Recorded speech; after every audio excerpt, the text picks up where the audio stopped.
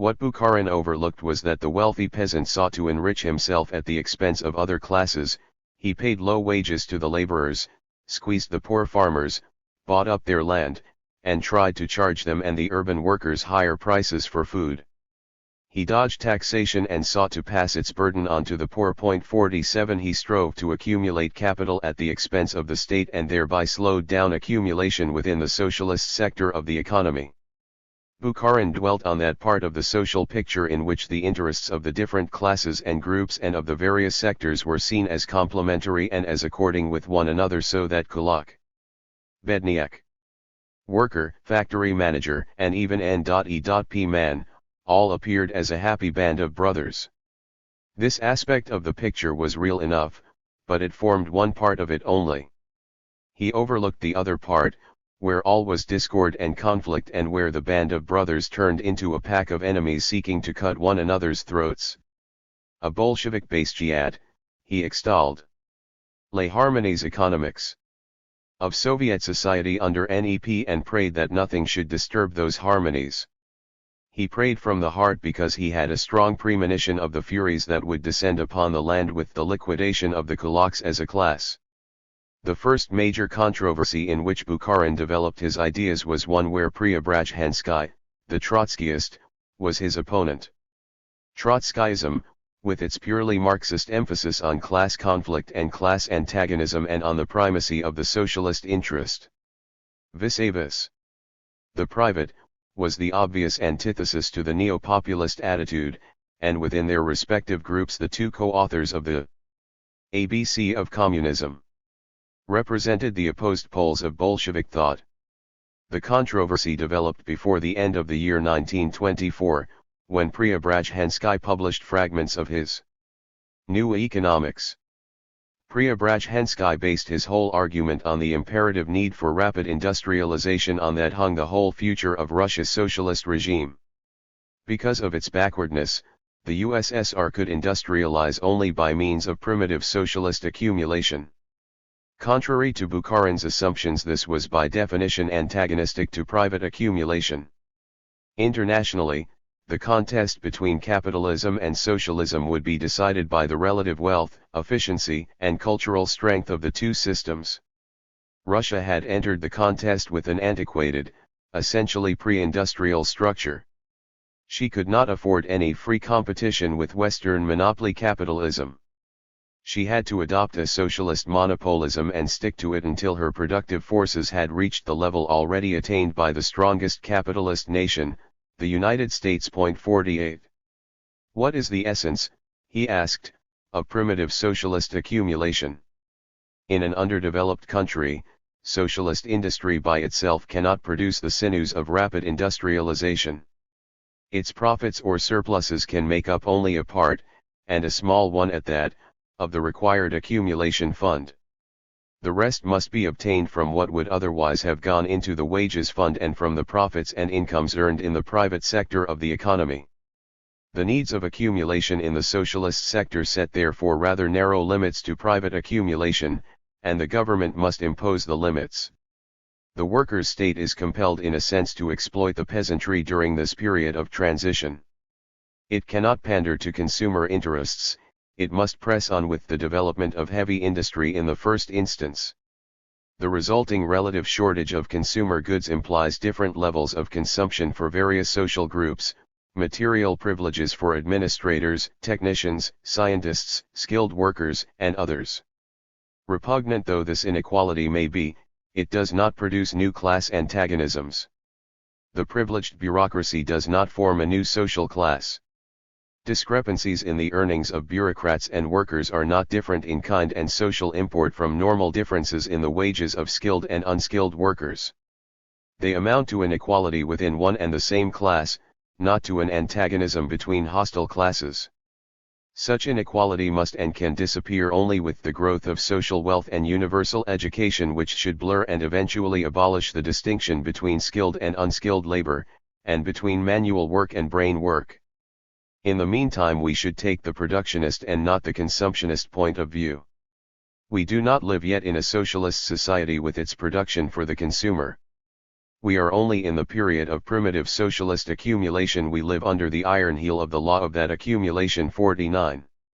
In this transition era, the workers' state has already forfeited advantages peculiar to capitalism but does not yet benefit from the advantages of socialism. This is the most critical era in the life of the socialist state. It is a matter of life and death that we should rush through this transition as quickly as possible and reach the point at which the socialist system works out all its advantages. 50. Preobrazhensky did not suggest that during the transition industrial wages and peasant incomes should actually be depressed.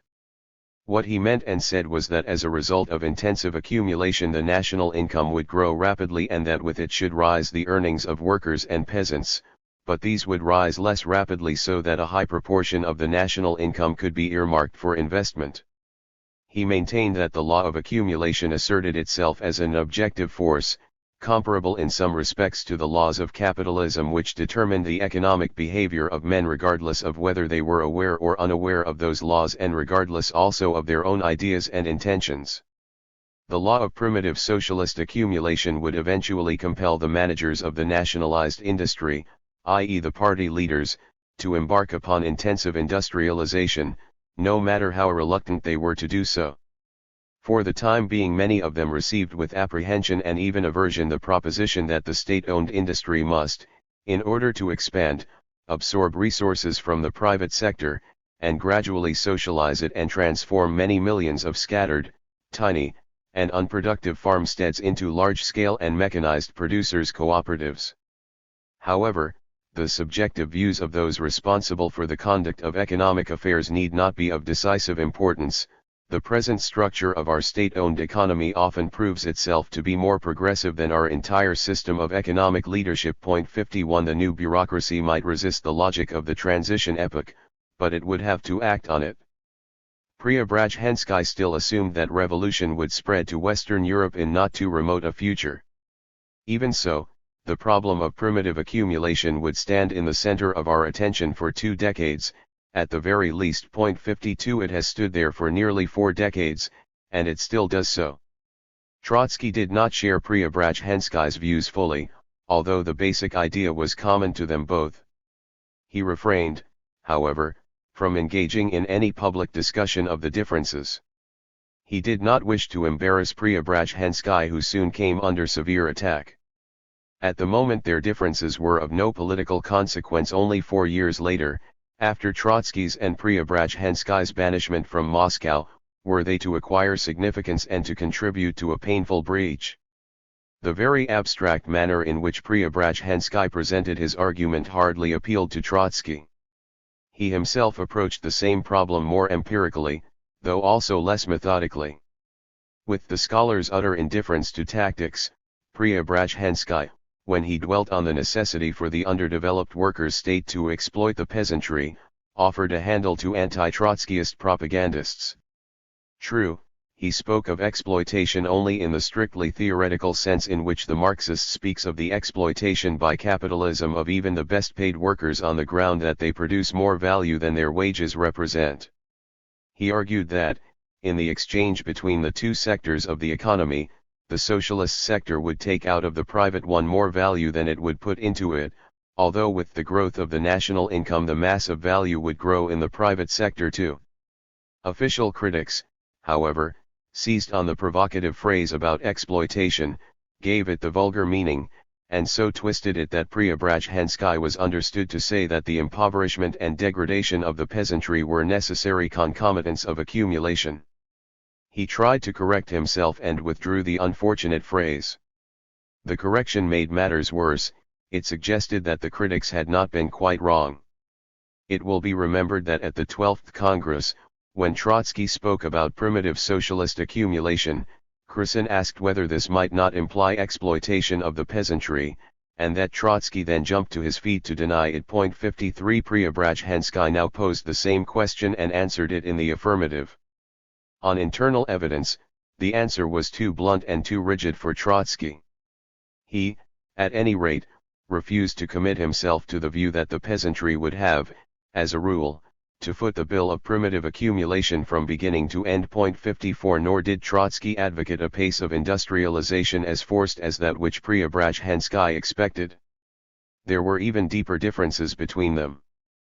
Preobrazhensky, for all his references to international revolution, constructed his theorem in such a way that it implied that primitive socialist accumulation might be concluded by the Soviet Union alone or perhaps by the Soviet Union in association with other underdeveloped nations. This prospect appeared unreal to Trotsky, who did not see how the Soviet Union alone could raise itself to the industrial height attained by the West, and it was a prospect which created an opening for an intellectual reconciliation with socialism in a single country. Nor could Trotsky agree with Preobrazhensky about the objective force or logic of primitive accumulation which would impose itself on the party leaders and make them its agents, regardless of what they thought and intended. This was a view which must have appeared to Trotsky to be too rigidly deterministic, even fatalistic, and to rely too much on the automatic development of socialism and too little on the consciousness, the will, and the action of fighting men. These were still Platonic differences, however, containing only the seed of political disagreement. Even if Trotsky thought that Preobrazhensky had overstated the case for industrialization, it was still the same case that they were both defending. If he held that Preobrazhensky had shown too little political tact in dealing with the peasantry, he himself was just as critical as Preobrazhensky of the official pandering to the strong farmer.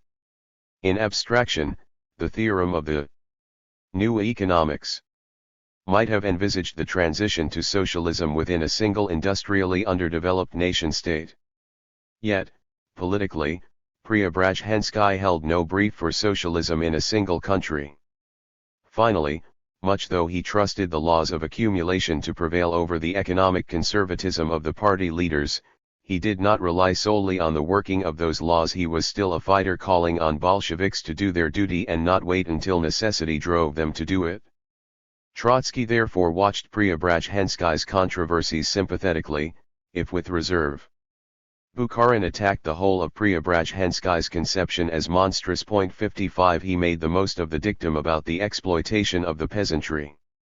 If Bolsheviks were to act on Preobrazhensky's ideas, he stated, they would destroy the workers' alliance with the peasantry and would demonstrate that the proletariat had become a new exploiting class, seeking to perpetuate its dictatorship.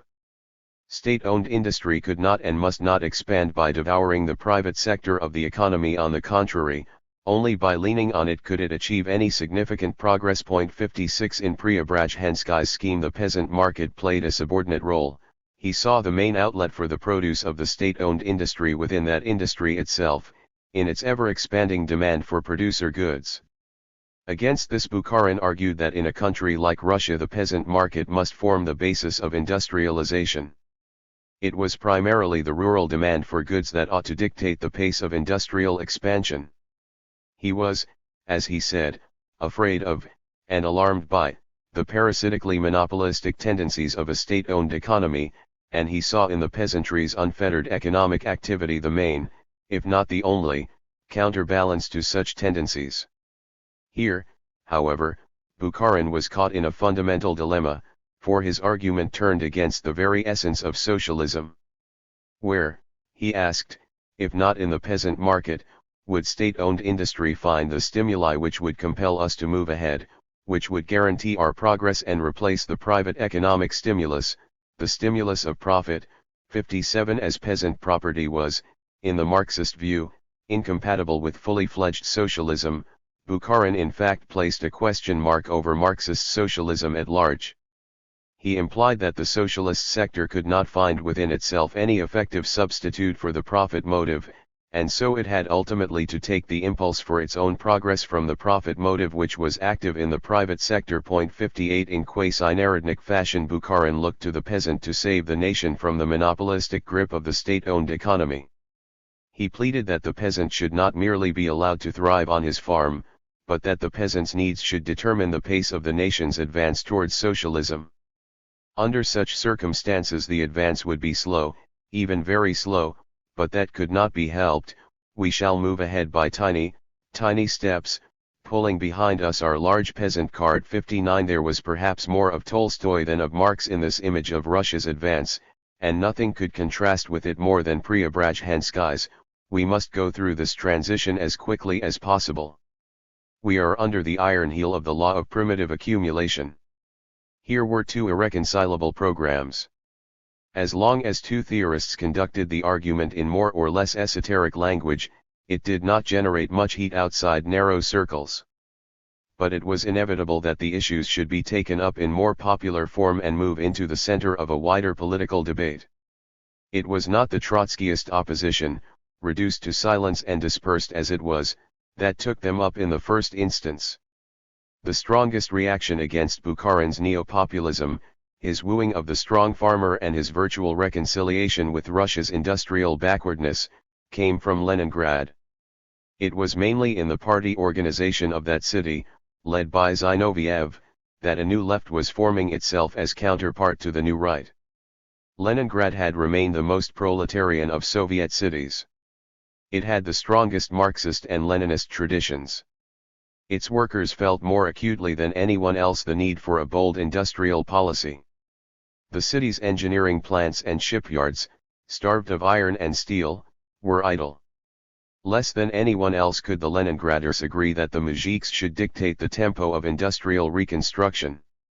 Less than anyone could they reconcile themselves to the prospect that they were to move ahead only slowly and drowsily drag along the huge and heavy peasant cart. All the antagonism of urban Russia to the inert conservatism of rural Russia was focused in the old capital. The party organization, although it was managed in a bureaucratic manner and had long ceased to be representative of the workers, could not help reflecting in some measure the prevalent discontents. Its organizers and agitators had to deal with vast numbers of unemployed and became influenced by their resentments and impatience. The popular mood infected various grades of the party hierarchy on the spot and impelled them to make a stand against the new right. Throughout most of 1925 Zinoviev led the attack against Bukharin's school. The whole northern commune was aroused. The Komsomol passionately threw itself into the struggle, and the press of Leningrad opened a barrage. At the same time a new rift appeared in the Politburo. Once the triumvirs had defeated Trotsky and removed him from the commissariat of war, the bonds of their solidarity snapped. Molotov related afterwards that the discord began in January 1925 when Kamenev proposed that Stalin should take Trotsky's place at the commissariat of war. According to Molotov, Kamenev and Zinoviev hoped in this way to oust Stalin from the General Secretariat. 60 Stalin himself traces the beginning of this conflict to the end of the year 1924, when Zinoviev proposed Trotsky's expulsion from the party and Stalin replied that he was against chopping off heads and bloodletting. 62 When Trotsky left the commissariat, Zinoviev proposed that he should be assigned to a minor job in the management of the leather industry, and Stalin persuaded the Politburo to make a less humiliating appointment. In a pique, Zinoviev appealed to the Leningrad organization, charging Stalin and other Politburo members with a leaning for Trotsky and with being semi-Trotskyists themselves. In these petty maneuvers, however, no divergencies over policy had as yet shown themselves. Only in the last week of April 1925 did members of the Central Committee notice signs of a political breach between the triumvirs. In the text of a resolution prepared for the forthcoming party conference, Stalin intended to proclaim socialism in a single country. He had formulated the idea some months earlier, but now for the first time he sought to obtain official sanction for it and to incorporate it in party doctrine. Zinoviev and Kamenev objected. None of the triumvirs, however, wished to scandalize the party by revealing their disunion so soon after their showdown with Trotsky. They hushed up the matter and agreed on an ambiguous motion which in its opening passages reminded the party that Lenin had never been a believer in socialism in a single country, and in its conclusion upbraided Trotsky for not having been a believer in it either. 63 With this incongruous text in their hands, the triumvirs presented a common front to the conference. They still maintained it over decisions of immediate practical importance. The conference voted for an enlargement of the freedom of private farming and trade, for a reduction in agricultural taxation, for the abolition of restrictions on the lease of land and on the hiring of farm labor. In these decisions there showed itself a marked influence of Bukharin's school of thought. None of the leaders objected to them, however, in part because all had been alarmed by a bad harvest and all recognized the need to offer new incentives to the farmers, and in part because these resolutions too were framed ambiguously so that any interpreter could make out of them whatever he wished. For another 4 or 5 months, throughout the summer, the dissension among the triumvirs did not come into the open. Zinoviev and the Leningraders campaigned only against Bukharin and Rykov, and against the neo-populist Red professors. By doing so they helped Stalin to consolidate his position. The Politburo still consisted of these 7 members: Stalin, Trotsky, Zinoviev, Kamenev, Bukharin, Rykov, and Tomsky. The leaders of the new right, Bukharin, Rykov, and Tomsky, allied themselves with Stalin and with him formed the majority. The arithmetic of the Politburo vote was so plain that had Zinoviev and Kamenev been eager only to oust Stalin, they would have sought to make common cause with Bukharin rather than attack him. They acted as they did because in this situation matters of conviction and fundamental differences were more important to them than calculations of personal advantage. Meantime the crisis in the country deepened. The concessions made to the strong farmers failed to appease them. In the summer the deliveries of grain fell far below expectation. The government was suddenly compelled to stop the export of grain and to cancel orders placed abroad for machinery and raw materials which were to be paid with the proceeds. Industrial recovery suffered a severe if temporary setback. Food became scarce in the towns and the price of bread went up. The party leaders had to consider anew what should be done to ease the tension between town and country. Bukharin urged the Politburo to offer the farmers further concessions and new incentives. It was at this time that he wound up one of his appeals to the peasants with the call, "Enrich yourselves." He insisted on the need to do away at last with the restrictions that hampered the accumulation of capital in farming. To those who were outraged by his demand and afraid of the kulak, he replied, "As long as we are in tatters, the kulak may defeat us economically. But he will not do so if we enable him to deposit his savings in our banks. We shall assist him, but he will also assist us. Eventually the kulak's grandson will be grateful to us for our having treated his grandfather in this way." 64 Bukharin's disciples again dotted the I's, spoke of the advent of the neo-N.E.P., and elaborated the view that it should be possible to integrate peacefully the well-to-do farmer into socialism. One of them, Bogushevsky, argued in the Bolshevik, the Central Committee's policy paper, that the kulak was no longer a social force to be reckoned with. He was a mere bogey, a phantom, or a decrepit social type of which only a few specimens have survived. 65. Leningrad replied with an outcry of indignation. Its workers were daily finding fresh proof of the kulak's strength and striking power at their bakers. At the Moscow Committee, Kamenev, showing with fresh statistics how dependent the towns had become for the bare necessities of life on a small minority of the peasantry, sounded an alarm at the Central Committee's inclination to accept this state of affairs and to yield even further to the clamour for a neo-N.E.P. The Leningraders demanded that the party should make a new appeal to the poor peasantry against the rich. They pointed out that by its attempts to propitiate the kulak, the party had antagonized the great mass of the poor and middle peasants and enabled the kulaks to become the virtual leaders of rural Russia. This was undoubtedly true. 66 But the weak point in the critics' argument was precisely that the poor and even the middle peasants did not produce the food surpluses the town needed. More than ever was the party hierarchy therefore afraid of fanning class struggle in the countryside and incurring the kulaks' hostility. Rural committees became wary of organizing farm laborers and supporting their claims. There was much talk about an impending return of the nationalized land into private hands. In Georgia the Commissar of Agriculture published theses, i.e. the draft of a decree, to this effect, and similar decrees were expected to be promulgated in the rest of the Caucasus and in Siberia. Stalin himself saw no reason why the title deeds to the land should not be handed over to the peasants even for the duration of 40 years. He, too, firmly discouraged incitement to class struggle in the country. 67. The controversy now turned from current policy to the larger underlying issues. Did we or did we not, the Leningraders asked, carry out a proletarian revolution? Are we going to sacrifice the vital interests of the workers to those of the strong farmers? What is happening to our party that makes it abandon class struggle in the country and turns it into a promoter of rural capitalism? What is it that impels our chief theoretician to cry out, enrich yourselves? Why are so many of our leaders resigned and ready to reconcile themselves to Russia's backwardness? Where is our revolutionary fervor of earlier years? The Leningraders concluded that all they had fought for was in jeopardy, that the party's ideals were being falsified and the Leninist principles abandoned.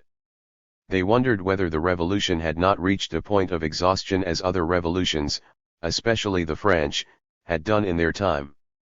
It was not Zinoviev or Trotsky or another of the illustrious intellectuals but Peter Zalutsky, a self-taught worker and secretary of the Leningrad organization, who first came out in a public speech with a significant analogy between the present state of Bolshevism and Jacobinism in decline, and who first raised an alarm about the Thermidorian danger that threatened the revolution. We shall presently find this idea in the very center of all Trotsky's denunciations of Stalinism. 68. Bolshevism, Zalutsky said, might decay through its own lassitude. Its destroyers might come from its own midst, from among those of its own leaders who succumbed to reactionary moods. A cry for the rehabilitation of the revolution came from Leningrad. Let our rulers remain loyal to the working class and the ideals of socialism. Let equality remain our ideal. The workers' state may be too poor to make our dream of equality come true, but let it not mock at the dream. Of this mood Zinoviev made himself mouthpiece. Early in September he wrote an essay, The Philosophy of the Epoch, which the Politburo allowed him to publish only after he had deleted the most provocative parts. Do you want to know what the mass of the people is dreaming about in our days? Ran one of the censured passages. It is dreaming about equality. If we wish to be genuine mouthpieces for the people, we ought to place ourselves at the head of its struggle for equality. In what name did the working class, and behind it the vast mass of the people, rise in the great days of October? In what name did they follow Lenin into the fire? In what name did they follow his banner in the first difficult years? In the name of equality. 69. About the same time Zinoviev also published his book, Leninism, which combined an interpretation of party doctrine with a critical survey of Soviet society. He exposed the conflicts and tensions between the private and the socialist sectors and pointed out that even in the socialist sector there were strong elements of state capitalism. National ownership of industry represented the element of socialism there, but relations between the employer state and the workers, bureaucratic management and differential wages bore the marks of capitalism. For the first time Zinoviev here came out with an open critique of socialism in a single country. Even if the Soviet Union were to remain isolated for an indefinite time, he maintained, it could achieve much progress in building socialism, but, poor and backward and exposed to dangers from without and within, it could not hope to achieve full socialism. It could not raise itself economically and culturally above the capitalist West, abolish class differences, and let the state wither away. The prospect of socialism in a single country was therefore unreal, and Bolsheviks had no need to place before the people such a fata morgana. Especially as this would imply the abandonment of the hope for revolution abroad and a break with Leninist internationalism. Here was the crux of the new division. The new right framed its policies in strictly national and isolationist terms. The left adhered to the party's internationalist tradition, despite all the defeats that international communism had suffered. At this stage, in the summer of 1925, Stalin and his followers defined their attitude as that of the center.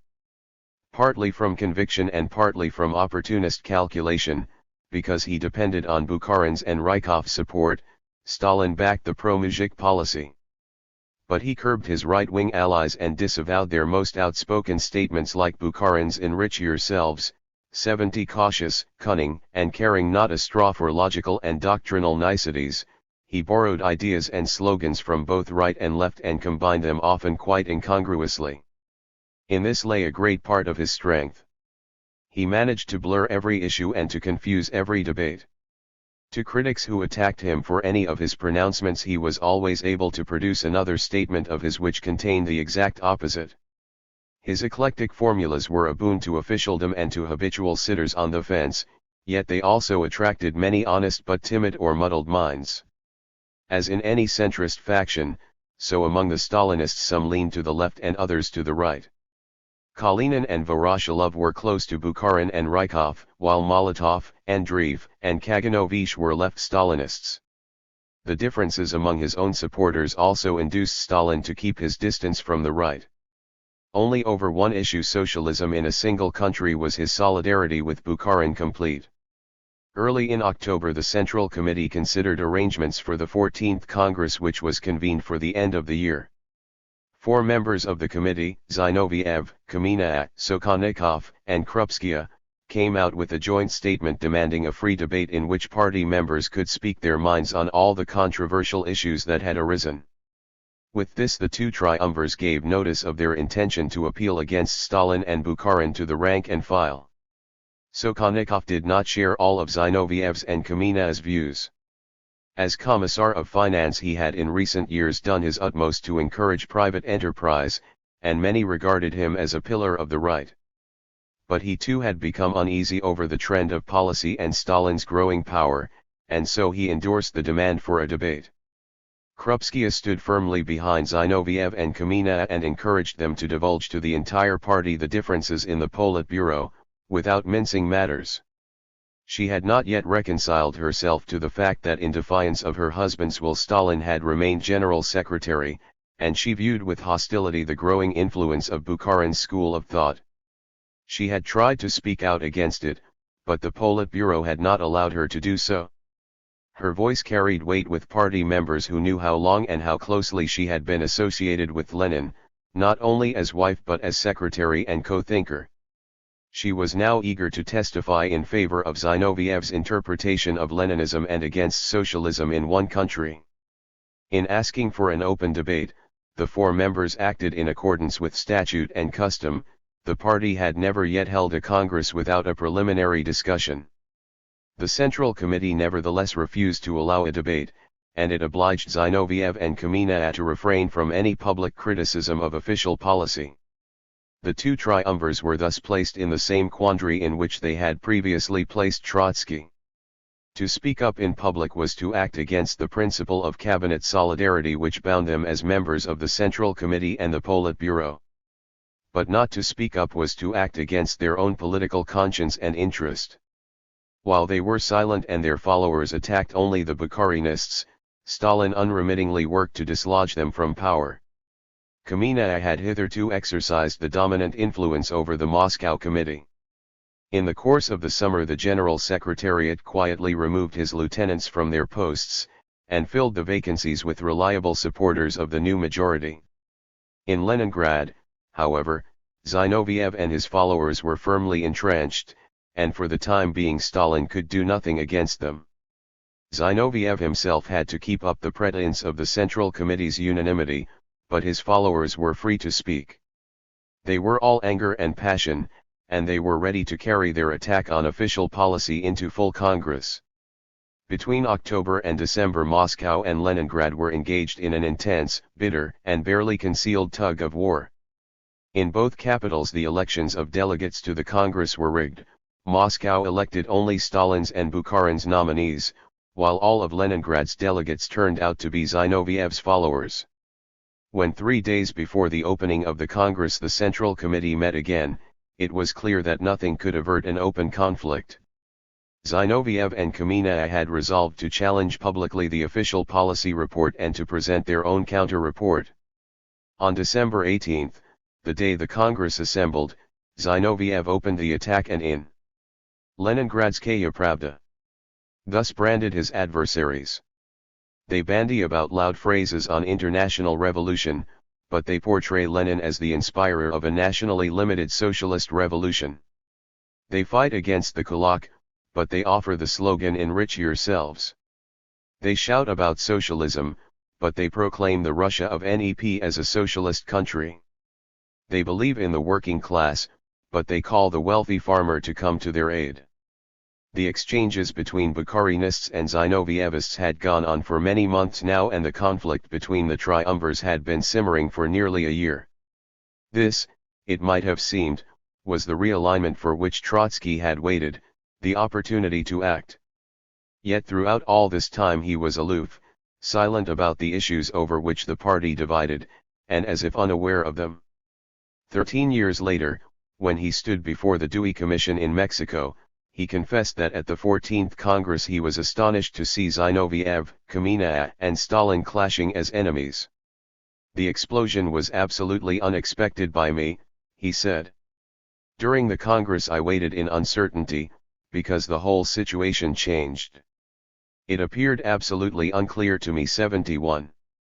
This recollection, so many years after the event, may seem quite incredible, but it is fully borne out by what its author wrote in unpublished diary notes during the Congress itself. 72 To the Dewey Commission he explained that he was taken by surprise because, although he was a member of the Politburo, the triumvirs had carefully concealed their dissensions from him and had thrashed out their differences in his absence, within the secret caucus that acted as the real Politburo.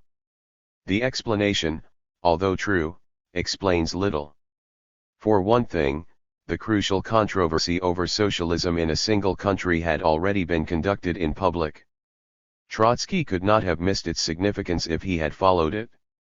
He evidently failed to do so. For another, Zinoviev, Kamina, Krupskaya, and Sokhonikov had raised the demand for an open debate not within a secret caucus but at the plenary session of the Central Committee, in October. But even if they had not done so, and even if the public controversy over socialism in a single country had given no indication of the new cleavage, it would still be something of a puzzle how an observer as close, as interested, and as acute as Trotsky could have remained unaware of the trend and blind to the many omens. How could he have been deaf to the rumblings that had for months been coming from Leningrad? His surprise, we must conclude, resulted from a failure of observation, intuition, and analysis. Moreover, it is implausible that Radek, Preobrazhensky, Smirnov, and his other friends should not have noticed what was happening and that none of them tried to bring matters to Trotsky's attention. Evidently his mind remained closed. He lived as if in another world, wrapped up in himself and his ideas. He was up to his eyes in his scientific and industrial preoccupations and literary work, which protected him to some extent from the frustration to which he was exposed. He shunned inter-party affairs. Full of the sense of his superiority and contempt for his opponents, and disgusted with the polemical methods and tricks, he was not interested in their doings. He submitted to the discipline by which they had shackled him, but he held up his head and ignored them. A few years later his biographer was told in Moscow that he used to appear dutifully at the sessions of the Central Committee, take his seat, open a book, most often a French novel, and become so engrossed as to take no notice of the deliberations. Even if this anecdote was invented, it was well invented, it conveys something of the man's temper. He could turn his back on his adversaries, but he could not view them with detachment. He was too close to them, he saw them as the small men, the rogues and the sharpers that they sometimes were, and he half forgot that they were also the leaders of a great state and party and that what they said and did carried immense historic weight. Had Trotsky kept his ears open to what the Leningraders were saying, he could not have failed to realize at once that they were defending the causes he himself had defended, and attacking the attitudes he himself had attacked. As oppositionists, they started where he had left off. They argued from his premises, they took up his arguments to carry them farther. He had criticized the Politburo's lack of initiative, its neglect of industry, and its excessive solicitude for the private sector of the economy. So did the Leningraders. He had observed with apprehension the spirit of national narrow-mindedness which induced the party hierarchy to frame policy and think of the future in terms of self-sufficiency. Actuated by the same antagonism to national narrow-mindedness, Zinoviev and Kamina were the first to come out with a critique of socialism in a single country. To Trotsky, Bukharin's and Stalin's ideas on this subject must have at first appeared as dull scholastic dogma-mongering, hardly worthy of his comment, and so he made no comment for nearly a year and a half, while socialism in a single country was becoming the new Bolshevik orthodoxy, the orthodoxy he was to fight to the end of his life. Zinoviev and Kamenev were more alive to the symptomatic meaning of the new doctrine. He could not but agree with their arguments against it, for they drew them from the armory of classical Marxist internationalism. Nor could the cry for equality that went up in Leningrad fail to strike a chord in him. Zinoviev, Kamenev, Sokholnikov, and Krupskaya had only echoed Trotsky when they protested against the stifling of party opinion. Like him, they spoke of the unholy alliance of N.E.P. man, kulak, and bureaucrat, and like him, they called for the revival of proletarian democracy. He had warned the party against the degeneration of its leadership, and now the same warning resounded even more poignantly and alarmingly in the Leningraders' outcry against the Thermidorian danger. These were the ideas and the slogans that he was to take up presently and to expound in the years to come. Yet when he heard them expounded by his erstwhile adversaries, he waited in uncertainty for several critical months, and his adherents waited together with him. What contributed to his and his followers' confusion was that they had been accustomed to regard Zinoviev and Kamenev as the leaders of the party's right wing. No one had done more than Trotsky to spread this view. In the Lessons of October, he had reminded the party of Zinoviev's and Kamenev's opposition to the October Revolution. He had argued that in 1923 Zinoviev had led the German communists to capitulate because his frame of mind had still been the same as in 1917. And when he told the party that its old guard might, like the hierarchy of the Second International, degenerate into a conservative, bureaucratic apparatus, he almost pointed an accusing finger at Zinoviev and Kamenev. No wonder that he looked at them incredulously when they appeared as the spokesmen of a new left. He suspected demagoguery. The suspicion, though not altogether groundless, made it difficult for him to grasp that the change of roles was real and that it formed part of that regroupment of men and ideas to which the extremely critical situation in the country had given rise. Zinoviev's and Kamenev's conversion was not less genuine and not less startling than that by which Bukharin, the ex-leader of the left communists, had become the ideologue of the new right. Indeed, the two conversions supplemented each other. Official Bolshevik policy tended at present so strongly towards the right that some of those who only yesterday headed the right wing became frightened of the consequences and found themselves veering far to the left. To be sure, personal ambitions and jealousies played their part. Zinoviev and Kamenev sought to strip Stalin of his power. But they might have had a better chance had they chosen to ride, with Bukharin, the mounting tide of isolationism and neo-populism.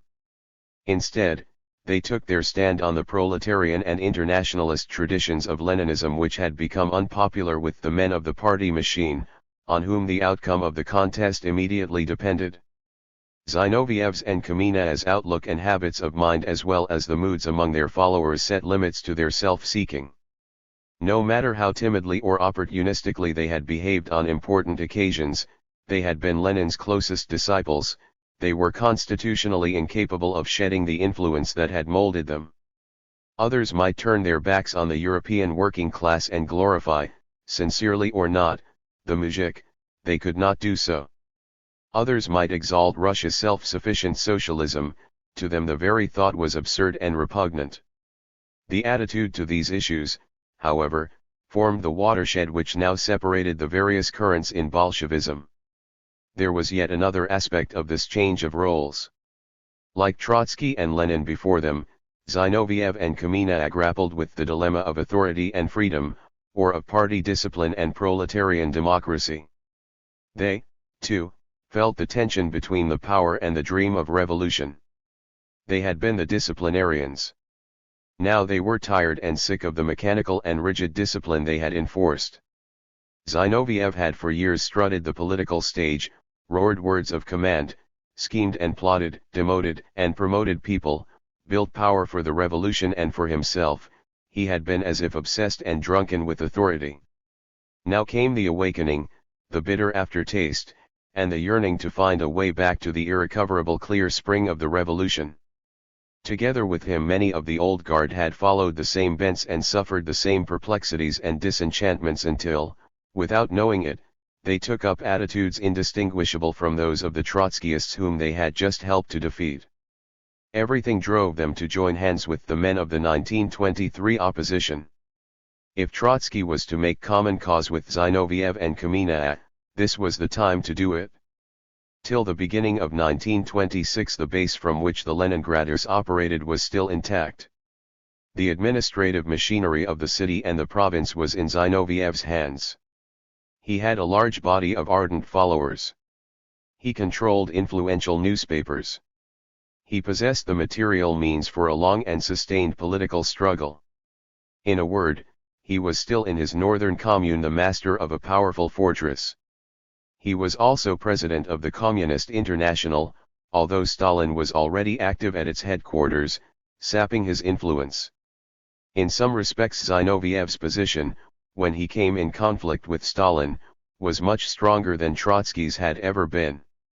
Trotsky had never bothered to lay his hands on instruments of personal power, and so after his world-shaking career he began almost empty-handed the fight with the triumvirs. They found it all too easy to brand him as an alien to Bolshevism. It was far more difficult for Stalin and Bukharin to denounce Zinoviev, Kamina and Krupskaya as inveterate Mensheviks. The conflict was now clearly between two sections of the Bolshevik Old Guard. A coalition between Trotsky and Zinoviev, if it had come into being before Zinoviev's defeat, might have been formidable. Yet neither of them and neither of the two factions was ready. Their mutual grievances and hatreds and the memories of the knocks and insults exchanged were still too fresh to allow them to pull together. One of the strangest moments in Trotsky's political life now followed. On December 18 the 14th Congress, the last he was to attend, was opened. From first to last it was the scene of a political storm, the like of which the party had never witnessed in its long and stormy history. Before the eyes of the whole country the new antagonists wrestled and dealt each other mighty blows. The fate of the party and the revolution was in the balance. Nearly all the great issues which were to occupy Trotsky for the rest of his life were thrashed out. Each of the new antagonists had his eyes on Trotsky, wondering with whom he would join and waiting with bated breath for his word. Yet throughout the fortnight that the Congress was in session Trotsky sat silent. He had nothing to say when to an audience convulsed with emotion Zinoviev recalled Lenin's testament and its warning against Stalin's abuse of power, or when he dwelt on the danger that threatened socialism from the kulak, the N.E.P. man, and the bureaucrat. Impassively Trotsky viewed the momentous scene when, after Kamina had protested with great force against the establishment of autocratic rule over the party, the well-picked majority, foaming with rage and insulting the speaker, for the first time acclaimed Stalin as the leader around whom the Leninist Central Committee was united. Nor did he rise and declare his solidarity with Krupskaya when she spoke about the stultifying effect of the Leninist cult, when she entreated the delegates to discuss the issues before them on their merits instead of swamping debates with meaningless quotations from the writings of her husband, and when, finally, she recalled by way of a warning how the campaign against Trotsky had degenerated into slander and persecution. He listened as though unconcerned to the controversy over socialism in one country, one of the greatest debates of the century.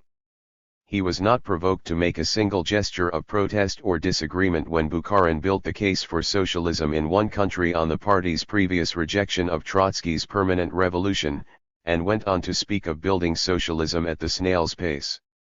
The triumvirs revealed the inner story of their disagreements in which Trotsky's person loomed so large. Stalin related how Zinoviev and Kamina had asked for Trotsky's head and how he had resisted them. Zinoviev described how he and Stalin had, violating the statutes, dispersed the Central Committee of the Communist Youth after its overwhelming majority had declared for Trotsky. Speakers from all factions paid Trotsky compliments and made advances. While Krupskaya spoke, a cry, "Left Davidovich, you have gained new collaborators," rose from the floor. Lashevik, hitherto one of his most embittered adversaries, acknowledged that Trotsky had not been altogether wrong in 1923. The Stalinists and Bukharinists were lavish with praise. Mikoyan held up to the new opposition the shining example of Trotsky who, when defeated, scrupulously observed party discipline. Yaroslavsky reproached the Leningraders with their rabid and still unabated anti-Trotskyism. Tomsky contrasted the crystal-clear lucidity of Trotsky's views and the integrity of his conduct with Zinoviev's and Kamina's muddle-headedness and evasions. Kalinin spoke of the resentment and disgust he had always felt at their attempts to drag down Trotsky. When Zinoviev asserted his right to dissent from official policy, and complained that no opposition had ever been handled so roughly, Stalinists and Bukharinists showered on him derisive reminders of the things he had done to Trotsky. Then, winding up a great peroration, Zinoviev exhorted the Congress to let bygones be bygones and to reform the party's leadership so that all sections of Bolshevik opinion should cooperate and unite. The eyes of the whole assembly were now on Trotsky. Had the great and eloquent man nothing to say? His lips were sealed. He remained silent even when Andreev asked that new prerogatives be voted for the Central Committee to enable it to deal more effectively with dissenters, to enable it, that is, to break the back of the new opposition. The latter had been heavily outvoted, but before its close the Congress received with uproar and anger reports that in Leningrad turbulent demonstrations against its decisions were in progress. The Leningraders were fighting on within their fortress. And to the end not a word escaped from Trotsky's mouth. 73. Trotsky's private papers offer us an insight into what was going on in his mind. In a note jotted down on December 22, the fourth day of the Congress, he remarked that there was a grain of truth but not more in the view expressed by some that the Leningraders continued the work of the Trotskyist opposition. The hue and cry, raised in 1923, about the enmity of Trotskyism towards the peasantry had paved the way for the neo-populism which was now fashionable and against which the Leningraders reacted. It was natural that they should do so, although they had led in the drive against Trotskyism. The intense animosity of the Congress towards Zinoviev's faction reflected, au fond, the hostility of the country to the town. This view, one might have thought, should have induced Trotsky to make common cause with the Leningraders at once. But the issues and the divisions did not yet seem to him as clear as they had so far appeared in his own analysis, and he entertained certain hopes which induced him to wait. He wondered why Sokolnikov, of all people, the ultra-moderate who should have been on Bukharin's side, had joined the Leningraders. He was puzzled that the division was between Moscow and Leningrad. The artificially produced antagonism between them, he noted, veiled a deeper underlying conflict. He hoped that the organizations of the two capitals would draw together and reassert jointly the aspirations of the proletarian socialist elements against the pro-muzhik right. He reckoned that all true Bolsheviks would rise against the bureaucracy. Nothing less could free the party organization of Moscow from Stalin's stranglehold. The situation was still in a state of flux. He expected something like a political landslide, of which the breach between the triumvirs was only the beginning, to shake the party and to bring about the final, far wider and far more significant regrouping of forces. Then the lines of division would be less fortuitous and would correspond to the fundamental contradictions between town and country, worker and peasant, socialism and property. Meantime, he was not at all eager to throw in his lot with the vociferous, vulgar, and rightly discredited leaders of the Leningrad opposition. There is a whiff of schadenfreude in these diary notes written as he watched Zinoviev's and Kamina's discomfiture, as if he were saying, Vous élevez vous élevez vous. Yet he could not give himself to schadenfreude. For any length of time, it was not in his nature to do so. Willy-nilly he had to rush to the rescue of the defeated. No sooner had the Congress dispersed than the Central Committee met to consider measures for taming Leningrad. Stalin proposed to dismiss in the first instance the editorial staff of Leningradskaya Pravda, and to turn that newspaper into the mouthpiece of official policy. Next Zinoviev was to be deposed and Kirov was to take his place at the head of the Northern Commune. The whip was to come down on the Leningraders. At this point Trotsky broke his silence. He was against the reprisals. 74 He did not contemplate an alliance with Zinoviev and Kamina, but by trying to shield them, he at once gave offense to Stalin, who had walked around him gingerly seeking to mollify him. There was a curious scene at the session. Bukharin spoke for the course of action proposed by Stalin. Kamina protested. It was strange, he said, that Bukharin, who had always opposed drastic reprisals against the Trotskyists, should now call for the whip. Ah, but he has come to relish the whip, Trotsky interjected. Bukharin, as though caught off guard, cried back, "You think I have come to relish it, but this relishing makes me shudder from head to foot." 75 In this cry of anguish were suddenly revealed the forebodings with which Bukharin backed Stalin.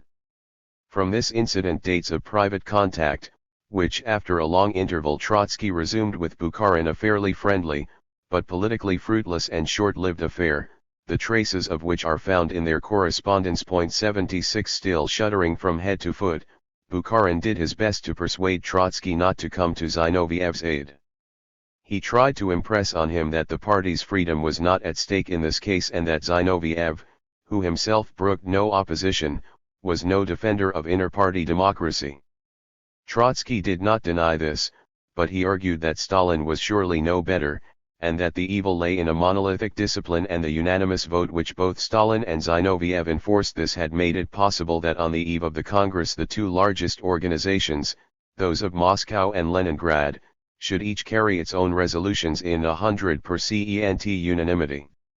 He held no brief for the Leningraders, but he could not but oppose the false discipline, and he appealed to Bukharin to join him in a common effort to restore a healthy inter-party regime. Bukharin, however, was afraid that by asking for more freedom they would get less, and he concluded that those who demanded inter-party democracy were in effect its worst enemies, and that the only way to save what was left of it was not to use it. While these pathetic confidential exchanges went on, Stalin lost the hope of playing Trotsky against Zinoviev and Kamina. Earlier perhaps than Trotsky himself he realized that the two oppositions would have to join hands.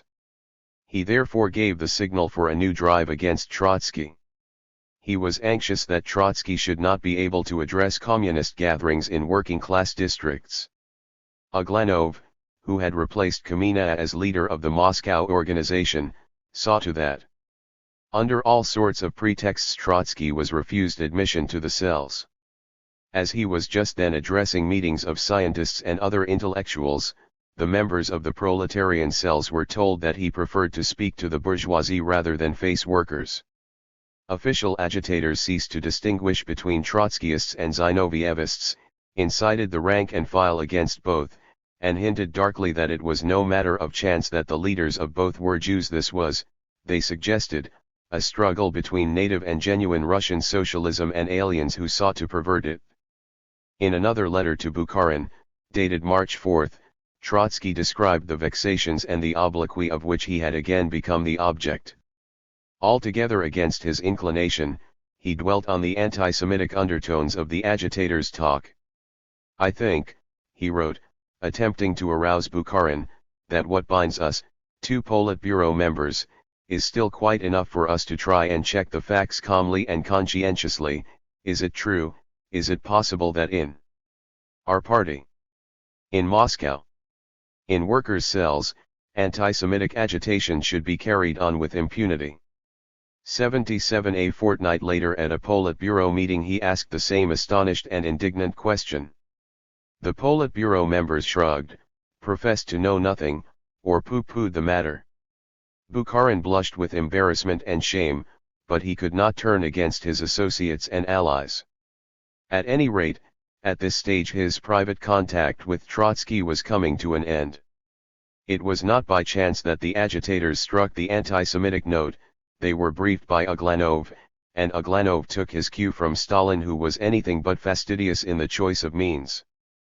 But there were means to which he could not have resorted even a year or two earlier, and playing on anti-Jewish prejudice was one of them.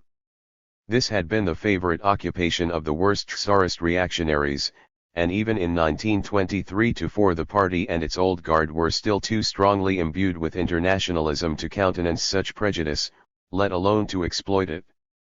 But the situation was changing.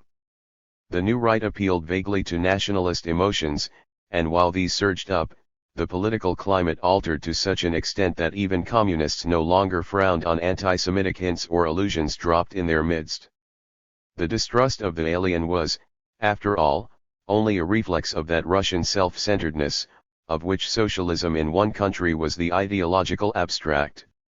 Jews were, in fact, conspicuous among the opposition, although they were there together with the flower of the non-Jewish intelligentsia and workers.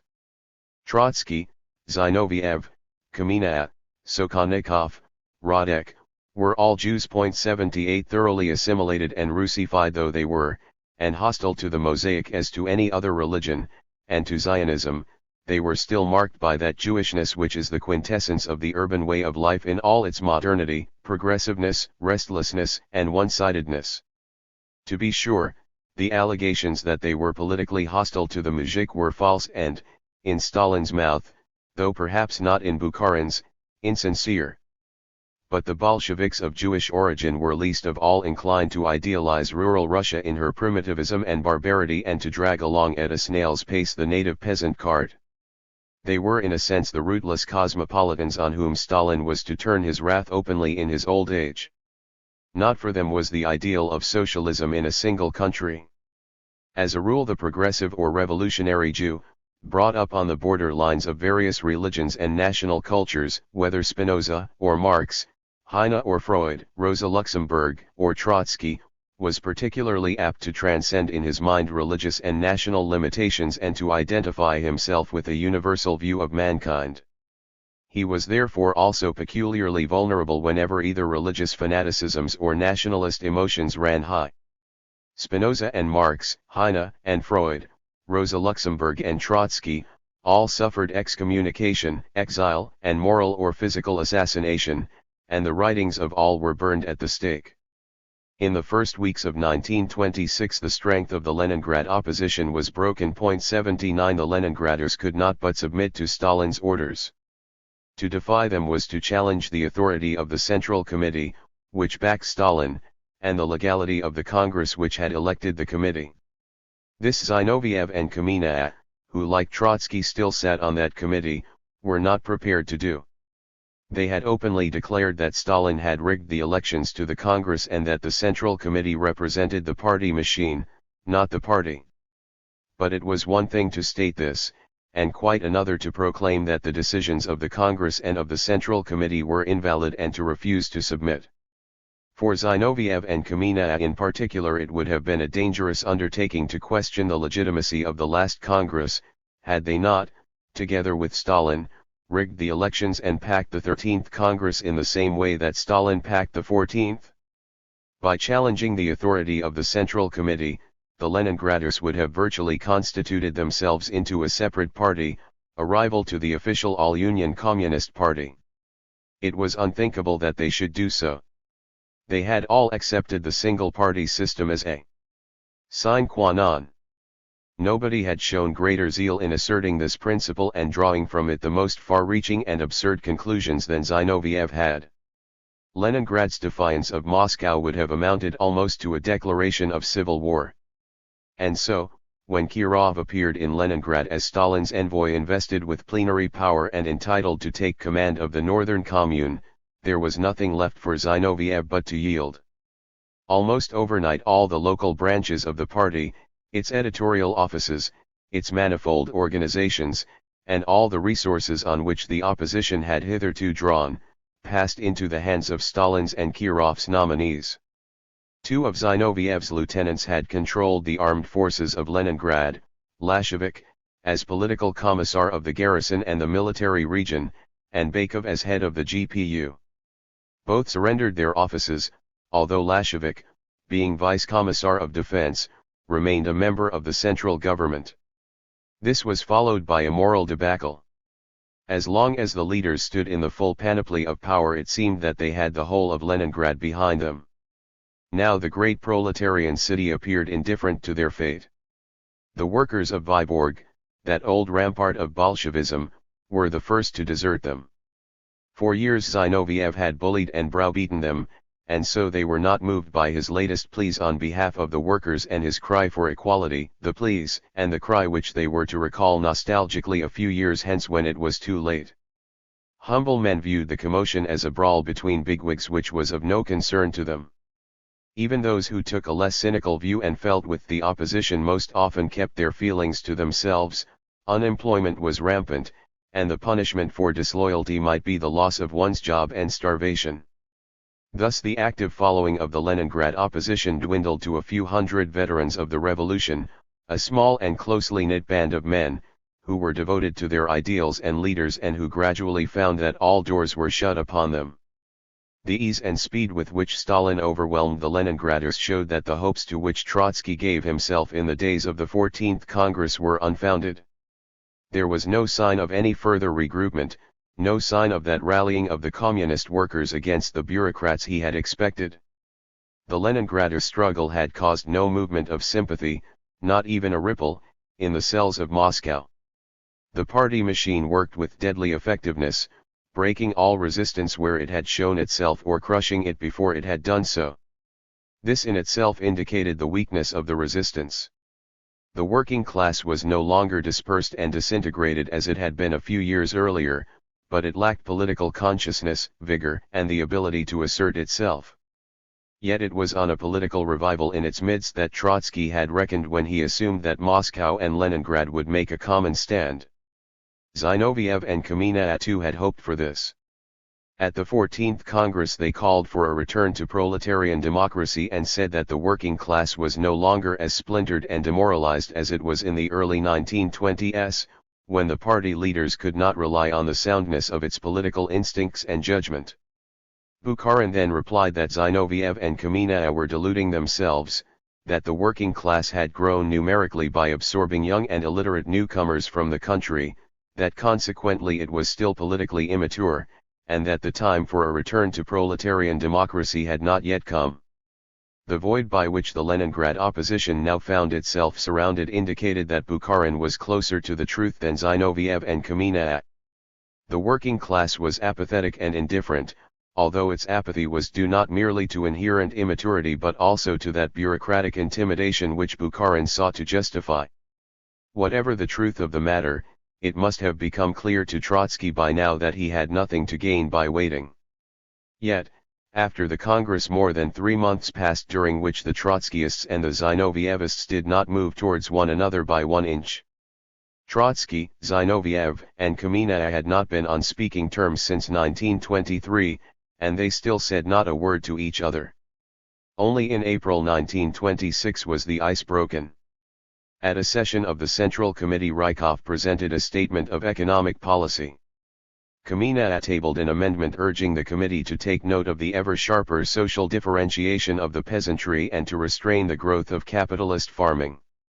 Trotsky tabled a separate amendment.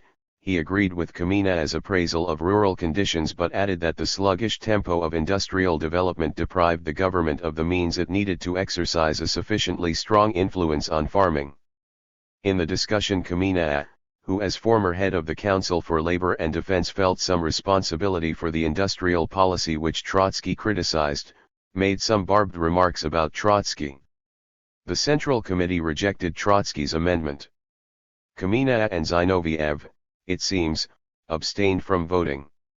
Then, when Kamina's amendment was put to the vote, Trotsky supported it. This was the turning point. As the session continued, they found themselves again on the same side. They unbent and moved towards each other until, at the end of the session, they acted virtually as political partners. Only now did the three men meet in private for the first time in years. This was a strange meeting, full of heart-searchings, startling confessions, sighs of regret and of relief, forebodings, alarming warnings, and hopeful projects. Zinoviev and Kamina were eager to make a clean breast of the past. They bemoaned the blindness which had led them to denounce Trotsky as the arch-enemy of Leninism. They admitted that they had concocted the charges against him to debar him from leadership. But had he not been mistaken also in attacking them, in reminding the party of their conflicts with Lenin in 1917, and in discrediting them rather than Stalin? They were relieved at having at last freed themselves from the net of a bizarre intrigue, the net they themselves had spun, and at having returned to serious and honest political thought and action. As they related the various incidents of the intrigue, they made merry about Stalin, mimicking, to Trotsky's slight impatience, Stalin's behavior and accents, but then they recalled their dealings with him with the shudder with which one remembers a nightmare. They described his slyness, perversity, and cruelty. They said that they had both written, and deposited in a safe place, letters to the effect that if they should perish suddenly and unaccountably, the world should know that this was Stalin's work, and they advised Trotsky to do the same. 80 Stalin, they maintained, had not taken Trotsky's life in 1923-4 only because he feared that some young, fervent Trotskyist might rise as an avenger. Doubtless, Zinoviev and Kamenev were eager to blacken Stalin and to advertise to Trotsky their own restraining influence on him. Trotsky himself did not take their revelations very seriously until many years later, when the great purges brought them back to his mind. It was indeed difficult to square what sounded like the story of a bloody court intrigue in the Kremlin of the early Tsars with the Kremlin of the Third International resounding with ideological disputes couched in Marxist terms. Had the Tsar's old fortress cast its evil spell upon Lenin's disciples? Stalin, so Zinoviev and Kamenev went on, was not interested in disputes over ideas. All he craved was power. What they failed to explain was how, if what they said was true, they could have remained in partnership with him for so long. From these terrified and terrifying accounts and dark hints the two men passed to plans for the future. They gave themselves to the wildest hopes. They had no doubt that all could still be changed at a stroke. It would be enough, they said, for the three of them to appear together in public, reconciled and reunited, to arouse enthusiasm among Bolsheviks and bring the party back to the right road. Rarely has the blackest gloom yielded so easily to the most cheerful innocence. What accounted for their optimism? It was only a few months since they had both enjoyed the fullness of power. It was only a few weeks since Zinoviev had lost his fief in Leningrad, and he was still president of the Communist International. Their fall had been so rapid and sudden that they refused to believe it was real. They had been accustomed to see a nod from either of them swing into motion the massive wheels of party and state. They still had in their ears the roar of popular acclaim, a false acclaim, which had not come from the feelings of the people but had been artificially produced by the party machine. Suddenly a death-like stillness surrounded them. This seemed to them to be a delusion, a misunderstanding, or a passing incident. What brought it about was their breach with Stalin, whom they themselves had placed, or so it seemed to them, in command of the party. Yet, who was Stalin? A coarse, half-educated, clumsy manipulator, a misfit, whom they had repeatedly saved from ruin because they had found him useful in their game against Trotsky. They had never had any doubt that as man, leader, and Bolshevik Stalin did not reach to Trotsky's ankles. Now that they had made common cause with Trotsky, nothing would surely be easier than to sweep Stalin out of their way and to bring the party back under their joint leadership. 81. Trotsky shook his head. He did not share their optimism. He knew better the taste of defeat. He had for years felt the full weight of the party machine as it ran against him and drove him into the wilderness. He had a deeper insight into the processes which had deformed the party, into that bureaucratic degeneration the progress of which he had watched in impotence since 1922. And behind the party machine he perceived more clearly than they did the abysmal barbarism of old Mother Russia, not to be conjured out of existence. He was also apprehensive of the fickleness and fecklessness of his new allies. He could not forget all that had passed between him and them. Yet he was unstinting in forgiveness, and he tried to steady their nerves for a long uphill struggle. He himself was not unhopeful. He too believed that the party would be stirred by their reconciliation. Zinoviev and Kamenev volunteered to make a public admission that Trotsky had been right all along when he warned the party against its bureaucracy. In return he was prepared to say that he had been mistaken in assailing them as the leaders of that bureaucracy when he should have concentrated his fire on Stalin. He too hoped that by joining hands the two oppositions would not merely combine their followings but multiply them. The old guard had, after all, looked up to Zinoviev and Kamina. It was known that Lenin's widow was in sympathy with them. In the team which led the Leningrad opposition, although it was less outstanding than the circle around Trotsky, there were such eminent men as Lashevik, still the deputy commissar of defense, Smilga, one of the most able political commissars in the Civil War and a distinguished economist, Sokolnikov, Bakov, Evdokimuov, and others. With such men and with Preobrazhensky, Radek, Rakovsky, Antonovovzenko, Smirnov, Muralov, Krestinsky, Serebryakov, and Yov, to mention only these, the joint opposition would command far more talent and prestige than the factions of Stalin and Bukharin had at their disposal. And, despite everything, a political revival in the working class, though delayed, would still come and would put wind into the opposition's sails. The partners did not have the time to make precise plans or even to define clearly the points of their agreement. A day or two after their first private meeting, Trotsky had to leave Russia for medical treatment abroad. The malignant fever from which he had suffered in the last years still persisted, rising often to over 100 degrees F, incapacitating him during the most critical moments of the struggle and compelling him to spend many months in the Caucasus. Russian doctors were unable to diagnose and urged him to consult German specialists. The Politburo raised no objections to his journey abroad, but insisted that he undertook it on his own responsibility. About the middle of April, accompanied by his wife and a small bodyguard, he arrived in Berlin beardless and incognito, pretending to be a Ukrainian educationist by the name of Kuzymyenko. He spent most of his time in a private clinic undergoing treatment and a minor operation, but in the intervals he moved about freely, observing the depressed Berlin of those years, so different from the imperial capital he had known, attending a May Day parade, watching a wine festival outside the city, and so on.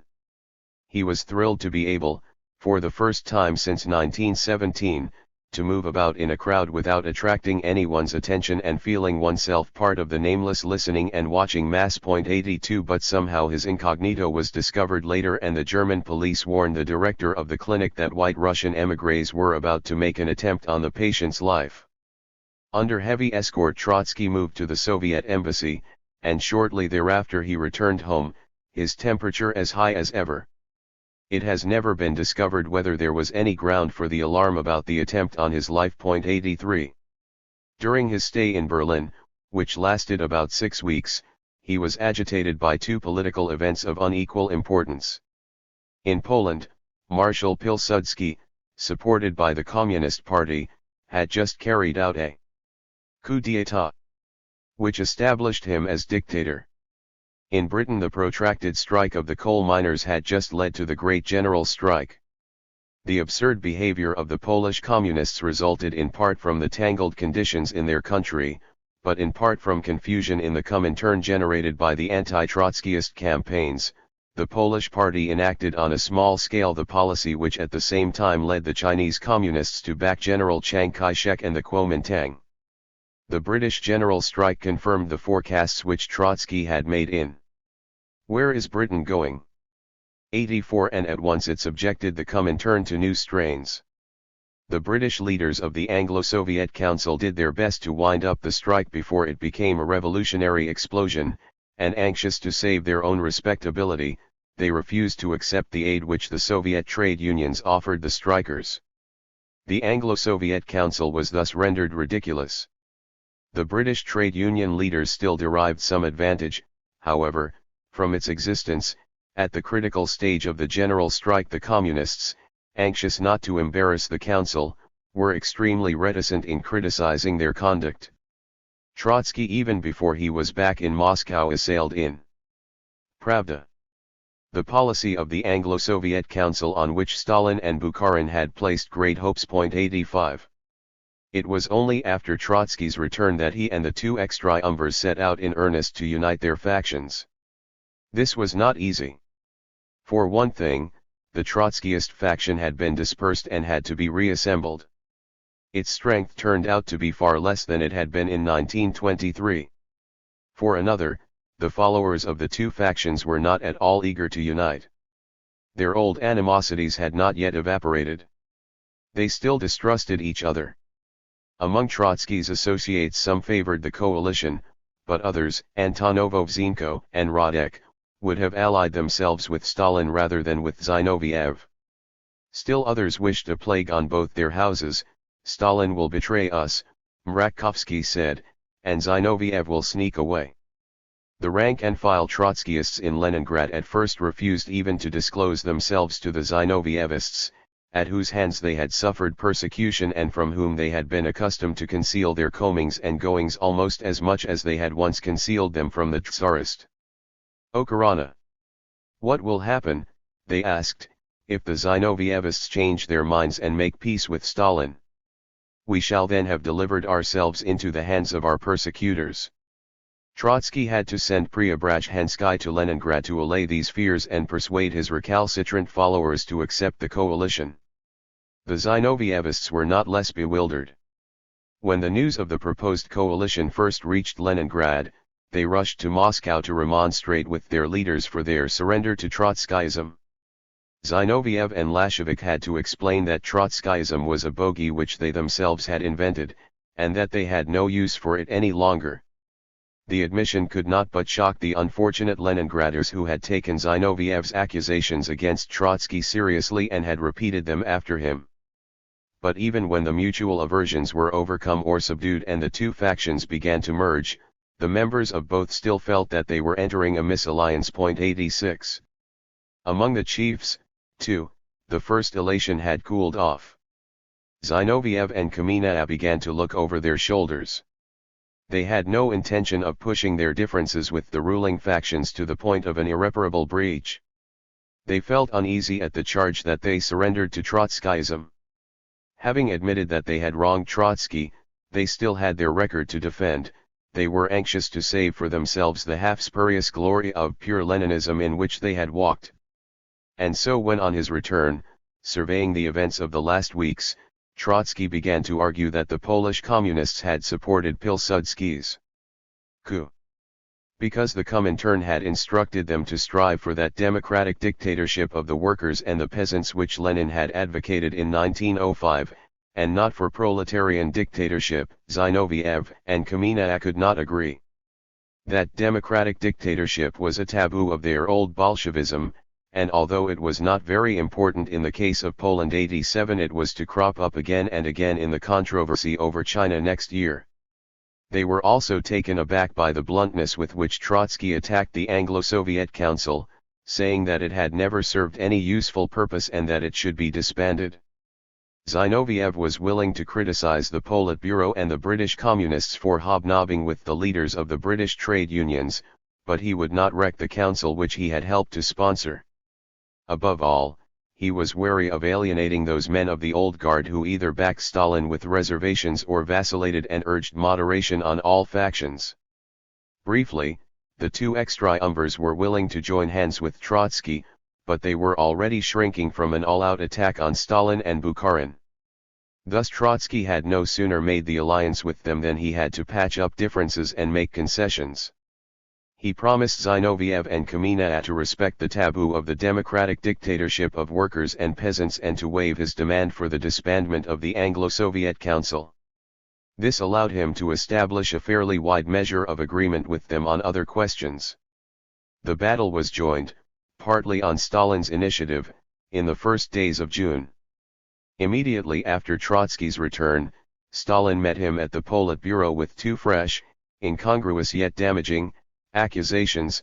Trotsky allegedly exhibited an impermissible hostility towards the British Communist Party, and in domestic matters he gave proof of ill will and perverse defeatism when he declared that he was afraid of a good harvest. 88 Trotsky refuted these charges as best he could.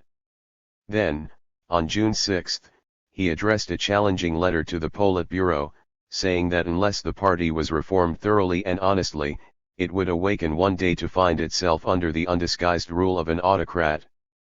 Thus he resumed his open struggle with Stalin.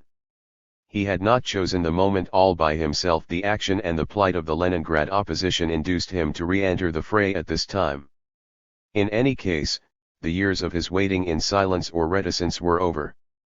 He knew that they had given him nothing, all the rotten compromises with Stalin, against which Lenin had warned him, had been in vain. He was willing to compromise with Zinoviev and Kamina in order to keep them aligned against Stalin, but he was also ready to fight it out without them. He had sized up his implacable enemy, and he knew that there was no retreat. He had lived these last years to fight another day. Now the day had come and the die was cast. Chapter V. The Decisive Contest, 1926-7. He. Joint opposition contended with the Stalinists and the Bukharinists for about 18 months. During this time Trotsky was engaged in a political battle so intense that by comparison his earlier encounters with all the triumvirs were mere skirmishes. Tireless, unrelenting, straining every nerve, marshalling matchless powers of argument and persuasion, ranging over an exceptionally wide compass of ideas and policies, and at last supported by a large section, probably the majority, of the old guard which had hitherto spurned him, he made a prodigious effort to arouse the Bolshevik party and to influence the further course of the revolution. As a fighter he may appear to posterity not smaller in the years 1926-7 than he was in 1917, even greater. The strength of his mind was the same. The flame of revolutionary passion burned in him as fierce and bright as ever. And he gave proof of a force of character superior to that which he had needed and had shown in 1917. He was fighting adversaries in the camp of the revolution, not class enemies, and for such a struggle courage not merely greater but of a different kind was required. Some years later even his adversaries, when they related privately the incidents of this strife and described his mighty thrusts and his conduct under the blows, conveyed the image of a fallen Titan rejoicing over his fall. They still recollected in awe the greatness they had struck down. 1. Of course, the other leaders, too, brought to the contest strong passions, the resources of their uncommon intellects steeped in Marxism, tactical ingenuity, and an energy and determination which even in the weakest of them were still well above the average.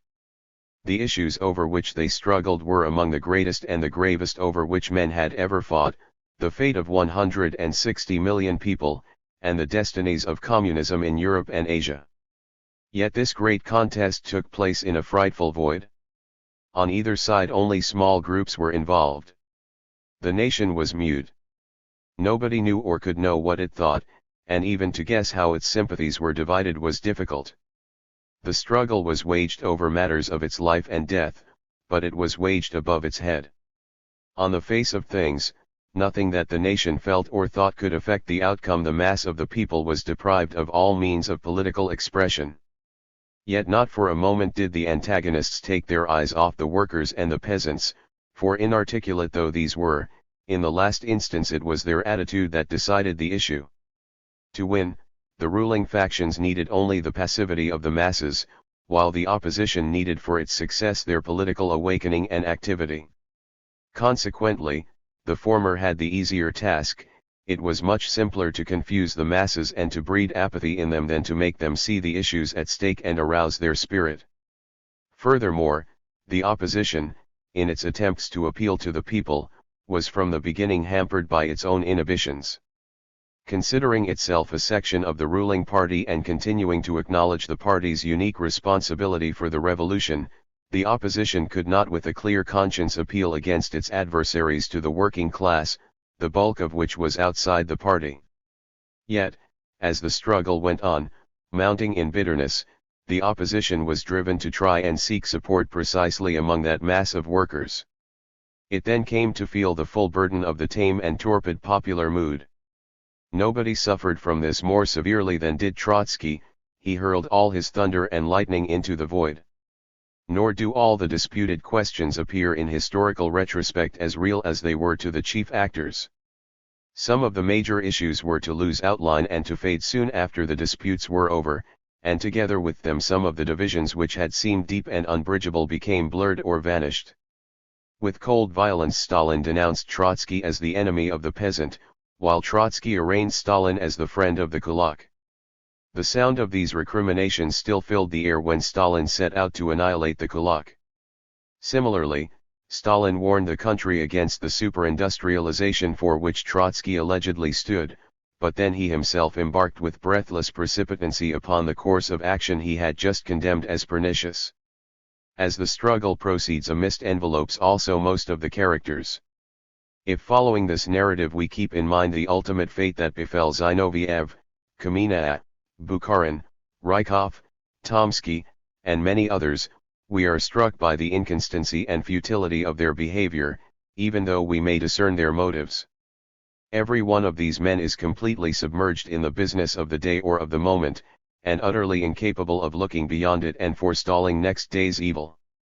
Not only Stalin and events drive them to their doom, they drive each other, and at various times they do so with an obsessive fury which distorts their characters and contorts their minds. The imposing figures of the leaders shrink and dwindle. They become helpless victims of circumstance. The giants turn into moths rushing blindly and chasing each other madly into the flame. Only two figures seem to confront each other in irreducible reality and fixed hostility to the end: Trotsky and Stalin. In the summer of 1926 the joint opposition feverishly organized its adherents. It sent out its emissaries to party branches in Moscow and Leningrad to make contact there with members who had been known to hold critical views of official policy in order to form them into opposition groups and induce them to speak with the opposition's voice to their party cells. Anxious to spread the network of its groups, the opposition sent out its emissaries to many provincial towns as well, furnishing them with instructions, papers, and theses, dealing with its attitudes. Soon the comings and goings of the emissaries attracted the attention of the General Secretariat, which kept track of the movements of those suspected to be in sympathy with the opposition. Trotskyists and Zinovievists were summoned to party headquarters to explain their doings. The party committees, whenever they learned of any gatherings of oppositionists, sent their representatives on the spot to disband the meetings as illegal. When this was of no avail, they dispatched squads of zealots and ruffians to break up the meetings. The opposition was thus driven to organize more or less clandestinely. Its supporters met stealthily in the homes of humble workers in suburban tenement blocks. When the squads of disruptors traced them thereto and dispersed them, they assembled in small groups at cemeteries, in woods on the outskirts, and so on, and they posted guards and sent out patrols to protect their meetings. The long hand of the General Secretariat reached to the remoteness of these odd assembly places as well. There was no lack of grotesque incidents. One day, for instance, the sleuths of the Moscow Committee discovered a clandestine meeting in a wood outside the city.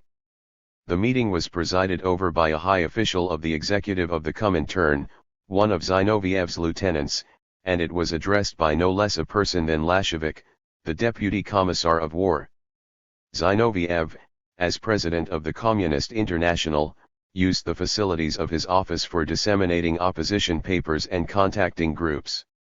The headquarters of the International became the hub, as it were, of the opposition, and this fact, too, quickly attracted Stalin's attention.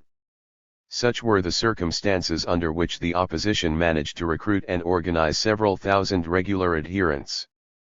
The estimates of its actual membership, of which approximately one-half were Trotskyists and the other Zinovievists, vary from 4,000 to 8,000. To the remnants of the workers' opposition, a few hundred men at the most, also declared their accession.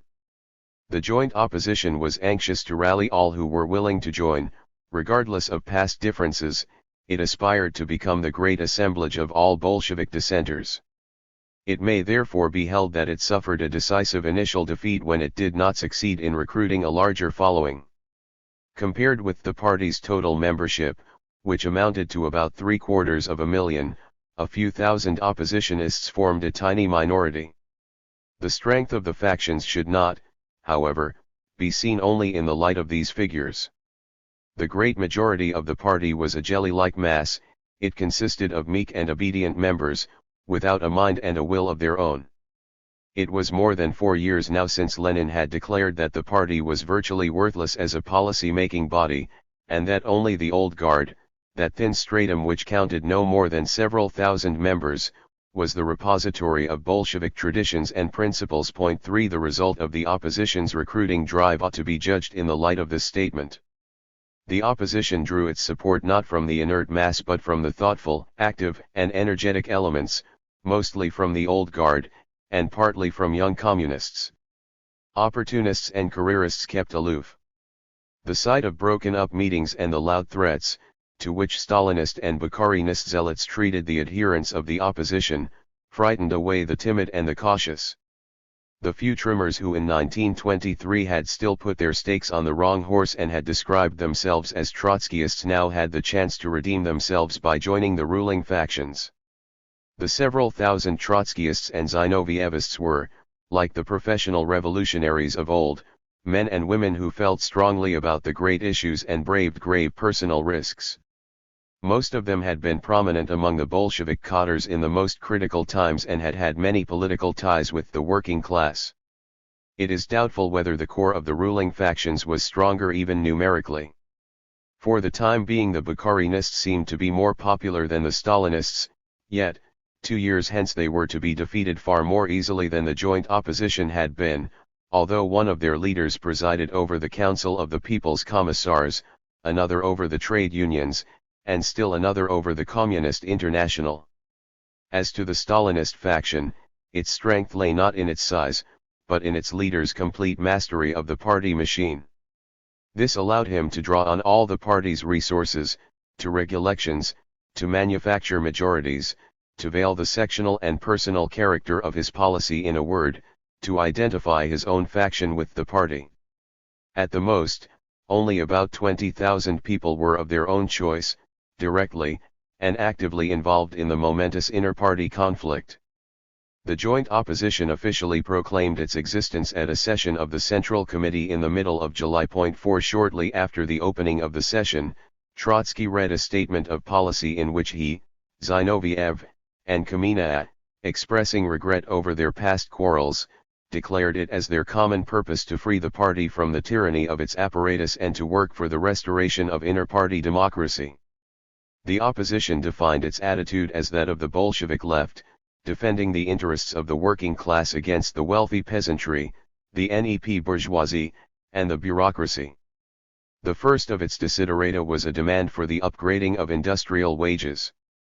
The government had decreed a wage stop, authorizing no increase in workers' earnings unless it was justified by a rise in productivity. Against this the opposition held that the condition of the working class was so wretched, wages were still lower than before the revolution, that in order to achieve a rise in productivity it was necessary first to improve the workers' lot. They should be free to stake out claims through the trade unions and to bargain with the industrial administration, instead of being compelled to submit to dictates and of seeing the trade unions turned into the state's obedient tools. The opposition also demanded a reform in taxation. The government drew its revenue increasingly from indirect taxes, the brunt of which was, as always, borne by the poor. This burden, the opposition argued, ought to be lightened, and the NEP bourgeoisie ought to be made to pay higher tax rates on profits. 5. From a parallel viewpoint the opposition approached rural affairs. There, too, it urged a reform of taxation, claiming that the single agricultural tax, which was then in force, benefited the rich. It urged that the great mass of bedniaks, 30 to 40% of all smallholders, be exempt from taxation, and that the rest of the peasantry pay a progressive tax which would fall heaviest on the kulaks. The opposition further pressed for the collectivization of farming. It did not advocate forced or wholesale collectivization or the liquidation of the kulak as a class. It envisaged a long-term reform to be carried out gradually, with the peasantry's consent, and to be furthered by the government's credit policy and the use of industrial resources. None of the opposition's proposals went farther than the demands for a 50% rise in tax rates for kulaks and for virtually compulsory grain loans which would allow the government to step up exports and to proceed with the import of industrial machinery. In the face of strong official denials the opposition maintained that the yield of new taxation and of the grain loans should enable the government to increase industrial investment funds, despite rises in wages and tax reliefs for poor peasants. The opposition's program culminated in the demand for more rapid industrialization. Once again Trotsky, this time with Zinovьev's and Kamina as support, charged the government with inability to think ahead and plan. So timid had official policy been and so resigned to the snail's pace that as a rule industrial development ran ahead of official anticipations. In 1925 the iron and steel industries and transport reached the targets which the Supreme Council of the national economy had not expected to be attained before 1930. How much more impetus could a far-sighted and vigorous direction impart to the economy? The 14th Congress had declared itself in favor of raising the targets and accelerating the tempo. But these resolutions had had no practical effect, they were plainly ignored by a routine-ridden bureaucracy. To break the inertia nothing less would do than a comprehensive and specific plan covering 5 or even 8 years ahead. Give us a real 5-year plan was the opposition's watchword. The more firmly the opposition pressed for the development of the socialist sector of the economy, the more categorically did it reject socialism in a single country. This became the central ideological issue. The opposition repudiated the idea of a nationally self-sufficient socialism as incompatible with Leninist tradition and Marxist principle. It held that despite all the delays in the spread of international revolution, the party had no reason to view the future of the USSR in isolation and to dismiss beforehand the prospect of revolutionary developments abroad. The building of socialism would in any case extend over many decades, and not just a few years. Why then should it be assumed that the Soviet Union would all this time stand alone as a workers' state? This was what the Stalinists and Bukharinists assumed, otherwise they would not have insisted so stubbornly that the party must accept socialism in a single country as an article of faith. Here then was the party's entire international orientation at stake. To assume beforehand that the Soviet Union would have to build socialism alone throughout was to abandon the prospect of international revolution, and to abandon it was to refuse to work for it, even to obstruct it.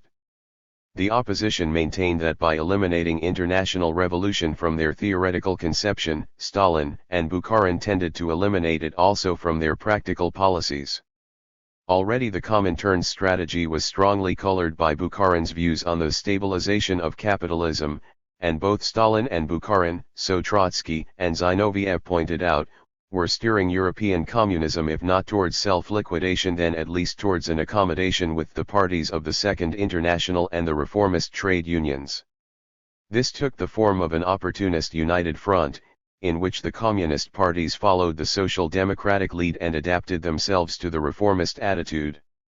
Of such tactics the very negation of directives worked out at earlier congresses of the Communist International, the Anglo-Soviet Council, was the outstanding example. It arose from a pact between the leaders of the trade unions in the two countries. At no point did it or could it bring communists in contact with the reformist masses and enable them to influence the latter. At no point, therefore, did or could the pact further the class struggle in Britain. On the contrary, the opposition argued, by cultivating friendship with the British trade union leaders while these curbed industrial unrest and even broke a general strike, Soviet communists contributed to the confusion of the British workers, who could not tell friend from foe. Trotsky and, to a lesser extent, Zinoviev and Kamina concentrated their attack on the Anglo-Soviet Council as the epitome of that tacit abandonment of revolutionary purpose which they saw as the premise and the corollary of socialism in a single country. The statement which Trotsky read at the July session of the Central Committee contained little that either he or his partners had not said before. But this was the first time that they brought together the criticisms and proposals in a comprehensive declaration of policy and confronted the ruling factions with a joint challenge. The reaction was vehement. The debates were heated, and the exacerbation was heightened by a grim incident.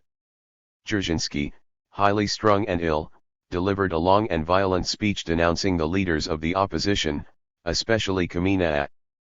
For 2 hours his high-pitched scream pierced the ears of the audience.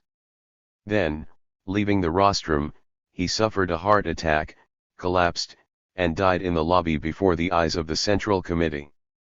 Straightway the Central Committee rejected the opposition's demand for a review of the wage scales. The leaders of the majority maintained that goods were scarce and that rises in wages, if unrelated to productivity, would cause inflation and worsen rather than improve the workers' lot. The Central Committee refused to exempt poor farmers from taxation and to impose heavier taxes on others. It resisted the demand for accelerated industrialization. It, finally, reaffirmed its support for Stalin's and Bukharin's Comintern policy and in particular for the Anglo-Soviet Council. But over all these matters the ruling factions were embarrassed and on the defensive, and it was not on grounds of policy but on those of party discipline that Stalin counterattacked. Stalin charged the chiefs of the opposition with forming a regular faction within the party and thus violating the Leninist ban, now more than 5 years old. He aimed his blow at the weaker, the Zinovьevist, section of the opposition. He impeached Zinoviev for abusing his position as president of the Communist International and furthering the opposition's activity from his headquarters. He arraigned Lashevik and a group of lesser oppositionists for holding the clandestine meeting in the woods outside Moscow, and, finally, he brought up the case of one Osovsky, who had expressed the view that the opposition should constitute itself into an independent political movement and engage Stalin's and Bukharin's party in open hostility from without, rather than act as a loyal opposition within. Trotsky dissociated himself and the opposition from this view, but he pointed out that if some members came to despair of the party and saw no hope of reforming it from within, the blame lay with the leaders who had done their utmost to block every attempt at reform. The Central Committee resolved to expel Osovsky from the party, to dismiss Lashevik from the Central Committee and the Commissariat of War, and to deprive Zinoviev of his seat in the Politburo. 6. Thus at this first formal encounter the joint opposition met with a severe reverse. The expulsion from the party of one of its adherents, even though he was a little-known extremist, was a menacing warning.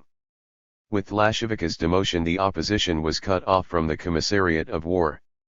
The worst shock was, of course, Zinoviev's dismissal from the Politburo.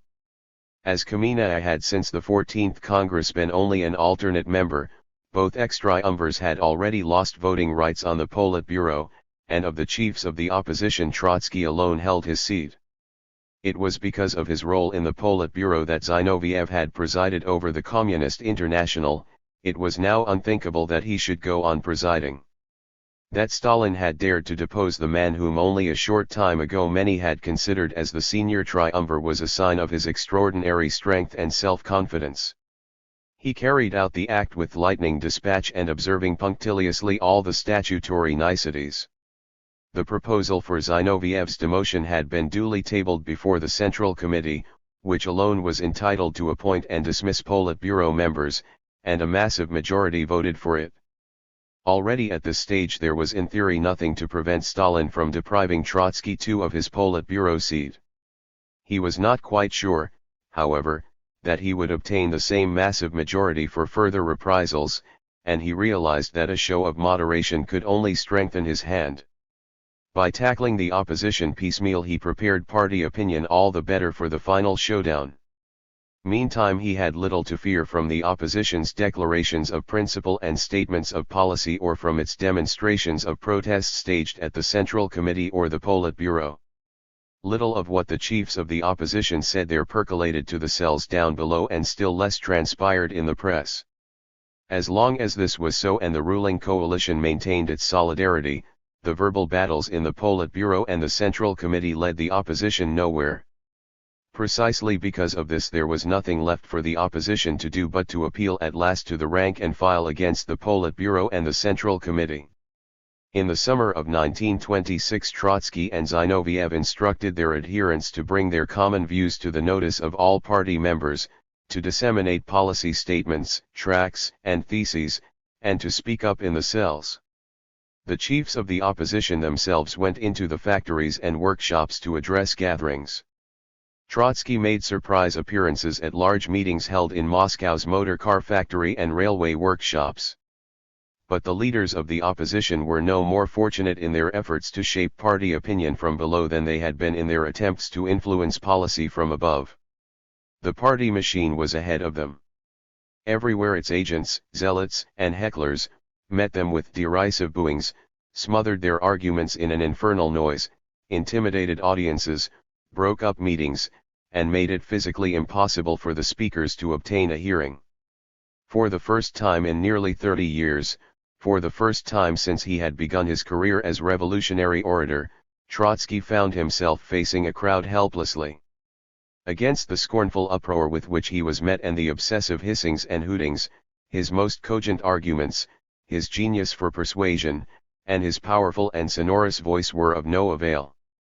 The insults to which other speakers were subjected were even more brutal. It was clear that the opposition's first concerted appeal to party opinion had met with failure.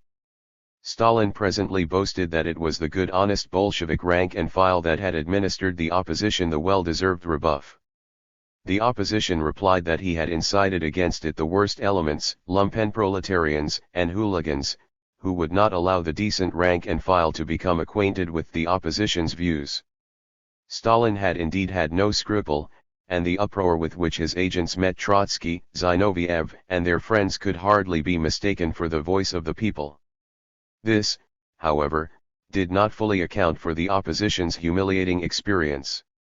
Gangs of rowdies could disrupt the large meetings because the majority was either in sympathy or at least indifferent.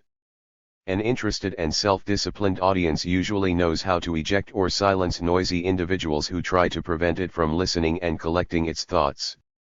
Behind the hooligans with their catcalls there were silent crowds, tame or unimpressionable enough not to think it worthwhile to exert themselves and assure order. At bottom it was the apathy of the rank and file that worst the opposition. Yet the claims which the opposition had raised on behalf of the workers, such as the demand for a rise in wages, were calculated to destroy apathy. Why then did they fail to evoke a response? On wages the ruling factions made a show of yielding. In July they had categorically refused to consider the claim, declaring that an increase in wages would greatly harm the national economy. But, in September, seeing that their adversaries were about to appeal to the rank and file, Stalin and Bukharin forestalled them and promised a rise to benefit the lowest paid and the most discontented groups of workers. The excuse for the change of policy was that the economic situation had radically improved, although no such improvement did or could occur within 2 months. The opposition thus scored a partial success, but saw itself robbed of a most effective argument. Stalin further confounded it when he began to appropriate Trotsky's ideas on industrial policy. He was not by any means ready as yet for all-out industrialization, but in framing his resolutions and statements he borrowed many formulas and even entire passages from Trotsky. The outlines of the party's rural policy were similarly blurred. Stalin insisted that the differences between the ruling factions and the opposition were over the treatment not of the kulak, but of the middle peasant. The outcry against the kulak at the 14th Congress had had its effect. It had aroused in the cadres a sneaking suspicion of the neo-populist school. Bukharin could no longer afford to speak in public about the need to appease the strong farmer. The climate of Bolshevik opinion had changed, the kulak was once again recognized as the enemy of socialism. Although the government was still wary of antagonizing him and refused to burden him with higher taxes, it was in no mood to make new concessions either. There was now no question of any neo-N.E.P. Not that matters had improved. Caught between conflicting pressures, official policy was fixed in immobility. It had the worst of both worlds. It could count neither on the advantages which appeasement of the kulak might have yielded, nor on those which rigorous social and fiscal measures might have produced. The opposition still had a strong case. Stalin, however, succeeded in diverting attention from it. He accused Trotsky and Zinoviev of trying to push the party to a conflict with the many millions of the middle peasants, those mujiks par excellence, who were no exploiters, whose attachment to private property was therefore harmless, and whose goodwill was essential to the alliance between proletariat and peasantry. The opposition had in truth no quarrel with the middle peasants. It did not ask the party to turn the fiscal screws on them, and the mass of Seredniaks, barely self-sufficient on their small holdings, could not contribute much anyhow to the solution of the nation's food problem. However, the charge that the opposition was out for the Seredniak's blood damaged its cause.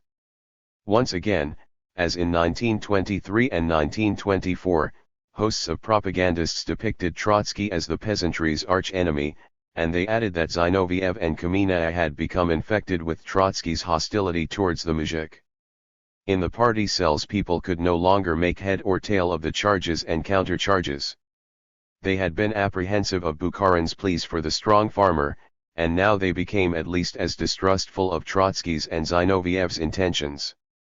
The last thing the workers, most of whom had their roots in the country, could look forward to was a conflict with the peasantry. They wished for safety first. As this was what Stalin seemed to offer them, they were wary of sticking out their necks for the opposition. Stalin's strength lay in the appeal he made to the popular craving for peace, safety, and stability. Trotsky once again appeared to go against that craving and to offend it. The weariness of the masses and their fear of risky experiments formed a constant background to the struggle. On that weariness and fear Stalin played even more strongly when he sought to justify his foreign policy. Once again he depicted Trotsky as the Quixote of communism, who might involve the party in the most perilous ventures. Trotsky's policy is one of spectacular gestures. He takes as his starting point not real men, not real and living workers, but some ideal and airy creatures, revolutionaries from head to foot. We saw him applying this policy for the first time during the negotiations at Brest-Litovsk, when he refused to sign the peace between Russia and Germany and indulged instead in a spectacular gesture, assuming that this could arouse the workers of all countries against imperialism. You know well, comrades, how dearly we paid for that. Into whose hands did Trotsky's spectacular gesture play? Into the hands of all those who strove to strangle the still unconsolidated Soviet Republic. No, comrades, we are not going to adopt this policy of spectacular gestures. We are not going to do it today any more than we did at the time of Brest. We do not want our party to become a plaything in the hands of our enemies. Point 8. The juxtaposition of the Brest-Litovsk peace and the Anglo-Soviet Council was altogether incongruous, even a straight breach between Soviet and British trade union leaders, and because of Zinoviev's objections the opposition did not press for this could not conceivably expose the Soviet Union to dangers remotely comparable with those it had had to face during the Brest-Litovsk crisis. The charge sounded even more grotesque when Bukharin made it. In 1918 he led the war party, which was defeated only when Trotsky, on whose vote the issue hung, cast his vote for peace. 9 But who knew and who remembered the details of that great drama? The memory of the Bolshevik party was short. All the easier was it to arouse it to fear of Trotsky's heroic gestures. This was also the mood in which the ordinary Bolshevik listened to the debates over socialism in a single country. It was extremely difficult for him to judge the issue on its merits. The controversy, insofar as it had not bogged down in distortions and sophistries, was between two schools of economists, one conceiving the building of socialism within a nationally self-contained system and the other viewing it in the context of the broadest international division of labor. Only the most educated party members could follow the argument on this level.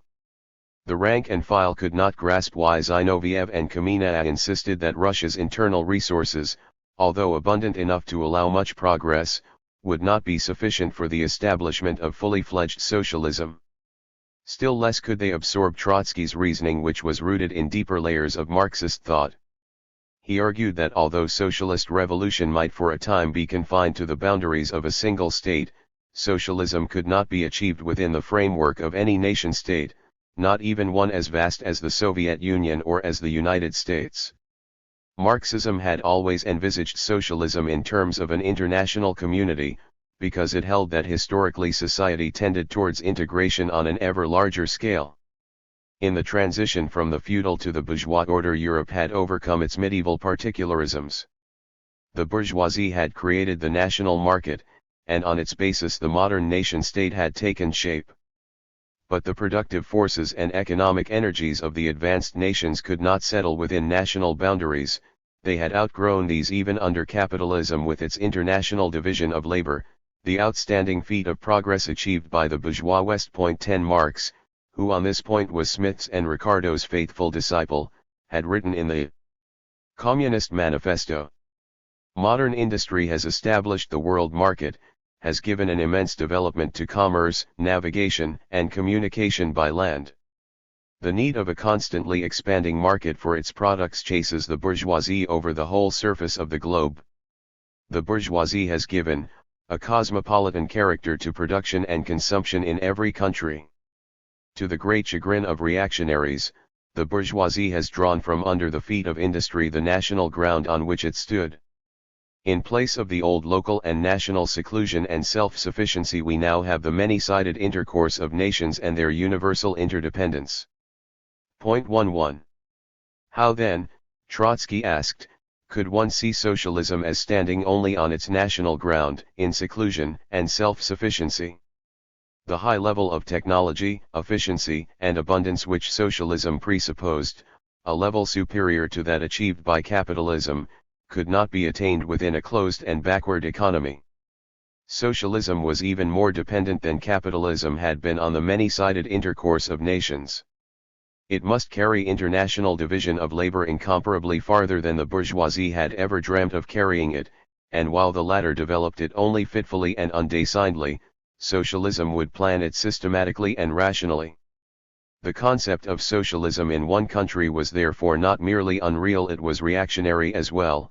It ignored the logic of historic development and the structure of the modern world. Even more emphatically than before, Trotsky advocated the idea of the United States of Europe as a preliminary to a socialist world community. Whatever the merits or demerits of this reasoning, it was beyond the ken of the rank-and-file Bolshevik whose support the opposition sought to enlist. 2 years later, when he was already in exile, Radek, pondering over the reasons for the opposition's defeat, wrote to Trotsky that they had approached their task as propagandists, dealing in great but abstract theories, not as political agitators seeking to arouse response for popular and practical ideas. Point 12. No doubt, Radek wrote this in a defeatist mood. He was presently to surrender to Stalin, and he did the opposition less than justice. The practical ideas which the opposition had advanced also failed to impress ordinary party members. There was, all the same, some truth in Radek's remark. The rank and file were weary, disillusioned, and prone to isolationism. Not for them were the sweeping historical prospects Trotsky unfolded. They craved, as Varga had put it, for a doctrine of consolation which would compensate them for the sacrifices they had made and were called upon to make. Socialism in one country was a feat of the myth creation which was to mark the whole progress of Stalinism and which sought to conceal the gulf between Bolshevik promise and fulfillment. To Trotsky that myth creation was a new opium for the people which the party should have refused to purvey. Our party in its heroic period looked forward unreservedly to international revolution, not to socialism in one country.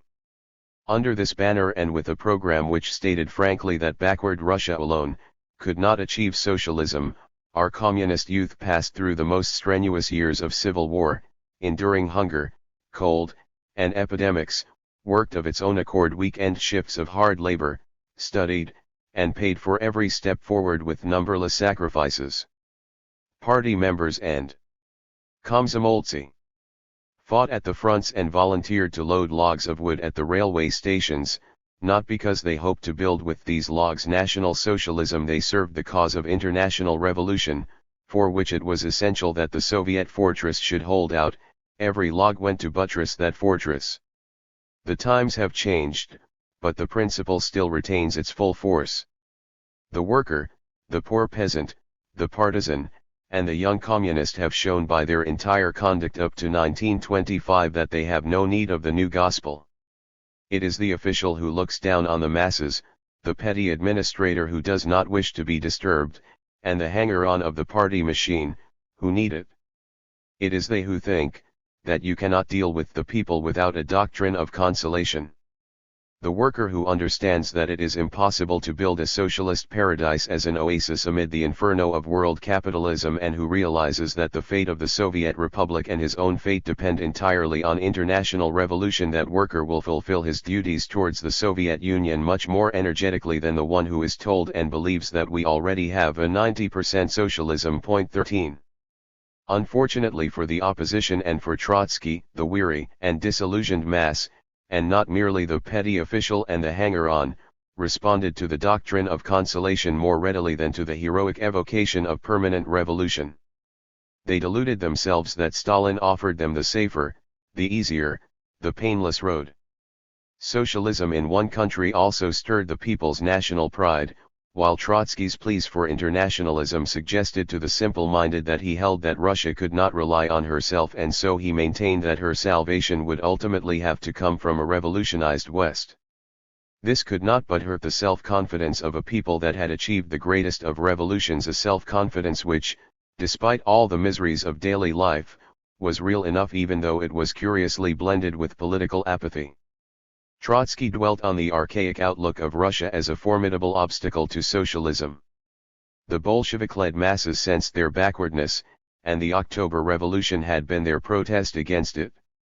But nations, classes, and parties, like individuals, cannot live indefinitely with an acute awareness of their own inferiority. Sooner or later they seek to suppress it. They begin to feel offended when they are reminded of it too frequently, and they are outraged when they suspect that someone is bent on reminding them of it.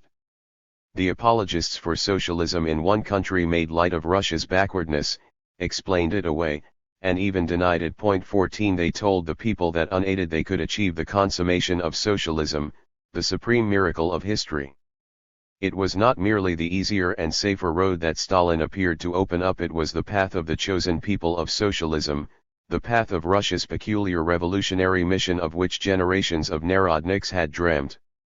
Indeed, two rival and quasi-messianic beliefs seemed pitted against one another: Trotskyism with its faith in the revolutionary vocation of the proletariat of the West, and Stalinism with its glorification of Russia's socialist destiny. Since the impotence of Western communism had been repeatedly demonstrated, it was a foregone conclusion which of these beliefs would evoke the greater popular response. However, for all his wishful belief in the proximity of revolution in the West, it was Trotsky rather than his adversaries who took as a rule the more sober view of current world affairs. His revolutionary idealism did not prevent him from approaching in a rigorously realistic manner specific situations either in the diplomatic field or in the communist movement. By its very nature, however, this side of his activity, his magisterial surveys and analyses of world events, could not make much impression on the rank and file, who grew or were made cynically aware of the aura of revolutionary romanticism which surrounded him. The issues were further confused by the peculiar, scholastic style in which the controversies were conducted. For parallels we should have to look to that medieval literature where theologians argued how many angels could sit on a pinhead, or to the Talmudic disputes over which came first, the egg or the hen. When the ordinary Bolshevik heard Trotsky saying that the best way to advance socialism in Russia was to promote international revolution, and Stalin replying that the best way to promote international revolution was to achieve socialism in Russia, the subtlety of the difference left him dizzy. Both sides argued from the canons of Leninist orthodoxy, canons which the triumvirs had first established in order to overwhelm Trotsky with them, and which they had succeeded in imposing upon him. Since then the orthodoxy had grown denser, harder, and more elaborate.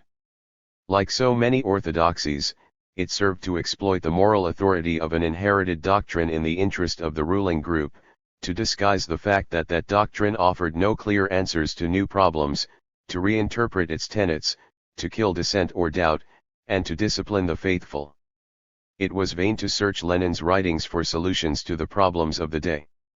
A few years earlier most of the problems had not yet arisen or were only incipient, and even to the questions with which Lenin had dealt the most contradictory answers could be found, for he had dealt with them in varying situations and contradictory circumstances. This did not prevent the party leaders from employing terms which with Lenin were political expressions as if they had been theological formulae. They quoted the lively epithets about his comrades which Lenin was wont to bandy about in controversy as if they had been papal anathemas. The more independent-minded and capable of initiative any leading Bolshevik had been, the more such epithets about him could be culled from Lenin's writings or correspondence. Only the trimmers and sycophants had nothing to fear from this kind of polemics. Lenin's shadow was thus conjured up to massacre his friends and disciples who now led the opposition. The opposition did its best to turn the shadow against the ruling factions.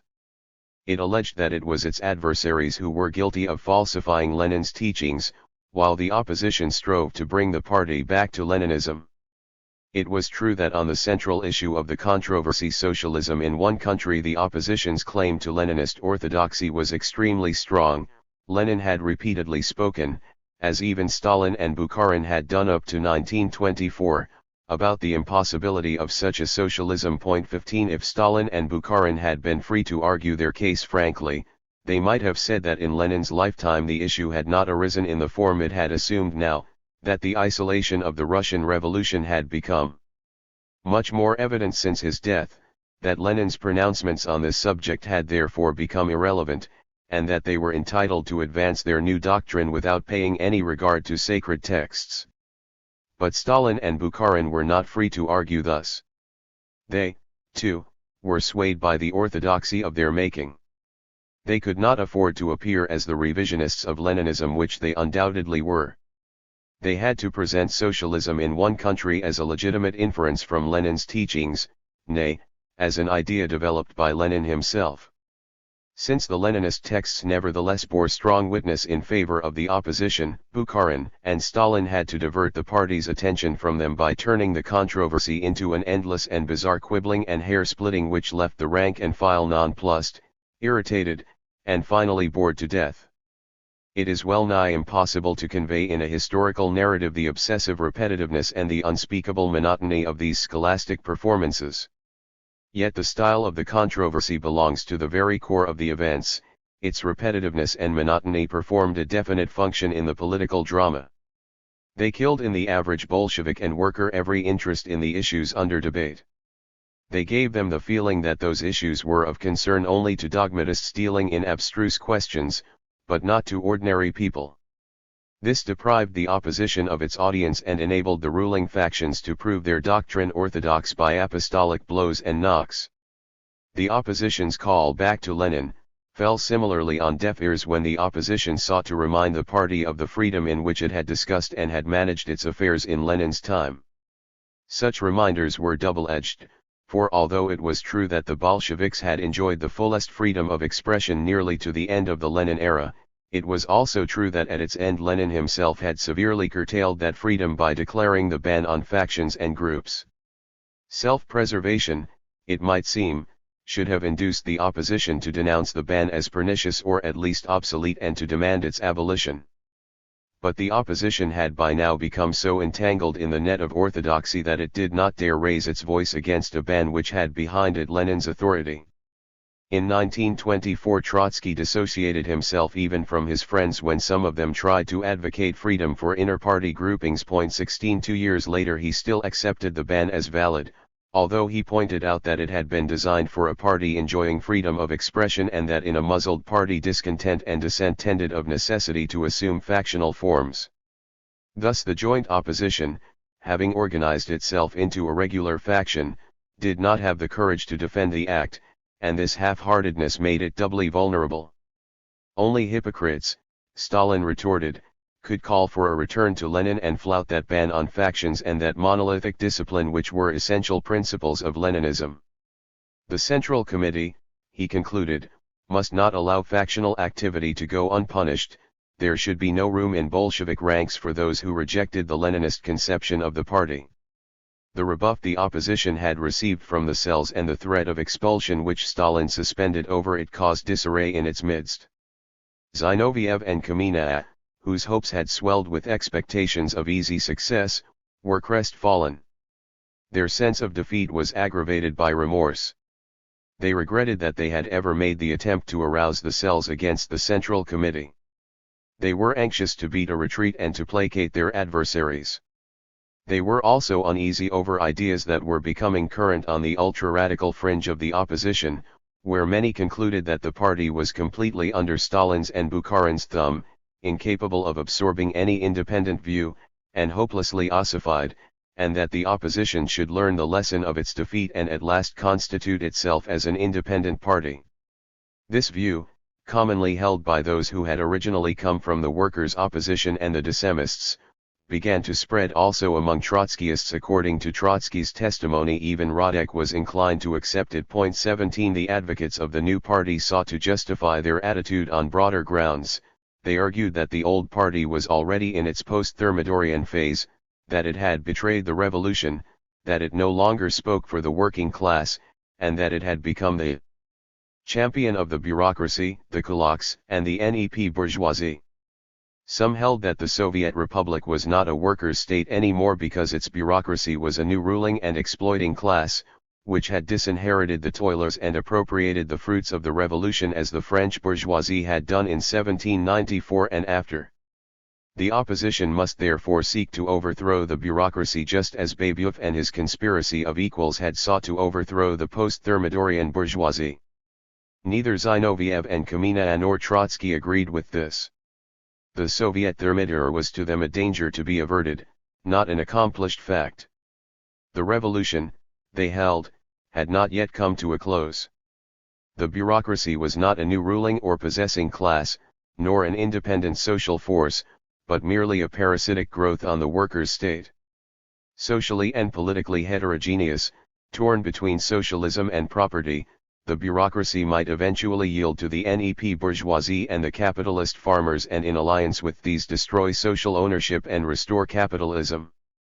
As long, however, as this had not happened, the basic conquests of the October Revolution were intact, the Soviet Union remained essentially a workers' state, and the old party was still in its own way the guardian of the revolution.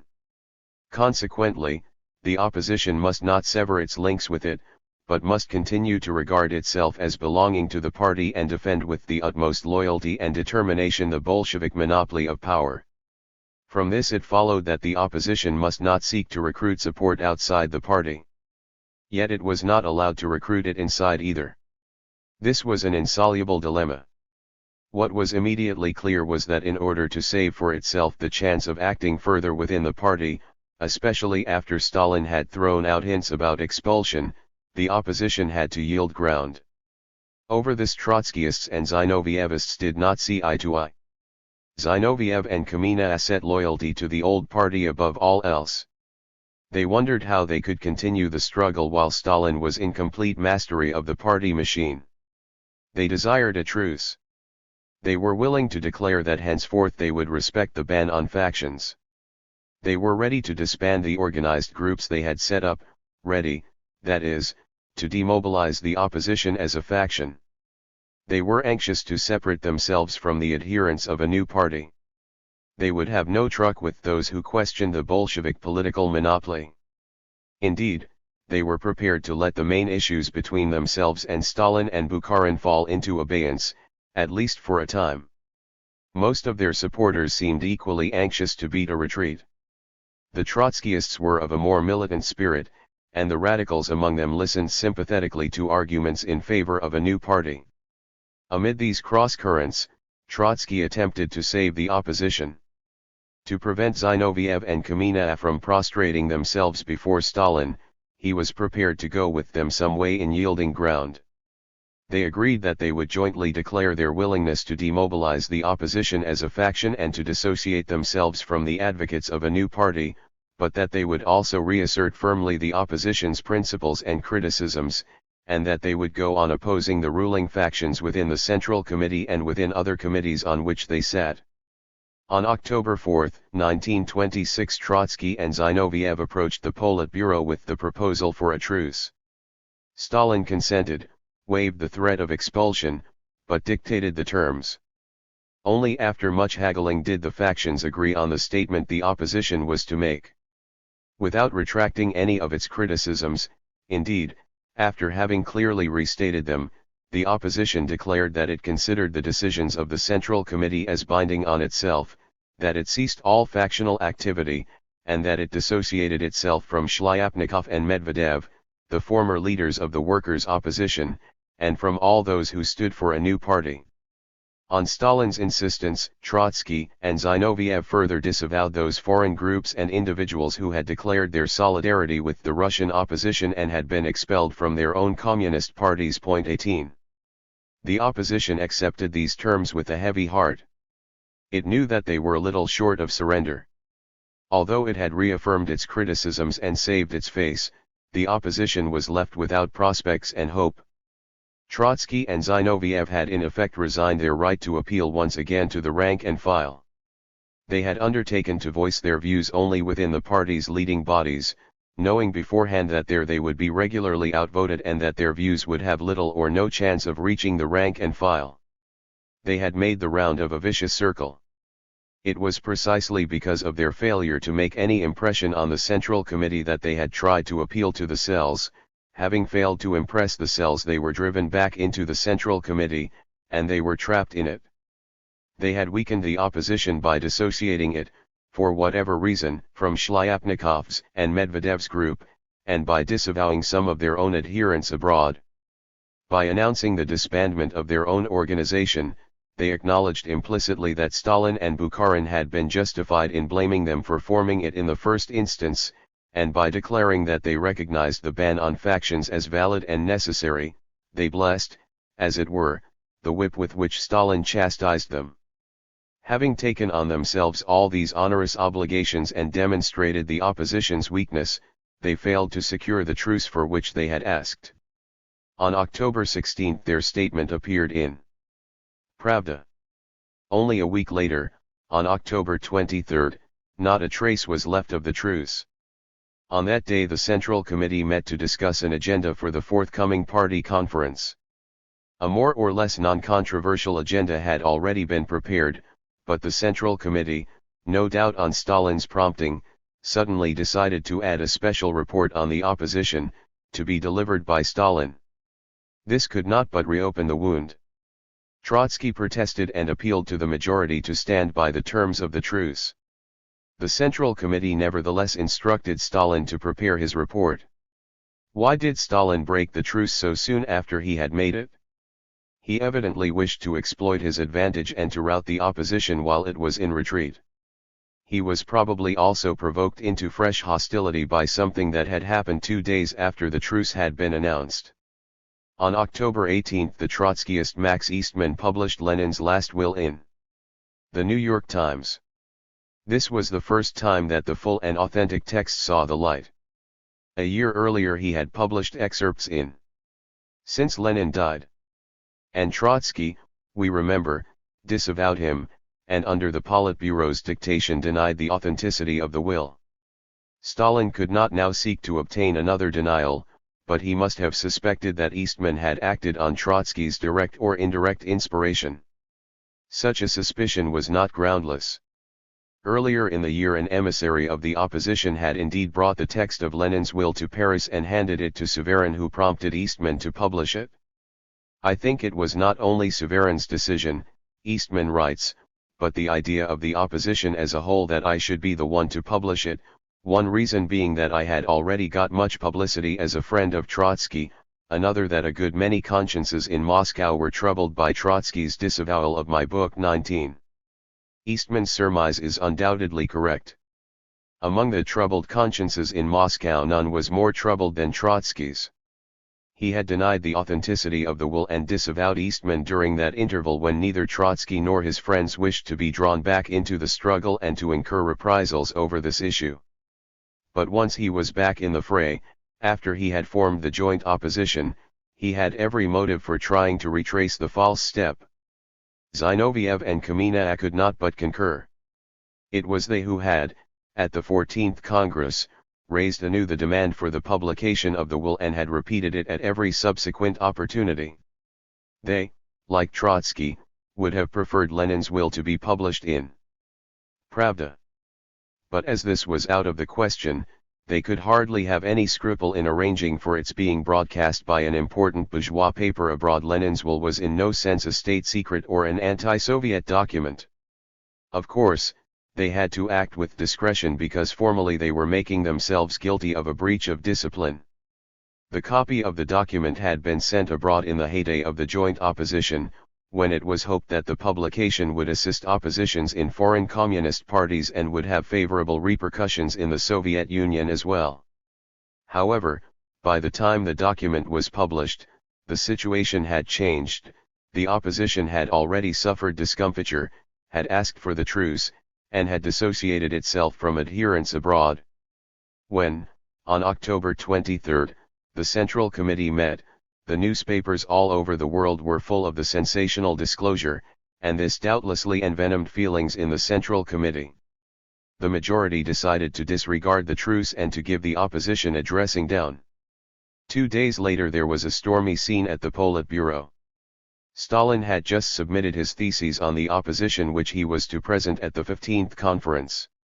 He assailed the opposition as a social democratic deviation and demanded that its leaders should admit the errors of their views and recant. 20 Trotsky once again protested against the breach of the truce, spoke of Stalin's faithlessness, warned the majority that they were embarking upon a course of action which, whether they wished it or not, must end in wholesale ostracism. In words charged with anger, he spoke of the fratricidal strife that would follow, the ultimate destruction of the party, and the mortal danger this would spell to the revolution. Then, facing Stalin and pointing to him, he exclaimed, "The first secretary poses his candidature to the post of the gravedigger of the revolution." Stalin turned pale, rose, first contained himself with difficulty, and then rushed out of the hall, slamming the door. The meeting, at which many members of the Central Committee happened to be present, broke up in a hubbub. Next morning the Central Committee deprived Trotsky of his seat in the Politburo and announced that Zinoviev would no longer represent the Soviet Communist Party on the executive of the Comintern, thus deposing him actually, though not nominally, from the presidency of the International. These events overshadowed the conference which opened on the same day. The opposition was thrown into utter perplexity. It had yielded so much ground and gained nothing. It had renounced co-thinkers and allies, admitted itself guilty of offending against the 1921 ban, called its organizations to disband all in order to avoid an aggravation of the struggle. What it had achieved was to get itself involved in strife more bitter than ever and, after it had tied its own hands, to bring upon itself fresh blows. The discord in its own midst grew. Zinoviev and Kamenev reproached Trotsky with having needlessly insulted Stalin and exasperated the majority just at the moment when the opposition was seeking to soothe tempers. Even some of the Trotskyists were horrified at the vehemence with which Trotsky had assailed Stalin. Trotsky's wife describes this scene. Muralov, Ivan Smirnov, and others came to our home in the Kremlin one afternoon and waited for Lev Davidovich to come back from a Politburo meeting. Pyatakov was the first to return. He was very pale and shaken. He poured out a glass of water, gulped it down, and said, "You know I have smelt gunpowder, but I have never seen anything like this. This was worse than anything." And why did Lev Davidovich say this? Stalin will never forgive him until the third and fourth generation. Pyatakov was so upset that he was unable to relate clearly what had happened. When Lev Davidovich at last entered the dining room, Pyatakov rushed at him asking, "But why have you said this?" With a wave of his hand Lev Davidovich brushed the question aside. He was exhausted but calm. He had shouted at Stalin, "Gravedigger of the revolution," we understood that the breach was irreparable. 21. The scene gives a foretaste of subsequent events. A year later Pyatakov was, together with Zinoviev and Kamenev, to desert the opposition. Even now, so Sadova affirms, he was convinced that a long period of reaction had opened within Russia and without, that the working class was politically exhausted, that the party was stifled, and that the opposition had lost. He still held out against Stalin, but he did so from a sense of dignity and solidarity with his comrades rather than from conviction.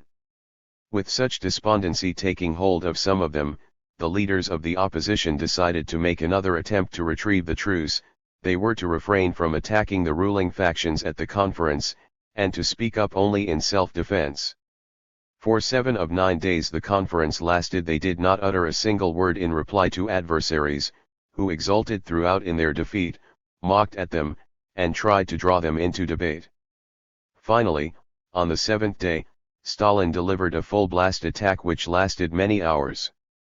He gave his version of the struggle, recalling all Zinoviev had said against Trotsky as arch-enemy of Leninism and all Trotsky's strictures on Zinoviev and Kamenev, the strike-breakers of October, and so ridiculing the mutual amnesty they had granted each other. He described with glee the opposition's discomfiture, and said that only this had led it to sue for a truce in order to gain time and postpone its own demise. But the party must give the opposition no respite, it must wage a resolute struggle against the opposition's false views, no matter in what revolutionary phraseology these may be couched, until the opposition renounced them. He raked interminably Trotsky's life story to prove for the nth time Trotsky's inveterate antagonism to Lenin's ideas and to taunt Zinoviev and Kamenev for their surrender to Trotskyism. Finally, he denounced the opposition for inciting the party against the peasantry and urging excessive industrialization which would condemn millions of workers and peasants to misery, and would therefore be no better than the capitalist method of industrialization. He and his associates, so the future author of forcible industrialization and collectivization declared, favored only such forms of economic development as would contribute immediately to the people's well-being and spare the country social convulsions, and in the name of this he called the conference to give the opposition a unanimous rebuff. 22. When the leaders of the opposition at last came forward, delegates noticed the very different tones in which they answered Stalin. Kamenev, who spoke first, gave a thoughtful but rather timid exposition of his views, trying in vain to blunt the edges of the controversy. He complained about Stalin's disloyalty in launching the ferocious attack less than a fortnight after the truce. He tried to exonerate himself and Zinoviev from the charge that they had surrendered to Trotskyism. They had united with Trotsky, he said, only for a definite and limited purpose as Lenin had often done. He recalled once again Lenin's testament and Lenin's fear of a split in the party, but this brought forth a howl from the floor. Then he broke into these words, part warning and part self-consolation: "You may accuse us, comrades, of what you like, but we do not live in the Middle Ages. Which trials cannot be staged now? You cannot accuse, who call for higher taxes on the kulak and wish to help the poor peasant and together with him to build socialism, you cannot charge with wishing to rob the peasantry. You cannot burn us at the stake." 23 Exactly 10 years later Kamenev was to sit in the dock at a witch trial. Then Trotsky rose to make one of his greatest speeches, moderate in tone, yet devastating in content, masterly in logical and artistic composition, gleaming with humor yet revealing once again the main source of his immediate weakness, his unshakable reliance on European revolution. He spoke for the opposition as a whole, but he also pleaded pro domo sua, throwing off, as if with one heave, the mountain of misrepresentation and obloquy with which he had been freshly covered at the conference. He had been accused of panic-mongering, pessimism, defeatism, and social democratic deviationism. Yet he had argued only from facts and figures, and arithmetic knows neither pessimism nor optimism. To speak of the shortage of industrial goods was panic-mongering, but was there no ground for concern in the fact that in the current year industry had underproduced by 25%? Stalin had dubbed him a defeatist and made much play of his fear of a good harvest because he had argued that as long as the nation suffered from a deficit of industrial goods, tension between town and country would persist, no matter whether the harvest was good or bad. Unfortunately, the last harvest was worse than they had all expected. The social differentiation of the peasantry was growing apace. None of these difficulties were as yet disastrous, but the omens had to be noticed in time. The opposition had asked that the well-to-do pay higher taxes and that the poor be granted reliefs. This demand may have been justified or not, but what is there in it that is social democratic? The opposition was against a credit policy which favored the kulak. Was the social democratic? It favored a modest rise in wages. Was the social democratic? It did not share Bukharin's view that capitalism had regained stability. Was that social democratic? Was the opposition's criticism of the Anglo-Soviet Council perhaps social democratic?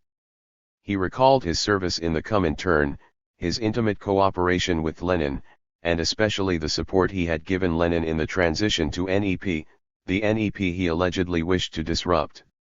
He was charged with disbelief in the building of socialism. Yet had he not written that the sum total of the advantages vis-a-vis capitalism which we possess gives us, if we use the advantages properly, the chance to raise the coefficient of industrial expansion in the next few years not only to twice but even 3 times the pre-war 6% per year and perhaps even higher. 24 It was true that he did not believe in socialism in one country and that he had been the author of the theory of permanent revolution. However, permanent revolution had been dragged in artificially. He alone, not the opposition, was responsible for that theory. As a sop to Zinoviev and Kamina he added, and I myself consider this issue to have been deposited in the archives long ago. But what had his critics to say?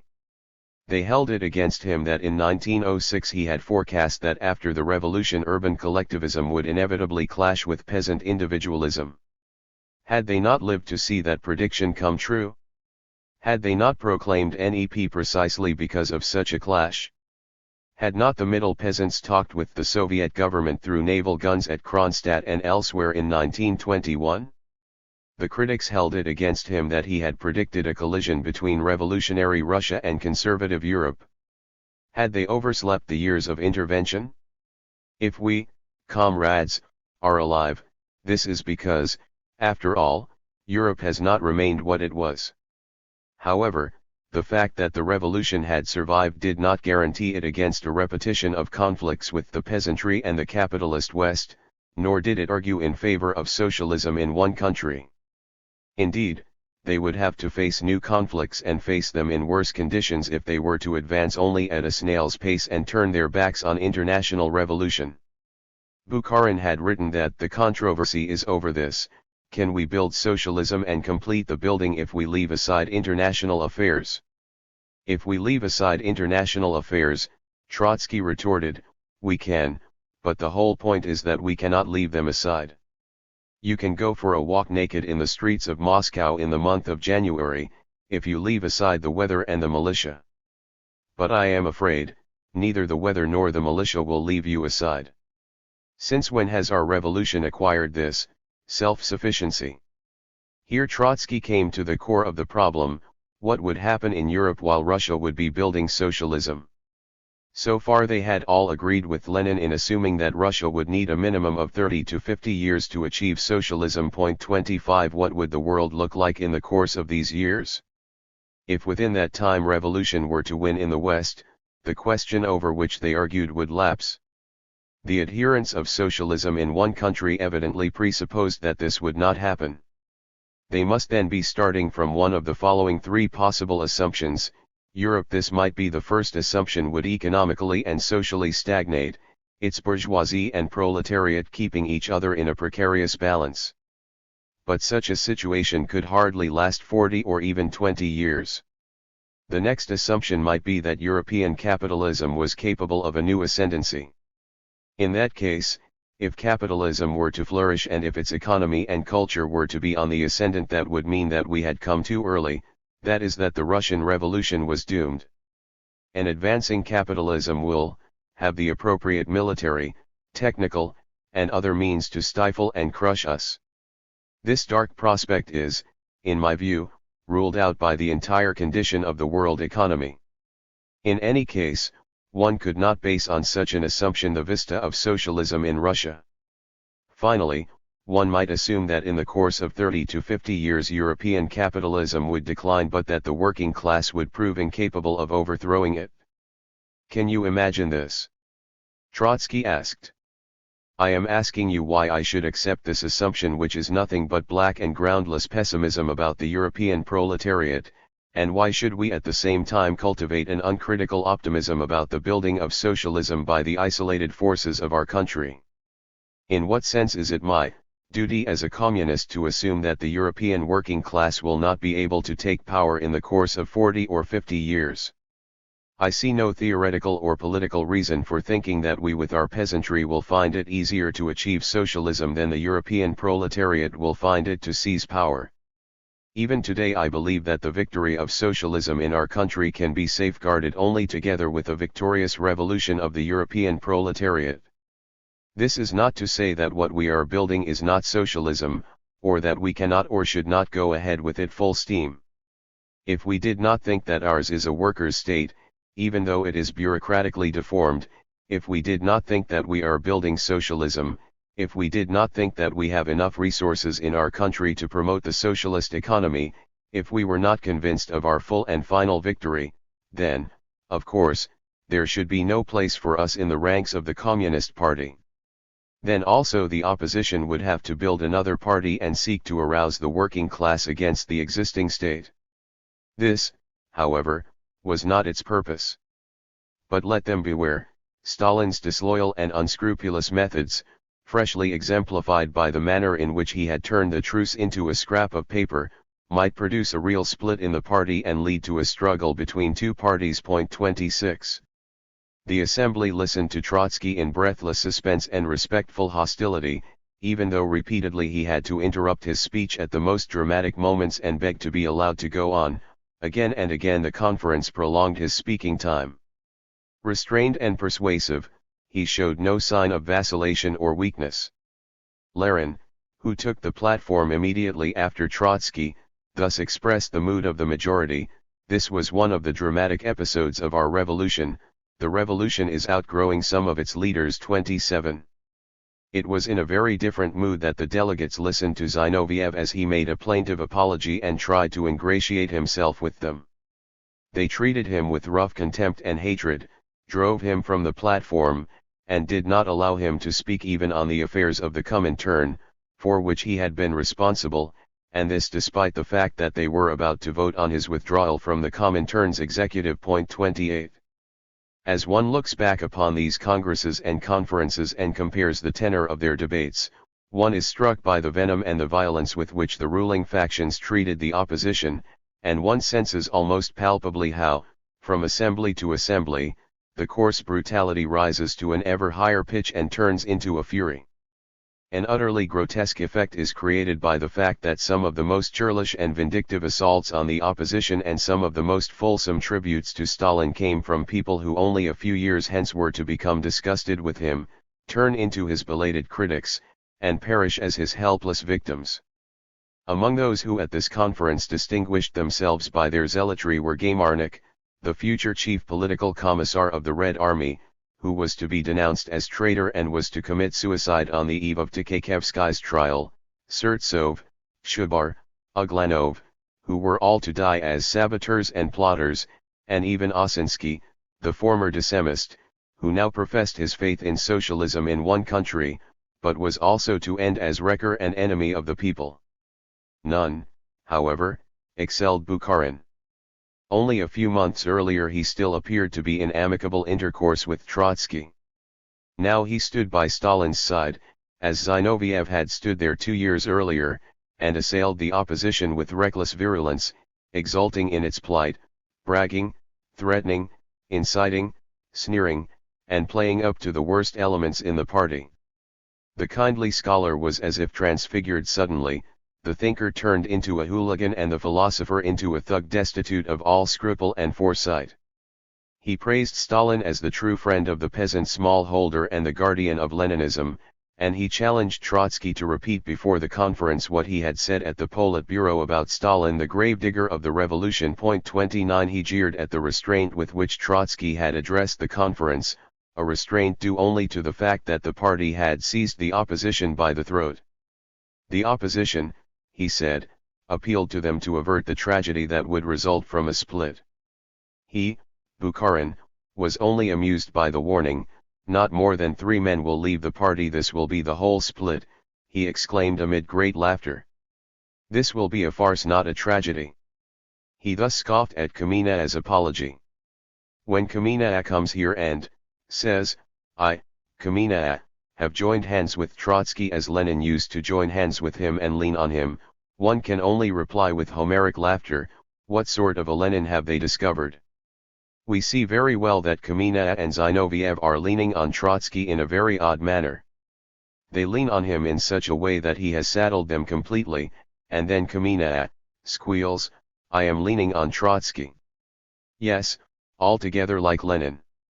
Within barely 2 years Bukharin would try to lean on a broken and prostrate Kamina and whisper in terror into his ears that Stalin was the new Genghis Khan. 30 But now, self-assured and complacent, juggling and jingling with quotations from Lenin, he returned to the attack on permanent revolution, on Trotsky's heroic postures, hostility towards the mujik, and fiscal theory of building socialism, and again he extolled the steadfastness, the reliability, and the caution of his own and of Stalin's policies which secured the alliance with the peasantry. When the opposition screamed about the strength of the kulak and the danger of peasant strikes and of famine in the towns, it was trying to frighten the people with bogies. The party should not forgive them this and the chatter about the Soviet thermometer, unless they came with their heads bowed to repent, confess, and beg, forgive us our sins against the spirit and the letter and the very essence of Leninism. Amid frantic applause he went on. Say it, and say it honestly, Trotsky was wrong when he declared that ours was not a fully proletarian state. Why don't you have the plain courage to come out and say so? Zinoviev has told us here how well Lenin treated oppositions. Lenin did not expel any opposition even when he was left with only 2 votes for himself in the Central Committee. Yes, Lenin knew his job. Who would try and expel an opposition when he could muster 2 votes only? But when you get all votes and you have only 2 against you and the 2 shriek about thermometer, then you may well think about expulsion. The conference was delighted with this display of cynicism and shook with merriment. From the floor Stalin shouted, "Well done, Bukharin. Well done, well done." He does not argue with them, he slaughters them. 31.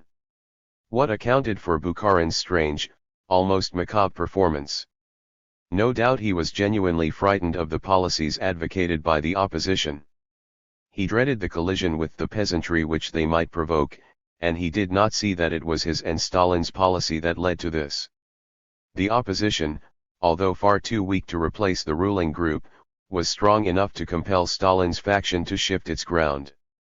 True, at this conference it looked as if the Bukharinists had gained the upper hand within the ruling coalition. Bukharin, Rykov, and Tomsky presented the 3 main reports on behalf of the Central Committee. However, even they had to reckon with the opposition. Bukharin himself had now to tread cautiously in matters of rural policy. He could no longer appeal frankly to the strong farmer. He saw Stalin's faction increasingly sensitive to Trotsky's and Zinoviev's criticisms and inclined to steal page after page from their book. Stalin was already yielding to the demands for more rapid industrialization. This showed itself even in the resolutions voted by this conference. Bukharin would have preferred the ruling coalition to stand fast and to defeat its adversaries without having to borrow their ideas and confuse the issues. He wondered how far the opposition's pressure might not push the party. He shuddered from head to foot at the thought that it might drive it to a bloody conflict with the peasantry. And so, he was, at this moment, even more anxious than Stalin to free official policy from the opposition's indirect influence. He desperately clung to Stalin so as to keep him from yielding further ground, and he countenanced and instigated Stalin's violence and trickery, hoping that the defeat of the opposition would assure peace in the country. No sacrifice of tact, taste, and decency was for him too high a price to pay for this. The ferocity of the attacks sprang also from embarrassment and perplexity. Stalin's faction shrank from the enormity of the step it was to take 2 years hence. Its speakers, too, imputed to Trotsky and Zinoviev that they were prompting the party to embark upon the forcible collectivization of the peasantry. Kaganovich, for instance, who was to play a very prominent part in the destruction of private farming, exclaimed, "Theirs is the road of plundering the peasantry, a pernicious road." No matter how much Trotsky and Zinoviev may protest against this, such indeed are their slogans. 32 Once more also the opposition had run up against the wall of the single-party system. When it asked for freedom within that system, it was charged with jeopardizing the system itself. Bukharin and Stalin claimed that it tended to constitute itself into another party. Molotov, in his inarticulate manner, hit the mark. Opposition speakers, protesting against suppression, had recalled that even during the Brest-Litovsk crisis Lenin had allowed the left communists to publish their own paper attacking him without fear or favor, and to this Molotov replied, but in 1918, the Mensheviks and the social revolutionaries too had their newspapers.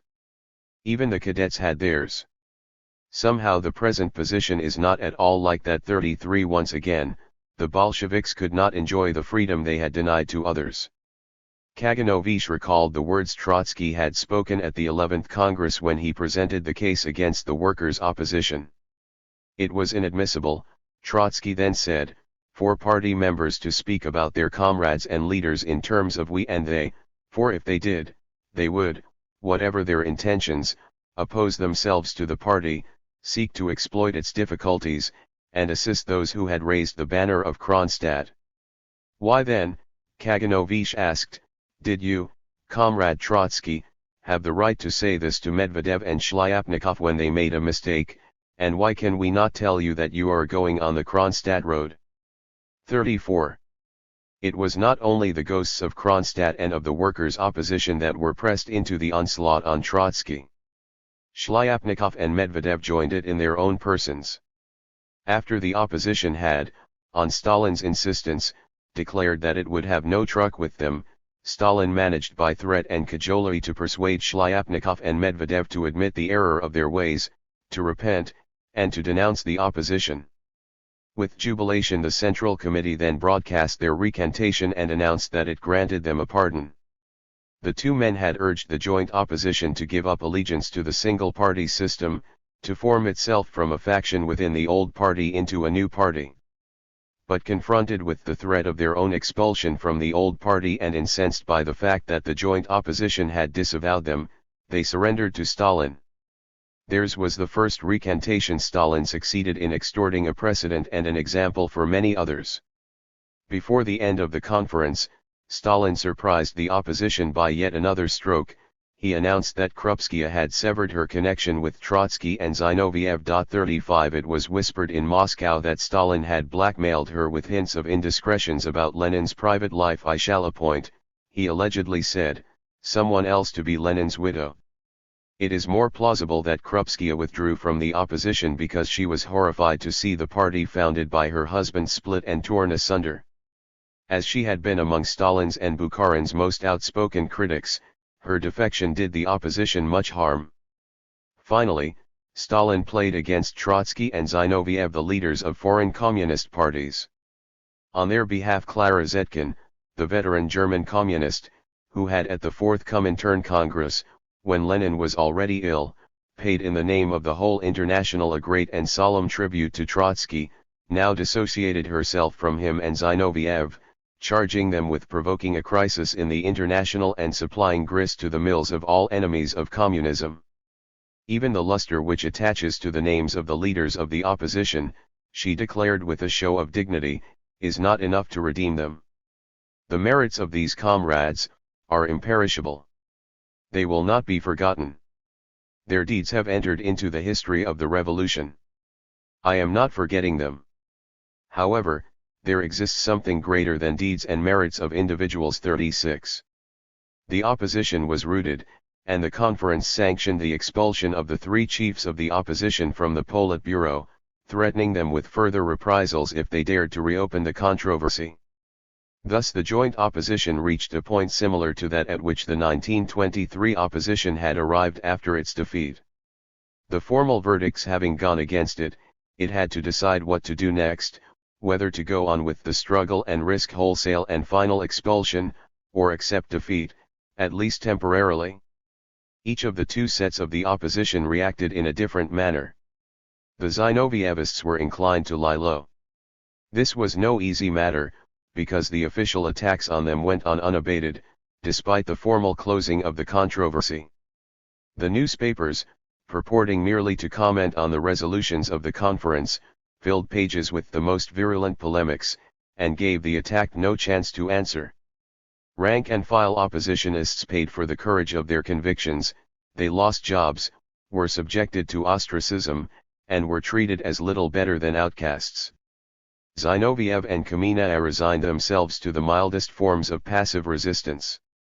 Anxious to protect their adherents, they advised them to keep their views to themselves and, if need be, even to deny their association with the opposition. Such advice could not but discredit the opposition and demoralize those to whom it was given. They began to desert and recant. The Trotskyists, on the other hand, who had already gone through a similar trial, knew that they had nothing to gain from inaction and nothing to hope for from half measures. Trotsky himself reviewed the recent experience in diary notes written towards the end of November. 37 For himself, he defined the opposition's predicament with greater candor than he could afford to use in public or in the Central Committee. He acknowledged defeat. He attributed it not merely to Stalin's disloyalty and to bureaucratic intimidation, but to the lassitude and disillusionment of the masses, who had expected too much from the revolution, had found their hopes cruelly deceived, and reacted against the spirit and the idea of early Bolshevism. The young, finding themselves under a tutelage from the moment they entered politics, could not develop any critical faculties and political judgment. The ruling factions played on popular weariness and craving for security and frightened people with the bogey of permanent revolution. Speaking for the record, Trotsky usually dwelt on the antagonism between the ruling group and the rank and file. Off the record, he admitted that the ideas and slogans of the ruling group met an emotional need in the rank and file, that this overlaid their antagonism, and that the opposition was at variance with the popular temper. What then was to be done? It is not the business of the Marxist revolutionary, Trotsky reflected, to bow to the reactionary mood of the masses. At times when their class consciousness is dimmed, he must be prepared to become isolated from them. The isolation need not last long, for the time was one of transition and crisis, and, within the Soviet Union and without, the forces of revolution might yet surge up. This was, in any case, no time for the opposition to flag or waver, even if the odds were against it. The revolutionary has to fight no matter whether he is destined to end as Lenin did, to live and see his cause triumph, or to suffer Lenin's fate, who served his cause through martyrdom. In his private notes and in talks with friends, Trotsky hinted at this alternative more than once, and although he did not give up hope that he might end like Lenin, he seemed already more and more resigned inwardly to Lenin's fate. I did not believe in our victory, and at heart I was even sure that we would be defeated. When I was sent to Moscow with our group's messages for Lev Davidovich, I told him so. We talked in the spacious office of the concessions committee. He was suffering from a fit of malaria, his skin was yellow, his lips were almost livid. I told him that we were extremely weak, that we, in Leningrad, had not rallied more than a few hundred members, that our debates left the mass of workers cold. I felt that he knew all this better than I did. But he, as a leader, had to do his duty, and we, as revolutionaries, had to do ours. If defeat was inevitable, what else could one do but meet it with courage? 38. The winter of 1926-7 passed in relative calm. The opposition was debilitated by internal discord. Trotsky did his best to prevent his partnership with Zinoviev from dissolving, and as Zinoviev was in near panic, the joint opposition paid for its unity with irresolution. In December its leaders even protested to Stalin against attempts made in the party cells of Moscow to draw them into fresh debates. 39 In the same month the executive of the Comintern discussed the situation in the Russian party, and willy-nilly the opposition had to restate its attitude. Once again Trotsky had to defend his own record and, protesting against the biographical method used in inter-party controversy, he went through the story of his relations with Lenin in order to demonstrate to an audience whose mind was closed that the irreconcilable antagonism between Trotskyism and Leninism was but a myth. 40 The executive confirmed the expulsion from foreign communist parties of Trotskyists and Zinovievists on the ground that they denied the proletarian character of the Soviet state. Trotsky declared that the opposition would combat any of its supposed foreign supporters who took such a view. Half resigned to Suvarin's expulsion, he stood up for Rosmer and Minot, who had been his political friends since the First World War and had founded and led the French Communist Party, from which they were now banished. 41 But apart from such minor political interventions, he spent the winter in reserve, editing volumes of his works, and carrying out a more thorough theoretical examination of many questions. The theoretical question which, apart from the economic argument against socialism in one country, preoccupied him most strongly was the Soviet thermometer. In the ranks of the opposition and among its sympathizers abroad there was a great deal of confusion over this. Some argued that the Russian Revolution had already passed into the Thermidorian phase. Those who held this view also spoke of the bureaucracy as of the new class which had destroyed the proletarian dictatorship and exploited and dominated the working class. Others, and Trotsky most of all, hotly contested this opinion. As often happens when an historical analogy becomes a political shibboleth, neither of the disputants had a clear view of the precedent to which they referred, and Trotsky was to revise repeatedly his own interpretation of it. At this stage he defined the Soviet thermometer as a decisive shift to the right which might occur within the Bolshevik party against the background of general apathy and disillusionment with the revolution, and result in the destruction of Bolshevism and the restoration of capitalism. From this definition Trotsky concluded that it was at least premature to speak of a Soviet thermometer, but that the opposition was justified in raising an alarm. One element of a Thermidorian situation had been in evidence all too strongly: the masses were weary and disillusioned. But the decisive shift to the right leading to restoration had not occurred, although the Thermidorian forces working towards it had gathered strength and momentum. There would be no compelling need to go here into this rather abstruse argument if it were not that the view which Trotsky now formulated determined in part his own behavior and the opposition's fate in subsequent years, and that the controversy over it generated indescribable heat and passion in all factions. This was indeed one of the seemingly most irrational phenomena in the struggle. It was enough for an oppositionist to utter the word thermometer at any party meeting, and at once tempers flared up and the audience fumed and raged, although many had only the faintest idea what it was about. It was enough that they knew that the Thermidorians had been the grave diggers of Jacobinism and that the opposition charged the ruling group with being engaged in some deep plot against the revolution. This curious historical slogan enraged even educated Bukharinists and Stalinists, who knew that its meaning was far less simple. The opposition argued that the men of the thermometer had not been out to destroy Jacobinism and to put an end to the First Republic. They had done this unwittingly from weariness and confusion. In the same manner the Soviet Thermidorians, not knowing what they were doing, might do the same. The analogy preyed on the thoughts of many a Stalinist and Bukharinist and sapped their confidence. It brought to their minds the uncontrollable element in revolution, of which they were increasingly if dimly aware. It made them feel that they were or might become playthings in the hands of vast, hostile, and unmanageable social forces. Uneasily many a Bolshevik felt that this might be true. To whatever faction he belonged, he was terrified by the ghosts which the opposition had conjured up. This was a case of le mortcizit levif.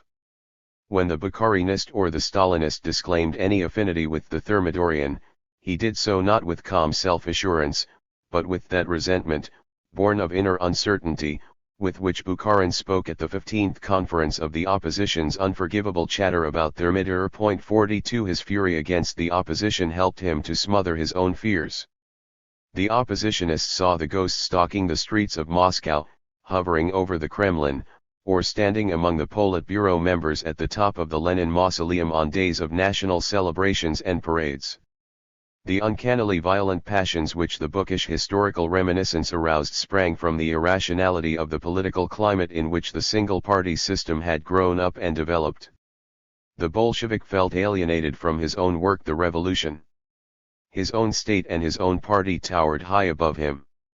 They appeared to have a mind and a will of their own which bore little relation to his mind and his will, and to which he had to bow. State and party appeared to him as blind forces, convulsive and unpredictable. When the Bolsheviks made of the Soviets organs of power, they were convinced, with Trotsky, that they had established the most lucid and transparent political system the world had ever seen, a system under which rulers and ruled would be closer to one another than ever before, and under which the mass of the people would be able to express and enforce its will as directly as never before. Yet nothing was less transparent than the single-party system after a few years. Society as a whole had lost all transparency. No social class was free to express its will. The will of any class was therefore unknown. The rulers and the political theorists had to guess it, only to be more and more often taught by events that they had guessed wrongly. The social classes therefore appeared to act, and up to a point did indeed act, as elemental forces, unpredictably pressing on the party from all sides. Groups and individuals within the party seemed to be unknowingly pushed in the most unexpected directions. On all sides cleavages arose or reappeared between what men thought, what they willed, and what they did, cleavages between the objective and the subjective aspects of political activity. Nothing was now more difficult to define than who was the foe and who was the friend of the revolution. Both the ruling group and the opposition moved in the dark, fighting against real dangers and against apparitions, and chasing one another and one another's shadows. They ceased to see one another as they were and saw each other as mysterious social entities with hidden and sinister potentialities which had to be deciphered and rendered harmless. It was this alienation from society and from one another that prompted the ruling factions to declare that the opposition worked as an agency of alien social elements, and the opposition to claim that behind the ruling men stood Thermidorian forces. Which then were those forces? The wealthy peasants, the NEP bourgeoisie, and sections of the bureaucracy. Trotsky replied briefly, all those classes and groups which were interested in a bourgeois restoration. The working class remained attached to the conquests of October and was implicitly hostile to the Thermidorians. As for the bureaucracy, Trotsky expected that in a critical situation it would split, one section would back the counter-revolution, another would defend the revolution. He saw the divisions within the party as an indirect reflection of that cleavage. The right wing stood closest to the Thermidorians, but it was not necessarily identical with them. Bukharin's defense of the men of property savored of a Thermidorian aspiration, but it was not clear whether the Bukharinists were the actual Thermidorians or merely their unwitting auxiliaries, who would in danger rally to the revolution. The left, i.e. the joint opposition, alone, according to this view, represented within the party the proletarian class interest and the undiluted program of socialism. It acted as the vanguard of the anti-Thermidorians. The center, the Stalinist faction, had no program, and although it controlled the party machine, it had no broad social backing. It balanced between right and left and spawned on the programs of both. As long as the center was in coalition with the right, it helped to pave the way for the Thermidorians. But it had nothing to gain from a Thermidor which would be its own undoing, and so, when faced with the menace of counter-revolution, the center or a large section of it would rally to the left in order to oppose, under the left's leadership, the Soviet Thermidor. There is no need to run ahead of our story and to point out to what extent events confirmed or falsified this viewpoint. 43 Here it will be enough to indicate one important practical conclusion which Trotsky drew from it. This was, briefly, that under no conditions must he and his associates enter into an alliance with Bukharin's faction against Stalin. In certain circumstances and under certain conditions, Trotsky urged, the opposition must even be prepared to form a united front with Stalin against Bukharin. The conditions were those that applied in any united front: the opposition must not give up its independence, its right of criticism, and its insistence on inter-party freedom. According to a well-known tactical formula, left and center should march separately and strike jointly. True, for the time being the opposition had no opportunity to apply this rule. The Stalinists and the Bukharinists shared power and maintained unity. But Trotsky had no doubt that they would fall out presently. His tactical rule was designed to drive a wedge between them and assist in bringing about a realignment which would allow the opposition to take command of all anti-Thermidorians, including the Stalinists. In the next few years the whole conduct of the opposition was to be governed by this principle, with Stalin against Bukharin, yes. With Bukharin against Stalin, never. When this tactical decision, for which Trotsky was mainly responsible, is viewed in the grim light of the end which befell all anti-Stalinist factions and groups, it cannot but appear as an act of suicidal folly. The Thermidorian spirit which Trotsky saw as if embodied in the ineffectual Bukharin appears to have been the figment of an imagination overfed with history. And as one ponders, With the full knowledge of the after events, Trotsky's many anxious alarms about the danger from the right, i.e. from Bukharin's faction, and his evident underestimation of Stalin's power, one may marvel at the short-sightedness or blindness which in this instance characterized the man so often distinguished by prophetic foresight. However, a view taken only from the angle of the denouement would be one-sided. Trotsky's decision has to be seen also against the background of the circumstances in which he took it. NEP was at its height, the forces interested in a bourgeois restoration were still alive and active, and nobody dreamt as yet of the forcible suppression of NEP capitalism and of the liquidation of the kulaks as a class. Trotsky could not take for granted the outcome of the contest between the antagonistic forces of Soviet society. The phantom of their midter, as he saw it, was still half real. 8 or even 10 years after 1917 the possibility of a restoration could not be ruled out. As Marxist and Bolshevik, he naturally felt it to be his prime duty to strain all strength and to mobilize all energies against it. This determined his inner party tactics.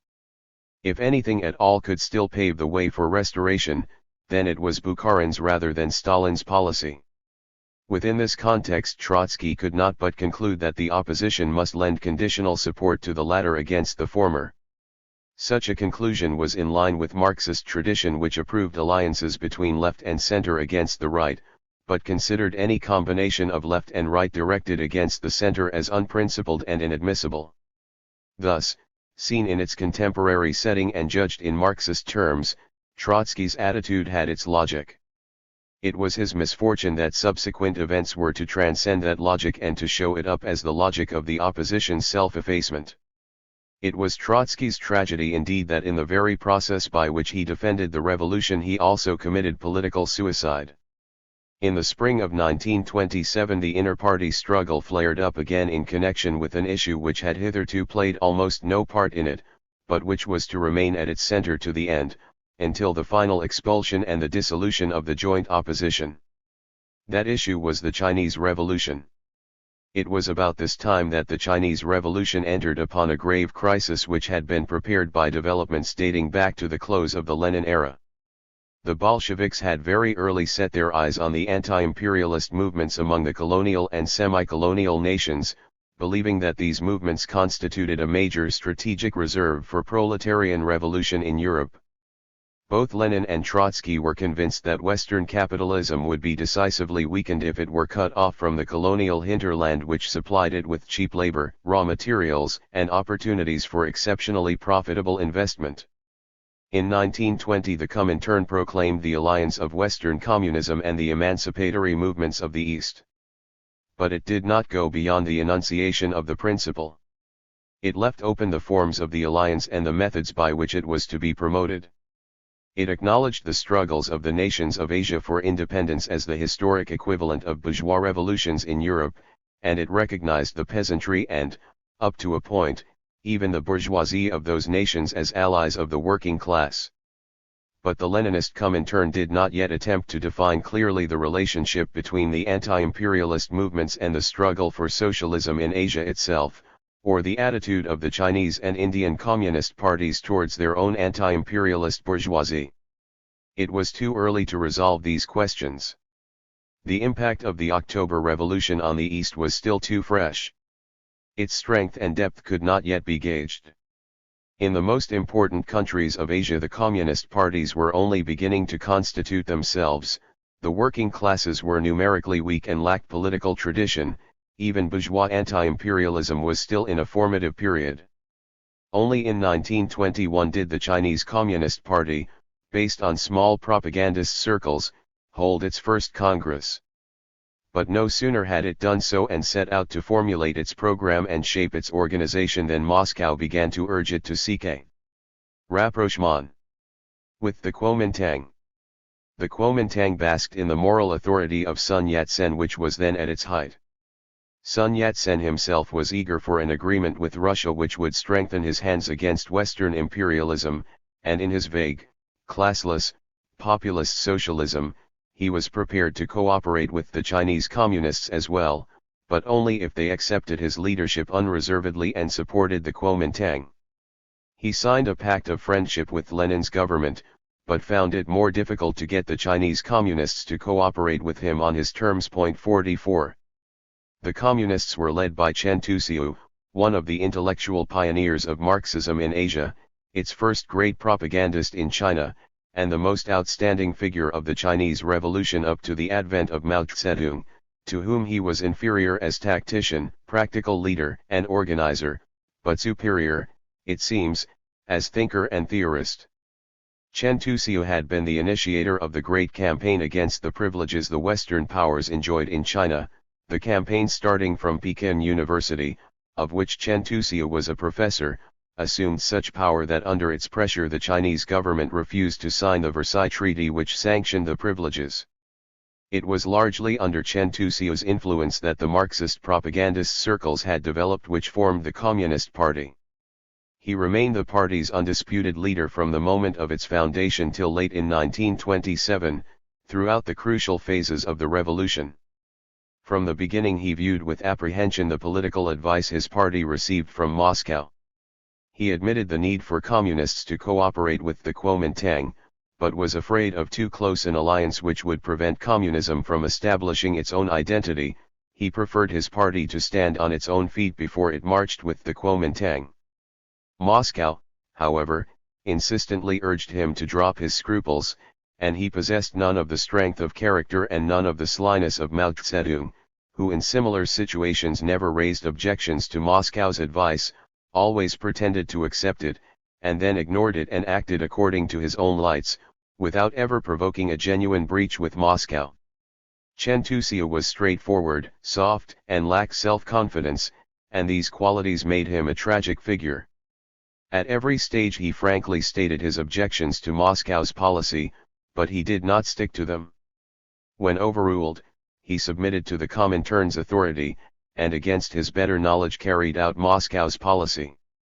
As early as in 1922 two men who were later prominent in the Trotskyist opposition, Yoff and Mering Snevely 45 played a crucial part in associating the young Chinese Communist Party with the Kuomintang and in preparing the ground for the policy which Stalin and Bukharin were to pursue. Yoff, as ambassador of Lenin's government, negotiated the Pact of Friendship with Sun Yat-sen. Eager to facilitate his task and, no doubt, going beyond his terms of reference, he assured Sun Yat-sen that the Bolsheviks were not interested in promoting Chinese communism and that they would use their influence to ensure that the Chinese Communists cooperated with the Kuomintang on Sun Yat-sen's terms. Mering attended, as delegate of the Communist International, the Second Congress of the Chinese Communist Party in 1922. It was on his initiative that the party established contact with the Kuomintang and began to discuss the conditions of adherence to it. But Sun Yat-sen's terms were stiff, and the negotiations broke down. Later in the year Mering returned to China and told Chen Tuxiu and his comrades that the Communist International firmly instructed them to join the Kuomintang, regardless of terms. Chen Tuxiu was reluctant to act on this instruction, but when Mering invoked the principle of international communist discipline, he and his comrades submitted. Sun Yat-sen insisted, like Chiang Kai-shek later, that the Communist Party must refrain from criticizing openly the Kuomintang's policy and must observe its discipline, otherwise he would expel the Communists from the Kuomintang and consider his alliance with Russia null and void. By the beginning of 1924 the Communist Party had joined the Kuomintang. It did not at first take Sun Yat-sen's terms to heart, it maintained its independence, and it pursued distinctly communist policies, incurring the Kuomintang's displeasure. Communist influence grew rapidly. When in 1925 the great movement of 30 May spread over southern China, the Communists were in its vanguard, inspiring the boycott of Western concessions and concerns and leading the general strike of Canton, the greatest so far in China's history.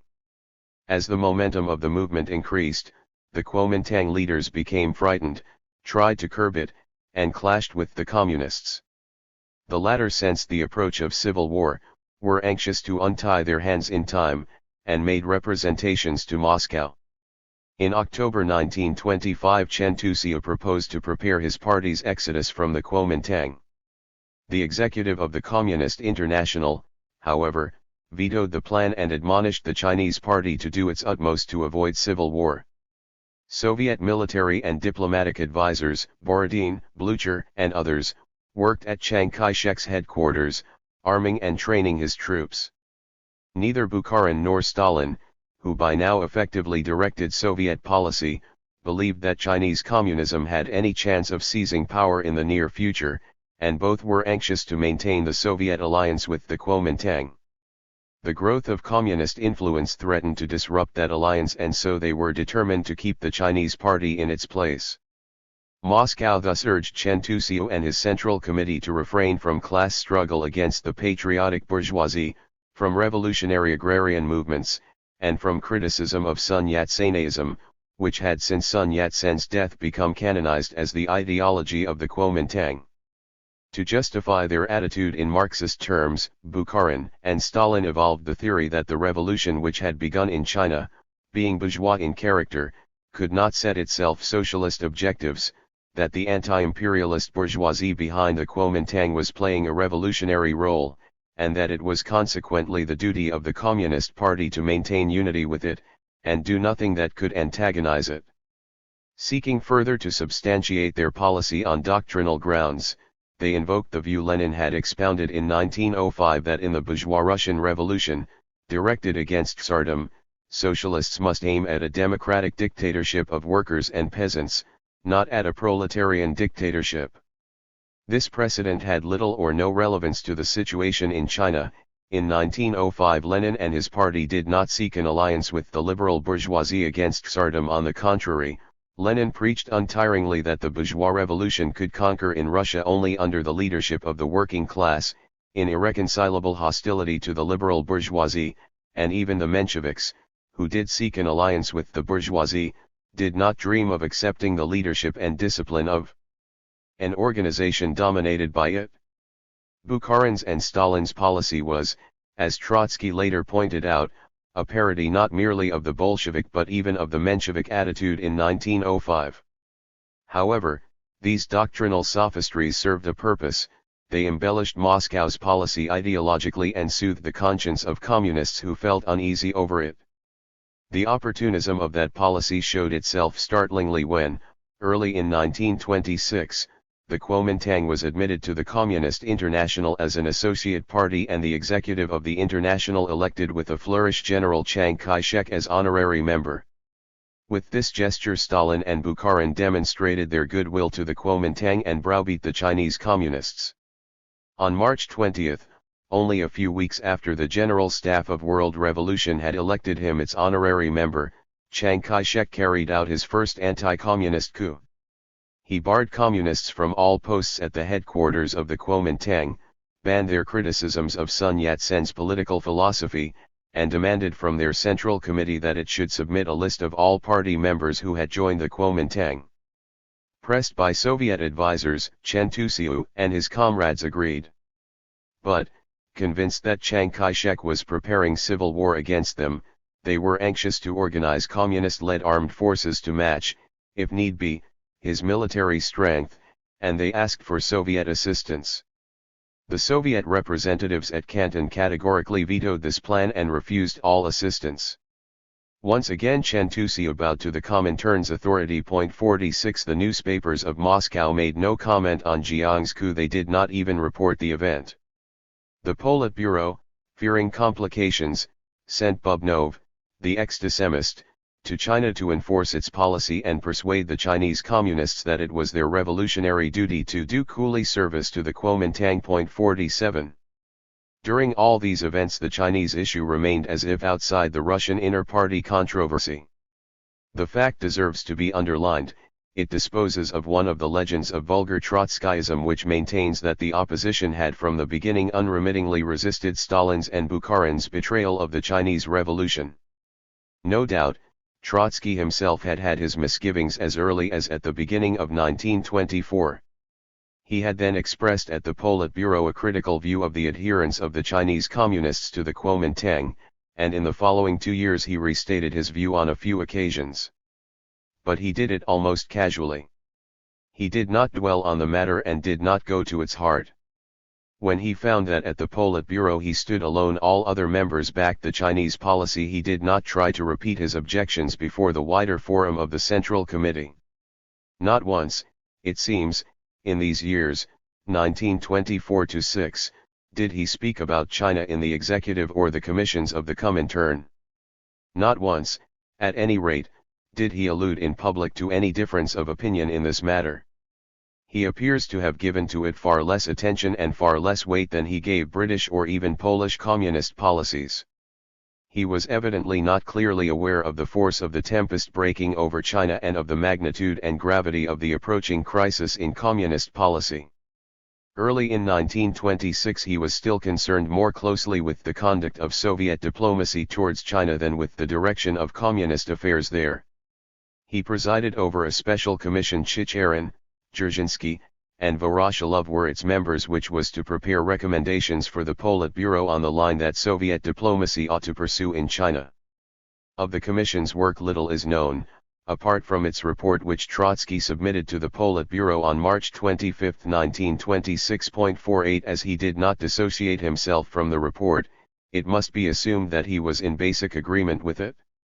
The Commission made its recommendations in strictly diplomatic terms, without reference to the objectives of the Chinese Communist Party.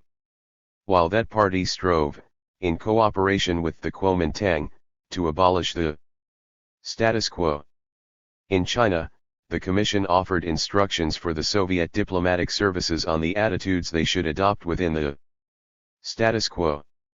Both the Communist Party and the Kuomintang called for the political unification of the country, that is, for the overthrow of Chiang Kai-shek's government, whose writ ran in the north, and for the spread of revolution from south to north.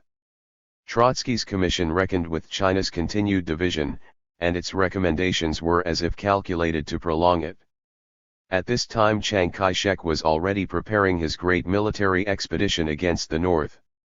Amid the confusion which reigned across the Soviet Far Eastern frontier, Trotsky's commission sought not to promote revolution but to secure every possible advantage for the Soviet government. Thus the commission suggested that Soviet diplomatic agencies should seek a modus vivendi and a division of spheres between Chiang Kai-shek's government in the south and Chiang Kai-shek's in the north. Trotsky later maintained that at the Politburo, during the discussion on the report, Stalin tabled an amendment that Soviet military advisors should dissuade Chiang Kai-shek from undertaking his expedition. The commission rejected the amendment, but in more general terms it advised Soviet agencies in China to urge moderation on Chiang Kai-shek. The Politburo's main concern was with safeguarding Russia's position in Manchuria against Japanese encroachments. The commission therefore advised that Russian envoys in northern China should encourage Chiang Kai-shek to pursue a policy of balancing between Russia and Japan.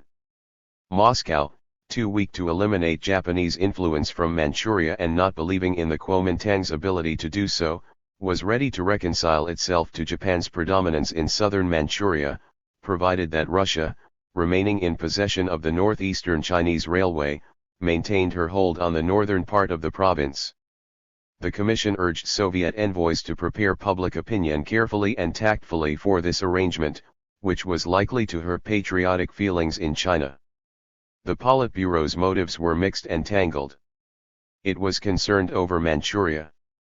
But it also feared that Chiang Kai-shek's expedition against the north might provoke the Western powers to intervene in China more energetically than hitherto. And it also suspected that Chiang was planning the expedition as a diversion from revolution, a means to absorb and disperse the revolutionary energies of the South. In April the Politburo accepted the report of Trotsky's commission. At this point, however, Trotsky raised the problem of the strictly communist policy in China. This, he held, should remain independent of Soviet diplomatic considerations. It was the diplomat's business to make deals with existing bourgeois governments, even with old-time warlords, but it was the revolutionaries' job to overthrow them. He protested against the admission of the Kuomintang to the Comintern. Sun Yat-senism, he said, extolled the harmony of all classes, and so it was incompatible with Marxism committed to class struggle. In electing Chiang Kai-shek an honorary member, the executive of the Comintern had played a bad joke. Finally, he repeated his old objections to the adherence of the Chinese Communists to the Kuomintang. 49 Once more, all members of the Politburo, including Zinoviev and Kamina, who were now on the point of forming the joint opposition, defended the official conduct of Chinese Communist affairs. This exchange, too, was incidental. It occurred within the closed doors of the Politburo, and it had no consequences. Then, for a whole year, from April 1926 till the end of March 1927, neither Trotsky nor the other leaders of the opposition took up the issue. Yet this was the most crucial and critical year in the history of the Chinese Revolution. On July 26, 4 months after the Politburo had discussed the report of Trotsky's commission, Chiang Kai-shek, ignoring Soviet councils of moderation, issued his marching orders for the northern expedition. His troops advanced rapidly. Against Moscow's expectation, their appearance in central China acted as a tremendous stimulus to a nationwide revolutionary movement. The northern and central provinces were astir with risings against Chiang Tso-lin's administration and the corrupt warlords who supported it. The urban workers were the most active element in the political movement. The Communist Party was in the ascendant. It led and inspired the risings. Its members stood at the head of the trade unions, which had sprung into being overnight and found enthusiastic mass support in liberated cities and towns. All along the route of Chiang Kai-shek's advance the peasantry welcomed his troops and, counting on their support, rose against warlords, landlords, and usurers, ready to dispossess them. Chiang Kai-shek was frightened by the tide of revolution and sought to contain it. He forbade strikes and demonstrations, suppressed trade unions, and sent out punitive expeditions to subdue the peasants and to requisition food. Intense hostility developed between his headquarters and the Communist Party. Chen Tuxiu, reporting these events to Moscow, demanded that his party should at last be authorized to make its exodus from the Kuomintang. He was still for a united front of Communists and Kuomintang against the northern warlords and the agencies of the Western powers, but he held that it was imperative for his party to shake off the Kuomintang's discipline, regain freedom of maneuver, encourage the proletarian movement in the towns, back the peasantry's struggle for land, and get ready for open conflict with Chiang Kai-shek. A rebuff was once again the answer Chen Tuxiu received from the executive of the International. Bukharin rejected his demand as dangerous ultra-left heresy.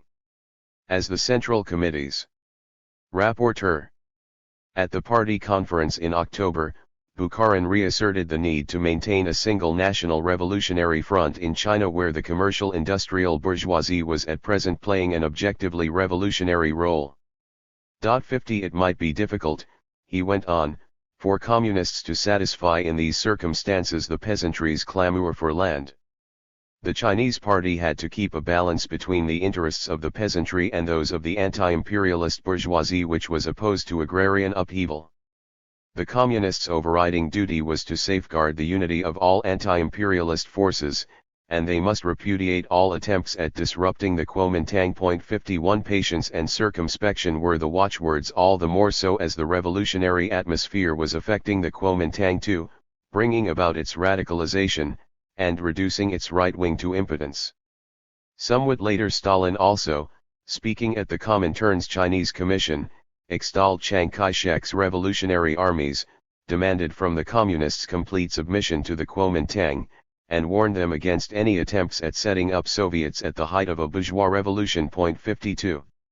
On the face of it, Stalin's and Bukharin's predictions about a leftward shift in the Kuomintang presently came true. In November the Kuomintang government was reconstructed into a broad coalition, in which leftish groupings led by Wang Qingwei, Jiang's rival, came to the fore, and which included 2 communist ministers in charge of agriculture and labor. The new government moved from Canton to Wuhan. The Kuomintang right, however, was far from being reduced to impotence. Chiang Kai-shek remained in supreme command of the armed forces and was busy setting the stage for his dictatorship. It was rather the communists within the government who were reduced to impotence.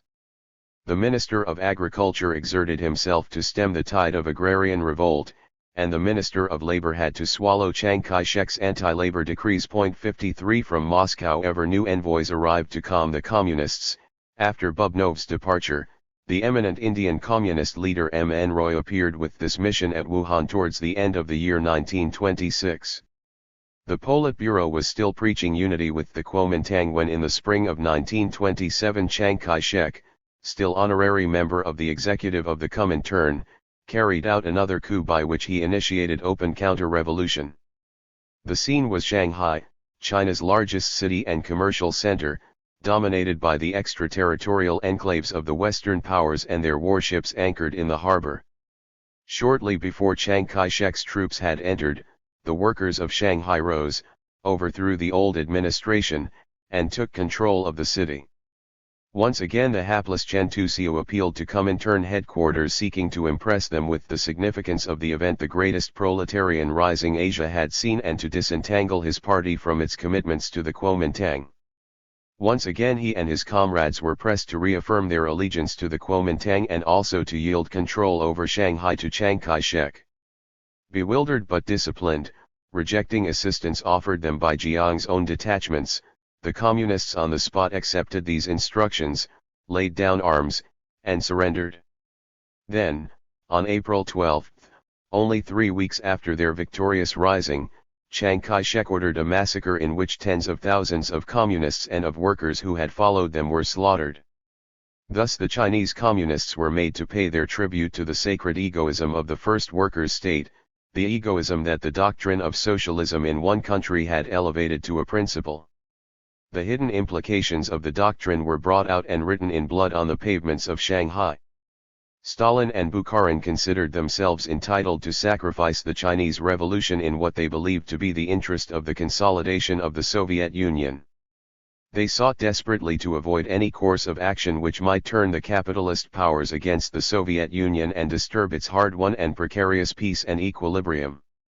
They conceived their Chinese policy in the same mood in which they shaped their present domestic policies, believing that it was wisdom's first commandment to keep to the safe side and to proceed cautiously, step by step, in the conduct of all affairs of state. The same logic which had induced them to placate the strong farmer at home led them to woo so excessively the Kuomintang.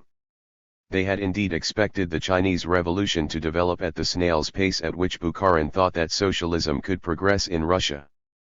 As so often in history, this kind of weary and seemingly practical realism was but a pipe dream. It was impossible to ride the dragons of revolution and counter-revolution at the snail's pace. But the Bolsheviks had for years exerted themselves to gain a breathing space for the Soviet Union. Having gained it, they sought to draw it out indefinitely, and they reacted with sore resentment against anything which might conceivably interrupt it or shorten it. At home a policy risking conflict with the peasantry might interrupt it. Abroad a forward communist policy might interrupt it. The ruling factions were determined that this should not happen, and so, almost without turning a hair, they made the Chinese Revolution prolong with its dying breath the breathing space for the workers' first state. 54. It was only on March 31, 1927, after a year's silence and barely a fortnight before the Shanghai massacre, that Trotsky attacked the Politburo's Chinese policy. 55 That he had been implicitly opposed to that policy and its premises cannot be doubted. His earlier protests against the entry of the Chinese party into the Kuomintang and against the honor the Comintern had bestowed on Chiang Kai-shek had shown it. His own conceptions, developed consistently over more than 20 years, made it impossible for him to accept even for a moment the ideological arguments with which Stalin and Bukharin endeavored to justify their political strategy. Nothing was farther from the exponent of permanent revolution than their view that because the upheaval in China was bourgeois in character, the communists there must forego their socialist aspirations for the sake of an alliance with the Kuomintang bourgeoisie. It was inherent in Trotsky's whole way of thinking that he should take the view that the bourgeois and the socialist phases of the revolution would merge, as they had merged in Russia, that the working class would be the chief driving force throughout, and that the revolution would either win as a proletarian movement ushering in a proletarian dictatorship or would not win at all. Why then did he keep silent during the decisive year? He was, of course, ill much of the time, he was up to his neck in domestic issues and the affairs of European communism, he was engaged in an unequal struggle, and he had to reckon with the opposition's delicate tactical situation. His attention, so his private papers suggest, did not become focused on the Chinese problem before the early months of 1927. He had not been aware how far the Politburo's opportunism and cynicism had gone. He had no knowledge of the reluctance with which the Chinese Communists had acted on its instructions. He had no inkling of Chen Tusio's many appeals and protests. Stalin and Bukharin had locked them up in secret files, nor was he acquainted with other confidential communications that had passed between Moscow and Canton or Wuhan. When at last, having little more to go by than news generally accessible, he became alarmed and raised the issue within the opposition's leading circle, he found that even there he was almost isolated. Up to the end of 1926, Zinoviev and Kamenev had had little with which to reproach official policy. Sticking to the old Bolshevik ideas of 1905, they too held that the Chinese Revolution must of necessity limit itself to its bourgeois and anti-imperialist objectives. They approved the party's entry into the Kuomintang. In his heyday at the Comintern, Zinoviev himself must have played his part in implementing this policy and in overruling Chen Tusio's objections. But even the most important Trotskyists, Preobrazhensky, Radek, and also, it seems, Pyatakov and Rakovsky, were taken aback when Trotsky applied the scheme of permanent revolution to China. 56 They did not think that proletarian dictatorship could be established and that the Communist Party could seize power in a country even more retarded socially than Russia had been.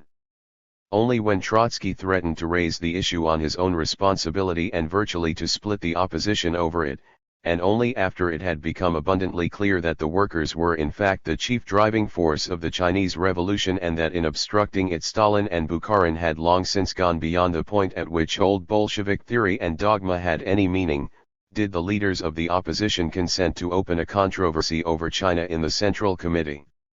Even then they were prepared to turn against the official policy but not against its premises. They were willing to attack the excessive zeal with which Stalin and Bukharin had made of the Chinese Party Chiang Kai-shek's accomplice in subduing strikes, demonstrations, and peasant risings, but they still held that the Communists should remain within the Kuomintang, and that this bourgeois revolution could not usher in a proletarian dictatorship for China. This was a self-contradictory and self-defeating attitude, for once it had been conceded that the Communists must stay within the Kuomintang, it was inconsistent to expect them not to pay for it. Trotsky contented himself with opening the new controversy inside the limits within which Zinoviev, Kamenev, Radek, Preobrazhensky, and Pyatakov were prepared to conduct it. In the early months of the year the chiefs of the opposition were still seeking to adjust their differences, only towards the end of March did they define the common ground from which they would start the attack. They now embarked upon a new and dangerous venture. Trotsky was conscious of its bleak prospects. On March 22, the very day when the workers of Shanghai were up in arms and Chiang Kai-shek's troops were entering the city, he remarked in his private papers that there was the danger that at the Central Committee they would turn the matter into a factional squabble instead of discussing it seriously. Regardless of this, the issue had to be posed, for how can one keep silent when nothing less than the head of the Chinese proletariat is at stake? 57. The fact that the opposition applied itself to China so late and with so many mental reservations weakened its stand from the beginning. The policy which was in the next few weeks to produce the debacle had been pursued for at least 3 long years. It could hardly have been reversed within 2 or 3 weeks. Even as Trotsky was resolving that he could not keep silent when the head of the Chinese proletariat was at stake, that head was already under Chiang Kai-shek's hammer blow. When the opposition then denounced Stalin and Bukharin as those responsible, they retorted by asking where the opposition had been and why it had kept silent during 3 long years. 58 They plausibly suggested that the critics' indignation was spurious, that the opposition had been on the lookout for a debating point, and that it grasped at the Chinese issue as a drowning man grasps at a straw. The rejoinders were not wholly undeserved. Stalin further brought to light the inconsistencies in the opposition's attitude and exploited to the utmost the differences between Trotsky and his colleagues. This does not alter the fact that the opposition's criticisms, even if belated and half-hearted, were justified. As to Trotsky, throughout these fateful weeks, day after day he struggled with all his courage and energy for a last-minute revision of policy. His analyses of the situation were of crystalline clarity, his prognostications were faultless, and his warnings were like mighty alarm bells. Posterity can only marvel at the malignant complacency and willfulness with which the ruling factions shut their ears during these weeks, and throughout the rest of the year, when, amid many rapid shifts in China, Trotsky ceaselessly tried to induce them to salvage at least the wreckage of Chinese communism.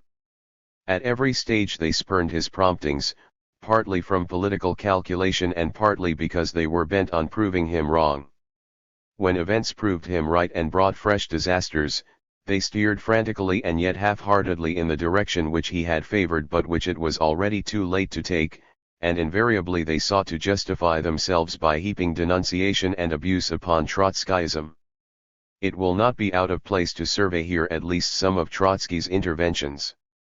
In his letter to the Politburo, of March 31, complaining that he had no access to reports from Soviet advisers and Comintern envoys, he pointed to the upsurge in China of the workers' movement and of communism as the dominant feature of this phase of the revolution.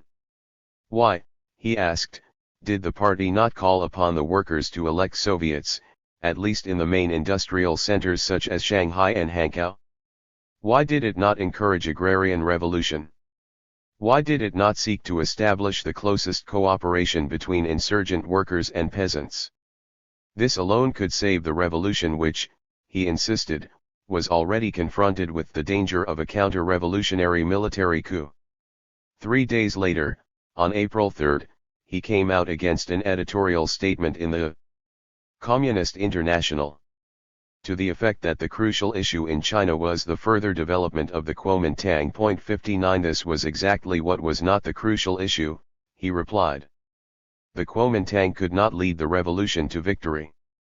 Workers and peasants must be urgently organized in councils.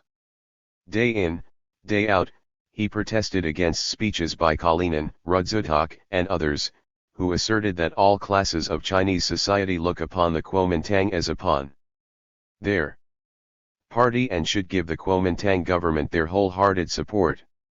On April 5, a week before the Shanghai crisis, he wrote emphatically that Chiang Kai-shek was preparing a quasi-Bonapartist or fascist coup and that only workers' councils could frustrate him. Such councils, Soviets, should first act as a counterbalance to the Kuomintang administration, and then, after a period of dual power, become the organs of insurrection and revolutionary government. On April 12, the day of the Shanghai massacre, he wrote a scathing refutation of a eulogy of the Kuomintang which had appeared in Pravda. Its author, Martynov, had for 20 years been the most right-wing Menshevik, had joined the Communist Party only some years after the Civil War, and was now a leading light in the Comintern. In the next few days Trotsky wrote to Stalin, once more asking in vain to be shown the confidential reports from China. Grotesquely, on April 18, a week after the Shanghai massacre, the Eastern Secretariat of the Comintern invited him to autograph, as other Soviet leaders did, a picture for Chiang Kai-shek as a token of friendship. He refused and rebuked with angry contempt the Comintern officials and their inspirers. 60. By this time reports about the Shanghai butchery had reached Moscow. Stalin's and Bukharin's pleadings were still fresh in everyone's memory. Fortunately for them, the criticisms of the opposition had not become public knowledge. Only some party cadres, Comintern officials, and Chinese students in Moscow were aware of the controversy.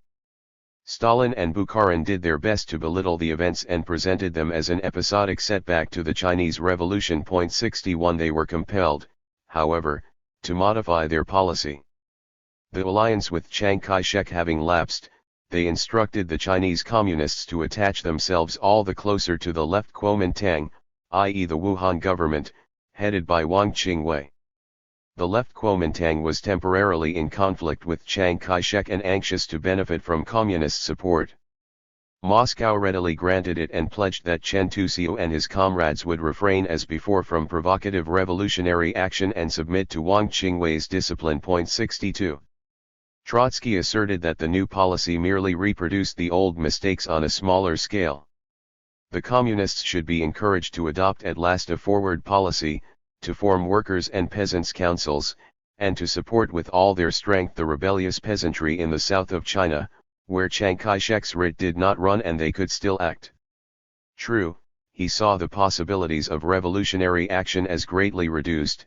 Chiang Kai-shek's coup was, despite official attempts to belittle it, a basic shift from revolution to counter-revolution and a crushing blow to the urban revolutionary forces. But he assumed that Chiang Kai-shek had not succeeded in overwhelming the scattered and elusive agrarian movements, that the peasants' struggle for the land would go on, and that it might in time provide the stimulus for a revival of revolution in the towns. 63 Communists should throw their full weight behind the agrarian movements, but to be able to do this they must at last break with the Kuomintang, left as well as right, and pursue their own aims. On this point again the Zinovievists disagreed. They still preferred the Chinese party to remain within the left Kuomintang, but they wished it to pursue their an independent policy, in opposition to Wang Qingwei. Along these lines the opposition argued its case in many statements, none of which saw the light. The opposition's return to the attack over China threw the ruling factions into a fever. Their predicament was grave, for never before had the futility of their policy been so glaringly revealed and never before had their leaders so outrageously and ridiculously disgraced themselves. About the same time another setback, minor by comparison, added to their embarrassment. The Anglo-Soviet Council broke up, the leaders of the British trade unions contracted out. In the diplomatic field, there was high tension between Britain and the Soviet Union. Yet another of the great hopes of official policy had vanished into thin air. The ruling factions made the most of this circumstance, however, precisely to divert attention from China and to block all discussion. They raised an outcry about the danger of war and intervention and created a state of public nervousness and national alarm, in which it was all too easy to damn the opposition as unpatriotic. Stalin cracked the whip, threw out fresh threats of expulsion, and used every means of moral pressure to silence his critics.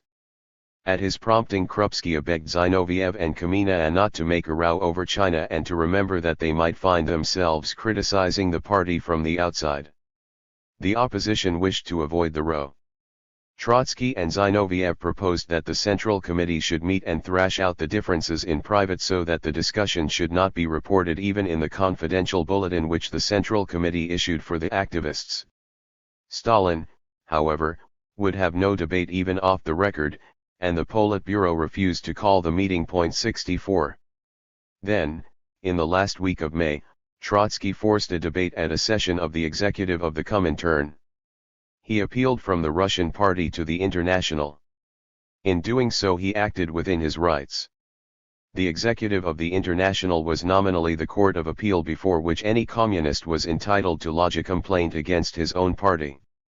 Pravda, however, denounced the appeal beforehand as an act of disloyalty and a breach of discipline. The opposition, nevertheless, used the opportunity to subject to criticism the whole of the official policy at home as well as abroad, in Asia as well as in Europe. To strengthen its hands and protect itself against reprisals, or, as Trotsky put it, to spread the expected blow over many shoulders, the opposition staged a political demonstration similar to that the 46 had made in 1923. On the eve of the session a group of 84 prominent party men declared their solidarity with Trotsky's and Zinoviev's views. 65 Stalin could not indeed apply disciplinary measures immediately against Trotsky and Zinoviev without applying them also to the 84 and then to the 300, who signed the statement of solidarity.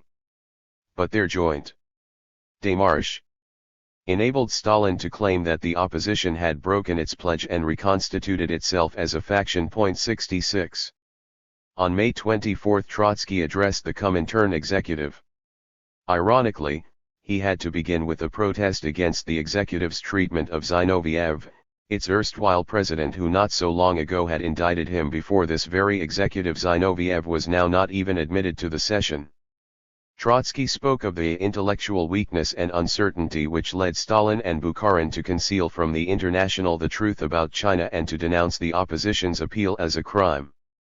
The executive should publish its proceedings. The problems of the Chinese Revolution could not be stuck in a bottle and sealed up. It should beware of the grave dangers lurking in the regime of the International modeled on that of the Russian Party. Some foreign communist leaders were impatient with the opposition and imagined that the Russian Party and the International would resume normal life once Trotsky and Zinoviev had been disposed of. They were deluding themselves. The contrary will happen. On this road there will be only further difficulties and further convulsions. No one in the International trusted himself to speak up for fear that criticism might harm the Soviet Union. But nothing was as harmful as lack of criticism. The Chinese debacle had proved it. Stalin and Bukharin were concerned mainly with self-justification and with covering up their disastrous mistakes. They claimed that they had foreseen it all and provided for all. Yet only a week before the crisis in Shanghai, Stalin had boasted at a party meeting that we would use the Chinese bourgeoisie and then throw it away like a squeezed lemon. This speech was never made public because a few days later the squeezed lemon seized power. Soviet advisors and Comintern envoys, especially Borodin, behaved as if they represented some sort of a QOM. In turn, they hindered the independent policy of the proletariat, its independent organization, and especially the arming of the workers. Heaven forbid that arms in hand the workers should frighten away that great chimera of a national revolution which should embrace all classes of Chinese society. The Communist Party of China is a shackled party. Why has it not had and why does it not have to this day its own daily newspaper? Because the Kuomintang does not want it? But in this way the working class has been kept politically disarmed. 67. While the executive was in session, the tension between Britain and the Soviet Union reached a critical point. The British police had raided the offices of the Soviet Trade Mission in London and the British government broke off relations with Russia. Stalin exploited this circumstance. I must state, comrades, he told the executive, in conclusion of his speech, that Trotsky has chosen for his attacks an all too inopportune moment. I have just received the news that the English Conservative government has resolved to break off relations with the USSR. There is no need to prove that what is intended is a wholesale crusade against communists. The crusade has already started. Some threaten the party with war and intervention, others with a split. There comes into being something like a united front from Chamberlain to Trotsky.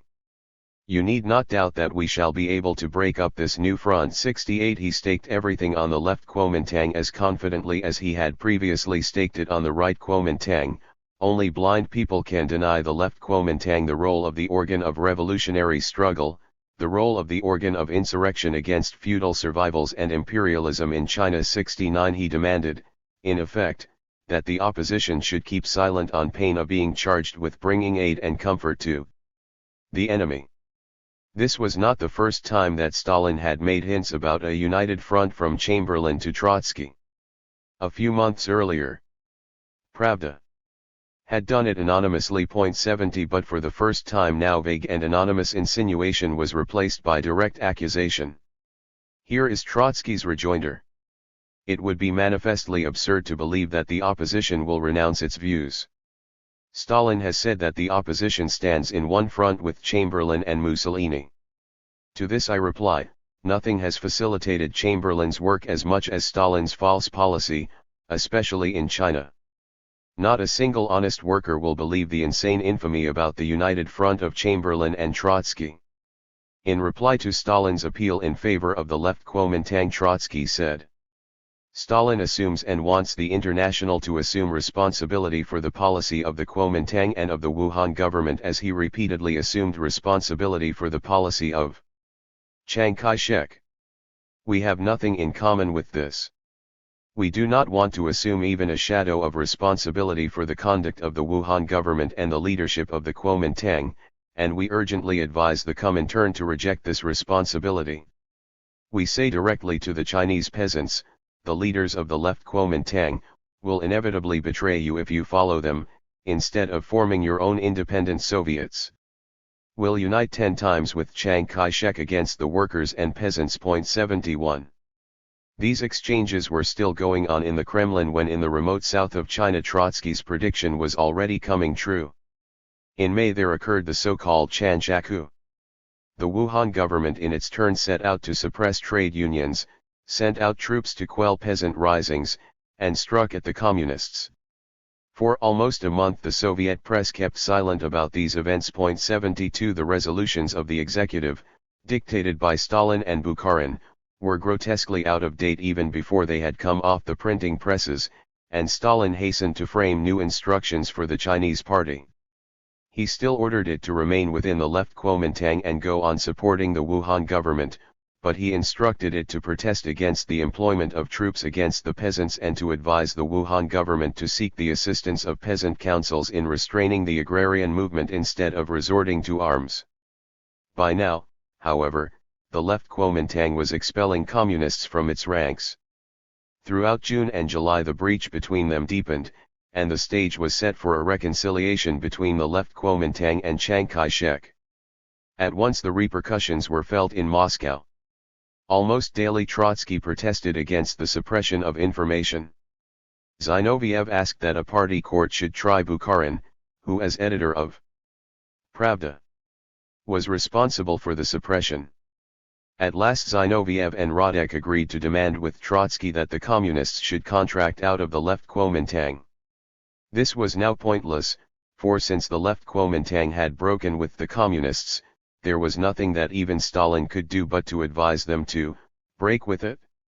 Stalin was in fact already preparing to carry out one of his major turns of policy and switch over to that ultra-left course which, towards the end of the year, was to lead the Chinese communists to stage, at the ebb of the revolution, the futile and bloody rising of Canton.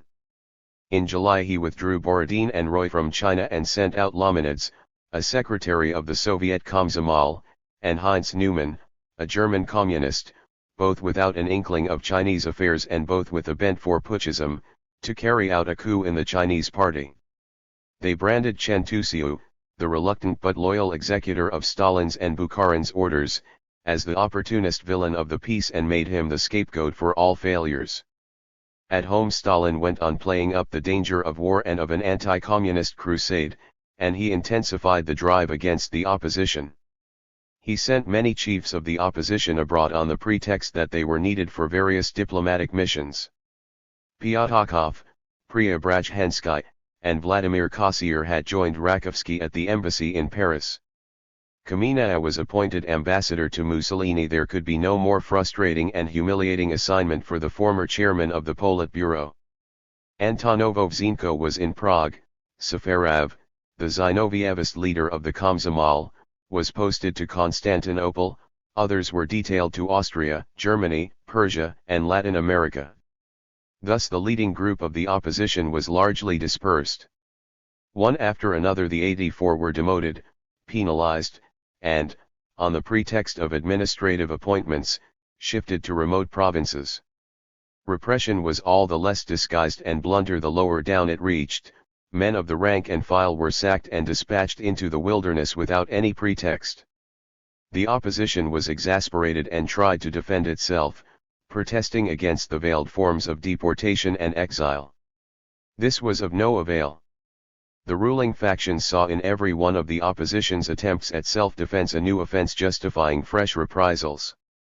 Every complaint was received as another sign of malignant insubordination, and every cry or even whimper of protest as a call to revolt. So persistent were the Stalinists and Bukharinists in twisting the opposition's intentions and in making even its most timorous gestures appear as acts of unheard of defiance that in the end every such gesture did become an act of defiance, that the oppositionist had to be full of stubborn insubordination to lodge any complaint whatsoever, and that even a whimper of protest resounded like the clarion call of rebellion. Any incident, however trivial in itself, was now liable to arouse furious passions in the factions, to make their blood boil, and to shake party and government. One such incident was the meeting at the Yaroslavl station. About the middle of June, Smilga was ordered to leave Moscow and to take up a post at Khabarovsk, on the Manchurian frontier. The leader of the Baltic Fleet in the October Revolution, a distinguished political commissar in the Civil War, and an economist, Smilga was one of the most respected and popular chiefs of the Zinovyevist faction. On the day of his departure from Moscow, several thousand oppositionists and their friends gathered at the Yaroslavl railway station to see him off and to demonstrate against the surreptitious victimization. The crowd was angry. The demonstration was unprecedented. It was staged in a public place, amid all the traffic normal at a great railway junction.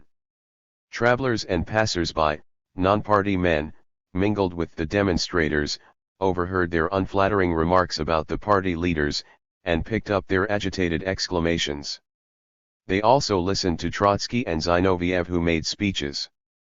Because of these circumstances, the farewell to Smilga became the opposition's first public, though only half premeditated, demonstration against the ruling group.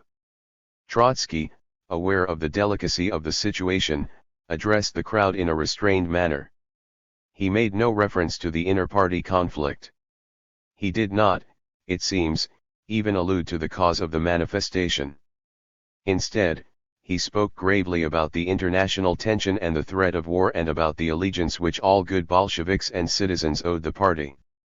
The ruling group nevertheless charged Trotsky and Zinoviev with making an attempt to carry the inter-party controversy beyond the party. Humble oppositionists who were found to have been present at the Yaroslavl station were expelled from the cells without ado.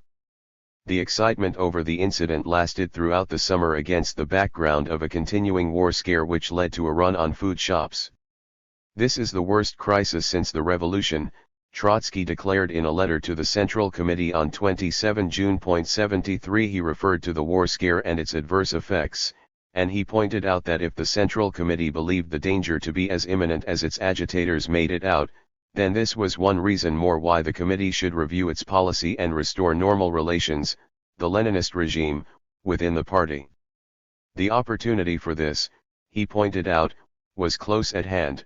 The Central Committee was preparing a new Congress of the party. Let it then open a free pre-Congress debate and bring back all the virtually banished adherents of the opposition and allow them to take part. Even before his appeal had reached its destination, the press spoke again about the opposition's collusion with foreign imperialists.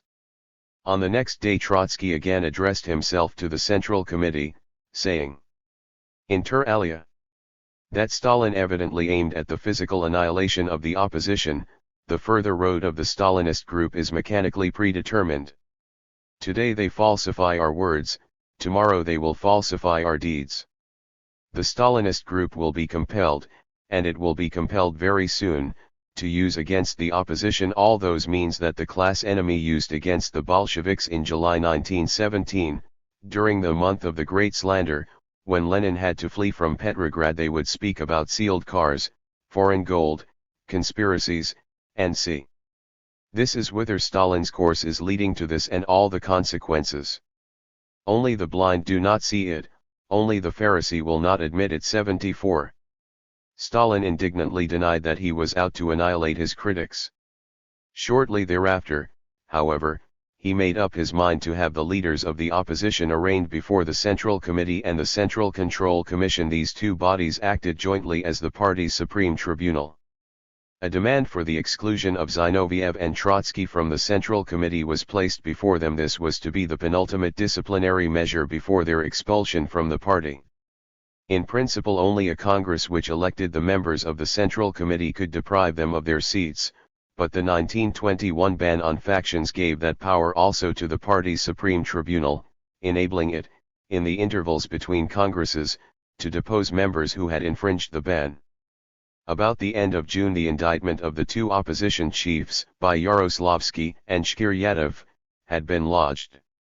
It contained only 2 counts, Trotsky's and Zinoviev's appeal from the Russian party to the executive of the International, and the demonstration at the Yaroslavl station. Both charges were so flimsy that in 4 months the tribunal, fervent Stalinists and Bukharinists to a man, could find no sufficient ground for a verdict. As the proceedings dragged on, Stalin's impatience grew. He was bent on extracting a verdict of expulsion before he convened the 15th Congress. As long as the chiefs of the opposition sat on the Central Committee, they were ex officio entitled to present to the Congress full criticisms of official policy and even to offer formal counter-reports, as Zinoviev and Kamenev had done at the last Congress. They could therefore reveal the whole truth about China and place it in the center of an open debate conducted in the hearing of the nation and the world. Stalin could not afford to take this risk. For this and for other reasons, events compelled him again to shift his ground in domestic policy as well, and thus to admit implicitly his failures. Stalin had to do his utmost to deny Trotsky and Zinoviev the platform of the Congress. For this he had first to expel them from the Central Committee. Once he had done so, he could be sure that the excited attention of the Congress would be absorbed by the inter-party cabal rather than by the Chinese debacle and other issues of policy, and that the chiefs of the opposition would appear at the Congress, if at all, only as defendants appealing against a degrading verdict. The Congress was convened for November. He had to make the most of his time. On July 24 Trotsky appeared for the first time before the Presidium of the Central Control Commission to answer the charges. It was 5 years since he himself had indicted the workers' opposition before the same body. The man who had then been in the chair, Soles, an old and respected Bolshevik, whom, in Lenin's days, some described as the party's conscience, now sat as a Stalinist among Trotsky's judges. Presiding over the proceedings was the hot-tempered, yet in his way honest and even generous, Ortjonikij, Stalin's countryman and friend, to whose expulsion from the party Trotsky had objected when Lenin insisted on it because of Ortjonikij's behavior in Georgia in 1922. 75 Yaroslavsky and Shkiryatov, Trotsky's accusers, were also among the members of the Presidium. Another judge was Wonyanson, whom the Control Commission had in the past censured for an excess of anti-Trotskyist zeal. The rest were likewise stalwarts of the ruling factions. Trotsky could not expect them to consider his case fairly. Indeed, he began his plea by denouncing their partiality and demanding that at least Yeltsin be disqualified. Yet even these men came to their job dispirited, their hearts in their mouths. They as well as the defendant went back in their thoughts to the French Revolution and were haunted by memories of Jacobin purges. Across 130 years the sepulchral cry of the condemned Danton, "After me it will be your turn, Robespierre," rang in their ears. Shortly before the opening of the proceedings, Soles, conversing with one of Trotsky's associates and trying to show him how pernicious was the opposition's role, said, "What does this lead to? You know the history of the French Revolution and to what this led, to arrests and to the guillotine. Is it your intention then to guillotine us?" the oppositionist asked, to which Soles replied, "Don't you think that Robespierre was sorry for Danton when he sent him to the guillotine? And then Robespierre had to go himself. Do you think he was not sorry? Indeed he was, yet he had to do it." 76 judges and defendants alike saw the giant and bloody blade above their heads, but as if gripped by fatality they were unable to avert what was coming, and each, hesitantly or even tremblingly, went on doing what he had to do to hasten its descent. Trotsky replied briefly to the two formal charges laid against him. He denied the court the right to sit in judgment over him for a speech he had delivered before the executive of the International. He would similarly deny any district commission the right to try him for anything he had said at the Central Committee. His judges, the leading bodies of the party, acknowledged themselves to be subject to the International's authority. As to the second charge, the farewell demonstration for Smilga, the ruling group denied that it had intended to penalize Smilga. But if Smilga's assignment to Khabarovsk was a matter of administrative routine, then how dare you say that our collective farewell to him was a collective demonstration against the Central Committee? If, however, the assignment was a veiled form of banishment, then you are guilty of duplicity. These trifling accusations were mere pretexts. The ruling group was determined to hound the opposition and prepare its physical annihilation. Hence the war scare produced in order to intimidate and silence critics. We declare that we shall continue to criticize the Stalinist regime as long as you have not physically sealed our lips. That regime threatened to undermine all the conquests of the October Revolution. The oppositionists had nothing in common with those old-time patriots for whom Tsar and fatherland were one. Already they had been accused of giving aid and comfort to the British Tories. Yet they had every right to turn the accusation against the accusers. Stalin and Bukharin, by backing the Anglo-Soviet Council, had indeed indirectly helped Chamberlain, and their allies, the leaders of the British trade unions, had in all essentials backed Chamberlain's foreign policy, including the rupture of relations with the USSR. At the party cells, official agitators ask suggestive questions, worthy of the Black Hundreds, about the sources from which the opposition obtained means for carrying on with its activity. If you were really a Central Control Commission, you would feel bound in duty to put an end to this dirty, abominable, contemptible, and characteristically Stalinist campaign.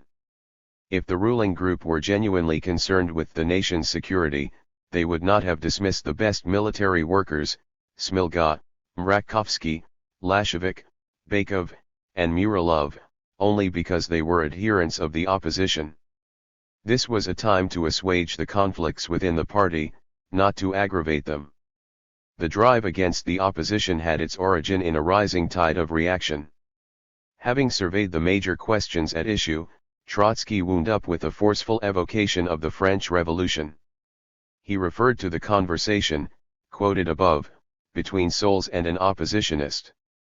He said that he agreed with Soles that they all ought to consult anew the annals of the French Revolution, but it was necessary to use the historical analogy correctly.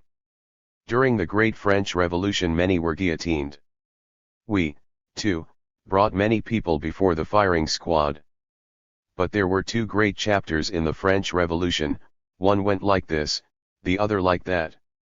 In the first chapter, when the revolution moved upwards, the Jacobins, the Bolsheviks of that time, guillotined the Royalists and Girondists. We, too, have gone through a similar great chapter when we, the oppositionists, together with you shot the White Guards and exiled our Girondists. But then another chapter opened in France when, the Thermidorians and the Bonapartists, who had emerged from the right wing of the Jacobin party, began to exile and shoot the left Jacobins. I would like Comrade Soles to think out his analogy to the end and to answer for himself first of all this question, which chapter is it in which Soles is preparing to have us shot? This is no laughing matter, revolution is a serious business. None of us is scared of firing squads. We are all old revolutionaries. But we must know who it is that is to be shot and what chapter it is that we are in. When we did the shooting, we knew firmly what chapter we were in. But do you, Comrade Soles, see clearly in which chapter you are preparing to shoot us? I fear, that you are about to do so in, the Thermidorian chapter. He went on to explain that his adversaries were mistaken in imagining that he called them names. The Thermidorians were not deliberate counter-revolutionaries, they were Jacobins, but Jacobins who had moved to the right. Do you think that on the very next day after 9 Thermidor they said to themselves, we have now transferred power into the hands of the bourgeoisie? Nothing of the kind. Look up the newspapers of that time. They said, we have destroyed a handful of people who disturbed the peace in the party, and now after their destruction the revolution will triumph completely. If Comrade Soles has any doubts about it? Soles, you are practically repeating my own words. Trotsky. I shall read to you what was said by Brivel, a right Jacobin and Thermidorian, when he reported on that session of the convention which had resolved to hand over Robespierre and his associates to the Revolutionary Tribunal, intriguers and counter-revolutionaries draping themselves with the togas of patriotism, they had sought the destruction of liberty, and the convention decreed to place them under arrest.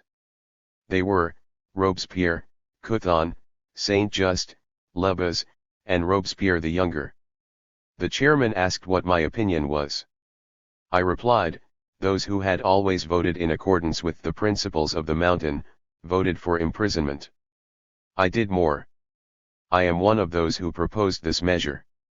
Moreover, as secretary, I hasten to sign and to transmit to you this decree of the convention. That is how the report was made by a Soles, of that time. Robespierre and his associates, these were the counter-revolutionaries. Those who had always voted in accordance with the principles of the Mountain meant in the language of that time those who had always been Bolsheviks. Brivel considered himself an old Bolshevik. As secretary I hasten to sign and to transmit to you this decree of the convention. Today, too, there are secretaries who hasten to sign and transmit. Today, too, there are such secretaries, 77. The Thermidorians too, Trotsky went on, had struck at the left Jacobins amid cries of La Patrie and danger. Convinced that Robespierre and his friends were only isolated individuals, they did not understand that they struck against the deepest revolutionary forces of their age, forces opposed to the Jacobin neo-N.E.P. and Bonapartism. They branded Robespierre and his friends as aristocrats, and did we not hear today the same cry aristocrat from the lips of Janssen addressed to me? They stigmatized the left Jacobins as Pitt's agents, just as the Stalinists denounced the opposition as the agents of Chamberlain, that modern pocket edition of Pitt. The odor of the second chapter now assails one's nostrils. The party regime stifles everyone who struggles against their midter. The worker, the man of the mass, has been stifled in the party. The rank and file is silent.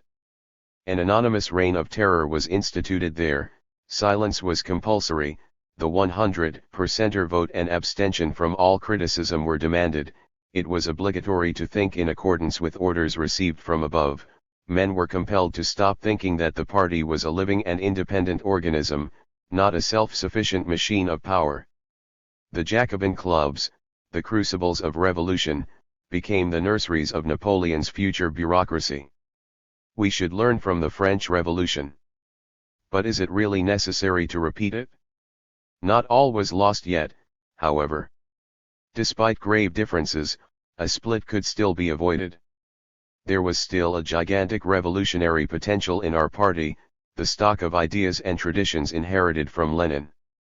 You have squandered a great deal of this capital, you have replaced much of it with cheap substitutes, but a good deal of pure gold still remains. This was an age of stupendous shifts, of sharp and rapid turns, and the scene might yet suddenly become transformed. But you dare not hide the facts, for sooner or later they will become known anyway. You cannot hide the victories and the defeats of the working class.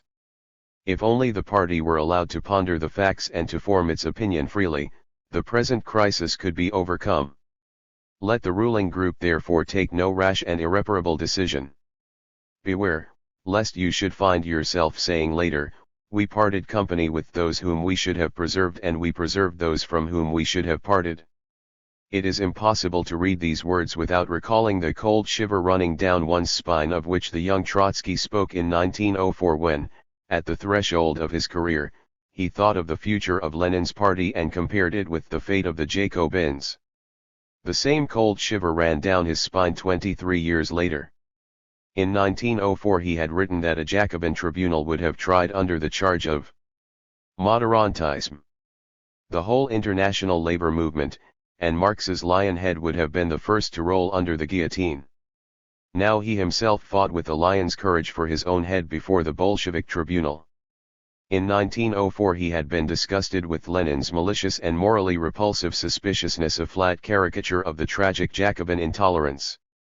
Now he invoked Lenin's ideas against the intolerance and the malicious and morally repulsive suspiciousness of Lenin's successors. But his view of Jacobinism was almost diametrically opposed to the one he had voiced in his youth. Then he saw Jacobinism as incompatible with Marxist socialism. These were two opposed worlds, doctrines, tactics, mentalities.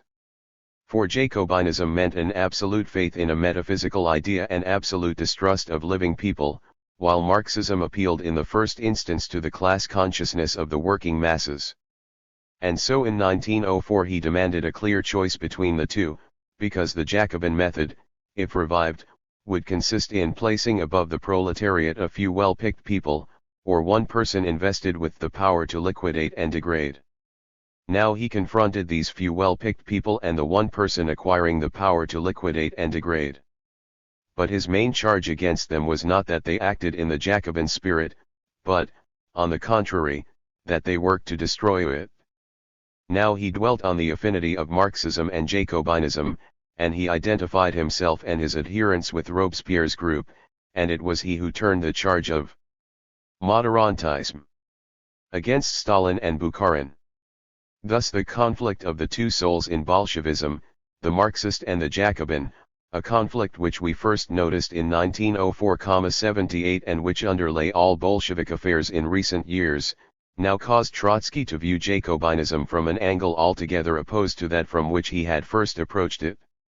This conflict was in varying degrees characteristic for all Bolshevik factions. Curiously, they all appeared to identify themselves with the same aspect of Jacobinism. While Trotsky compared his own attitude with Robespierre's and saw his adversaries as moderatists, souls, and others with him saw Stalin as the new Robespierre and Trotsky as the new Danton.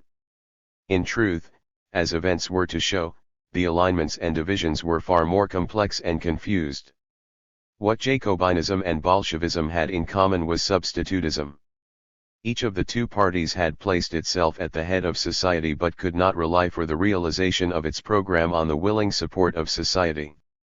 Like the Jacobins, the Bolsheviks could not trust that their vérité would win the hearts and the minds of the people. They too looked around with morbid suspicion and saw enemies creeping from every crevice. They too had to draw a sharp dividing line between themselves and the rest of the world because every attempt to blur the line threatened to release inner centrifugal forces, and they too were drawing it with the edge of the guillotine, and having destroyed their enemies outside their own ranks began to see enemies in their own midst. Yet, as a Marxist, Trotsky reiterated now what he had first said in 1904, the party must see the guarantee of its stability in its own base, in an active and self-reliant proletariat, and not in its top caucus, which the revolution may suddenly sweep away with its wings.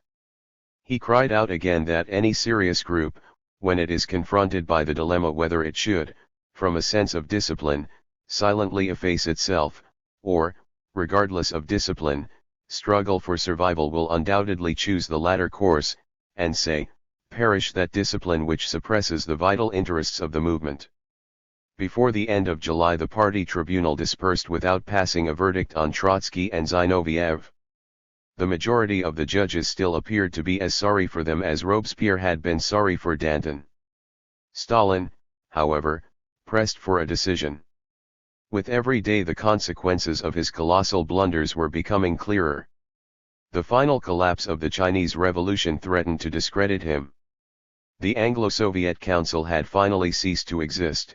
Its British members had not uttered even a word of protest against the rupture of relations between Britain and Russia. At home the war scare and the run on shops had led to another goods famine. The peasantry was restless. There was reason to fear that it would not deliver enough food to the towns in the autumn. So far Stalin had been able to conceal his responsibility, he had managed to suppress all the warnings and predictions made by his opponents. Almost every one of Trotsky's recent speeches might have exploded his laboriously acquired and still precarious authority, but he had not allowed Trotsky's voice to penetrate through the thick walls of the Kremlin and gain resonance outside. However, the date of the 15th Congress was approaching, and with it Trotsky's and Zinoviev's opportunity to state their case. The whole country would listen. It would be impossible to suppress speeches made at a Congress in the way criticisms uttered at the Central Committee were concealed. At any cost Stalin had to deprive them of this opportunity. He had yet another reason for haste. He had to reckon with strains within the ruling coalition. The rightist policy of recent years was nearing exhaustion. It was increasingly difficult to maintain it abroad, in the Comintern. At home also everything pointed to the need for a change of policy, and although its possible scope was far from evident, it was clear that the change would require of the party a more radical attitude towards the peasantry and a bolder course in industry. On all these issues Stalinists and Bukharinists had hitherto patched up their differences so as to be able to present a common front to the opposition. But the moment was drawing close when it might become difficult to patch them up any longer and a breach might follow. Yet Stalin could not turn against Bukharin, Rykov, and Tomsky as long as he had not concluded his struggle against Trotsky and Zinoviev. He could not confront two oppositions simultaneously, especially as a change of policy would appear to many a vindication of Trotsky's and Zinoviev's views. He had to crush the joint opposition and free his hands as soon as possible. He lashed out with redoubled vehemence after Trotsky had made his so-called Clemenceau statements, first on July 11, in a letter to Ortjonikij, and then again, before the end of the month, in an article which he submitted to Pravda.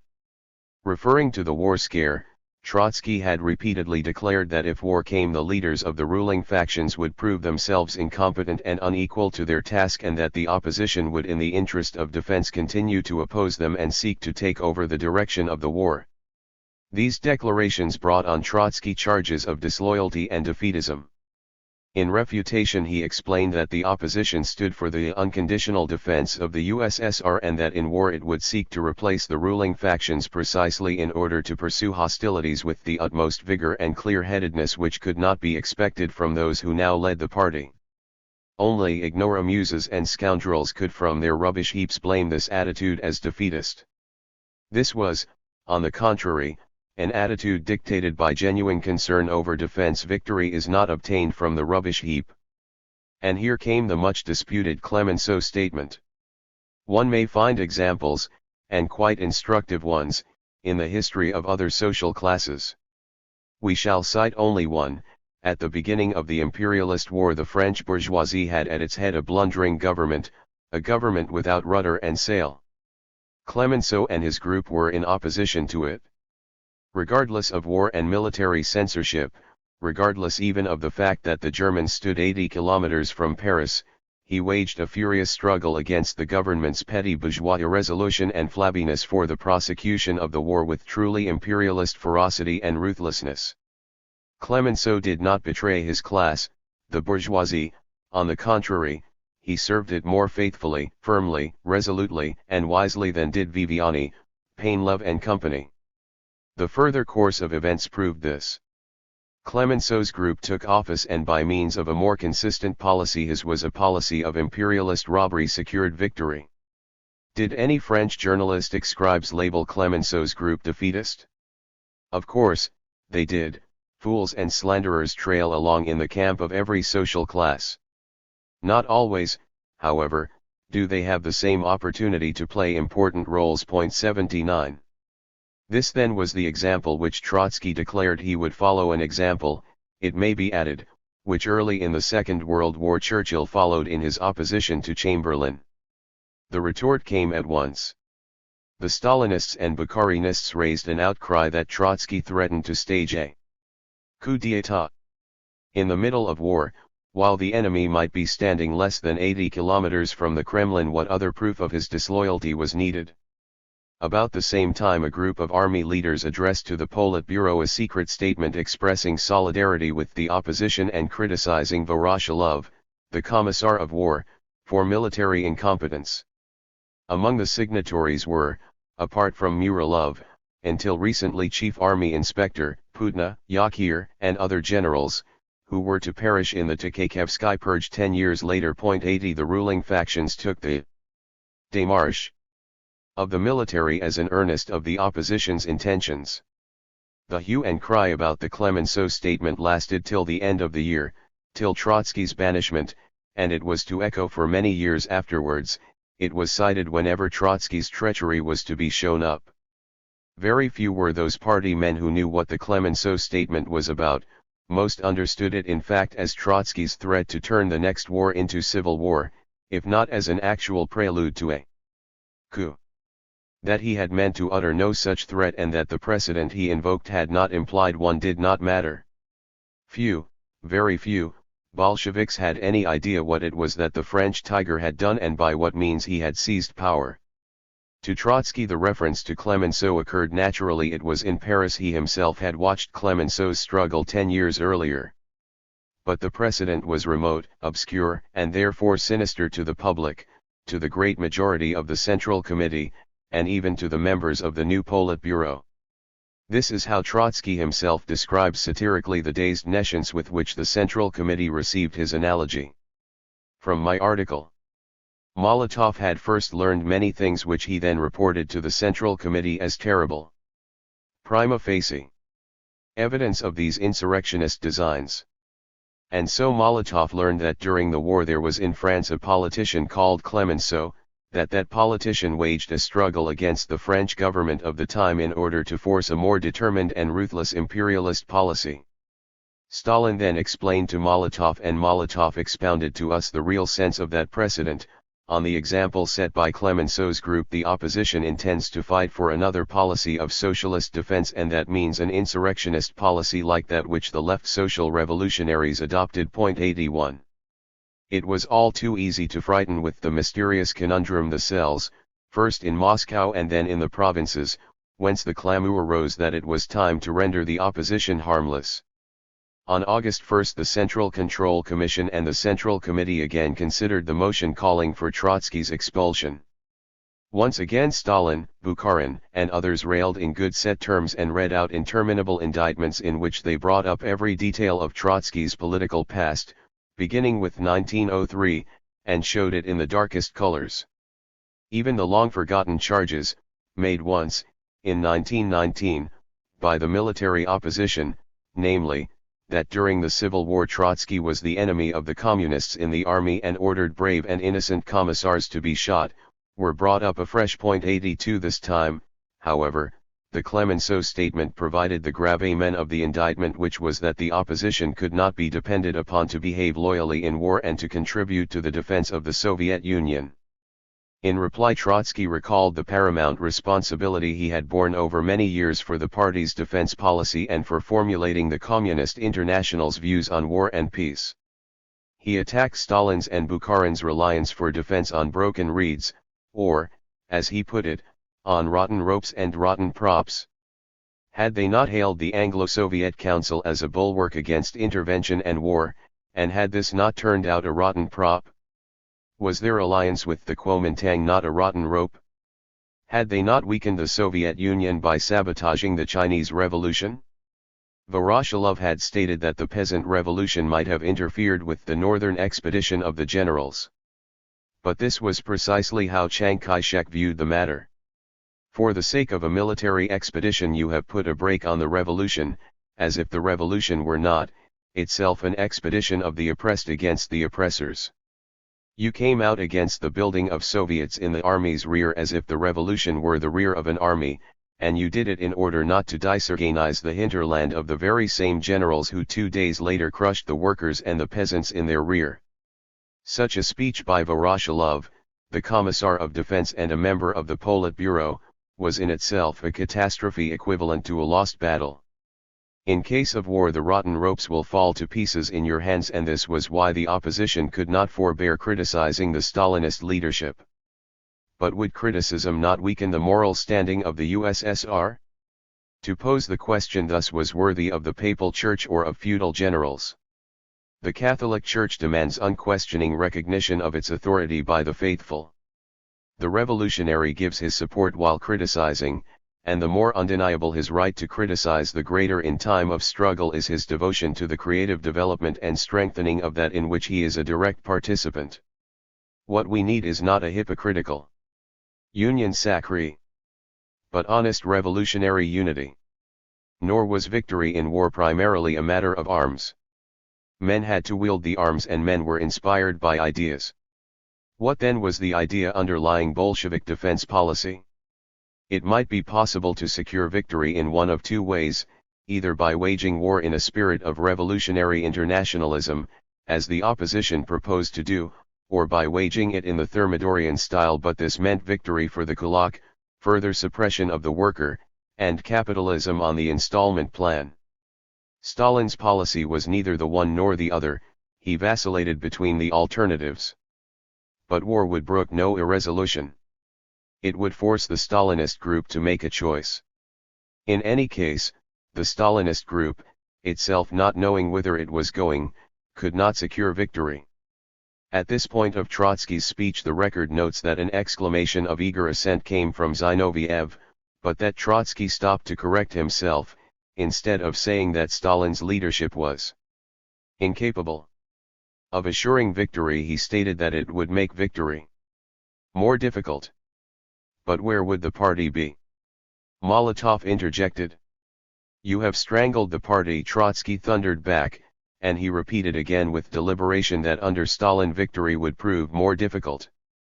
The opposition, therefore, could not identify the defense of the USSR with the defense of Stalinism. Not a single oppositionist will renounce his right and duty to fight for the correction of the party's course on the eve of war or during war. Therein lies the most important prerequisite of victory. To sum up, for the socialist fatherland? Yes. For the Stalinist course? No. 83. After the Second World War, these prophecies were as if lost in the blaze of Stalin's triumphs. Stalin did, after all, secure Russia's victory, and the sequel showed no similarity to capitalism on the installment plan. However, Trotsky spoke at the height of NEP when Russia was still one of the industrially most backward nations, when private farming predominated in the country, when the kulak was growing in strength, and when the party was still a whirlpool of conflicting trends, and he spoke conditionally about a danger of war which the ruling factions claimed to be imminent. One can only speculate about the course which a war fought against this background might have taken and how Stalin might have fared in it. At any rate, against such a background, Trotsky's assessment of the prospects was far more plausible than it appears when it is related to the Soviet Union of the years 1941–5. Yet, even after the Second World War, Stalinism endeavored to overcome the tensions inside the Soviet Union by a forcible expansion of its rule into Eastern and Central Europe. It might be argued that the alternative to expansion was precisely that capitalism on the installment plan inside the Soviet Union of which Trotsky had spoken.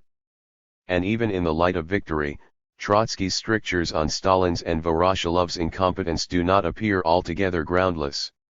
In 1941, in the very first months of Russo-German hostilities, Voroshilov fumbled and bungled so badly that as a general he could never raise his head again. As to Stalin, the General Secretary of 1927 had as yet little of that empirical military knowledge and experience that the dictator of the later period had gathered in long years of absolute rule. And, although Stalin's role in the Second World War is, and will for a long time to come remain, the subject of historical controversy, it seems nevertheless established that victory was indeed more difficult under Stalin than it need perhaps have been, that under a leadership more far-sighted than his the Soviet Union might not have suffered as severe initial defeats as those of 1941–2, and that it might not have needed to pay for its final triumph the prodigious price in human life and wealth which it did pay. 84. The weakness of Trotsky's attitude lay not in what he said against his adversaries. It lay elsewhere in the manner in which he envisaged the opposition's action in war. That there was not a shred of defeatism in it is obvious. But how did he imagine himself acting the Soviet Clemenceau? He returned to this question on August 6, when the Central Committee and the Central Control Commission continued to debate the motion for his expulsion. It was preposterous, he said, to charge him with incitement to insurrection. Clemenceau had not staged any insurrection or coup, or acted in any unconstitutional manner. He overthrew the government he opposed and himself assumed office in a most lawful way, using for this purpose the machinery of parliament. But the Soviet Union, it might be said, had no such parliamentary machinery. Yes, Trotsky rejoined. Fortunately, we do not have it. How then could any opposition overthrow any government constitutionally? But we do have, Trotsky went on, we do have the machinery of our party. The opposition, in other words, would act within the party statutes and seek to overthrow Stalin by a vote at the Central Committee or perhaps at a Congress. But had not Trotsky himself repeatedly said and demonstrated that the party's nominal constitution was a sham and that its real constitution was Stalin's bureaucratic absolutism? Did not events daily prove this to be true? That, Trotsky replied, was why the opposition strove to reform the inter-party regime. In case of war, too, the party ought to preserve or rather to restore a more supple, a sounder and a healthier inner regime, which would make it possible to criticize in time, to warn in time, to change policy in time. The ruling factions, however, made no bones about it, they would allow no such reform and permit no change in the leadership by any constitutional method. With this in mind they viewed Trotsky's declaration, and they concluded that as he would not be able to overthrow Stalin by means of any parliamentary procedure or vote, he would have to resort to a coup d'état. From their viewpoint they were in a sense consistent in regarding his Clemenceau statement as a proclamation of the opposition's right to insurrection. Even though he had not in fact proclaimed that right, he was to do it in exile 8 or 9 years hence, and the ruling factions realized that it was inherent in the situation, which they had created, that he should proclaim it. With even greater logic Trotsky charged that it was they who threatened to perpetuate their hold on the party and maintain themselves in power by measures of civil war, and that they were preparing to use such measures against the opposition. And indeed, in raising the clamor against the Clemenceau statement, Stalin was out to establish indirectly the principle, which Bolshevik tradition did not allow him to proclaim openly, that his rule was inviolable and inalienable, and that any attempt to replace it was tantamount to counter-revolution. This was the issue which underlay the affair. The storm over the Clemenceau statement revealed the width, the depth, and the unbridgeability of the gulf between the ruling group and the opposition. By force of circumstances the language in which they addressed each other was already the language of civil war. Yet even now the party tribunal, deliberating for the second month over Trotsky's expulsion, still demurred at passing the verdict. For once Stalin had run ahead of his followers and associates. They were not yet quite ready to do his bidding. Still entangled in shreds of old loyalties, still thinking of their adversaries as comrades, still worried about niceties of party statutes, and anxious to preserve appearances of Bolshevik decorum, they sought once again to come to terms with the opposition.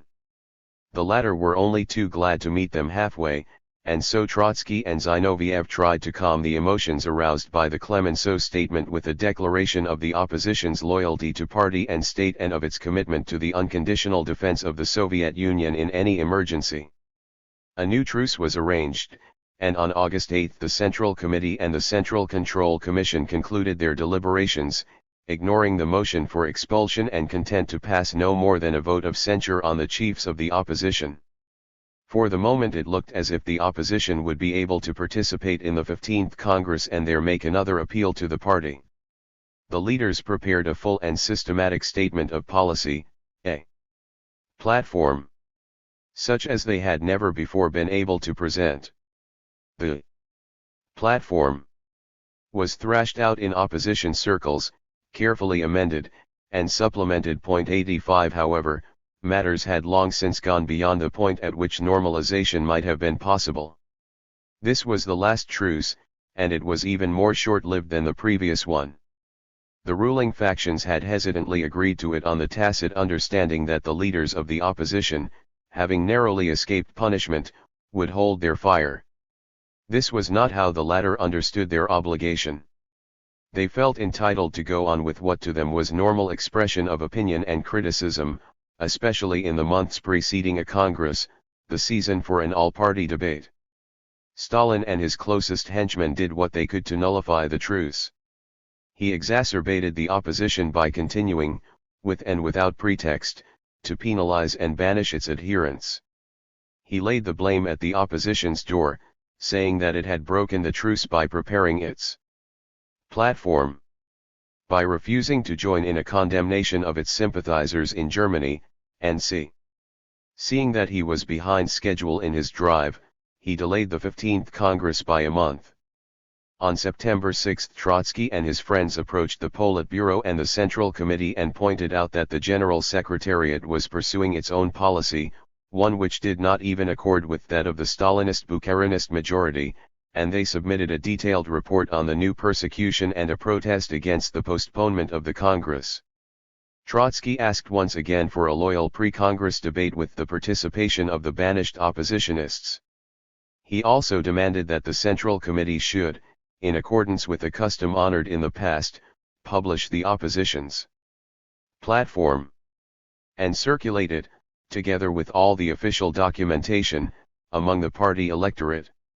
After fierce and relentless interventions by Stalin, the Central Committee rejected the opposition's complaints and refused to publish the platform as part of the papers for discussion. Moreover, it forbade the opposition to circulate the document by its own means. This was, of course, a new bone of contention. For the opposition to observe the fresh ban was to surrender ignominiously, perhaps forever. But to snap their fingers at it was also risky, for the platform would then have to be produced and circulated clandestinely or semi-clandestinely. The opposition resolved to take the risk. To protect itself against reprisals, to spread the blow once again, and also to impress the Congress, Trotsky and Zinoviev called on their adherents to sign the platform en masse. The collection of signatures was to reveal the size of the opposition's following, and so the campaign was from the outset a trial of strength in a form the opposition had not hitherto dared to undertake. Stalin could not allow this to go on undisturbed. On the night of 12 to 13 September the GPU raided the opposition's printing shop, arrested several men engaged in producing the platform, and announced with a flourish that it had discovered a conspiracy. The GPU maintained that they had caught the oppositionists red-handed, working hand in glove with notorious counter-revolutionaries, and that a former officer of Virgil's White Guards had set up the opposition's printing shop. On the day of the raid Trotsky had left for the Caucasus, but several leaders of the opposition, Preobrazhensky, Mrakovsky, and Serebryakov, attempted to come forward with a refutation and declared that they assumed full responsibility for the printing shop and the publication of the platform. All three were immediately expelled from the party, and one of them, Mrakovsky, was imprisoned. This was the first time that such punishment was inflicted on prominent men of the opposition. The incident foreshadowed the amalgams on which the great purges of the next decade were to be based. The GPU revelations were calculated to impress all those who had listened incredulously to Stalin's asseverations about the united front from Chamberlain to Trotsky. If the consciences of such people were uneasy, and if they wondered whether that united front was not a figment of Stalin's imagination, the story of the uncovered plot was there to reassure them. The native figure of the Virgil officer appeared as a link between the opposition and the dark forces of world imperialism. The doubting and the confused received a clear warning. They were shown the net in which they might get entangled once they undertook or merely condoned any form of activity directed against the official leaders, no matter how innocent that activity appeared at first sight. The blow was well aimed. By the time the opposition managed to show up the GPU revelations as a fake, the harm had been done. Zinoviev, Kamina, and Trotsky, he had interrupted his stay in the Caucasus and returned to Moscow, intervened with Menzinsky, the head of the GPU since Dzerzhinsky's death, and cleared up the farcical circumstances of the plot. The GPU had caught members of the opposition duplicating typewritten copies of the platform. The opposition, it transpired, did not even possess a clandestine printing shop of the kind that every underground group had operated in Tsarist days. A few young men had volunteered to do the typing and duplicating. True, some of them were not party members, but this was their only fault. Stalin was later unable to find for them a label more damaging than bourgeois intellectuals. A former Virgil officer had indeed helped in the work and promised to assist in circulating the platform.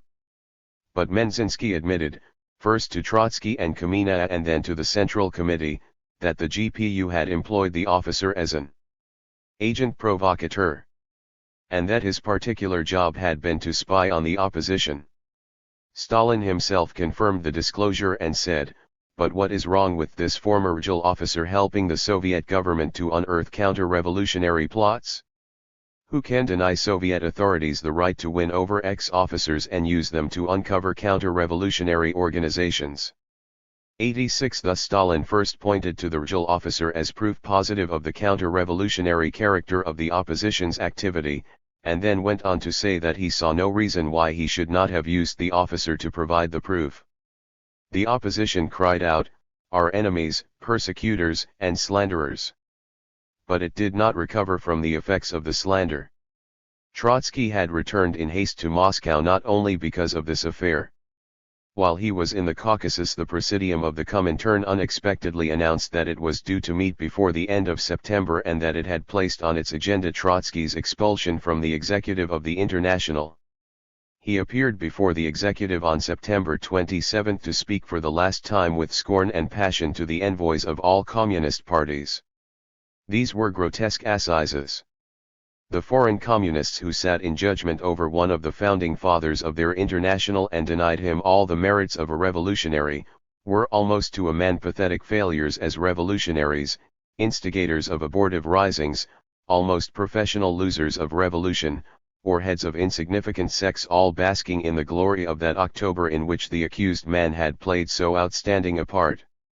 Among them were Marcel Kakin, who had during the First World War, while Trotsky was being expelled from France as the author of the Zimmerwald Manifesto, gone as agent of the French government to Italy to back Mussolini's pro-war campaign, Doriot, the future fascist and Hitler's puppet, 87 Thalmann, who was to lead German communism in its capitulation to Hitler in 1933 and then perish in Hitler's concentration camp, and Roy, who had just returned from China where he had done his best to induce the Chinese party to lick the dust before Chiang Kai-shek. J.T. Murphy, an insignificant envoy of one of the most insignificant foreign communist parties, the British, was chosen to table the motion of expulsion. The disdain which Trotsky hurled at this conventicle was proportionate to the insult they inflicted on him. "You are accusing me," he told the executive, "of a breach of discipline. I have no doubt that even your verdict is ready." 88 None of the members of the executive dared to make up his mind for himself. They were all only carrying out orders. Such was their servility that the General Secretary of the Russian party had the insolence to assign an envoy of a foreign communist party to the job of a minor official in a remote Russian province. The reference was to Vujovich, the Yugoslav representative with the Comintern, a Zinovievist, who was now also to be expelled. He, Trotsky, had been called to account for having appealed from the Russian party to the International just as in Tsarist days, so now the Pristav still beats up anyone who dares to complain against him higher up. The supposed leaders of international communism did not even have the dignity to try and save appearances. In their sycophancy they had forgotten to expel Chiang Kai-shek and Wang Qingwei from their executive, and the Kuomintang was still affiliated to the International, but they sat in judgment over those who were of the flesh and the blood of the Russian Revolution. 89. In the course of 4 fateful years, Trotsky went on, they had convened no Congress of the International. In Lenin's days a Congress was held every year, even during civil war and blockade. There had been no discussion of any of the grave issues that had emerged, for all these issues were taboo. In all of them Stalin's policy had suffered shipwreck. Why does the press of the communist parties keep silent? Why does the press of the International keep silent? The executive trampled almost daily on the statutes of their organization, and then they charged the Russian opposition with breaches of discipline. The opposition's only guilt, he confessed, is that it has been too amenable to the schemes of the Stalinist Secretariat which have been calamitous to the revolution. The manner in which the Congress of the Russian party is being prepared is a mockery. Stalin's favorite weapon is slander. Whoever knows history knows that every step on the usurper's road is always marked by such false accusations. The opposition could not give up the right to speak out against a regime which was the deadliest danger to the revolution. When a soldier's hands are tied, the chief danger is not the enemy but the rope which ties the soldier's hands. He launched the attack, so Murphy, the author of the motion for expulsion, recollects, with all the vigor and power of which he was capable. He challenged us on every aspect of the problems that had been under discussion during the last 3 years, a forensic effort such as only he could make, and, turning his back on the executive of the organization on which he had once placed his highest hopes, he marched out with head erect. 90 The executive was not troubled even by such scruples as still beset the Russian Central Committee. Its verdict had indeed been ready. At this point the struggle in Moscow led to a diplomatic incident which aroused a flurry of international excitement. Since the breach between Britain and Russia's Soviet relations with France had also deteriorated. The French government and press raised again the old clamor about the unpaid loans, the clamor which had been first heard after Lenin's government had repudiated all Tsarist debts to foreign creditors. The Politburo and the Central Committee discussed the question on and off. In 1926 Trotsky was in favor of conciliating the French. Britain was then in the throes of industrial unrest, the Chinese Revolution was on the ascendant, France was laboring under the effects of inflation, and the Soviet Union was in a position of strength in which he held it to be advisable to make a concession to the French and remove a grievance of the small rentiers. At that time, however, Trotsky relates, Stalin was in an overconfident mood and would not hear of any settlement. Then, in the autumn of 1927, when the issue again became topical, Stalin was anxious to go some way to meet the French demands. Now, however, Trotsky and his friends were opposed to this. He argued that after the defeat of the Chinese Revolution, the breakdown of the Anglo-Soviet Council, and the rupture with Britain, the Soviet government was too weak to yield, and that any concession on its part would be taken as a further sign of weakness. For the opposition the situation was complicated by the fact that Rakovsky, as ambassador, conducted the negotiations in Paris and became the butt of French attacks. Already in August the French envoy in Moscow had expressed his government's displeasure because of Rakovsky's connection with the Trotskyist opposition. 91 At the Central Committee, on the other hand, Stalin then made an attempt to play off Rakovsky against Trotsky.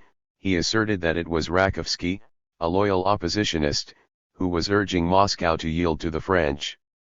Trotsky wrote to Rakovsky and asked him to keep in mind that his role in Paris had become an issue in the inter-party struggle. 92 Rakovsky's devotion to the opposition and to Trotsky personally was such that the reminder could not but impress him.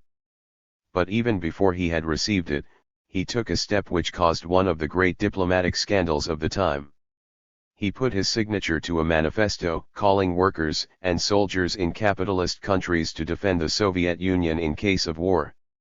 In these years of stabilization and normalcy in diplomatic relations with bourgeois governments, it was not customary for Soviet ambassadors to make such revolutionary appeals. The French press fulminated. The French government declared Rakovsky persona non grata. Aristide Briand, the foreign minister, declared that the Soviet government should be all the more willing to recall its unruly ambassador because it was anyhow improper that an adherent of the opposition should represent it in Paris. Moscow's reply was ambiguous. Chicherin, as Commissar of Foreign Affairs, defended his ambassador, but the French ministry had reason to think that its attacks on Rakovsky were not altogether unwelcome to Chicherin's superiors. Trotsky maintained that Stalin played a disloyal game over Rakovsky's recall, and that the Soviet Foreign Office should have told Briand bluntly not to meddle in the inner affairs of the Bolshevik Party. However, since the French government had declared Rakovsky persona non grata, Moscow had no choice but to recall him. Rakovsky, distinguished though he was as diplomat, had chafed at his foreign assignments and was eager to plunge back, after an interval of 4 years, into the struggle at home. Trotsky, too, was glad to have his old friend back at his side. The opposition derived some credit from the circumstances of Rakovsky's recall, the fact that one of its chiefs had drawn on himself the enmity of a bourgeois government, because he had appealed to foreign workers and soldiers to defend the Soviet Union, strikingly refuted the charges about the opposition's defeatism and the united front from Chamberlain to Trotsky. Stalin, realizing that it was not enough to heap accusations on his adversaries, now endeavored to enhance his popularity in a more positive way. The opposition had, in its platform, renewed the demands which it had made the year before and which the ruling factions then pretended to fulfill. It asked that wage increases be granted to poorly paid workers, that the 8-hour day be strictly observed, that tax reliefs be accorded to bedniaks, and so on. The platform asserted that the ruling factions had honored none of their promises, and that the conditions of the proletarian and semi-proletarian masses had gone from bad to worse. In reply to this, Stalin made a startling move. He announced that the government would shortly introduce a 7-hour working day and a 5-day week, and that the workers would receive the same wages as before. The occasion for the promulgation of the reform was to be the approaching 10th anniversary of the October Revolution, on which the Politburo was to address the nation in a solemn manifesto hailing the 7-hour day as the greatest achievement of socialism so far, the consummation of the first decade of revolution. This was sheer duplicity. The Soviet Union was too poor to afford such a reform even 30 years later, after it had become the world's second industrial power. Its workers still worked 8 hours a day and 6 days a week. 93 However, Stalin was not concerned with the economic realities of the case. He produced his sensational piece of legislation without discussing it beforehand with the trade unions, the Gosplan, and even the Central Committee. The Bukharinists had misgivings. Tomsky, who led the trade unions, did not hide his dislike of the stunt. Stalin, nevertheless, forced it through, and for the middle of October a special session of the Central Executive Committee of the Soviets was convened to Leningrad to give its formal and solemn sanction. At the session, on October 15, after Kirov had presented an official report, Trotsky demonstrated the spuriousness of the scheme. He recalled that when the opposition had urged a modest increase in wages, the claim had been indignantly rejected as threatening to strain the nation's economic resources. How then could the economy now sustain a 7-hour day? The opposition maintained that even the 8-hour day was not properly observed in state-owned industry. Why then did Stalin suddenly pull this grand reform out of his hat? Would it not have been more honest to offer the workers some more modest but real gains? It was a shame to commemorate the revolution with such conjuring tricks. Trotsky pointed out that none of the blueprints for the first 5-year plan, which had just been completed after years of preparation, contained as much as a hint of the shorter working day. How then could they genuinely shorten it when they had planned for years ahead on the assumption of a longer working day? The whole reform, he concluded, had one purpose only: to assist the ruling group in its showdown with the opposition. In this dispute reason, truth, and honesty were all on Trotsky's side, and not for the first or the last time they led him immediately into a trap. Nothing suited Stalin better than Trotsky's protests. The Stalinists flocked to the factories to tell the workers of Trotsky's latest indignity. He wanted, they said, to rob the workers of the boon the party bestowed on them. He was obstructing the epoch-making reform in which all could see the dawn of socialism. What was the good of all his professions of Bolshevik loyalty and of all his posturing as a champion of the working class? To the men in the factories Trotsky's arguments were unknown. Old and cool-headed workers may have guessed them and have had their own thoughts about Stalin's dubious gift. But the great credulous mass hailed it and was impatient with the critics. The opposition had mostly argued about issues which were high above the workers' head: Kuomintang, the Anglo-Soviet Council, permanent revolution, THIRD-WORLDISM, Clemenceau, and c. The one point at which the opposition's language had not been abstruse was its demand for an improvement in the workers' lot. The demand had gained it wide, though passive, sympathy. Much of that sympathy was now dissipated. The wall of indifference and hostility closed around the opposition. Yet so strong is sometimes in men the wish for that for which they only faintly hope. Precisely at this moment a freakish event brought the leaders of the opposition solace and encouragement. During the session at which the 7-hour day was debated, official demonstrations were staged in Leningrad to honor the event. There was the usual pomp and circumstance. Party leaders reviewed a parade and a march past of vast multitudes. Trotsky and Zinoviev were not to be seen among the leaders. By chance or choice, as if to demonstrate their divorce from officialdom, they stood on a lorry some distance away from the official stands, in a place where the demonstrators were due to pass on the way from the parade. Behind Trotsky's back was the Tauride Palace, where 10 years ago he had thundered against Kerensky and stirred the workers of the capital to enthusiasm, action, revolt. The columns of demonstrators, having marched past the official stands, approached.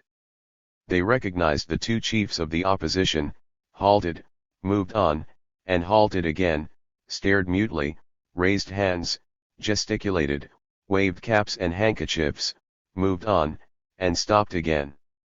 The throngs around the lorry grew and traffic was blocked, while the space around the official stands became empty. It was as if an echo of the enthusiastic acclaim and clamor of the crowds of 1917 had come back. In truth, the crowd in front of Trotsky and Zinoviev, although visibly agitated, was subdued and timid. Its behavior was ambiguous. If it intended to demonstrate sympathy with the opposition, the demonstration was little more than a dumb show. It expressed the crowd's respect or pity for the defeated, not any readiness to fight on their side. But the chiefs of the opposition mistook the temper of the demonstrators.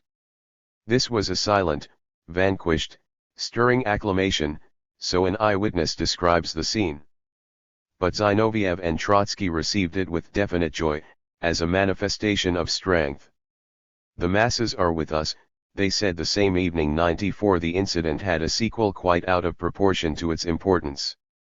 It was largely under its impression, hoping that the masses were indeed with them at last, that the leaders of the opposition decided to make a direct appeal to the masses on the anniversary of the revolution, 3 weeks later.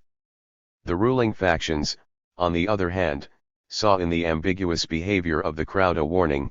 They realized that they must take no chances with the temper of the people. Stalin presently returned to the attack.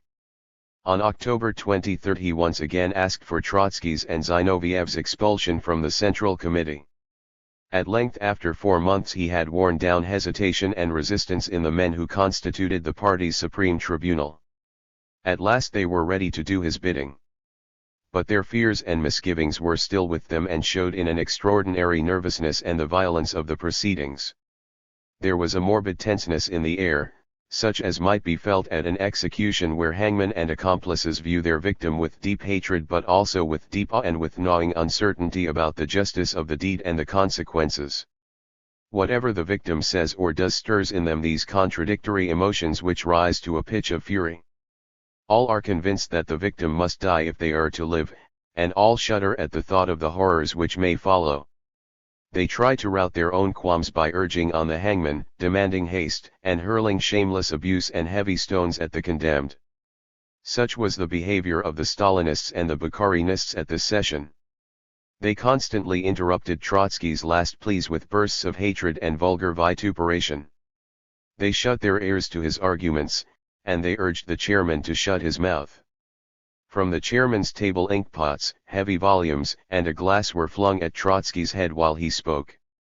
Yaroslavsky, Shvernik, Petrovsky, President of the Ukraine, and others loudly incited Stalin and prompted him to get on with the job.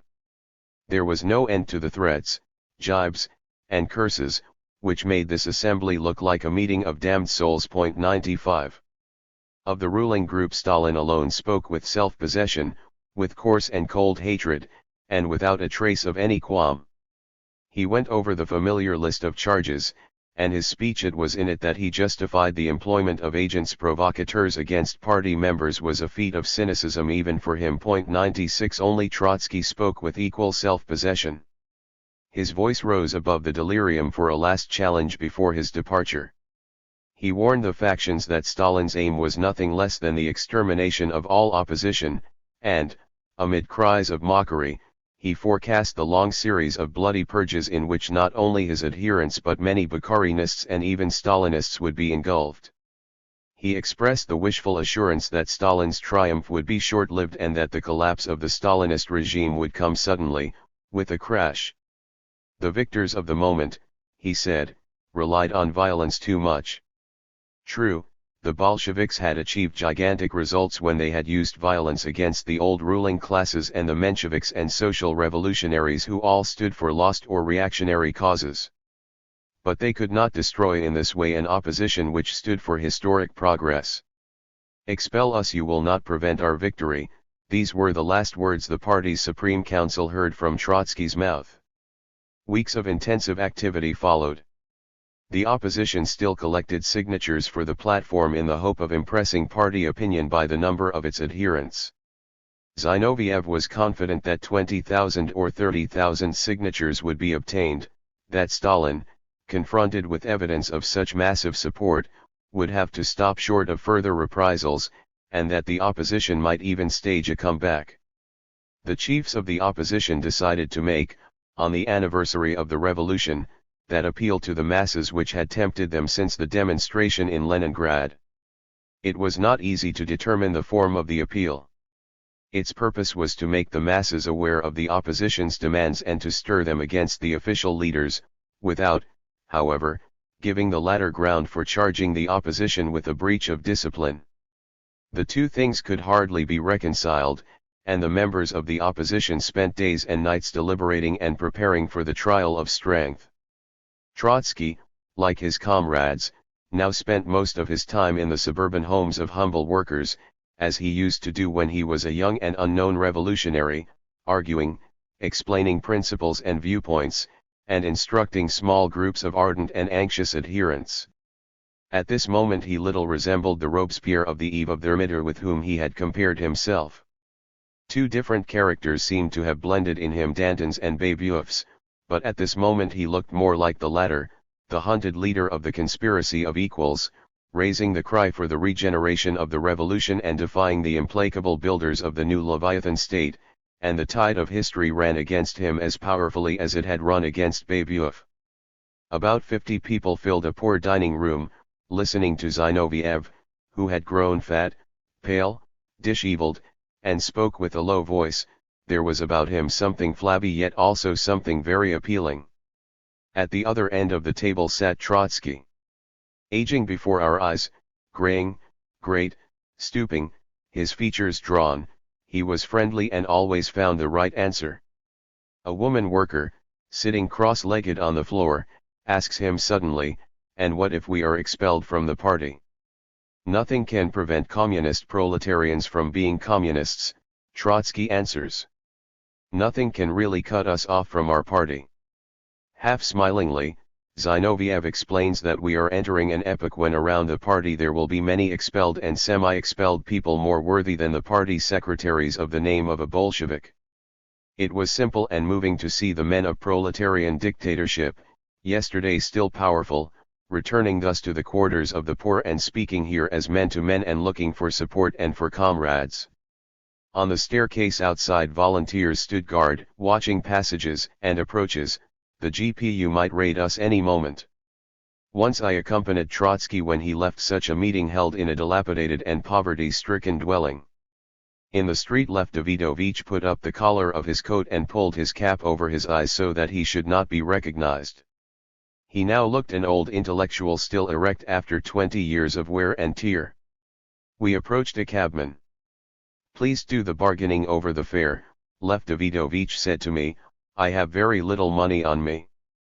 The cabman, a bearded peasant of the old type, leaned towards him and said, "There is no fare for you to pay. Go on, comrade. You're Trotsky, aren't you?" The cap had not concealed sufficiently the man of the battles of Sviazhsk, Kazan, Pulkovo, and Tsaritsyn. A faint cheerful smile lit Trotsky's face. "Don't tell anyone about this. Everyone knows that cabmen belong to the petty bourgeoisie whose favor can only discredit us." 97. When he told the woman worker sitting cross-legged on the floor, "Nothing can really cut us off from our party," Trotsky did not offer a mere half-hearted consolation.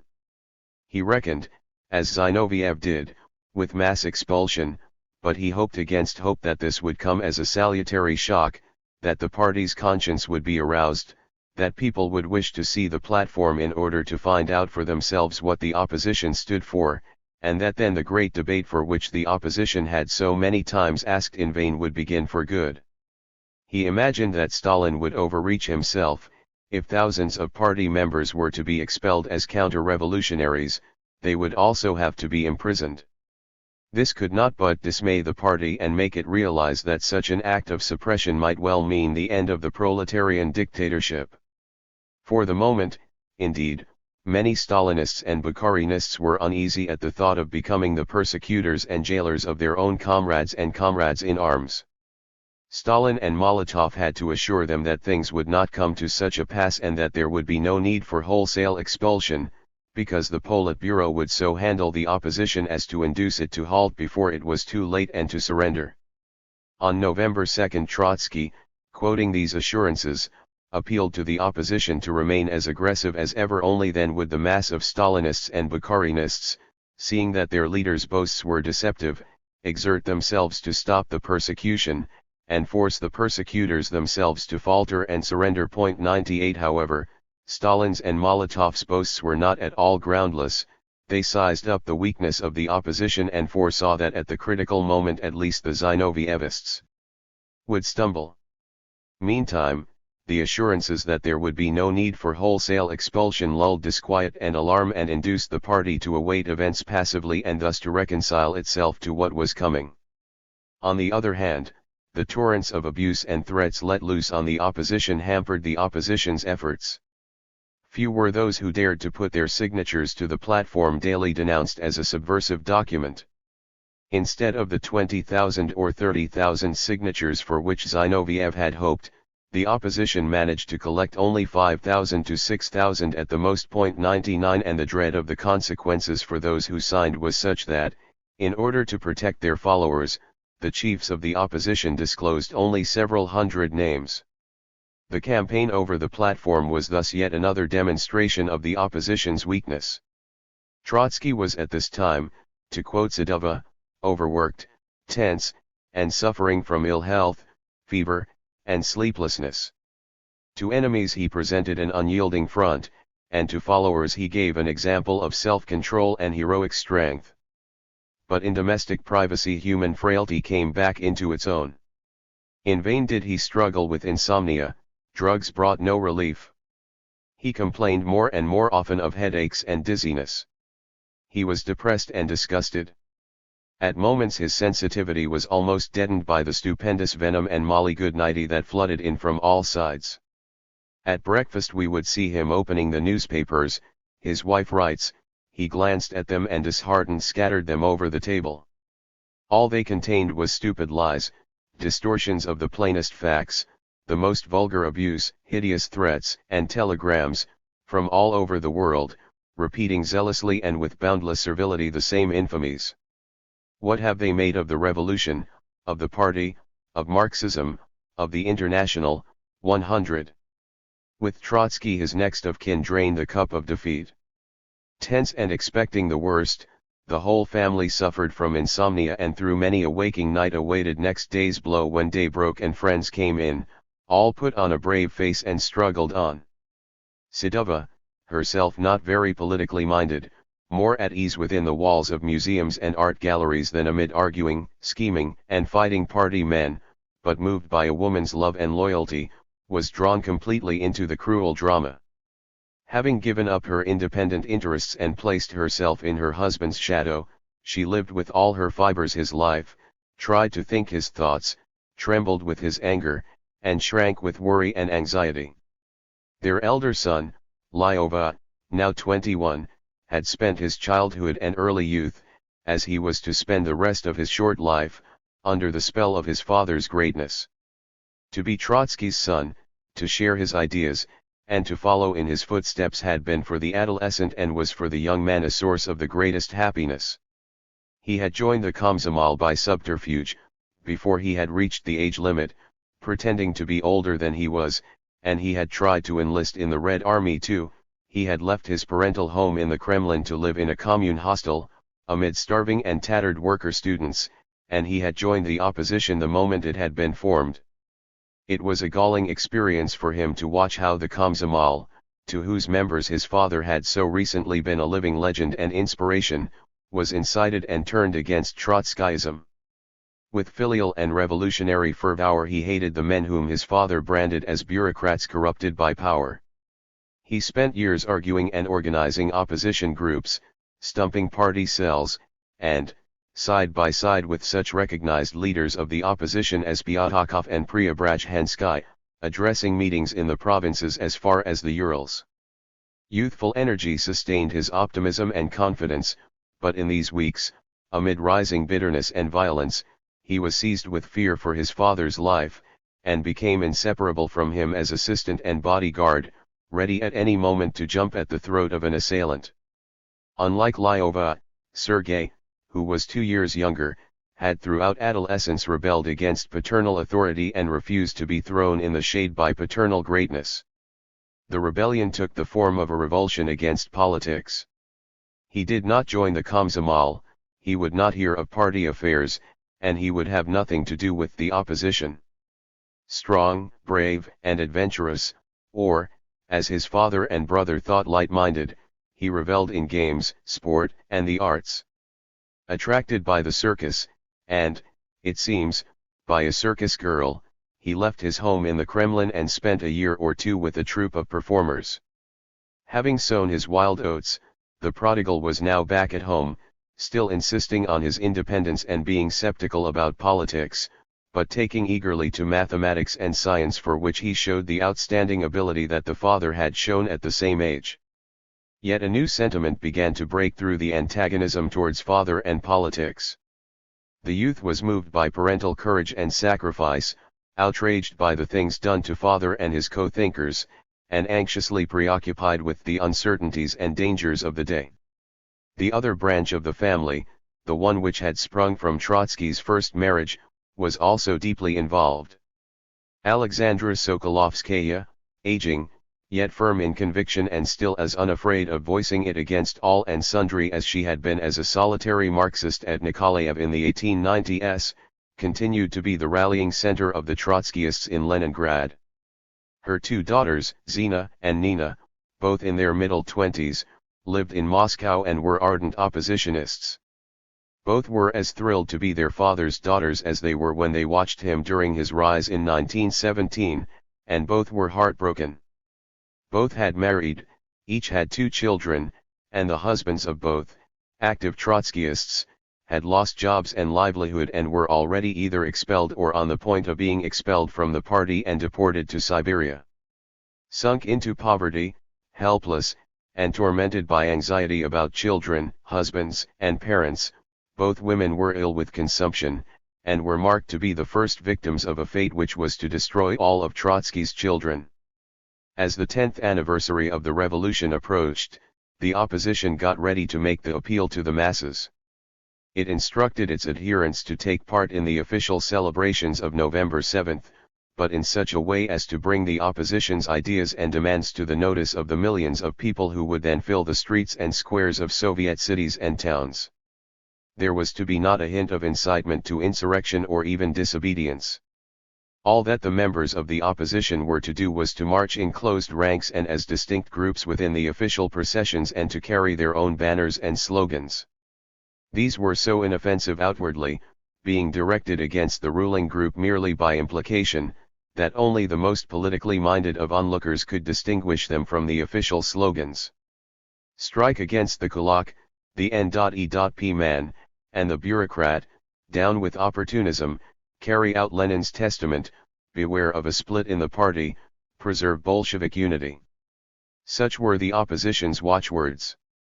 They were designed to impress only party men and those outsiders who were intimately and sympathetically concerned with the trend of Bolshevik policy. One cannot therefore seriously describe the opposition's action as any genuine appeal to the masses. It was essentially an appeal to the party. But, driven from the party and denied access to its rank and file, the opposition made the appeal from the outside, before the eyes of the nation and the world. Therein lay the weakness of the action. The opposition tried to come into the open with a protest against the official conduct of party affairs and at the same time to demonstrate its own self-discipline and loyalty to the party. The protest, as it was planned, could therefore hardly become audible, and the show of self-discipline was to remain ineffective. On the dogmatically strictest interpretation of the rules and no other interpretation could be expected from Stalin, a public demonstration against the party leaders did constitute a breach of discipline. In a word, the opposition went either too far or not far enough. Yet such was its attitude and such were its circumstances that it had to go as far as it went and that it could go no farther. The November 7th brought the opposition a crushing defeat. Stalin had not been caught by surprise. He had issued strict orders for the swift suppression of any attempt at demonstration, no matter how innocuous. No such attempt could from his viewpoint be innocuous, for if his adversaries succeeded this time, there was no saying whether they might not after all arouse now or later the brooding and disgruntled but cowed masses. Stalin knew that even while he was nearing the pinnacle, he might still slip and lose everything, and that, despite the crippling blows he had inflicted on his adversaries, they could still overwhelm him if he left them the slightest freedom of action. And so on November 7, squads of activists and police threw themselves on any group of oppositionists who tried to unfurl a banner, display a picture of Trotsky or Zinoviev, or shout an unauthorized slogan.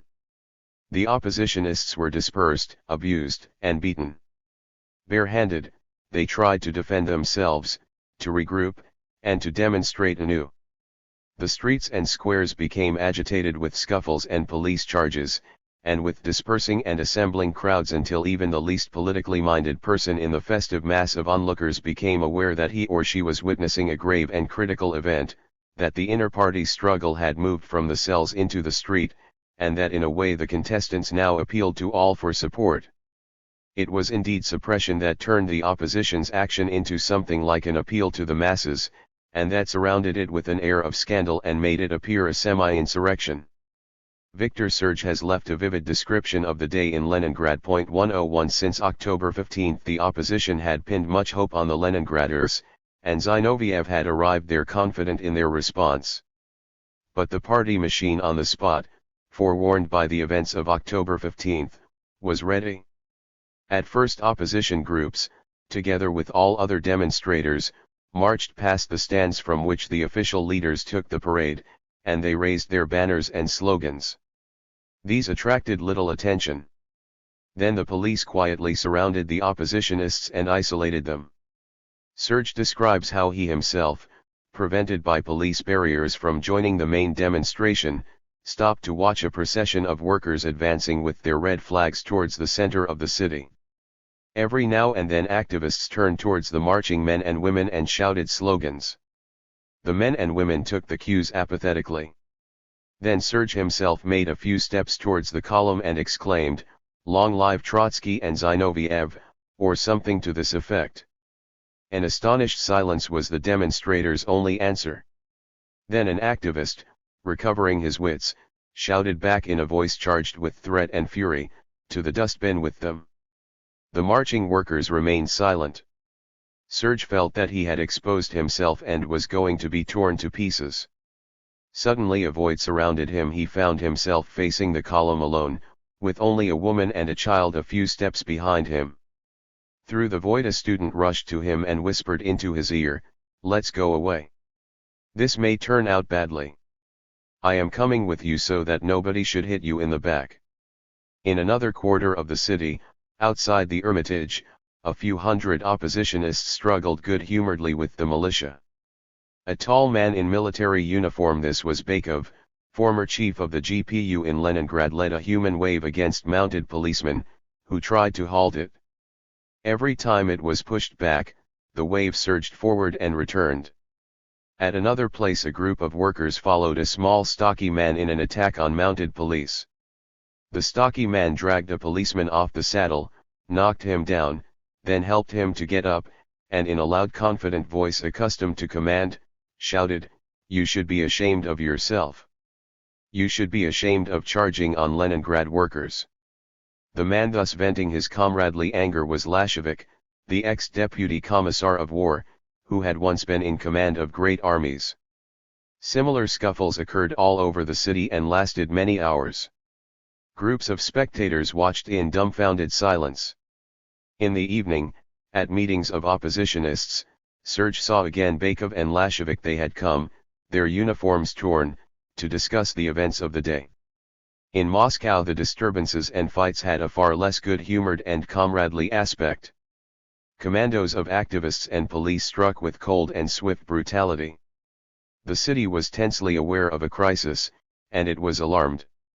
There were rumors on the eve of the anniversary, notes an eyewitness who, however, all too eagerly picked up rumors from official quarters, that the army massed in the Red Square for the annual parade would demonstrate against Stalin. Some courageous soldier or officer would cry out, "Down with Stalin," and others would echo the slogan 102. Nothing of the sort happened, the writer remarks. At first here and there bands of oppositionists, marching towards the Lenin Mausoleum, managed to unfold a few banners, but before they reached the Red Square they were surrounded by commandos who tore the banners to shreds and made the oppositionists move on with the official demonstration. Thus, hemmed in by their adversaries and awkwardly silent, keeping in step with the rest of the procession, the oppositionists marched past the leaders and foreign guests assembled at the Red Square. Only the Chinese students of Moscow's Sun Yat-sen University formed a long, sinuous dragon. In the middle of the square they threw Trotsky's proclamations in the air. Beyond the square the oppositionists were kicked out of the common ranks, attacked with truncheons, and dispersed or arrested. In various places oppositionists had hung out of beflagged windows portraits of Lenin and Trotsky. Everywhere these were torn down and those who had hung them out were maltreated.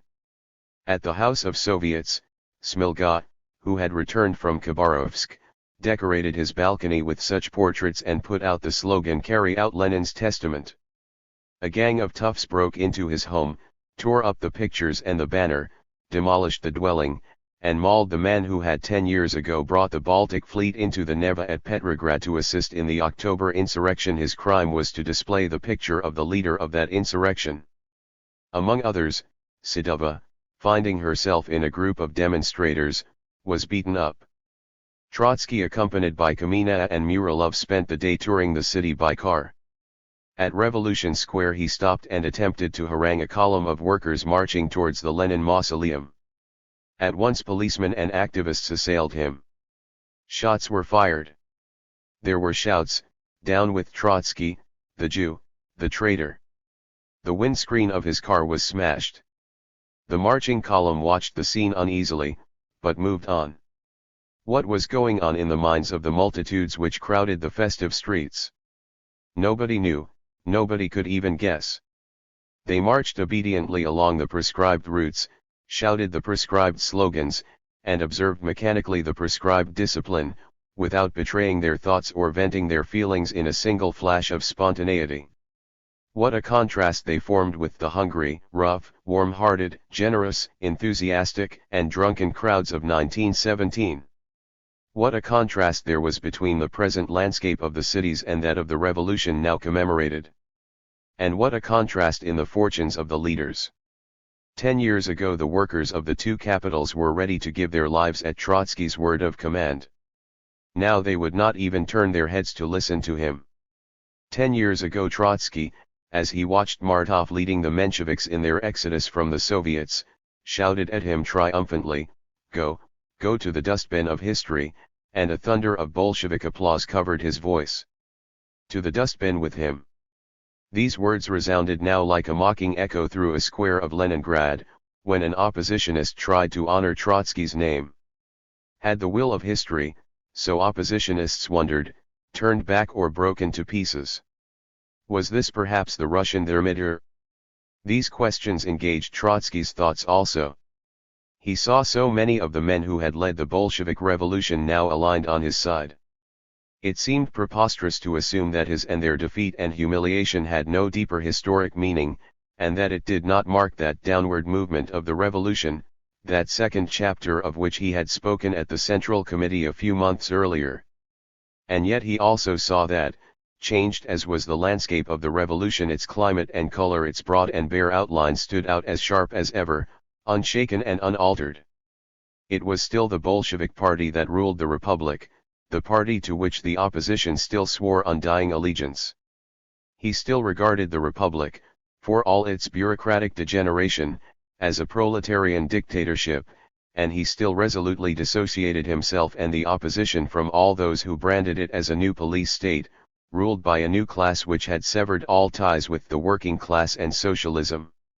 He refused to consider the bureaucracy as a new exploiting class. He viewed it as a morbid outgrowth on the body of the working class. Public ownership, wherever Bolshevism had established it, was still intact. The Kulak and the N.E.P. man had not yet won. The antagonism between the workers' first state and world capitalism was unabated, even though it did not show itself in any clash of arms. So much had changed, and yet so little.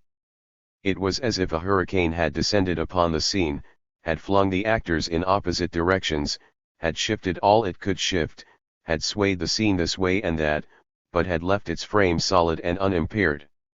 It seemed impossible that this should be the end. Surely the hurricane portended an earthquake? Trotsky concluded that the November 7th was not yet the Soviet thermidor, but that it was certainly the eve of thermidor. 103. Serge relates that on the evening of November 7th, when the oppositionists of Leningrad met, two voices could be heard: "Nothing doing, we shall go on fighting," one voice repeated grimly. "Against whom shall we fight?" asked another in anguish. "Against our own people." The same voices could be heard wherever oppositionists met. As a rule it was the Trotskyists who asserted that they would go on fighting, and it was the Zinovievists who asked the awkward question. Zinoviev himself had returned from Leningrad in utter dejection, and he and Kamenev began to regret the luckless attempt to appeal to the masses which they had undertaken with so much soaring confidence. Trotsky knew no regrets. The opposition had done what it had to do, it could not undo what it had done. "Advn Pura," he repeated. On the morrow of the fateful day he asked the Politburo and the Presidium of the Central Control Commission for an official inquiry into the events, and he still took a rather sanguine view. He told his adherents that the upshot of the demonstrations was not so bad. The opposition had put on its banners the watchword "Preserve Bolshevik Unity" and had thereby shown where it stood, and had at last wrested from Stalin a slogan from which he had sought to profit. Zinoviev and Kamenev replied that November 7th had brought them to the very brink of schism, and that if the opposition wished to preserve Bolshevik unity it had to retrace its steps. For a few days they disputed what to do next. Trotsky soon abandoned his view of the consequences of the November 7th. Only 5 days after he had written how contented he was that the opposition had wrested the slogan of unity from Stalin, he argued that it was too late to talk about unity, because the party machine had become a will-less tool of Thermidorian forces and was bent on rooting the opposition in the interest of Kulak and N.E.P. Man. 104 Zinoviev and Kamenev were not sure of this. They noticed shifts of emphasis in Stalin's policy and said that he was turning against the Kulak and the N.E.P. man. In any case they did not agree that it was too late to talk of unity. On November 14 the Central Committee and the Central Control Commission, convened for an extraordinary session, expelled from the party Trotsky and Zinoviev as guilty of incitement to counter-revolutionary demonstrations and virtually to insurrection. 105 Rakovsky, Kamenev, Smilga, and Evdokimov were expelled from the Central Committee, Bakov, Muralov, and others, from the Central Control Commission. From the party cells hundreds of members were ejected. Thus, after months and years in the course of which all factions hesitated and maneuvered, advanced, retreated, and went on contending, the schism was accomplished. On the evening of November 7 Trotsky returned home and told his family that they must vacate their lodgings in the Kremlin. He himself moved out at once. He felt safer outside the Kremlin, and more than ever out of place in the residence of the ruling group. He took, provisionally, a tiny room at Granovsky Street 3, at the home of Beloborodov, an oppositionist who was still Commissar of Home Affairs in the Russian Federal Republic, the man who, in 1918, had ordered the execution of Nicholas II at Ekaterinburg. For a few days Trotsky's whereabouts were unknown. The ruling group, somewhat alarmed, wondered what he might be up to and whether he had not gone underground. He had no such intention, and for so well-known a man it was impossible to go underground. On the day after his expulsion he gave his new address to the Secretary of the Central Executive of the Soviets, of which he was nominally still a member. 106 Leaving the Kremlin he saved himself a humiliation to which the other opposition leaders were subjected. On November 16 they were all evicted. A friend describes their strange exodus from the Kremlin. Zinoviev left carrying only Lenin's death mask under his arm, a mask which was so depressing that the censorship had never allowed any reproduction of it to be published, and so it remained Zinoviev's property. Then Kamenev came out, who in his early 40s had grown suddenly white-haired and looked a handsome old man with very clear eyes. Radek packed his books, with the intention of selling them, and handing out to those around him volumes of German poetry as souvenirs, muttered sarcastically, "Haven't we been idiots? We are left penniless when we could have prepared a nice war chest." Lack of money is killing us. With our famous revolutionary probity we have been but feckless intellectuals full of scruples. 107. Simultaneously another man made his exit in a different manner. In the evening of November 16 the revolver shot suddenly broke the stillness of the Kremlin. Adolf Abramovich Yov had committed suicide. He left a letter to Trotsky explaining that this was the only way in which he could protest against Trotsky's and Zinoviev's expulsion and express his horror at the indifference with which the party had received it. He had been Trotsky's disciple and friend since before 1910 when, a neurotic student, he helped Trotsky to edit the Viennese Pravda. With Trotsky he had joined the Bolshevik Party in 1917, and was a member of the Central Committee at the time of the October insurrection. Soft-hearted, soft-smiling, and soft-spoken, he was one of the most determined advocates and organizers of the rising. He soon became one of the great Bolshevik diplomats. He led the first Soviet delegation to Brest-Litovsk and was the first Soviet ambassador in Berlin. He negotiated the peace treaty with Poland in 1921, and the Pact of Friendship between Lenin's and Sun Yat-sen's governments a year later, and he was ambassador in Vienna and Tokyo. At the beginning of 1927 he returned from Tokyo, gravely ill with tuberculosis and polyneuritis, and was appointed Trotsky's deputy at the Concessions Committee. In Moscow doctors held out no hope for him and urged him to take a cure abroad. Trotsky intervened on his behalf with the Commissar of Health and the Politburo, 108, but the Politburo refused to send him abroad on the ground that the cure would cost too much, $1,000. An American publisher had just offered to pay Yov $20,000 for memoirs, and Yov asked to be allowed to leave at his own expense. Stalin then forbade him to publish memoirs, refused him an exit permit, deprived him of medical assistance, and harassed him with every kind of vexation. Bedridden, pain-stricken, penniless, and depressed by the savageness of the onslaught on the opposition, he blew out his brains. 109. Yov's farewell letter is important not only for the light it throws on his attitude to Trotsky, it is also unique as a human and political document and a statement of revolutionary morality. The letter begins with Yov's justification of his suicide, an act which revolutionary ethics normally condemned.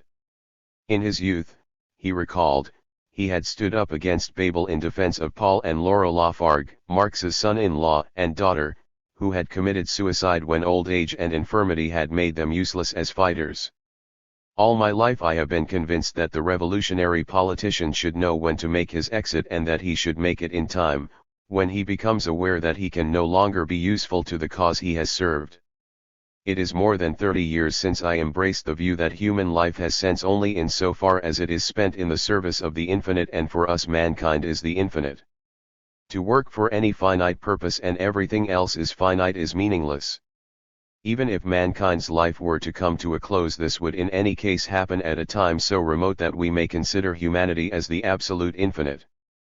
If one believes, as I do, in progress, one may assume that when the time comes for our planet to vanish, mankind will long before that have found the means to migrate and settle on other younger planets. Thus anything accomplished in our time for mankind's benefit will in some way survive into future ages, and through this our existence acquires the only significance it can possess. Having thus expressed in the Marxist idiom and in an atheistic spirit the ancient human longing for immortality, the immortality of mankind and of its genius, Yov went on to say that for 27 years his life had had its full significance. He had lived for socialism, he had not wasted a single day, for even while in prison he used every day to study and prepare himself for future struggles. But now his life had become purposeless, and it was his duty to depart. Trotsky's expulsion and the silence in which the party had witnessed it were the last blows. Had he been in good health, he would have fought on in the ranks of the opposition.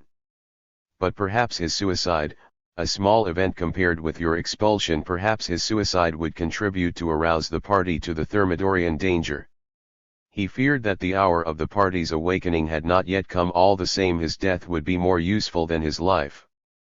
With the utmost modesty, evoking their long friendship and common work, Yov excused himself for using this tragic opportunity to tell Trotsky where, in his view, Trotsky's weakness lay. He had wanted to tell him this earlier, but could not prevail upon himself to do so. He had never had any doubt that Trotsky had been politically in the right ever since 1905. He had heard Lenin himself saying this and admitting that not he but Trotsky had been right in the old controversies over permanent revolution. One does not tell lies before one's death, and once again I am repeating this to you now 110, but I have always thought that you have not enough in yourself of Lenin's unbending and unyielding character, not enough of that ability which Lenin had to stand alone and remain alone on the road which he considered to be the right road. You have often renounced your own correct attitude for the sake of an agreement or a compromise, the value of which you have overrated. In this, his last word, therefore, he wished that Trotsky should find in himself that unyielding strength which would help their common cause to eventual even if delayed triumph. The criticism, coming from the depth of a dying friend's devotion and love, could not but move and impress Trotsky.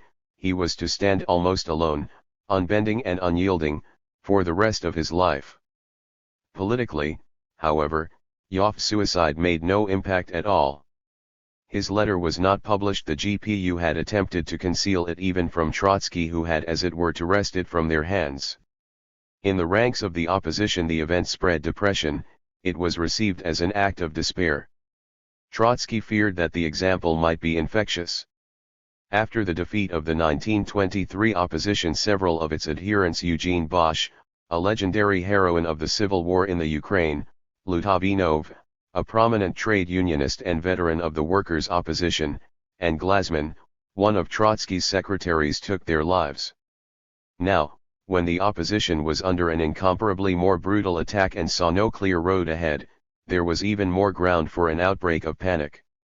Only after Yoff's letter had been circulated in opposition groups did the sense he had intended to give to his suicide become better known, and the deed came to be seen as an act of faith rather than of despair. 111. On November 19 a long procession, headed by Trotsky, Rakovsky, and Ivan Smirnov, followed Yoff's coffin through the streets and squares of Moscow to the cemetery of the Novodevichy monastery on the outskirts. It was the early afternoon of an ordinary working day. The authorities had arranged the funeral at this time in order to make it inconspicuous, but many thousands of people joined in the cortege and marched singing mournful tunes and revolutionary hymns. Representatives of the Central Committee and of the Commissariat for Foreign Affairs mingled with the oppositionists anxious to hush up the scandal. They had come to pay official homage to their dead adversary. When the cortege reached the monastery where Peter the Great once held his sister Sophia behind bars, and ordered several hundreds of her adherents to be slain under the window of her cell, police and GPU tried to stop the procession outside the cemetery. The crowd forced its way into the alleys and gathered around the open grave. It received with an angry murmur an official spokesman who rose to make an oration. Then Trotsky and Rakovsky spoke. Yoff left us, Trotsky said, not because he did not wish to fight, but because he lacked the physical strength for fighting. He feared to become a burden on those engaged in the struggle. His life, not his suicide, should serve as a model to those who are left behind. The struggle goes on. Everyone remains at his post. Let nobody leave. This gathering at a cemetery haunted by Russia's fearful past was the opposition's last public meeting and demonstration. This was also Trotsky's last public appearance, and this his cry for courage resounding amid graves, his last public speech in Russia. 112. Everyone remains at his post. Let nobody leave. How often had not these words appeared in Trotsky's orders of the day at the worst moments of the Civil War, and how many times had they not led back into battle-rooted and disheartened divisions, making them fight till victory. Now, however, the words had lost their power. Zinoviev, Kamina, and their followers were already leaving their posts and casting round in desperation for an avenue of retreat. On the eve of Yoff's funeral, Moscow was already astir with rumors about their surrender to Stalin. In a note, dated November 18, Trotsky dismissed the rumors, declaring that Stalin had put them out in order to confound the opposition. Once again Trotsky maintained that repression worked in the opposition's favor, and he warned his adherents that they must continue to consider themselves as belonging to the party, and that even expulsion and imprisonment would not justify them in forming another party. But if the opposition accepted expulsion, Zinoviev and Kamenev replied, it would inevitably, even against its will, constitute itself into another party. They were therefore obliged to do their utmost in order to obtain an annulment of the expulsion. Lev Davidovich, they said, the time has come when we must have the courage to surrender. If this kind of courage, the courage to surrender, were all that was needed, Trotsky rejoined, the revolution should have been victorious by now the world over. 113 They still agreed, however, to address a joint statement to the Congress which was now convened for the beginning of December. In that statement, signed by 121 oppositionists, they declared that they could not renounce their views, but that they recognized that the schism, leading to a struggle between two parties, was the gravest menace to Lenin's cause, that the opposition bore its share of responsibility, but not the major one, for what had happened, that the forms of inter-party contention must change, and that the opposition, ready to disband its organization once again, appealed to the Congress to reinstate the expelled and imprisoned oppositionists. It was clear that the Congress would reject this appeal out of hand and that it would not agree to annul the expulsions. At this point the joint opposition was bound to dissolve and each of its two constituent groups to take its own road. The Congress was in session for 3 weeks, and it was wholly preoccupied with the schism. The opposition had not a single delegate with voting rights. Trotsky did not attend, he had not even asked to be admitted in order to make a personal appeal against his expulsion. Unanimously the Congress declared that expression of the opposition's views was incompatible with membership in the party. Rakovsky tried to plead the opposition's case, but he was driven from the rostrum. Then the assembly listened with amused astonishment to Kamenev as he gave a pathetic description of the opposition's plight. He and his comrades, he said, were in this dilemma: either they must constitute themselves a second party, but this would be ruinous for the revolution and would lead to political degeneration, or else they must, after a fierce and stubborn struggle, declare their complete and thorough surrender to the party. They had chosen surrender, they agreed, that is, to refrain from expressing any views critical of the official policy because they were deeply convinced that the triumph of the correct Leninist policy could be secured only within and through our party, not outside it and despite of it.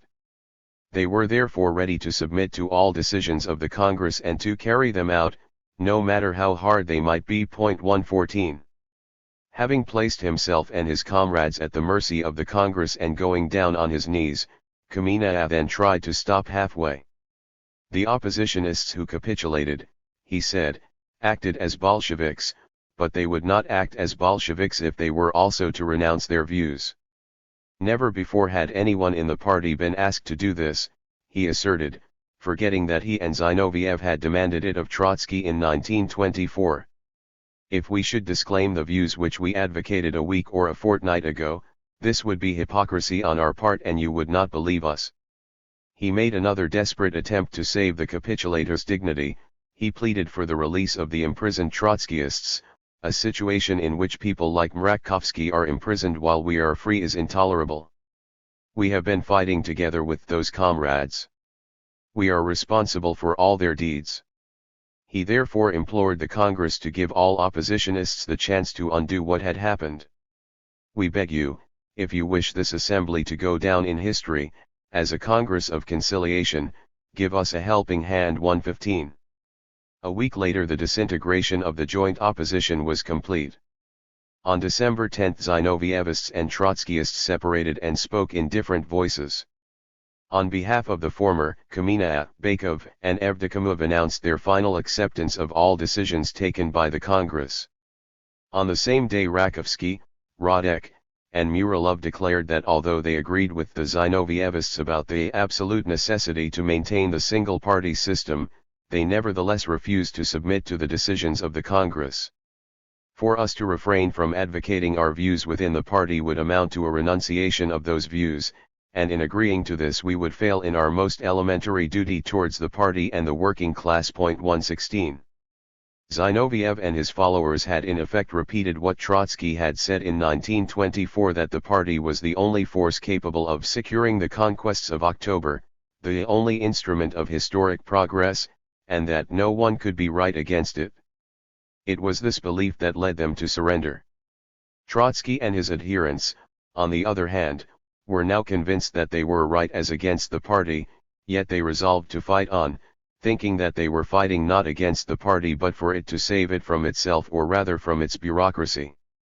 Both Trotsky and Zinoviev tried in fact to square the same circle, only that each attempted to do it in a different way. The Zinovievists hoped that by remaining within the party they might be able, circumstances permitting, to regenerate it. The Trotskyists were convinced that this could be done only from without. Both repeated in the same words that any attempt to set up another party would be disastrous to the revolution, and both thereby implicitly admitted that the working class was, in their view, politically immature, that it could not be relied upon to support two communist parties, that as yet it was therefore futile to appeal to the workers against the party bureaucracy, which, despite all its faults and vices, still acted as guardian of the proletarian interest, as trustee of the revolution and agent of socialism. If they had not thought so, the horror with which both Trotsky and Zinoviev spoke about another party would have been inexplicable and ridiculous. In that case they should have, on the contrary, considered it their duty to set up another party. Recognizing their adversaries, if only implicitly and with grave reservations, as the guardians and trustees of the proletarian dictatorship, and being in conflict with them, the oppositionists were caught in a contradiction. Zinoviev in his conscience sought to resolve the contradiction by accepting the dictates of the ruling factions. Trotsky, convinced that the ruling factions could not remain the guardians of the revolution for long, obeyed the dictates of his conscience, which told him that nothing could be gained by self-renunciation. While around him the joint opposition crumbled, expulsions multiplied, and thousands of oppositionists capitulated, Trotsky remained undaunted and contemptuous of the dead souls Zinoviev and Kamina, predicting that they would be driven from surrender to surrender and from disgrace to disgrace, each worse than the other. The ruling factions were now in a rage of triumph. They were all the more boisterous because they had not been sure up to the last moment whether Stalin would indeed be able to maneuver the opposition into surrender. No sooner had Zinoviev and Kamina announced their capitulation than the ruling factions declared that they did not accept it, and that the capitulators must fully repudiate their ideas and recant. At first Zinoviev and Kamina had been given to understand that they would be reinstated if they agreed merely to refrain from voicing their views. Now that they had agreed to this, they were told that their silence would be an insult and a challenge to the party. "Comrades," Kalinin said at the Congress, "what will the working class think of people who declare that they will not advocate views which they still hold to be correct? This is either deliberate deception, or these oppositionists have become Philistines, keeping their views to themselves and not defending them." 117 The ruling factions feared, in truth, that if they accepted Zinoviev's and Kamina's first surrender, they would compromise themselves. What sort of a party is it, people would wonder, that allows its members to hold certain views but not to express them? The victors could not stop halfway. To hold the ground they had just gained, they had to gain more and drive their defeated opponents even farther. Having forbidden them to express heresy, the Congress had to forbid them to profess it even by silence. Having deprived them of their voice, it had to rob them of their thought, and it had to give them back a voice so that they should use it to abjure their ideas. Another week was filled with haggling over terms, a week during which the Zinovievists strained and struggled in the trap. They could not go back on their first capitulation, and in order to save its sense and to achieve what they had hoped to achieve through it, they stumbled into another capitulation. On December 18 Zinoviev and Kamina returned and knocked at the doors of the Congress to say that they condemned their own views as wrong and anti-Leninist. Bukharin, it is related, received them with these words: "You have done well to make up your mind. This was the last minute. The Iron Curtain of history is just coming down." The Iron Curtain, which, we may add, was to crush Bukharin as well. Bukharin was undoubtedly relieved to see Zinoviev and Kamina return and submit, for he, like some other members of the ruling factions, had wondered anxiously what would happen if Zinoviev and Kamenev refused to recant and rejoin Trotsky. Even Ortjonikij, who on behalf of the Central Control Commission presented the report and moved the motion for expulsion, showed his uneasiness when he said that the repressive measures hit men who have brought a good deal of benefit to our party and have fought in our ranks for many years. But Stalin and the majority, drunk with jubilation, went on to kick the prostrate. They refused to reinstate them even after the recantation. By a strange quirk it was Rykov, one day to share Zinoviev's and Kamenev's fate, who went out to see them as they waited at the door and to slam the door on them. He told them that they were not readmitted into the party, that they were to remain on probation for at least 6 months, and that only afterwards would the Central Committee decide whether to reinstate them. The defection of the Zinovievists left Trotsky and his adherents isolated. It soothed the none too sensitive consciences of many Stalinists and Bukharinists who saw in it the final vindication of Stalin's action. Surely Trotsky must be absolutely in the wrong, they reflected, if even his erstwhile allies turned their backs on him. The party and the nation had their eyes glued to the Congress and the astounding spectacle of capitulation enacted there. They were not greatly concerned with that section of the opposition which was not involved in the spectacle. The Trotskyists themselves were stunned. They were overcome by a sense of the finality of their break with the party. They viewed with incredulity the gulf which had opened between themselves and the Zinovievists. They wondered whether they themselves had not acted foolhardily. Should they have conducted their semi-clandestine propaganda? Should they have appealed to the masses on November 7? Should they have precipitated the schism? Such qualms induced them to receive the verdicts of expulsion with unending and exalted declarations of their undiminished fidelity to the party. A few went in the footsteps of the Zinovievists, others wavered. The majority remained determined to fight on and face persecution. Yet no one knew who was and who was not a capitulator. Immediately after the Congress 1,500 oppositionists were expelled and 2,500 signed statements of recantation. 118 But among those who signed a few withdrew, when they saw that one act of surrender entailed another, and among those who had refused to sign some weakened in their resolve when they were subjected to further intimidation, temptation, and persuasion. Those of one set viewed those of another as blacklegs or traitors. As it was not known where one set ended and the other began, confusion and suspicion spread all through the whole of the former joint opposition. Trotsky, seeing the futility of Zinoviev's surrender, was confirmed in his conviction that he had chosen the right road. He worked feverishly to impart his belief to his disheartened followers.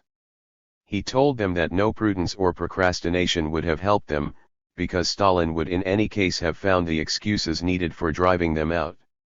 What mattered was to rally those who stood fast, to draw a sharp line of division between them and the renegades, to avoid ambiguous attitudes, and to make the causes of the breach clear for contemporaries and posterity alike. Moreover, the opposition could no longer work as it had worked hitherto. It must go underground for good, find new forms of contacts between its groups and new methods of work, and establish links with its co-thinkers abroad.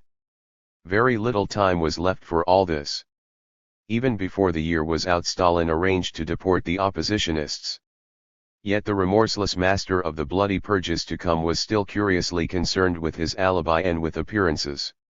He wished to avoid the scandal of an undisguised and forcible deportation, and he tried so to stage the banishment of his enemies that it should look like a voluntary departure. Through the Central Committee he offered the leading Trotskyists minor administrative posts in the far corners of the immense country. Trotsky himself was to leave of his own free will for Astrakhan, on the Caspian Sea. Early in January 1928 Rakovsky and Radek, delegated by the opposition, and Ortjonikij were engaged in fantastic bargaining over these proposals. Radek and Rakovsky protested against Trotsky's assignment to Astrakhan, saying that his health, sapped by malaria, would not stand the vaporous and hot climate of the Caspian port. The game was cut short when Trotsky and his friends declared that they were ready to accept any provincial appointments provided that these were no mere excuses for deportation, that the opposition's consent was obtained for every appointment, and that the assignments were fixed with an eye to the health and safety of those concerned and of their families. 119. On January 3, while the bargaining was still on, the GPU summoned Trotsky to appear before it. He ignored the summons. The farce then came to an end, and a few days later, on the 12th, the GPU informed Trotsky that under Article 58 of the Criminal Code, i.e. under the charge of counter-revolutionary activity, he would be deported to Alma-Ata, in Turkestan, near the Chinese frontier. The date of the deportation was set for January 16. Two writers, one a complete outsider, the other a Trotskyist, have given their impression of Trotsky during his last days in Moscow. Paul Scheffer, correspondent of the Berliner Tageblatt, interviewed him on January 15. At a superficial glance he could see nothing indicating that a police watch was kept over Trotsky. He noticed excitement at Trotsky's home, the comings, goings, and leave-takings of men who were all about to be exiled, and the packing off for a long journey. In all corridors and passages there were piles of books, and once again books, the nourishment of revolutionaries, as ox blood used to be the nourishment of the Spartans. Against this background he describes the man himself, somewhat less than middle size, with a very delicate skin, a yellowish complexion, and blue, not large eyes, which at times can be very friendly, and at times are full of flashes and very powerful. A large animated face reflecting both strength and loftiness of mind, and a mouth strikingly small in proportion to the face. A delicate, soft, feminine hand. This man, who has improvised armies and filled primitive workers and peasants with his own enthusiasm, lifting them high above their understanding, is at first shy, slightly embarrassed. That is perhaps why he is so captivating. Throughout the conversation Trotsky, though courteous, was on his guard, content to express himself pro foro externo, but extremely reticent vis-a-vis the bourgeois journalist about domestic issues. Not a single mention of his adversaries, no complaint, no polemics. Only once did the talk skirt inter-party affairs, when the interviewer remarked that Lloyd George had prophesied a Napoleonic future for Trotsky. This was the nearest that Scheffer came to alluding to the deportation, to Trotsky's plans for the future, and so on. Trotsky, however, seized a different facet of the comparison. It is a strange idea, he answered somewhat amused, that I should be the man to put an end to a revolution. This is not the first of Lloyd George's blunders. Characteristically, the comparison with Napoleon brought to Trotsky's mind not the obvious and superficial parallel between their personal fortunes as exiles, but the political idea, so abhorrent to him, of Bonapartism, the successor to Thermidor. With him the general problem took precedence over the personal. He spoke mainly about the decay of capitalism and the prospects of revolution in Europe, prospects with which as always he linked the future of Bolshevik Russia. Trotsky's talk quickly loses its conversational tone, becomes oratorical, and soars high, and he illustrates the ups and downs of the curve of world revolution with beautifully melodious gestures. The argument was interrupted by a comrade due to go into exile this very evening. He had come to ask whether there was anything he could still do for Trotsky. Trotsky's face, with the small upturned mustache, folds itself into many gay wrinkles. You are going for a journey tonight, aren't you? The man of controversy and irony will miss no opportunity. The humor of the unshaken man is undimmed. At the parting he invited Scheffer to come and visit him at Alma-Ata. 120. Unlike Scheffer, Serge described Trotsky's surroundings as watched day and night by comrades who were themselves watched by stool pigeons. In the street GPU men on motorcycles noted every car coming and going. I went up by the back stairs. He whom among ourselves we called with affectionate respect the old man, as we used to call Lenin, worked in a small room facing the courtyard and furnished only with a field bed and a table. Dressed in a well-worn jacket, active and majestic, his high crop of hair almost white, his complexion sickly, he displayed in this cage a stubborn energy. In the next room messages which he had just dictated were being typed out. In the dining room comrades arriving from every corner of the country were received. He talked with them hurriedly between telephone calls. All might be arrested any moment. What next? Nobody knew, but all were in a hurry to benefit from these last hours, for surely they were the last. 121. The day of January 16th, taken up by conferences, instructions, further leave-takings, and last preparations for the journey, passed as if in a fever. The hour of departure was fixed for 10 p.m. In the evening the whole family, exhausted and tense, sat waiting for the GPU agents to appear. The appointed time had passed, but they did not come. The family was lost in guesses until the GPU informed Trotsky by telephone, without offering any explanation, that his departure was postponed by 2 days. Further guesses, interrupted by the arrival of Rakovsky and other friends, all greatly excited. They had come from the station where thousands had gathered to give Trotsky a farewell. There was a stormy demonstration at the train by which he was expected to travel. Many lay down on the tracks and swore not to allow the train to leave. The police tried to remove them and to disperse the crowd, but the powers that be, seeing what turn the demonstration had taken, ordered the deportation to be postponed. The opposition congratulated itself on the effect and planned to repeat the manifestation in 2 days' time. The GPU, however, decided to catch the opposition by surprise and to abduct its leader surreptitiously. The plan was to take him to another station, to bring him to a little stop outside Moscow, and only there to put him on the Central Asian train. They had told him to be ready to depart on January 18th, but already on the 17th they called to apprehend him. Curiously, his followers failed to keep watch at his home, and so when the GPU men arrived, they found on the spot only Trotsky and his wife, their 2 sons, and 2 women, one of whom was Yoff's widow. 122. A scene of rare tragicomedy followed. Trotsky locked himself up and refused to let the GPU in. This was a token of passive resistance, with which in the old days he had invariably met any police trying to lay hands on him. Through the locked door the prisoner and the officer in charge conducted a parley. Finally, the officer ordered his men to smash the door, and they broke into the room. By a weird freak the officer who had come to arrest Trotsky had served on Trotsky's military train during the Civil War, as one of the bodyguards. Face to face with his former chief, he lost countenance, broke down, and muttered distraught, "Shoot me, Comrade Trotsky, shoot me." Trotsky did his best to comfort his jailer and even urged and persuaded him to carry out orders. Then he resumed the posture of disobedience and refused to dress.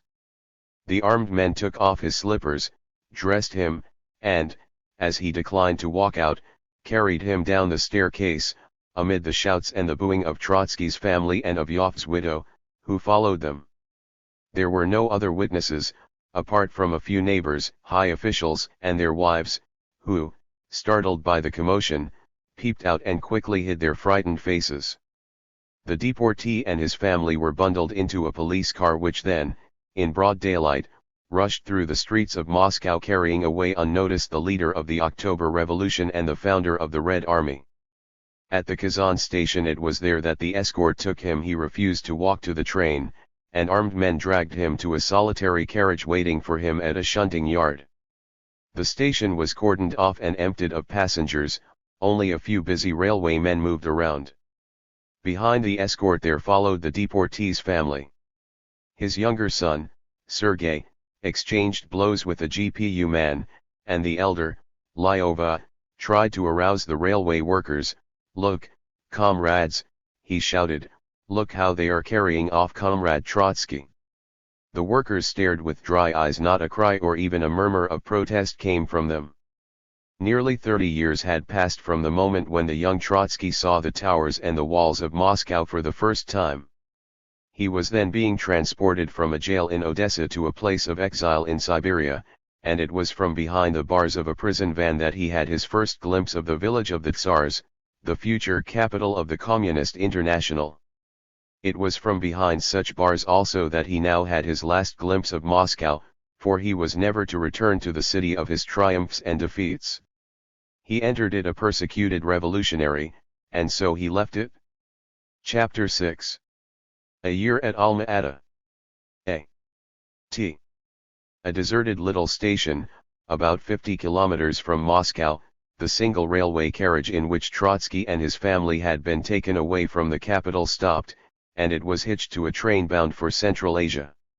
Sergei, anxious to continue his academic curriculum, alighted and returned to Moscow. Sidova, ill with fever, and Lyova accompanied Trotsky into exile. A guard of about a dozen men escorted them.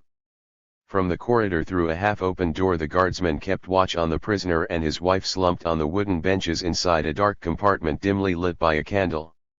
The officer who had come to arrest Trotsky was still in command. His presence on this train was a grotesque reminder of that other and famous train, the Predrevoyen S1 Field Headquarters, on which he had served as Trotsky's bodyguard. We were tired out, Sidova recalls, by the surprises, uncertainties, and tension of these last days, and we were resting.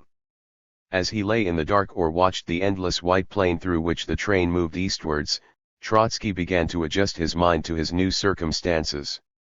There he was, wrenched from the world with its tumult and fascination, cut off from his work and struggle, and isolated from adherents and friends. What was to follow now? And what was he to do? He best urged himself to enter a few notes in his diary or to draft a protest, but he found, and this was something of a minor shock, that he had set out without writing utensils. This had never happened to him before, not even during his perilous flight from the far north in 1907.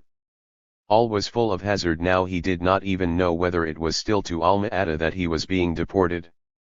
Insecurity roused his defiant and contrary temper. He remarked to his wife that it was at least a consolation to know that he would not die a Philistine's death in a comfortable Kremlin bed. On the next day the train stopped at Samara, and Trotsky telegraphed a protest to Kalinin and Menzinsky, saying that never during his long revolutionary career had any capitalist police treated him with such trickery and mendacity as the GPU, who had kidnapped him without telling him where they were taking him and made him travel without a change of linen and elementary amenities and without medicine for his sick wife. 2 The men of the escort were considerate and even friendly, however, as had been the Tsarist soldiers who had escorted him in 1907, as the convicted leader of the Petersburg Soviet. On the way they bought linen, towels, soap, and for the family, and they brought meals from railway stations. Their prisoners still inspired them with the awe with which a Grand Duke, deported under the old regime, might have inspired his guards. There was, after all, no knowing whether he might not be back in power soon. And so when the train arrived in Turkestan, the commander of the escort asked his prisoner to give him a certificate of good behavior. 3 On the way Sermux and Poznansky, Trotsky's two devoted secretaries, had joined the train, hoping to outwit the GPU. Such incidents broke up the monotony of the journey. At Pishpek Fruns 4 the railway journey came to an end. The stretch of road from there to Alma-Ata, about 250 kilometers, had to be traversed by bus, lorry, sleigh, and on foot, across ice-covered and wind-swept mountain and through deep snowdrifts, with a night stop in an abandoned hut in the desert. At last, after a week's journey, on January 25 at 3 a.m., the party reached Alma-Ata.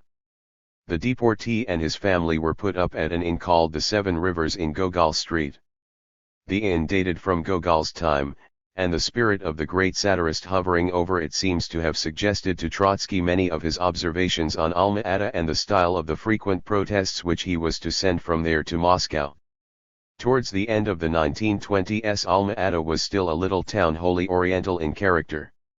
Although famous for gorgeous orchards and gardens, it was a slummy and sleepy Kyrgyz backwater barely touched by civilization, and exposed to earthquakes, floods, icy blizzards and scorching heat waves. Heat waves brought dense dust clouds, malaria, and plagues of vermin. The town was to be developed as the administrative center of Kazakhstan, but the Republican administration was only beginning to form itself. In the meantime officials requisitioned all available accommodation, and the local slums were more than usually overcrowded. In the bazaar at the center of the town the Kyrgyzs sat in the mud at the doorsteps of their shops, warmed themselves in the sun, and searched their bodies for lice. 5 Leprosy was not unknown, and during the summer of Trotsky's stay animals were struck by pestilence, and howling mad dogs swarmed in the streets. In the same year life at Alma-Ata was made even more miserable by continuous scarcity of bread. Within the first few months of Trotsky's arrival the price of bread trebled. Long queues waited outside the few bakers' shops. Foodstuffs other than bread were even scarcer. There was no regular transport. Mail was erratic. The local Soviet tried to regularize it with the help of private contractors. The gloom of the place and the helplessness and feeble-mindedness of the local caciques are well illustrated by this extract from Trotsky's correspondence. The other day the local newspaper wrote, "In town rumors are functioning," to the effect that there is going to be no bread, whereas there are numerous carts coming with loads of bread.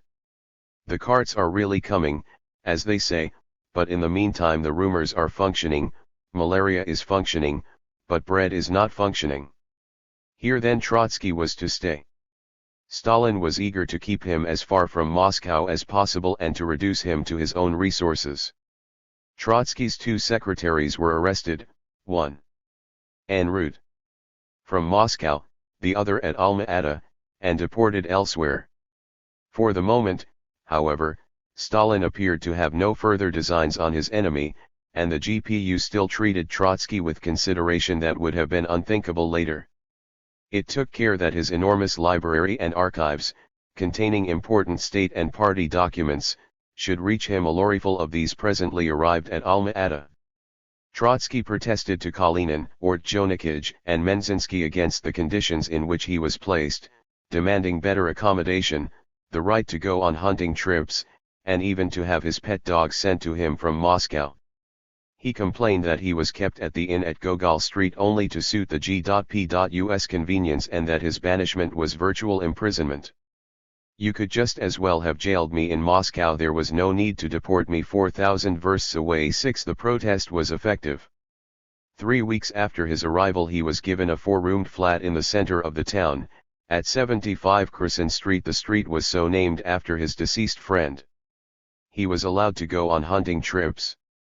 He showered further sarcastic telegrams on Moscow, making demands, some serious, others trivial, and mixing little quarrels with great controversy. "Maya, my darling," he wrote to a friend, "does not even suspect that she is now at the center of a great political struggle." He refused, as it were, to consider himself a captive, and his persecutors made a show of leniency. He appeared almost relaxed after so many years of ceaseless toil and tension. Thus, unexpectedly and oddly, there was a quasi-idyllic flavor about the first few months of his stay at Alma-Ata. Steppe and mountain, river and lake lured him as never since his childhood. He relished hunting, and in his voluminous correspondence political argument and advice are often interspersed with poetic descriptions of landscape and humorous reports on hunting ventures. He was at first refused permission to go out of Alma-Ata. Then he was allowed to go hunting but no farther than 25 versts away. He telegraphed to Menzinsky that he would disregard the restriction because there were no suitable hunting grounds within that distance and he was not going to be bothered with small game. He must be allowed to go at least 70 versts away, and let Moscow inform the local GPU about this so as to avoid trouble.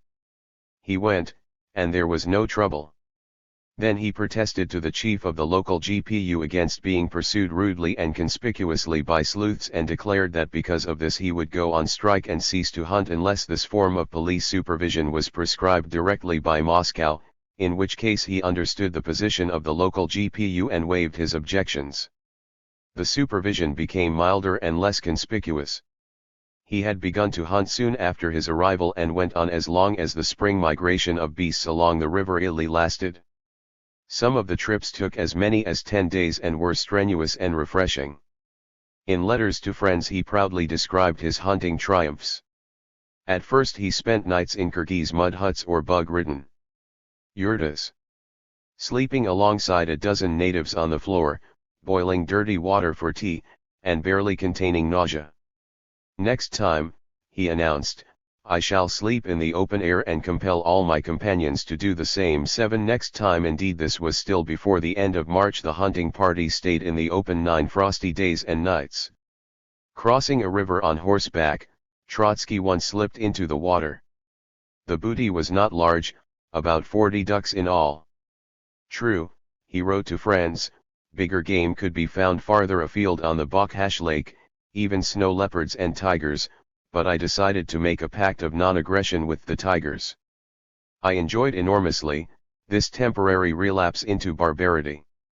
One does not often have such experiences as spending 9 days and nights in the open, without having to wash, dress, and undress, eating venison cooked in a pail, falling from a horse into the river, and staying days and nights on a small log in the midst of water, stone and reed. 8 The hunting season over, fishing began, and then even Natalia Ivanovna joined in, although the fishing was no townsman's lazy weekend playing with tackle, for every trip was a long and arduous job with large boats, heavy loads, and elaborate tacking about.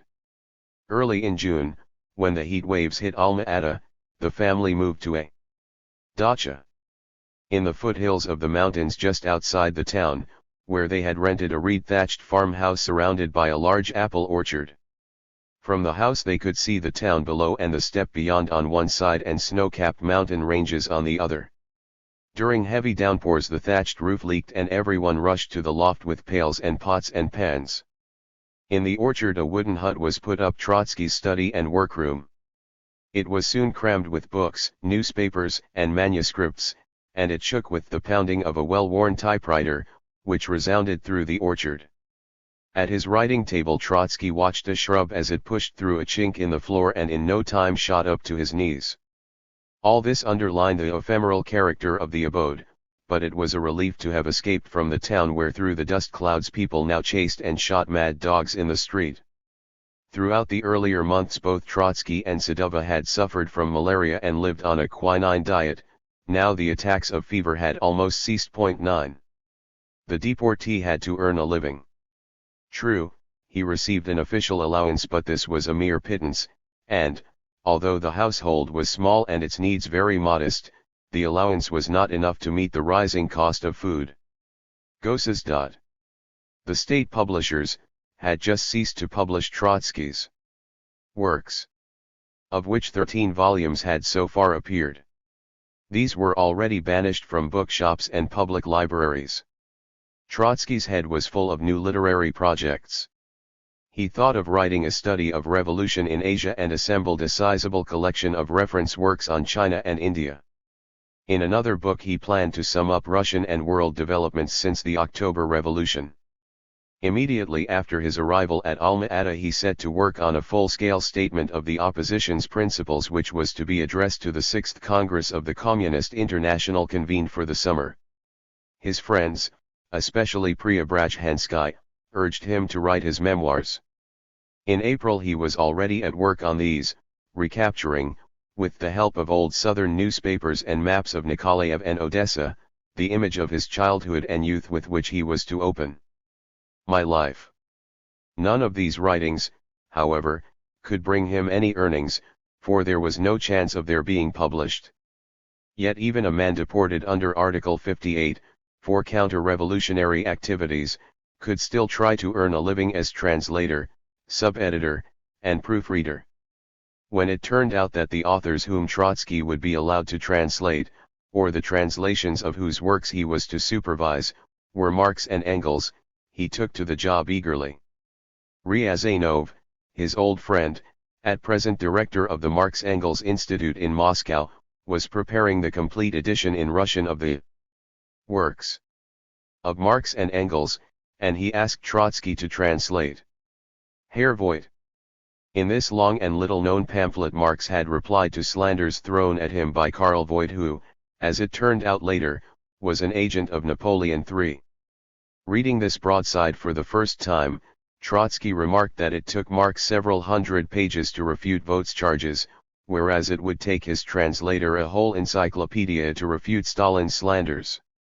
Ryazanov then asked Trotsky to edit the translations and read the proofs of the other volumes of Marx and Engels, which he did. 10. Trotsky's correspondence with Ryazanov shows the modesty and conscientiousness with which Trotsky applied himself to the work. It contains detailed, almost pedantic, criticisms of the style of the translations and minute suggestions for improvements. The correspondence is wholly non-political and studiously businesslike. There is no hint of any irony on Trotsky's part about the only gainful occupation now left open to him in the Soviet Union. The fees paid him by Ryazanov supplied the family's needs and covered the cost of Trotsky's huge correspondence. 11. From the moment of his arrival at Alma-Ata, Trotsky worked hard to establish contact with friends and followers scattered all over the country and reduced to isolation and silence. At the beginning this could be done only by normal mail, and it had to be done in the most primitive conditions, when it was sometimes a feat to obtain on the spot a pen, a pencil, a few sheets of rough paper, or a few candles. Lyova became his Minister of Foreign Affairs and Minister of Post and Telegraphs, bodyguard, research assistant, secretary, and organizer of hunting trips. With his help a constant flow of letters and circulars began to pour out of Alma-Ata in all directions.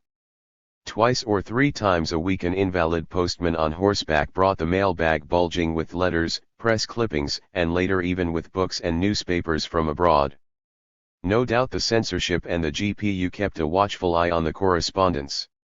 Most of it was with Rakovsky, who had been deported to Astrakhan, Radek, who was at Tobolsk, Preobrazhensky, exiled to Uralsk, Smilga, who was at Narim, Beloborodov, banished as far north as Ust Kylum in the Komi Republic, Serebryakov, who was at Semipalatinsk in Central Asia, Muralov at Tara, Ivan Smirnov at Novobayazet in Armenia, and Rakovsky at Voronezh. Less systematically, Trotsky corresponded with a host of other oppositionists. Later in the year he related to Sosnovsky 12 that he was in more or less regular contact with all the major colonies of exiles in Siberia and Soviet Asia at large, with Barnaul, Kamensk, Minusinsk, Tomsk, Kolpashevo, Yeniseisk, Novosibirsk, Kansk, Akinsk, Aktyabinsk, Tashkent, Samarkand, and c. With colonies in European Russia he communicated through Rakovsky, who from Astrakhan was in charge of opposition centers along the southern Volga and in the Crimea, and through Mrakovsky, who from Voronezh kept in touch with colonies in the north. In places where there were large centers of exiles, the correspondence and the circulars were duplicated and forwarded to minor colonies. Since April a secret postal service operated between Alma-Ata and Moscow. It delivered and collected mail once every fortnight or 3 weeks. In this way the groups of exiles, constantly growing in numbers and size, formed a community of their own with its own intense political life. Trotsky was the inspirer, organizer, and symbol of the opposition in exile. The state of mind of the deportees was anything but settled. Some were stunned by what had happened. Others viewed the persecution to which they were subjected as little more than a bad joke. The majority at first appeared to be convinced that Stalin's triumph would not last and that soon events would vindicate the opposition so that its adherents would return from exile to be hailed for their foresight, courage, and dedication to Marxism and Leninism. As the conditions in which they found themselves, though painful and humiliating, were not yet crushingly oppressive, the oppositionists reverted to a manner of existence which had been familiar to them before the revolution. The job of the political prisoners and exiles was to use enforced idleness in order to clear their thoughts, learn, and prepare for the day when they would once again have to shoulder the burdens of direct struggle or the responsibilities of government. For this kind of work the conditions seemed propitious. In many colonies there were educated men, brilliant theorists, and gifted writers whom their comrades provided with a choice audience. Intensive exchange of ideas helped to keep up self-discipline and self-respect. From Alma-Ata Trotsky eagerly followed this exchange and encouraged it, quoting, in letters to friends, Goethe's maxim that in intellectual and moral matters it is necessary in order to guard what one possesses to conquer it ever anew. Thus the colonies became centers of important intellectual and literary political activity. Apart from memoranda and theses on current affairs, which proliferated freely, major works were undertaken. Radek began to write a large-scale biography and study of Lenin. Rakovsky worked on a life of Saint Simon and on the origins of utopian socialism. Preobrazhensky wrote and completed books on the Soviet economy and on the economy of medieval Europe. Smilga was busy on a book about Bukharin and his school of thought. Dingelstedt produced essays on the social structure of India, and so on. However, these intellectual pursuits, valuable though they were, could not give any direct answer to the question which was uppermost in the thoughts of the deportees and which events were about to pose anew the question, what next? Even in the remoteness of Siberia and Central Asia, the shock of a new social crisis could be felt before the end of the winter. The crisis had long been in the making, and it had reached danger point as early as the autumn, just before the deportation of the oppositionists. The state granaries were half empty, hunger threatened the urban population, and it was not even certain whether the armed forces would be supplied with provisions. The interminable queues outside the bakers and the repeated rises in the price of bread, witnessed by Trotsky at Alma-Ata, could be observed all over the Soviet Union. Yet on the face of it the agricultural situation was not bad. Almost as much land had been sown as in the best of times, and there had been a succession of 3 excellent harvests. But once again the link between town and country was broken. The peasants refused to deliver bread and to sell it at fixed prices. Grain collections were accompanied by riots.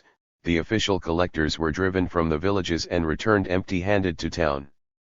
The peasantry had little or no incentive to deliver or sell its produce when now as before it could not obtain in return clothing, footwear, agricultural tools, or other industrial goods.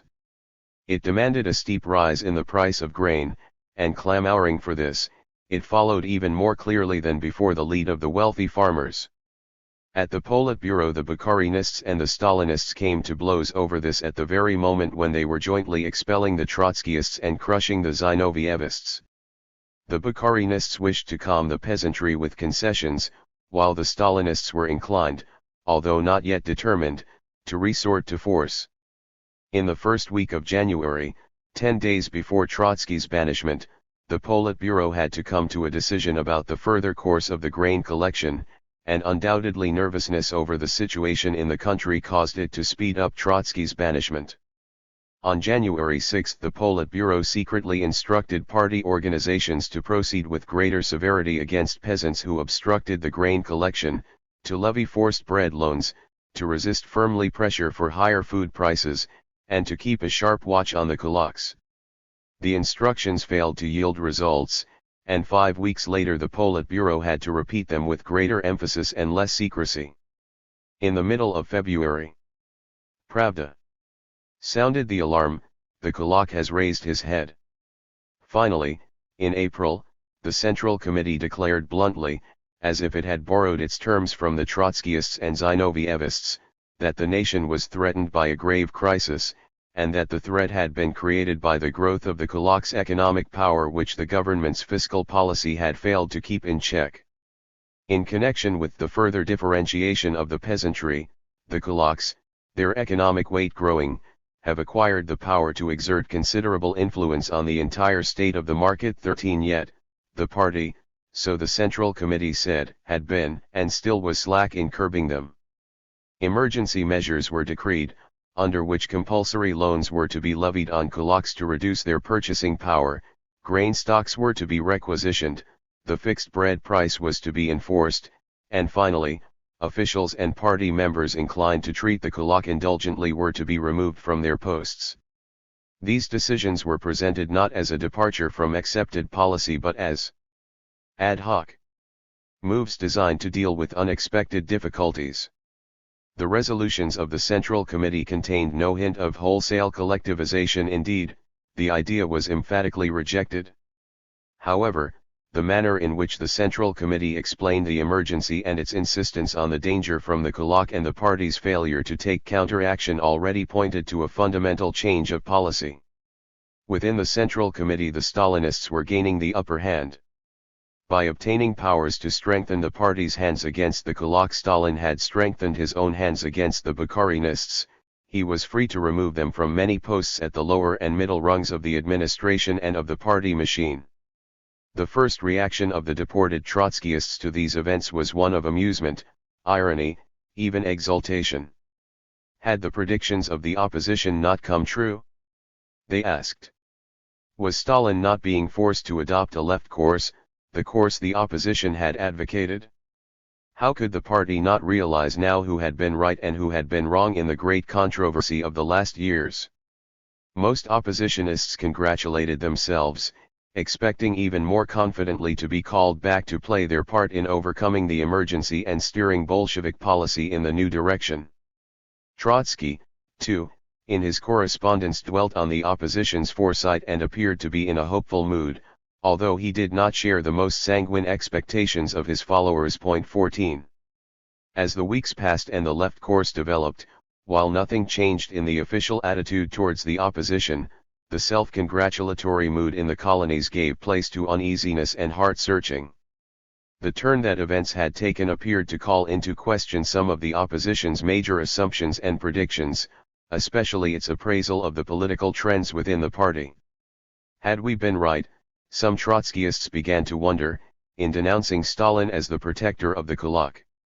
Had we been justified in saying that once the left opposition was defeated, the inter-party balance would be so upset that the Bukharinist right would assert itself and sweep away the Stalinist center? Had we not overrated the strength of the conservative elements in the party? The Stalinist faction, far from being overwhelmed, was beginning to overwhelm the right. Had we then not exaggerated with our Cassandra cries about the danger of their midter? And had we, generally speaking, not gone too far in our struggle against Stalin? The great majority of deportees would not even admit such doubts to their thoughts. But a minority posed these questions ever more persistently, and every question it asked entailed other questions, bringing under scrutiny ever more points of the opposition's program and activity. The answers turned on what view the opposition took of the seriousness of Stalin's left course. It was still possible to regard Stalin's action against the kulak as an incidental tactical maneuver which need not prevent him from resuming the pro-kulak policy. This was indeed what most oppositionists thought of it. But a few were already convinced of the seriousness of the left course, saw it as the beginning of a momentous upheaval, and reflected uneasily on the opposition's prospects. How could the opposition remain a passive onlooker, they asked, while the party was embarking upon a dangerous struggle against the capitalist and quasi-capitalist elements in the nation, the struggle to which the opposition had summoned it? The opposition had to such an extent based its own action on the idea that in all vital matters the right wing played the leading part and that the Stalinist faction, weak and vacillating, merely followed it like a shadow, that Stalin's first or preliminary attack on the kulak shook the ground under its feet. Even in December, during the 15th Congress, Zinoviev and Kamenev had excused their capitulation with the argument that Stalin was about to embark upon a left course. Soon thereafter, two eminent Trotskyists, Pyatakov and Antonovov-Zenko, followed this example and announced their break with Trotsky. They had been the boldest and most energetic leaders of the 1923 opposition, they had participated only half-heartedly in the struggle of the later years, and they justified their capitulation on the ground that Stalin was carrying out the opposition's program. The deportees at first received Pyatakov's and Antonovov-Zenko's defection with the contempt and derision reserved for renegades, but their arguments nevertheless made an impression and stimulated self-interrogation. Early in May, Trotsky still knew little or nothing about the new ferment among the exiles, and he sent a letter to them in which he set out his views. 15 He declared that Stalin's left course marked the beginning of an important change. The opposition, he said, had every right to regard itself with pride as the inspirer and prompter of the new policy. True, pride must be mingled with sadness when oppositionists reflected on the price they had had to pay for their vicarious success. However, it has been the fate of revolutionaries more than once that, at the price of heavy or tragic sacrifice, they have compelled others, even enemies, to carry out parts of a revolutionary program. Thus, the Commune of Paris had been drowned in blood, but it triumphed over its hangman, for its very hangman had to carry out part of its program. Although the Commune had failed as a proletarian revolution, it made the restoration of the monarchy impossible in France and secured the establishment at least of a parliamentary republic. Such might be mutatis mutandis. The opposition's relation to Stalin's left course, the opposition might be defeated, it might not see its full program carried into effect, but at least its struggle had made it impossible for the ruling group to continue the retreat before the capitalist elements and to inaugurate a neo-N.E.P. What was the opposition to do? We were in duty bound, Trotsky replied, to lend critical support to Stalin's left course. Under no circumstances must we make common cause with Bukharin and Rykov against it. We should, on the contrary, encourage the vacillating Stalinist center to break definitely with the right and make common cause with the left. An alliance between the opposition and its Stalinist persecutors against the defenders of the Kulak should not be ruled out, even though the possibility was remote. More than ever must the opposition press for freedom within the party, and the left course facilitates the struggle for proletarian democracy. In reasoning thus, Trotsky was logically consistent with himself. He had, ever since 1923, maintained that the main function of the Stalinist regime was to shield from the workers a party bureaucracy which protected the Kulak and the N.E.P. man. It was natural for him to conclude that once that bureaucracy had ceased to protect the Kulak and the N.E.P. man, it would draw closer to the working class, seek reconciliation with its spokesman, and restore to them freedom of expression. All the more resolutely should the opposition, even while supporting the left course, resist Stalinist oppression and warn the party that as long as this persisted there was no guarantee that Stalin would pursue the new policy and would not once again yield to the Kulak. Trotsky admitted that his was a dual attitude, difficult to adopt, but he claimed that it was the only attitude justified in the circumstances. Pyatakov had already described Trotsky's views as self-contradictory. But all contradictions, Trotsky retorted, disappear in a man who makes a suicide jump into a river. Trotsky's view had all the dialectical suppleness which the ambiguous situation demanded from him. He treated Stalin's drive against the Kulak as a great and hopeful development, and he insisted all the more firmly on the need for freedom of criticism and discussion as the main guarantee of the soundness of the new policy. He offered the opposition no axe to grind, only principles to defend. When his enemy took another leaf from his book, he acknowledged the leaf as his own and urged his followers to back his enemy in an undertaking which they had considered necessary. But there were many other leaves left in his book, and he was not going to throw them away. As to the opposition's prospects, he shunned the extremes of optimism and pessimism.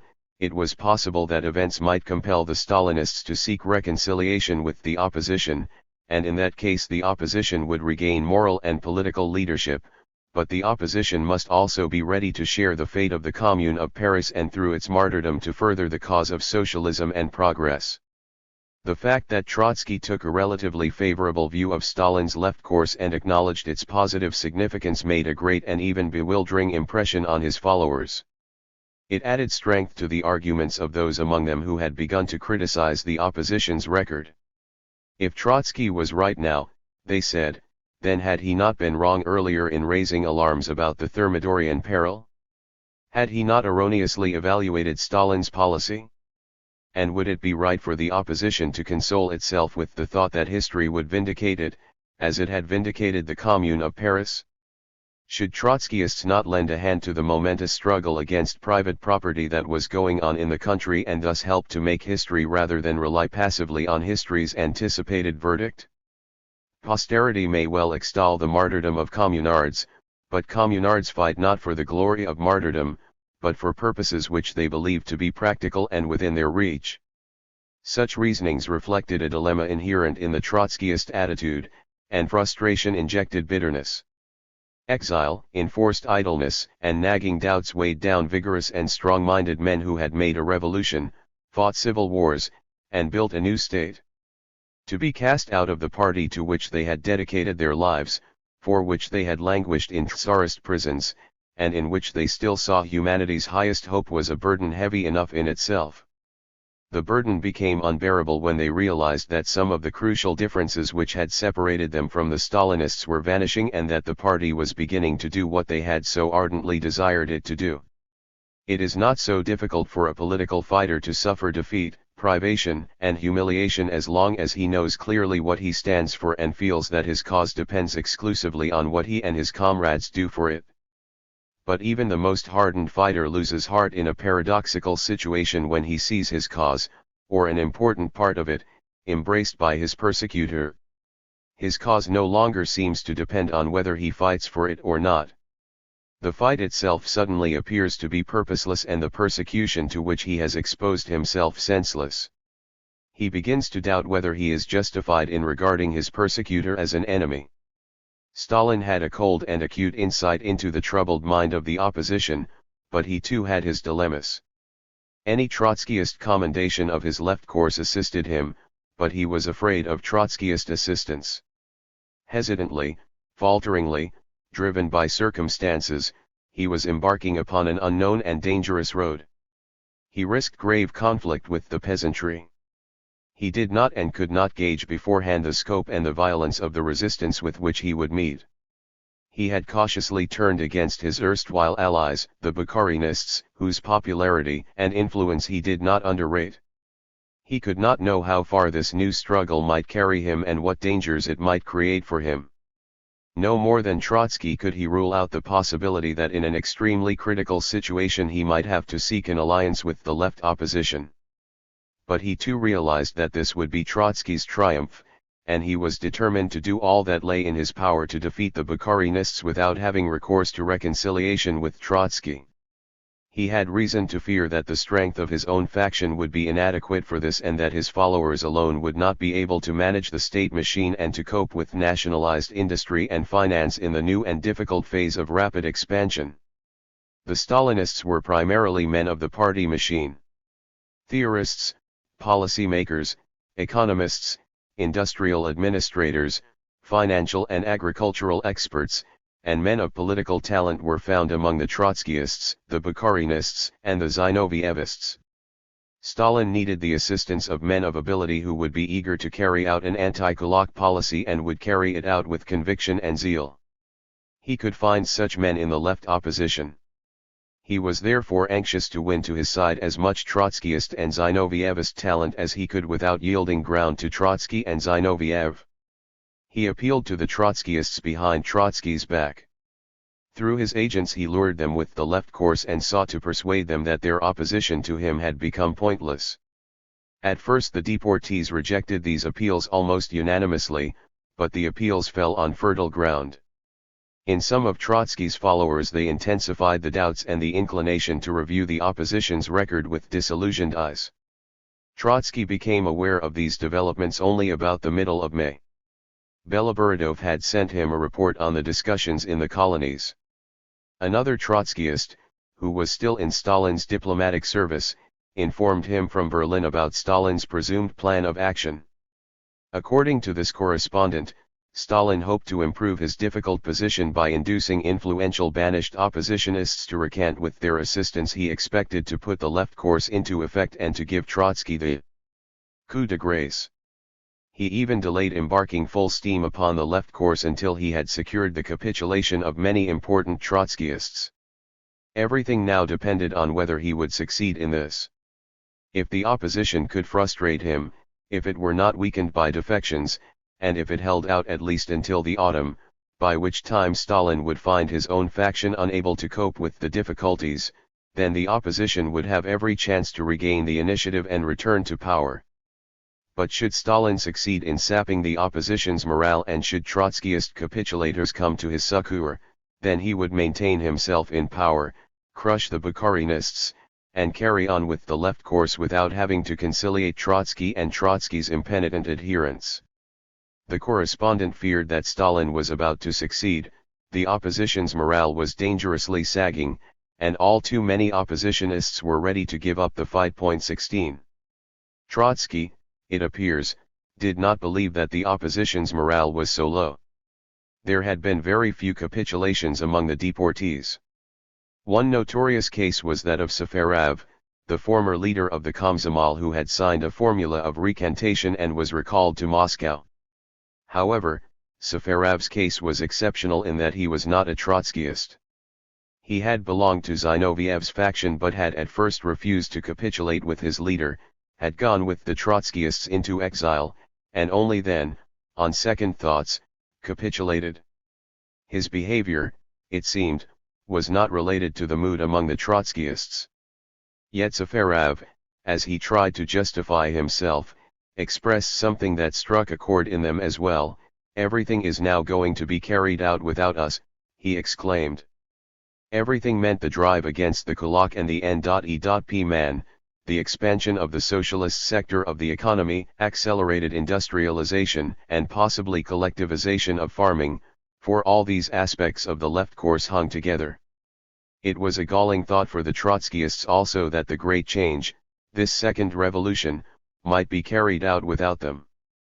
The more disinterestedly Trotsky stressed the desirability and the progressive character of Stalin's latest moves and the more he insisted on the opposition's duty to support them, the greater was the frustration among his followers, the more anxiously did they reflect over the rights and wrongs of the opposition's policy, and the more poignantly did they feel that cast out of the party, in the wilderness where they were, they could not possibly lend any practical support to the left course.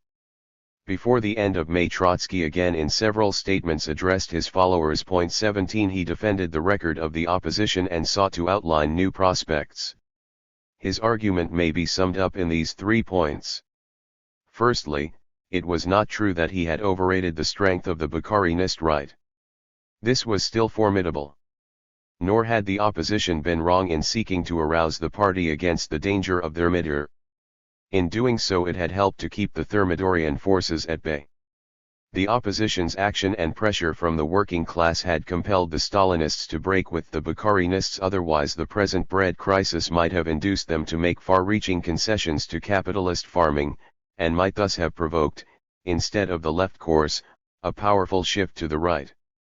He feared that those who maintained that the opposition had magnified the danger from the right would in the end surrender to Stalin. Secondly, the opposition had no reason to reproach itself with having gone too far in its struggle. On the contrary, because of Zinoviev's and Kamenev's timidity, it had not gone far enough. All our activities had a propagandist and only a propagandist character. The opposition had hardly ever appealed to the rank and file strongly and boldly enough. When at last it sought to do so, on November 7, Stalin tried to provoke it into civil war, and then it had to retreat. Finally, the fact that Stalin was stealing the opposition's thunder should not dishearten the opposition.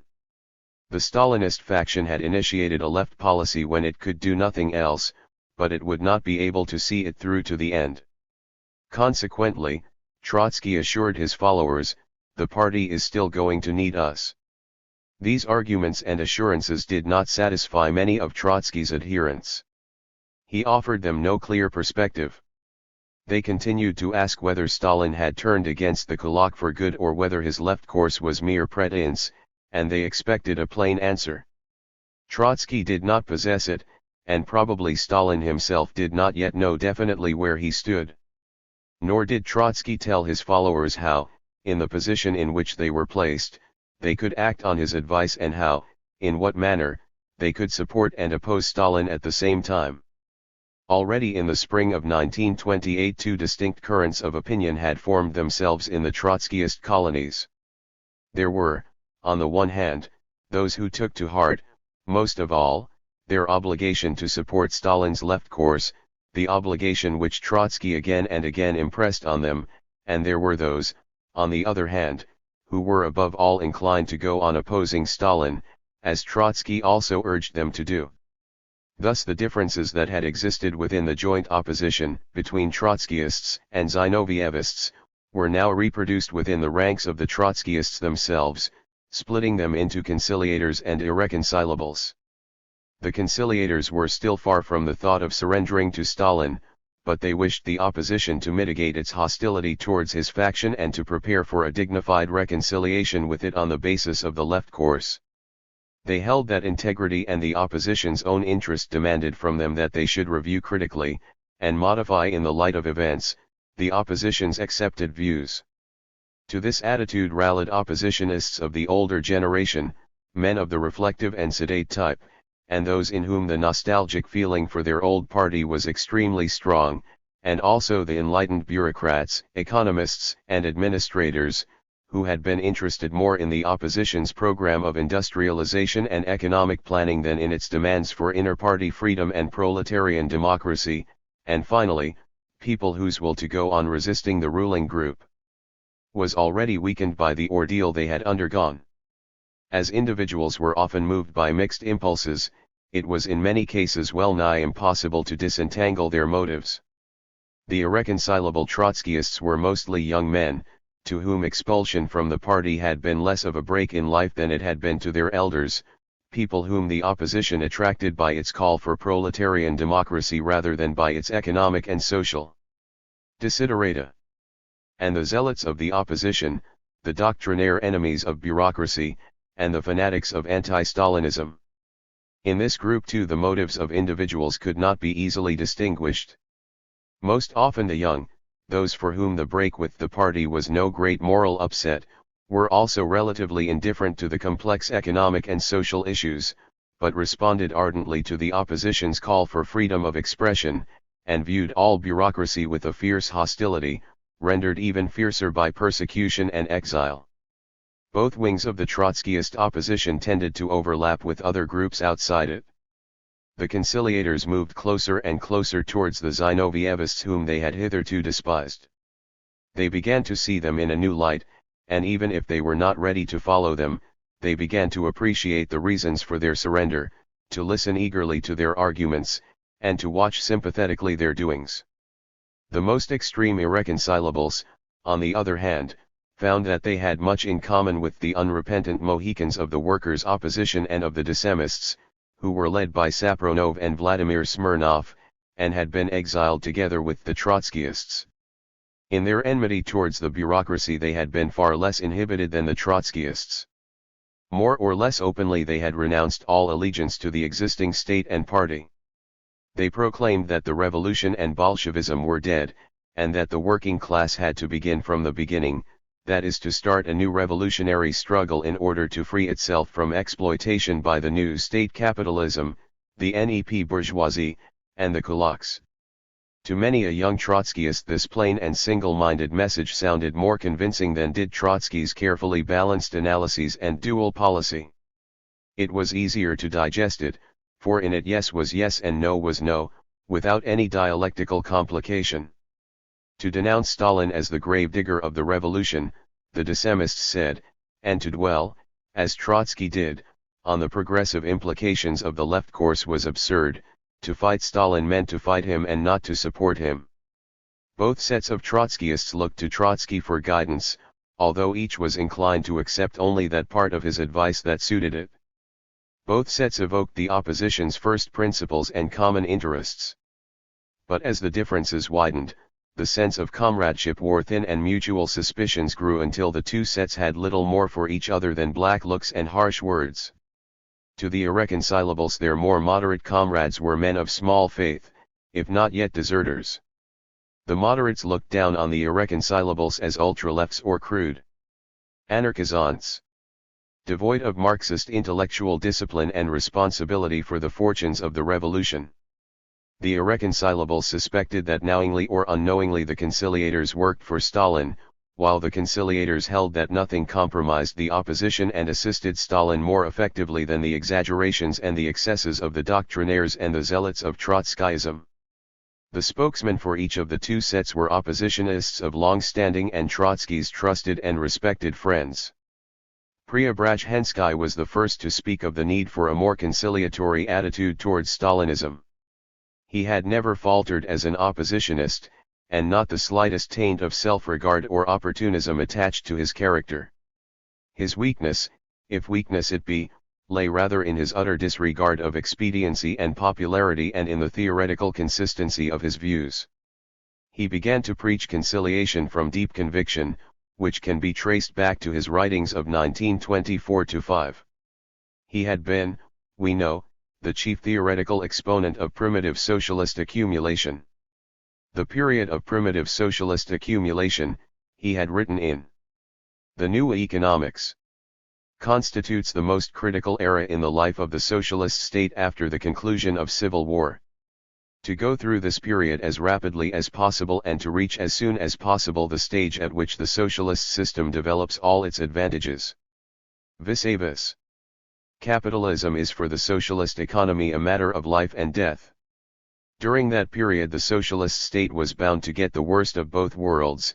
It would benefit neither from the advantages of capitalism nor from those of socialism. It would have to exploit the peasantry in order to finance accumulation in the socialist sector. On this point, it will be remembered, Preobrazhensky had clashed with Bukharin and the neo-populist school, our Soviet Manchester school of thought, as he dubbed it. The pressure of capitalist monopolism, he argued then, can find a barrier only in socialist monopolism.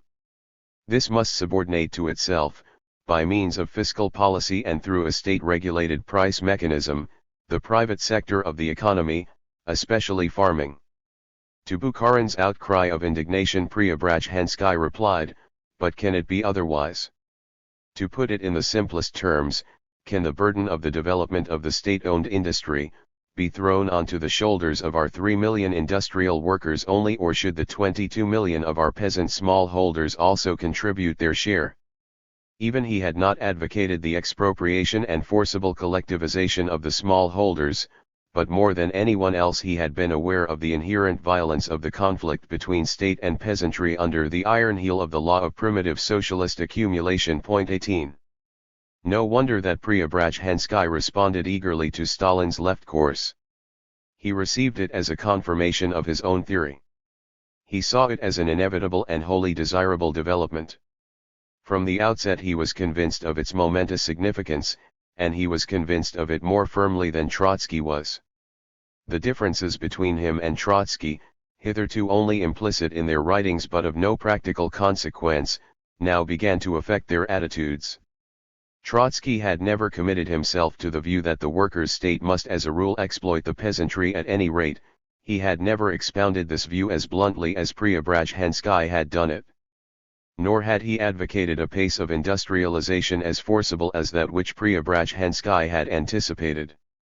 Preobrazhensky's theorem of the new economics had not been incompatible with socialism in one country. It had implied that primitive accumulation, the most difficult part of the transition from capitalism to socialism, might be accomplished within a single and industrially underdeveloped nation-state.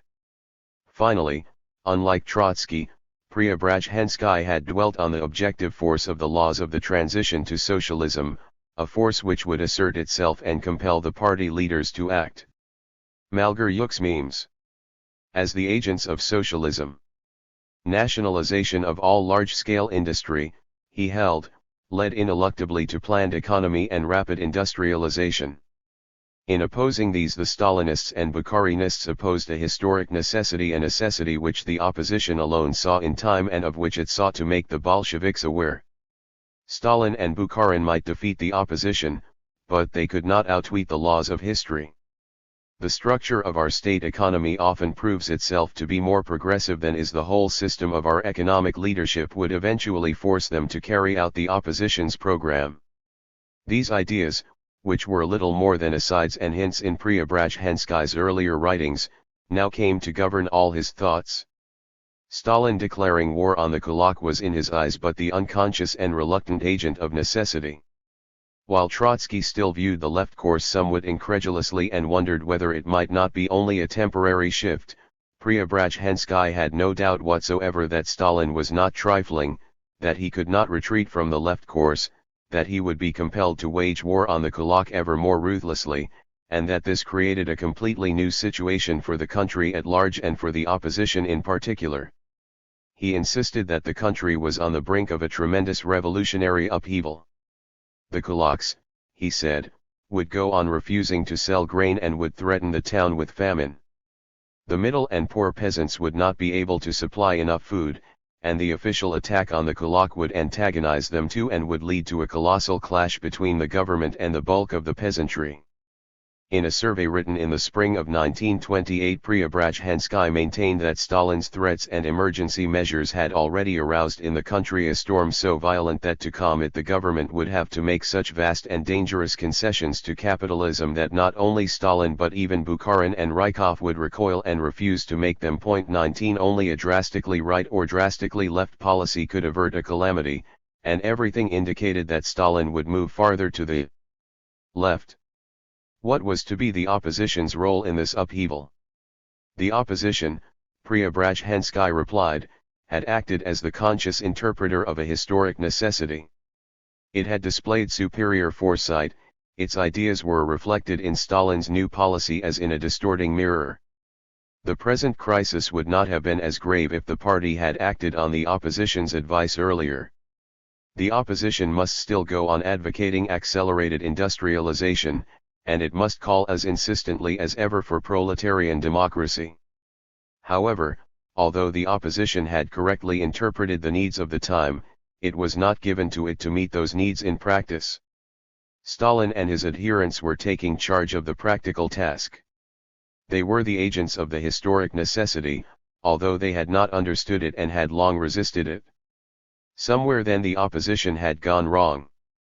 It had exaggerated the danger from the right and the Stalinist connivance with the Kulak.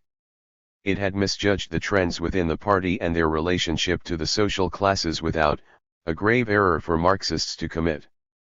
It was therefore incumbent on the opposition to modify its attitude and to contribute to a rapprochement with the Stalinist faction. With this aim in view, Preobrazhensky proposed that the opposition should ask for official permission to call a conference of its members, at which all exiled colonies should be represented, in order to discuss the new situation and the opposition's conduct. Trotsky had spoken of the possibility and desirability of an alliance between left and center against the right, but he had not proposed any move designed to bring it about. Preobrazhensky was not satisfied with this. If there was to be such an alliance, he argued, the time for it was now, when the Stalinists struck against the right, and the opposition's duty was to act instead of waiting until events produced the alliance ready-made. They might never produce it. Trotsky was dead against Preobrazhensky's proposal. He held that, desirable though a center-left coalition was in theory, the opposition could do nothing to bring it about. The jailer and the jailed were not allies. He feared that Preobrazhensky took too favorable a view of the left course, but, even if this were not so, the gulf between Stalinism and the opposition remained fixed. Persecution continued. The party was still robbed of its freedom, and its regime was getting worse and worse. The dogma of the leader's infallibility was established, and it was applied to past as well as present. The entire history of the party was falsified to suit the requirements of that dogma. Under such conditions the opposition could take no step to meet the ruling faction halfway. It would be a disgrace for it to ask its persecutors for permission to hold a conference. The request alone would flavor of capitulation. 20. In May the colonies discussed Preobrazhensky's proposal. This was the first test of the exiles' reaction to the left course. The proposal was rejected out of hand. The great majority was in an irreconcilable mood, skeptical about the left course, inclined as before to see in Stalin the defender of the Kulak and the accomplice of the Thermidorians, confident in the opposition's cause, and reluctant to contemplate any revision of its attitude. Despite this rebuff to Preobrazhensky, his ideas began to germinate in many minds. Radek, it seems, was the first of the leaders of the opposition to come under their influence. He had not so far belonged to those inclined to pull punches. Throughout 1927 he had urged the opposition to attack the ruling group more boldly, to appeal to the factory workers who stood outside the party, and to voice aggressively their grievances, instead of contenting itself with honor-saving gestures and highbrow theory. He had not recoiled from the idea of a new party and had favored the admission to the opposition of the dissemists who stood for it. He was still in this militant mood after his deportation, when he wrote scornfully of Zinoviev's and Pyatakhov's recantations and the morbid odor of Dostoevshchina they exuded. They have denied their own convictions and have lied to the working class. You cannot help the working class with lies. 21 Even in May, when Preobrazhensky called for the conference, Radek still appeared to be opposed to the idea. At any rate, he criticized Preobrazhensky's conciliatory attitude. Barely a month later, the man seemed to have completely changed. He preached conciliation himself, with all the ingenuity, verve, and wit peculiar to him. His accession enormously strengthened the moderate wing, for he and Preobrazhensky were, next to Trotsky and Rakovsky, the most authoritative leaders in exile. Subsequently, as his prolific correspondence shows, his will to resist Stalinism crumbled almost from week to week, although nearly a year was to elapse before his actual surrender. It would be too simple to attribute the change merely to Radek's volatility or lack of courage. His motives were tangled. No doubt he did not possess all the Bolshevik hardihood that others had gained in underground politics, in Tsarist prisons, and through years of Siberian exile. His spells of underground work had been brief. Up to 1917 he had spent his political life mainly in the open socialist movements of Austro-Hungary and Germany. He was essentially a Western European and a bohemian, sociable, accustomed to breathe the air and the excitement of great cities and to be at the center of public affairs. In the course of more than 25 years he had held famous central committees and great editorial offices spellbound by his views and witticisms. For 10 years he had been one of the leading lights of the Bolshevik Party and the Communist International. As long as he was surrounded by the bustle of political life, his confidence and mettle had not abandoned him. He had remained bold and active and had still been at the center of affairs even in the Moabit prison of Berlin in 1919. But cast out suddenly into the empty, bleak, and severe wilderness of northern Siberia, his spirit began to sink. Solitude oppressed him. He felt as if he had been exiled from life itself. His sense of reality was shaken. Had all the years he had spent at Lenin's side, as valued comrade and advisor, helping to direct the affairs of a worldwide movement, been but a dream? Men of far greater resilience were beset by similar feelings. This, for instance, is what Ivan Smirnov, hero of the Civil War, wrote to Radek, from southern Armenia to northern Siberia. You, dear Karlyusha 22, are pained that we have found ourselves outside the party. To me, too, and to all the others this is agony indeed. At the beginning I was haunted by nightmares. I would suddenly awake at night and could not believe that I was a deportee, who had worked for the party ever since 1899, without a day's break, not like some of those scoundrels of the Society of Old Bolsheviks who after 1906 deserted the party for full 10 years. 23. But it was not only this predicament that troubled Radek and his friends. They brooded over the fate of the revolution. They were accustomed to regard themselves as the true guardians of the conquests of October and as the sole depositaries of Marxism and Leninism which the Stalinists and Bukharinists had diluted and falsified. They were accustomed to think that whatever was beneficial to Marxism and the revolution was beneficial to the opposition too, and that the opposition's defeats were the revolution's defeats. They now saw the opposition reduced to a small group, almost a sect, utterly impotent and estranged from the great state and party with which they had identified themselves. Was it possible, they wondered, that a movement claiming for itself so high a mission should be reduced to so low a state? They were confronted with this dilemma. If they really were the sole reliable and legitimate guardians of October, then their cruel defeat could not but bring irretrievable disaster to the revolution, and the heritage of October was lost. But if this was not so, if the conquests of October were more or less intact and the Soviet Union, despite all that had happened, was still a workers' state, then had the opposition not been wrong and guilty of arrogance in regarding itself as the sole depositary of Marxism-Leninism and in denying its adversaries all revolutionary virtue? Were the few thousand oppositionists all that was left of the great and world-shaking Bolshevik movement? Had the mountain of revolution brought forth a mouse? I cannot believe, Radek wrote to Sosnovsky, that Lenin's entire work and the entire work of the revolution should have left behind only 5,000 communists in the whole of Russia. 24 Yet, if one were to take literally some of the opposition's claims and if one were to believe that the other Bolshevik factions merely paved the way for counter-revolution, then one could not escape this conclusion, from which both realism and the Marxist sense of history recoiled.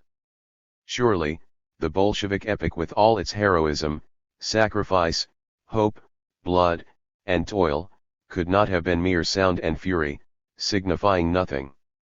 As long as Stalinists and Bukharinists had jointly protected the kulaks and the N.E.P. men, there was substance in the opposition's claims and charges.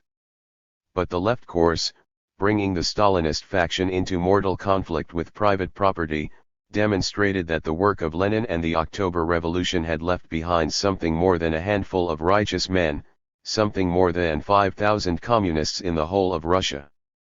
The volcano of the revolution, far from having given birth to a mouse and becoming extinguished, was still active. Preobrazhensky argued that it was the objective force of social ownership that provided the impulse for Russia's further revolutionary and socialist transformation. The objective force asserted itself through men, its subjective representatives. The Stalinist faction was the agent of historic necessity, and despite confusion, mistakes, and even crimes committed, it acted as guardian of the heritage of October and champion of socialism. The Stalinists, Radek discovered, had proved themselves worthier than the opposition had thought them to be. The opposition should and could admit this without any self-depreciation. In the new advance towards socialism, the opposition had acted as the vanguard while the Stalinist faction had formed the rearguard. The conflict between them had not been a clash of hostile class interests, but a breach between two sections of the same class, for both vanguard and rearguard belonged to the same camp. It was time to heal the breach. Many oppositionists were startled by the idea of a reconciliation between Stalinists and Trotskyists, but, Radek remarked, such a regrouping would not be stranger than had been earlier reversals of inter-party alliances. There was a time when we thought that Stalin was a good revolutionary and that Zinoviev was hopeless. Then things changed. They may change once again. There was an unmistakable note of despair in these pleadings, but it was a despair which sought to escape from itself and to change into hope. The conciliator's mood was nurtured in the deepening isolationism of Bolshevik Russia. It was within the Soviet Union, not without, that Radek and Preobrazhensky and many others looked for a great and promising change in the fortunes of communism. And this fact accounts for much that was to follow. This was the aftermath of the Chinese Revolution. In December 1927, the communist rising of Canton had been suppressed. The rising had been the last act, or rather the epilogue, of the drama of 1925-7. The shock of the defeat was making itself felt in all Bolshevik thinking. It sapped even further and submerged the internationalist tradition of Leninism, and it enhanced Russian self-centeredness. More than ever, socialism in one country appeared to offer the only way out and the only consolation. This time, however, the tide of isolationism affected the opposition as well. It reached the remote colonies of deportees and worked on the thoughts of the conciliators. Like Stalin's turn to the left, this latest defeat gave Preobrazhensky and Radek a fresh motive for disillusionment with the opposition's record. The opposition, they argued, had been partly mistaken in its estimate of internal Russian developments. Had it not been mistaken in its view of the international prospects as well? Trotsky had erred over the Soviet thermometer. Was not his permanent revolution, too, a fallacy? Barely a few weeks after their deportation, Trotsky and Preobrazhensky were already in correspondence over the Canton Rising. Knowing little about the actual circumstances of the event and trying to form an opinion from Pravda's belated and scanty reports, Trotsky resumed an exchange of views which he had had with Preobrazhensky in Moscow. Like many an old Bolshevik in opposition, Preobrazhensky had not accepted the idea of permanent revolution and its corollary that the Chinese Revolution could conquer only as a proletarian dictatorship. Like Zinoviev and Kamenev, he held that China could not go beyond a bourgeois revolution. From their places of exile, Trotsky and Preobrazhensky discussed the bearing of the Canton Rising on this difference. Pravda had reported that the insurgents of Canton had formed a council of workers' deputies and had set out to socialize industry. Although the rising had been crushed, so Trotsky wrote to Preobrazhensky on 2 March, it left a message and a significant pointer to the course of the next Chinese revolution, which would not be arrested in its bourgeois phase but would establish Soviets and aim at socialism.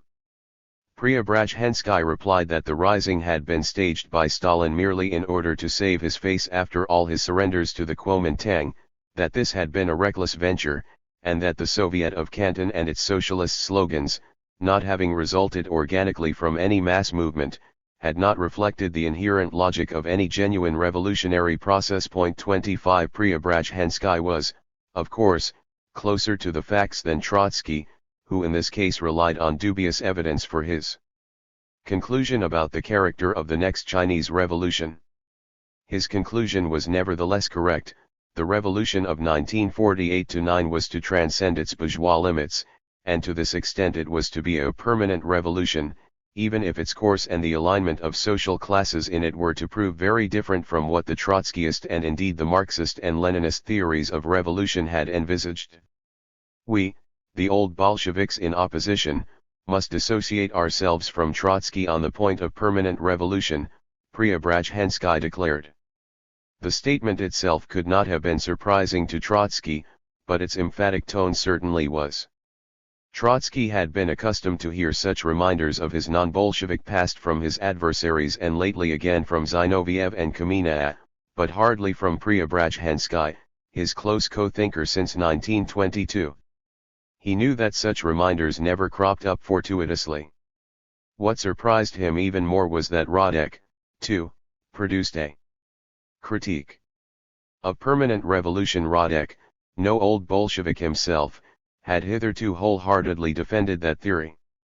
Even now he acknowledged that Trotsky had in 1906 anticipated the course of the Russian Revolution more correctly than Lenin, but he added that it did not follow that the scheme of permanent revolution was valid in other countries. In China, Radek maintained, Lenin's democratic dictatorship of the proletariat and the peasantry was preferable because it allowed for a possible hiatus between the bourgeois revolution and the socialist one.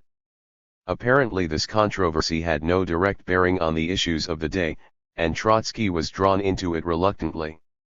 He replied that China had freshly demonstrated that any contemporary revolution which did not find its consummation in a socialist upheaval was bound to suffer defeat even as a bourgeois revolution. Whatever the pros and the cons, the fact that the two conciliators attacked permanent revolution was all the more symptomatic because Trotsky had not attempted to make of his theory the opposition's canon. This was not the first time that frustration with defeats of communism abroad and isolationist propensities induced Bolsheviks to turn against the theory which in its very title challenged their isolationism. The result of all the dogmatic battles fought over permanent revolution since 1924 had been to make of it in the party's eyes the symbol of Trotskyism, Trotsky's master heresy, and the intellectual fount of all his political vices. To Stalin's and Bukharin's followers, permanent revolution had become a horror-inspiring taboo. An oppositionist beset by doubts and second thoughts and looking for a way back to the party his lost paradise sought instinctively to rid himself of any association with that taboo. It will be remembered that Trotsky, anxious to render it easier for Zinoviev and Kamina to make common cause with him, had declared that his old writings on permanent revolution had their place in the historical archives and that he would not defend them on every point, even though for himself he was convinced that his idea had stood the test of time. Yet he did not succeed in relegating his theory to the archives. Not only his enemies dragged it out and forced him to defend it. Again and again his allies did likewise, and whenever they did so this was a sure sign that one of his political alliances or associations was about to break down. Presently dissension came into the open over a more topical and less theoretical issue. The 6th Congress of the Communist International was convened in Moscow for the summer of 1928. The opposition had the statutory right to appeal to the Congress against its expulsion from the Russian Party, and it intended to do so. There was no chance that the appeal would obtain a proper hearing, or that the leaders of the opposition would be allowed to appear before the Congress to state their case. The Congress will probably make an attempt to cover us in a most authoritative manner with the heaviest of tombstones. Trotsky wrote. Fortunately, Marxism will rise from this. Papier-mâché. Grave and like an irrepressible drummer sound the alarm.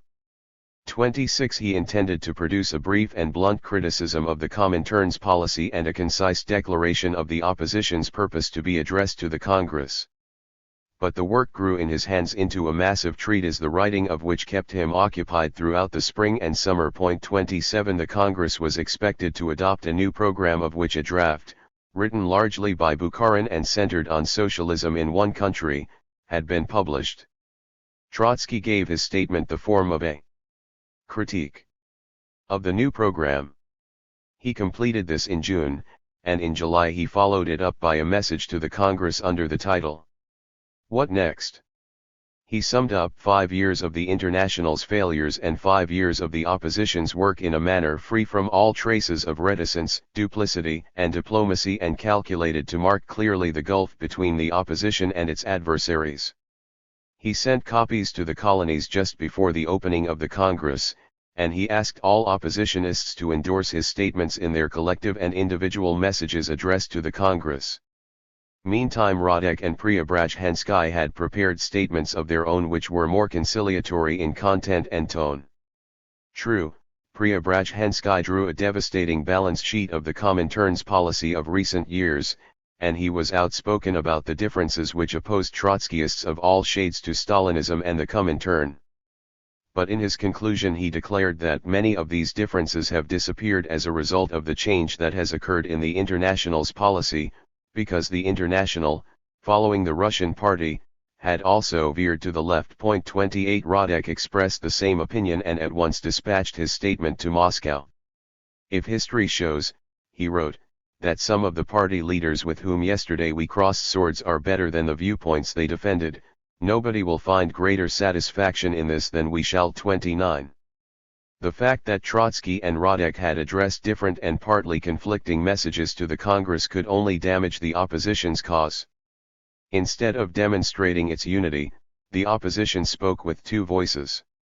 When Trotsky learned what had happened, he telegraphed to the major centers of the opposition asking all the exiles to dissociate themselves publicly from Radek. The colonies were agog with indignation, disavowed Radek, and sent appropriate statements to Moscow.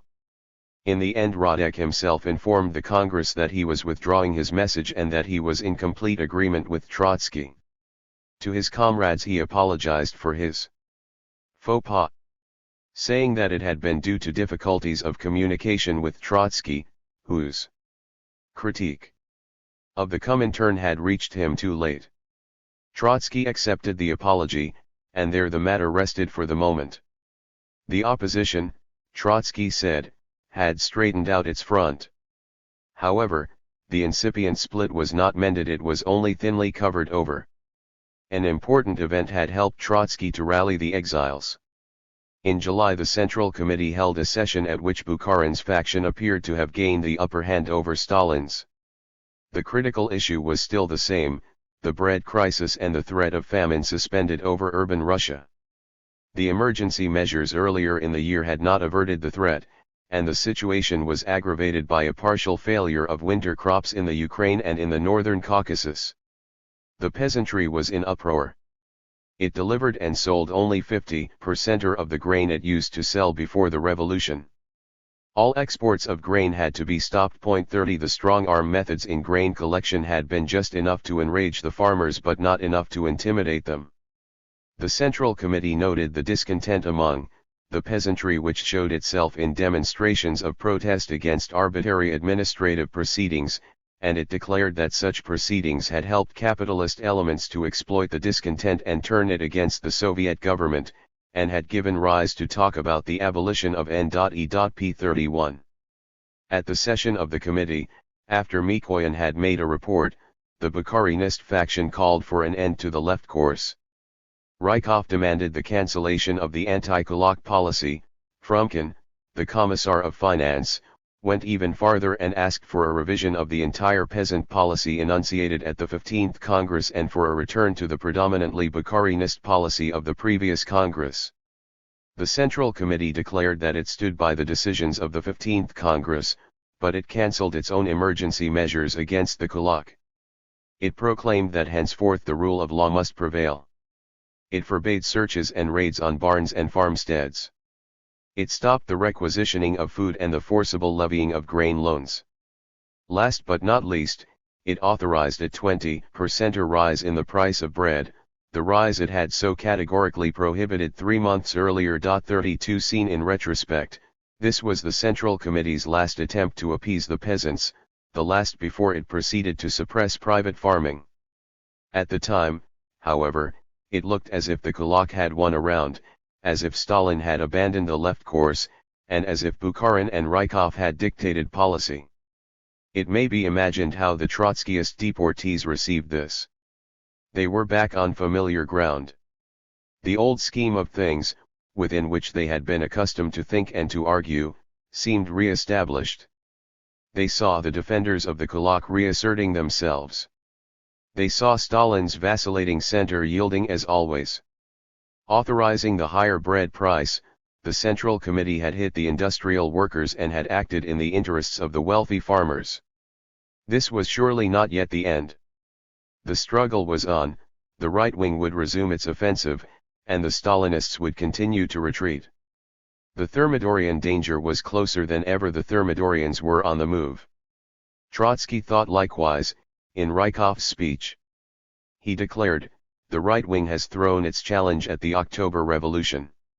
The challenge must be taken up.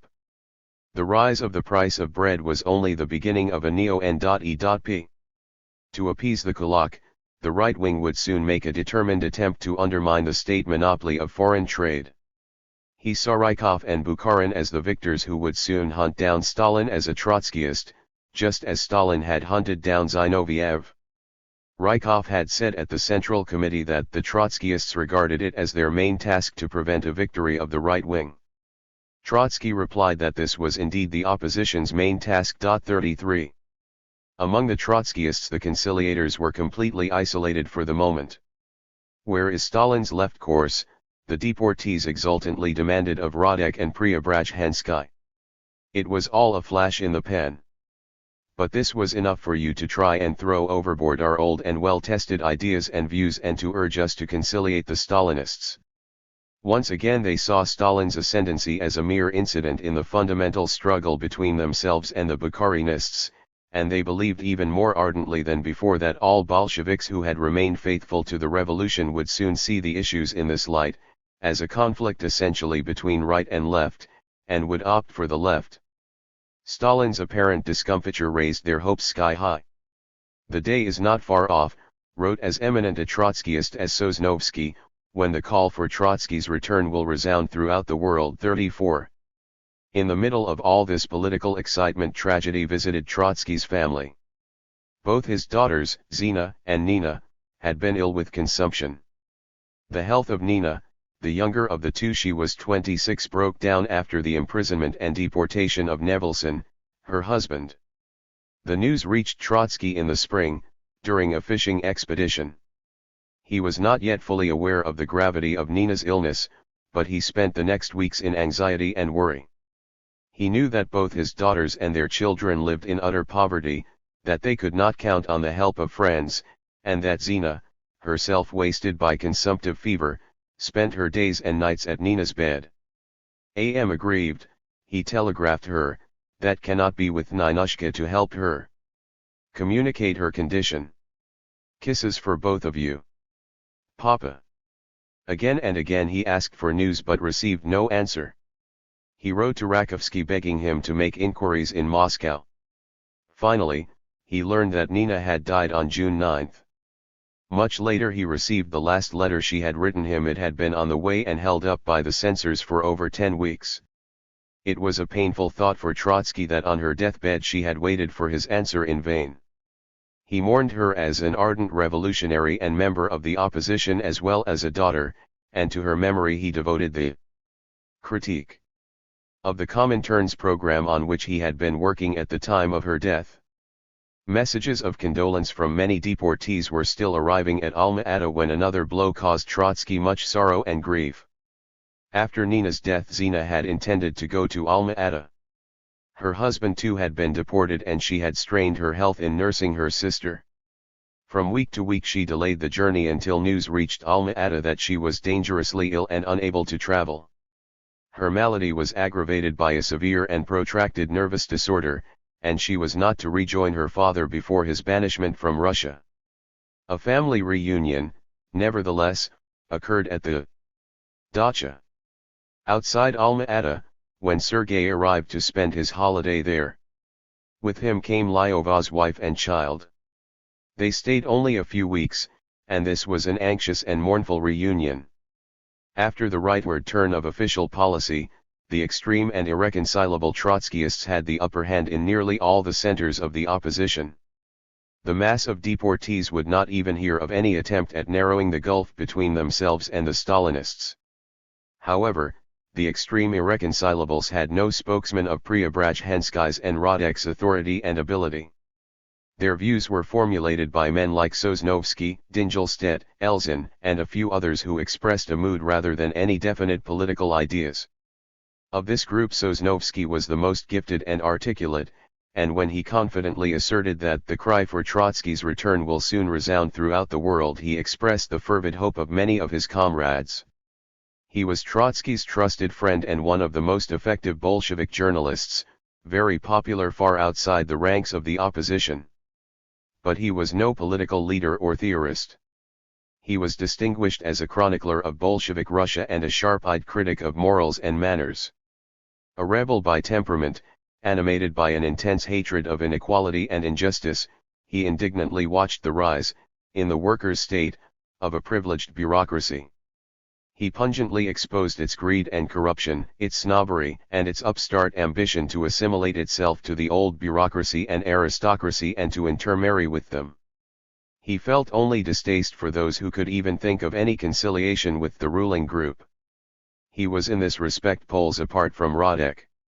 It was to Sosnovsky that Radek had written that he could not believe that all that was left of Lenin's party was a mere handful of righteous oppositionists. To Sosnovsky the opposition was indeed the sole guardian of the heritage of October. Nothing characterizes him more strikingly than a letter he wrote to Vardin, his old comrade, who had together with Safarov deserted the opposition and capitulated. Merciless in contempt, Sosnovsky recalled an old Jewish funeral custom which required that when a dead man was brought to the cemetery, his synagogue associates should shout into his ears, "So-and-so, son of so-and-so, know that thou art dead." He, Sosnovsky, now shouted this into the ear of his old comrade, and he would shout it into the ear of every capitulator. Distrustfully he watched Radek's evolution, wondering whether he ought not to shout these words into Radek's ear as well. 35. The other spokesmen of this wing of the opposition were younger men of lesser stature. Dingelstedt was a promising scholar, a sociologist and economist, a Bolshevik since 1910, distinguished as an agitator in the Baltic Fleet in 1917, he was still in his early 30s. Elzin had been one of Trotsky's gifted secretaries. These men were not sure whether Trotsky himself was not showing signs of vacillation. Thus Dingelstedt wrote to him that some comrades were gravely disturbed by his opinion that Stalin's left course was an indubitable step in our direction and that the opposition should support it unconditionally. 36 They also reproached Trotsky for the indulgence with which he treated Radek and Preobrazhensky. Nor did they share Trotsky's hope for a reform in the party and the revival in it of proletarian democracy. Thus, while at one extreme the opposition included those who were more and more anxious to come to terms with their persecutors, its other extreme became almost indistinguishable from the followers of V. Smirnov and Sapronov, the dissemists, and the remnants of the workers' opposition. These ultra-left groups, we remember, had acceded to the joint opposition in 1926, but then they left it or were expelled. In the places of deportation their adherents mingled with the Trotskyists and endlessly argued with them. They carried the ideas of the Trotskyists to extreme conclusions, which were sometimes logical, sometimes absurd, and sometimes absurd in their very logicality. In an exaggerated manner they expressed all the emotions that stirred in Trotskyist hearts, even if many of Trotsky's reasonings were above their heads. They therefore occasionally said things which Trotsky at first indignantly rejected only to take them up and say them at a later stage. They criticized Trotsky for indecision and pointed out that it was hopeless to count on a democratic reform in the party. The party led by Stalin was a stinking corpse, V. Smirnov wrote in 1928. He and his adherents maintained that Stalin was the victorious chief of the Russian Thermidor, which had occurred as far back as 1923, and the authentic leader of the kulaks and of the men of property at large. They denounced the Stalinist regime as a bourgeois democracy, or a peasant democracy, which only a new proletarian revolution could overthrow. The liquidation in 1923 of inter-party democracy and proletarian democracy at large, Smirnov wrote, has proved to be a mere prologue to the development of a peasant kulak democracy. 37 Sapronov held that bourgeois parties are already legally organizing themselves in this country, and this in 1928. 38 They thus accused Stalin of restoring capitalism just when he was about to destroy private farming, the main potential breeding ground of capitalism in Russia, and of favoring a bourgeois multi-party regime just when he was driving the single-party system to its ultimate conclusion and establishing himself as the single leader. This was quixotry indeed. An element of it might be found in Trotsky too, but his realism and self-discipline kept it in check. V. Smirnov, Sapronov, and their followers were held back by no such inhibitions when they threw themselves on the windmills of Stalin's kulak democracy, and some of Trotsky's younger and unreasoning followers were tempted to join them, especially after the liquidation of the left course in July had momentarily given the windmills the slightest semblance of a foe on the move. 39. Amid all these cross-currents, Trotsky did what he could to prevent the opposition from falling to pieces. He saw its dissensions as a conflict between two generations of oppositionists, a clash between fathers and sons, the former overripe and weary with knowledge and experience, the latter full of innocent ardor and audacity. He himself felt with both, understood both, and was apprehensive of both. He had forebodings about Radek and Preobrazhensky. In their mood and reasonings he discerned the impulses that were to lead them to capitulation. But he was wary of alienating them, he gave them the benefit of the doubt, and he defended them from abuse by overzealous Trotskyists. Patiently but firmly he argued with the two men, he granted them that there was truth in what they said about the left course and the changing outlook of the country, but he begged them not to draw rash conclusions and not to exaggerate the chances of any genuine conciliation with Stalinism. At the same time he tried to curb the extremists on the other side, telling them that they were taking an overconfident view of the opposition's prospects and were courting disillusionment. They should not imagine that the latest attempt at appeasing the kulaks was Stalin's last word, which could be followed only by the inevitable collapse of the Stalinist regime. The outlook, as he saw it, was far more complex. It was impossible to be sure what might emerge from the cauldron. At any rate, although he had said that the party will still need us, he was far less confident than Sosnovsky that the call for Trotsky's return will soon resound throughout the world. 40. He endeavored to maintain the opposition's unity on the ground of a sustained and uncompromising struggle for inter-party reform. His adamant rejection of illusions about a rapprochement with Stalinism commended his attitude to the young irreconcilables, while his emphasis on inter-party reform provided the link between himself and the conciliators. He repudiated the wholly negative and sterile dissemist attitude towards the party, and he sought to counteract the nostalgic hankering after the party, the creeping feeling of isolation, and the sense of their own uselessness to which the older oppositionists tended to succumb. He tried to rekindle the sense of mission, the conviction that even in exile they still spoke for the mute working class, that what they said still mattered, and that sooner or later it would reach the working class and the party. This conviction, he added, should not induce self-righteousness or arrogance in the opposition. Although it alone stood consistently for the Marxist and Leninist tradition, it must not dismiss all its adversaries as worthless. Indeed, it must not assume that all that had been left of Lenin's party was a few thousand oppositionists. The opposition was right in exposing the party's bureaucratic degeneration, but even in this a sense of proportion was necessary, because there were various degrees of degeneration, and there were still many uncorrupted and sound elements in the party. Stalin has owed his position not only to the terror exercised by the machine, but also to the confidence or semi-confidence of a section of Bolshevik workers. With those workers the opposition must not lose touch to them, it must appeal. 41. Trotsky's finely balanced interventions were not always well received.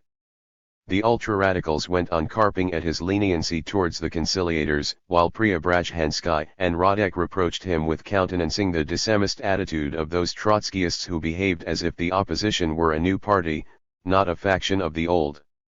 The estrangement between the groups grew continually. But as long as Trotsky remained at Alma-Ata and from there exercised his influence, and as long as Stalin's policy, being in a state of suspense, did not further accentuate the opposition's dilemmas, Trotsky succeeded in preventing the various sets of his followers from straying too far apart and scuttling the opposition. In these trying circumstances he found the strongest moral support in Rakovsky. Their old and close friendship had now acquired a new depth of affection, intimacy, and intellectual concord. After his great career as head of the Bolshevik government in the Ukraine and diplomat, Rakovsky worked at Astrakhan, the place of his exile, as a minor official of the local Gosplan. His correspondence with Trotsky and eyewitness accounts give impressive evidence of the stoical calm with which he bore his fortune and of the intensity and range of his intellectual work in exile. 42 In the Wanderer's bag he had brought to Astrakhan the works of Saint-Simon and Enfantin, of many French historians of the Revolution, and of Marx and Engels, Dickens's novels, and classics of Russian literature. In the first weeks of deportation Cervantes was his favorite reading. In a situation like this, he wrote to Trotsky, "I go back to Don Quixote and find enormous satisfaction. Longing for his native Dobruja, he reread Ovid." Concerned with economic planning in the Astrakhan area, he assiduously studied the geological profiles of the Caspian steppes, and describing this work to Trotsky, he interspersed his remarks with references to Dante and Aristotle. Above all, he was eagerly studying the French Revolution, 43, and he wrote a Life of Saint Simon. He reported to Trotsky on the progress of his work and quoted to him Saint Simon's predictions about Russia and the United States as the two antagonistic giants of the future. Grumbling about the effect of age on his memory and imagination, he was 55 at the time of deportation. He nevertheless worked with enormous zest. Avec ardeur. With a hint of paternal tenderness, he urged Trotsky not to spend his energy and talents on current affairs only. "It is extremely important that you should also choose a large subject, something like my Saint Simon, which would compel you to take a fresh look at many issues and reread many things from a definite angle." 44 He procured for Trotsky books and periodicals which could not be obtained at Alma-Ata. He kept in touch with Trotsky's children in Moscow, and shared in the family's sorrows. Politically, he supported Trotsky against both conciliators and ultra-radicals, and to no one of the leaders of the opposition was Trotsky attached as strongly as he was to Christian Georgievic. 45. Rakovsky's political temperament was in many respects different from Trotsky's. He did not, of course, possess Trotsky's powers of thought, passion, and expression, nor his tempestuous energy. But he had a very clear and penetrating mind, and perhaps also a greater capacity for philosophical detachment. For all his devotion to the opposition, he was less of a partisan, at least in the sense that his views transcended in their largeness the opposition's immediate aims and tactics. Convinced of the opposition's rightness and its ultimate vindication, he was far less confident about its chances of political success. He stood back and took in the immense picture of the revolution and grasped clearly the tragic motif that ran through it and affected all the warring factions. That motif was the inevitable disintegration of the party of revolution after its victory. He developed this idea in his letter to Valentinov, an essay which caused a stir in the Trotskyist colonies in the summer of 1928. 46 How is one to account, Rakovsky asked, for the abysmal wickedness and moral depravity which had revealed itself in the Bolshevik party, a party that had consisted of honest, dedicated, and courageous revolutionaries? It was not enough to blame the ruling group or the bureaucracy. The deeper cause was the apathy of the masses and the indifference of the victorious working class after the revolution. Trotsky had pointed to Russia's backwardness, the numerical weakness of the working class, isolation, and capitalist encirclement as the factors responsible for the bureaucratic degeneration of state and party. To Rakovsky this explanation was valid but insufficient. He argued that even in a most advanced and thoroughly industrialized nation, even in a nation consisting almost entirely of workers and surrounded only by socialist states, the masses might, after the revolution, succumb to apathy, abdicate their right to shape their own life, and enable an arbitrary bureaucracy to usurp power. This, he said, was the danger inherent in any victorious revolution. It was the professional risk of government. Revolution and civil war are as a rule followed by the social decomposition of the revolutionary class. The French Third Estate disintegrated after it had triumphed over the Ancien Regime. Class antagonisms in its midst, the conflicts between bourgeois and plebeian, destroyed its unity. But even socially homogeneous groups were split because of the functional specialization of their members, some of whom became the new rulers while others remained among the ruled. The function adjusted its organ to itself and changed it. Because of the disintegration of the Third Estate, the social basis of the revolution narrowed and power was exercised by ever fewer people. Election was replaced by nomination. This process had been well advanced even before the Thermidorian coup.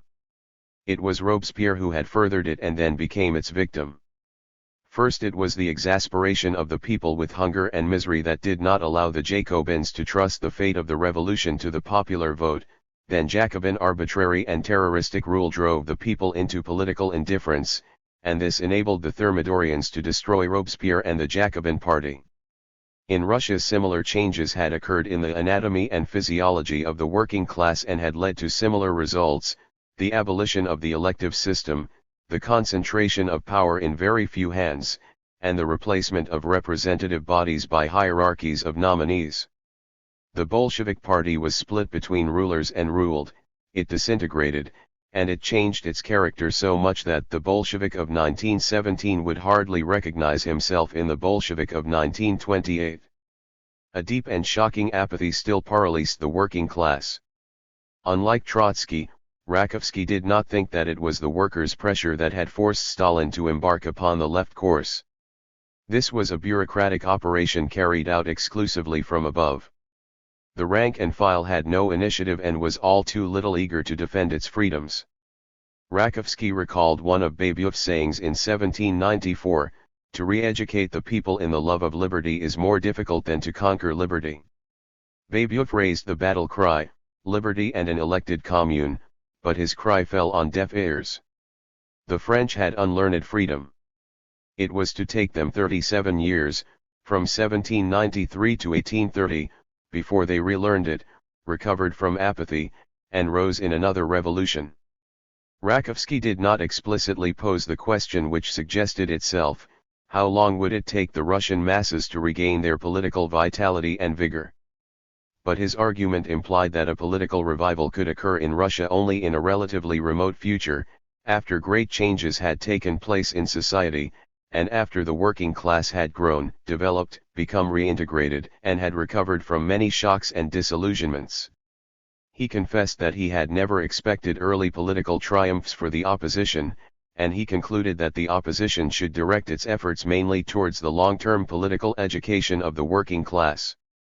In this respect, he said, the opposition had not done or attempted to do much, although it had done more than the ruling group, and it should keep in mind that political education bears fruit only very slowly. The unspoken conclusion was that the opposition had little chance, if any, to influence the course of events in its time, although it could confidently look forward to its ultimate, perhaps posthumous, vindication. Rakovsky threw into relief the opposition's basic predicament, its position between a demoralized, treacherous, and tyrannical bureaucracy on the one side, and a hopelessly apathetic and passive working class on the other. "I think," he emphasized, "that it would be utterly unrealistic to expect any inter-party reform based on the bureaucracy." Yet he anticipated no regenerative movement from the masses either, for many years to come. It followed that the bureaucracy, such as it was, would remain, perhaps for decades, the only force capable of initiative and action in the reshaping of Soviet society.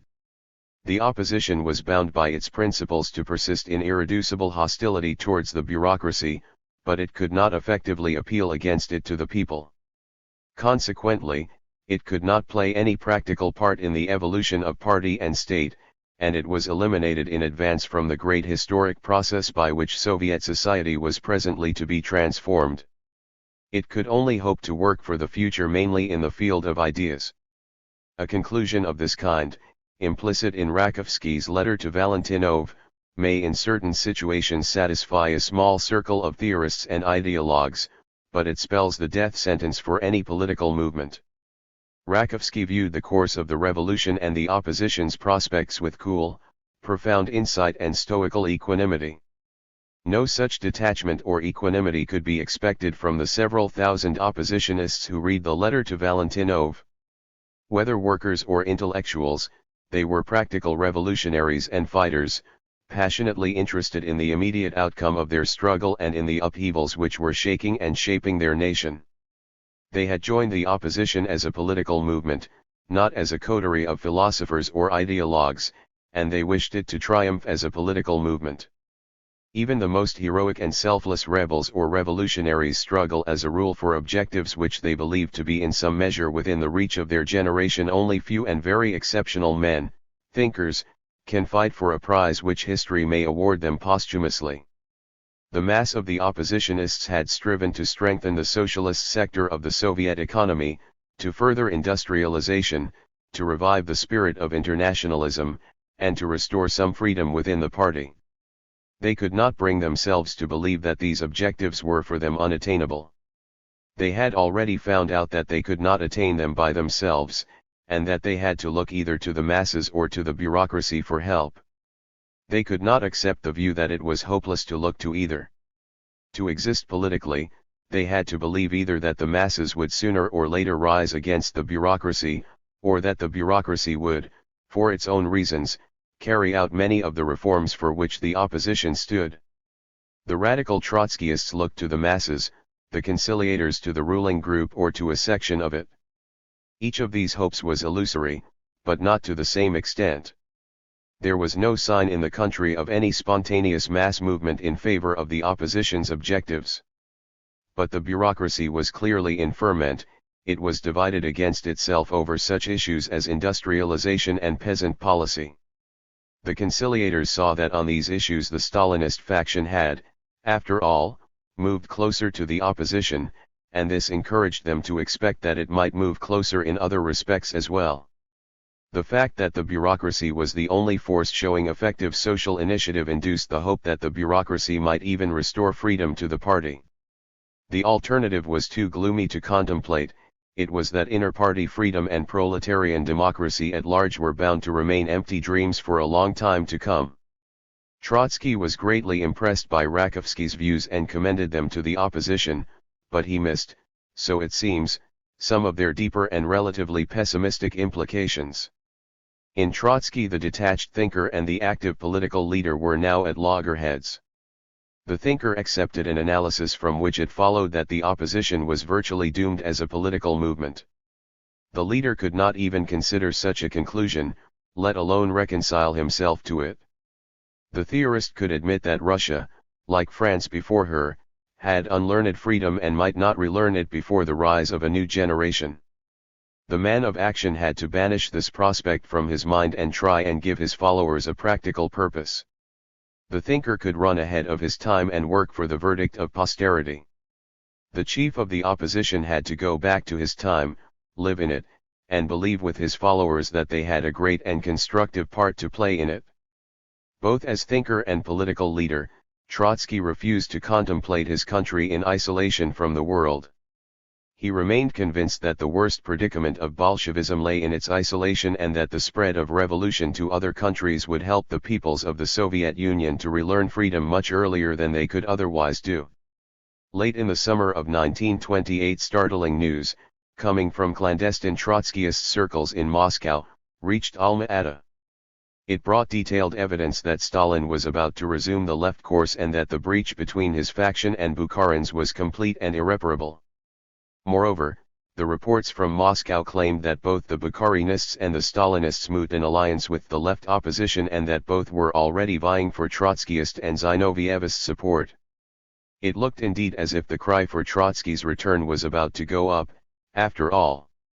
The Moscow Trotskyists were in fairly close contact with Kamenev, who gave them an account of talks he had had with Sokholnikov during the July session of the Central Committee. Sokholnikov, still a member of the committee and himself something of a semi-Bukharinist and semi-Zinovyevist, appeared to entertain the hope of forming a coalition of right and left against the Stalinist center, and he himself tried to act as go-between. He related to Kamenev that Stalin had boasted at the Central Committee that in the struggle against the Bukharinists he would soon have the Trotskyists and Zinovyevists on his side, and that indeed he had them in his pocket already. Bukharin was dismayed. Through Sokholnikov he implored the left opposition to refrain from assisting Stalin and even suggested joint action against Stalin. However, the July session of the Central Committee ended with Bukharin's seeming success, or rather with a compromise between him and Stalin. But shortly thereafter they were at loggerheads again, and Bukharin secretly met Kamenev in Sokholnikov's presence. He told Kamenev that both he and Stalin were going to be compelled to turn to the left opposition and try and make common cause with it. Bukharinists and Stalinists still were afraid of appealing to their former enemies, but both knew that this course would become inevitable within a couple of months. It was, in any case, certain, Bukharin said, that the expelled and deported oppositionists would soon be recalled to Moscow and reinstated in the party. 47. Of his meeting with Bukharin, Kamenev wrote a detailed account for Zinoviev, who was still in semi-exile at Voronezh, and this account allows us to reconstruct the scene with its peculiar color and atmosphere.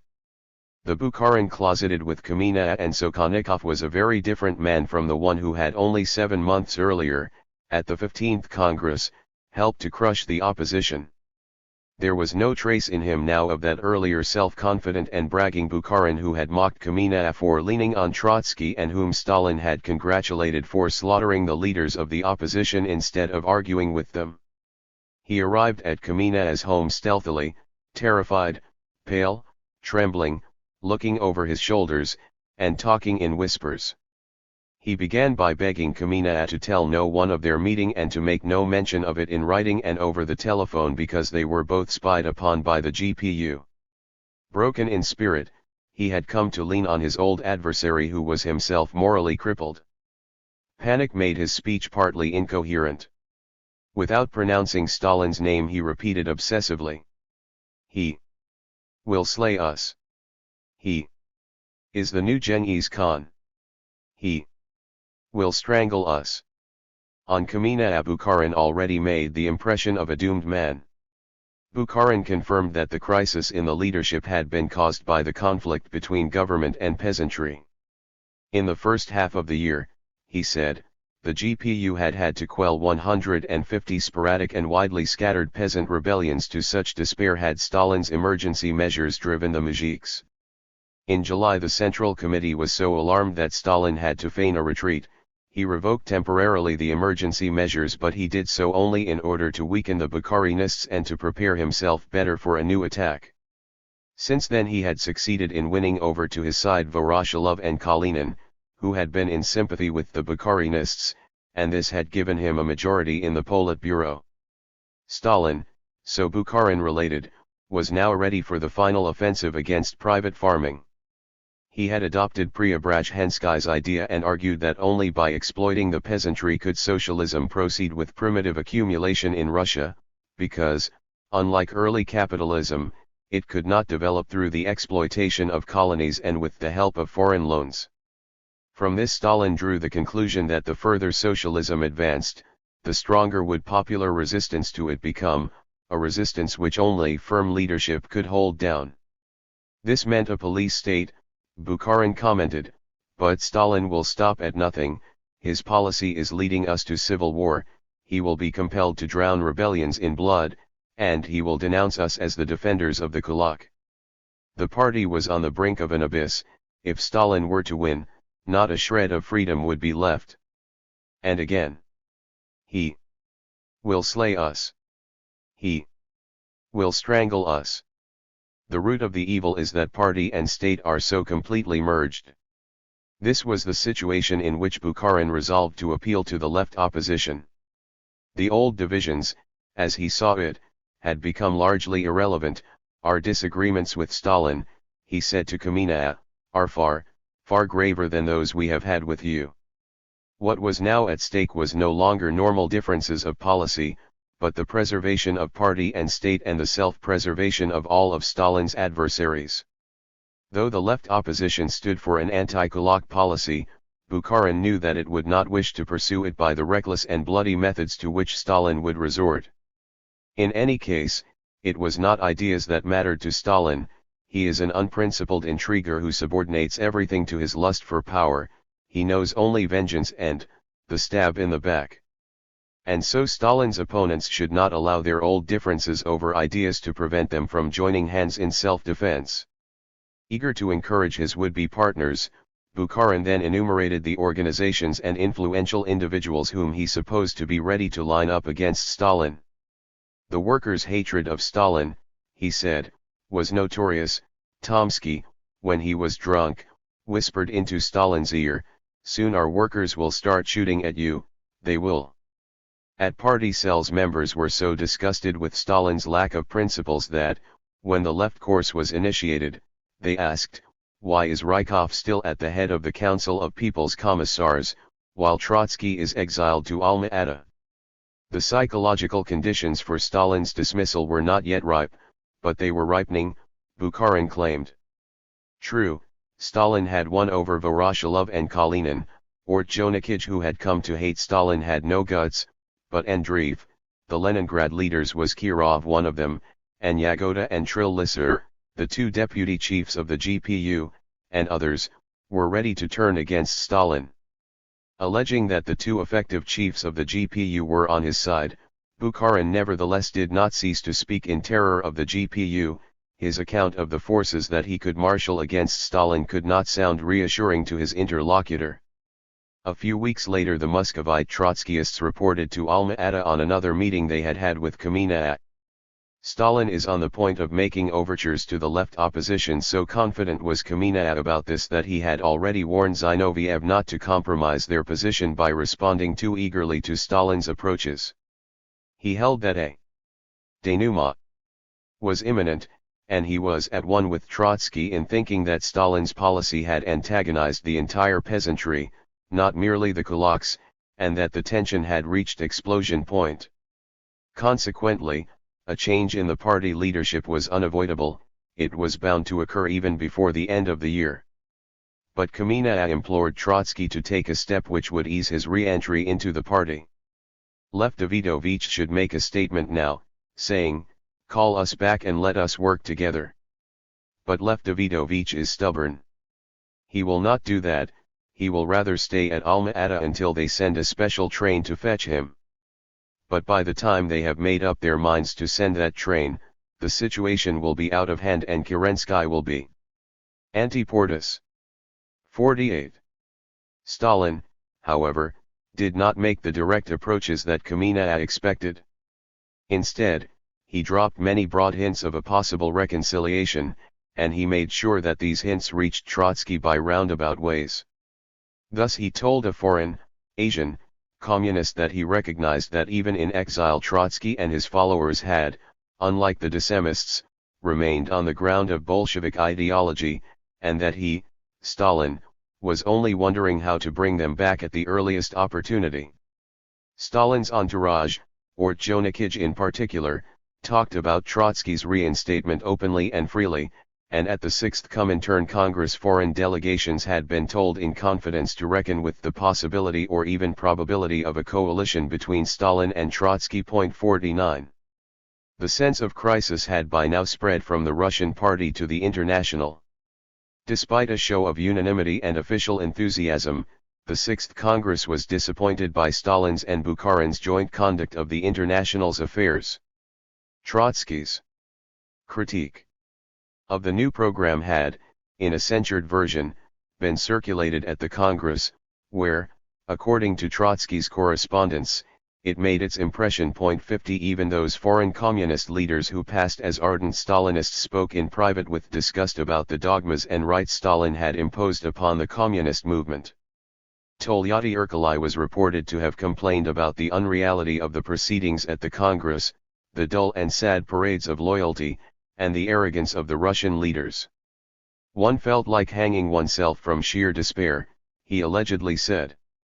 The tragedy is that one cannot speak the truth about the most important current issues. We dare not speak. Tolyatti found Trotsky's critique extraordinarily interesting, a very sensible analysis of socialism in one country. Thérèse, the French leader, characterized the mood at the Congress as one of uneasiness, discontent, and skepticism, and he too approved much in Trotsky's criticism of socialism in one country.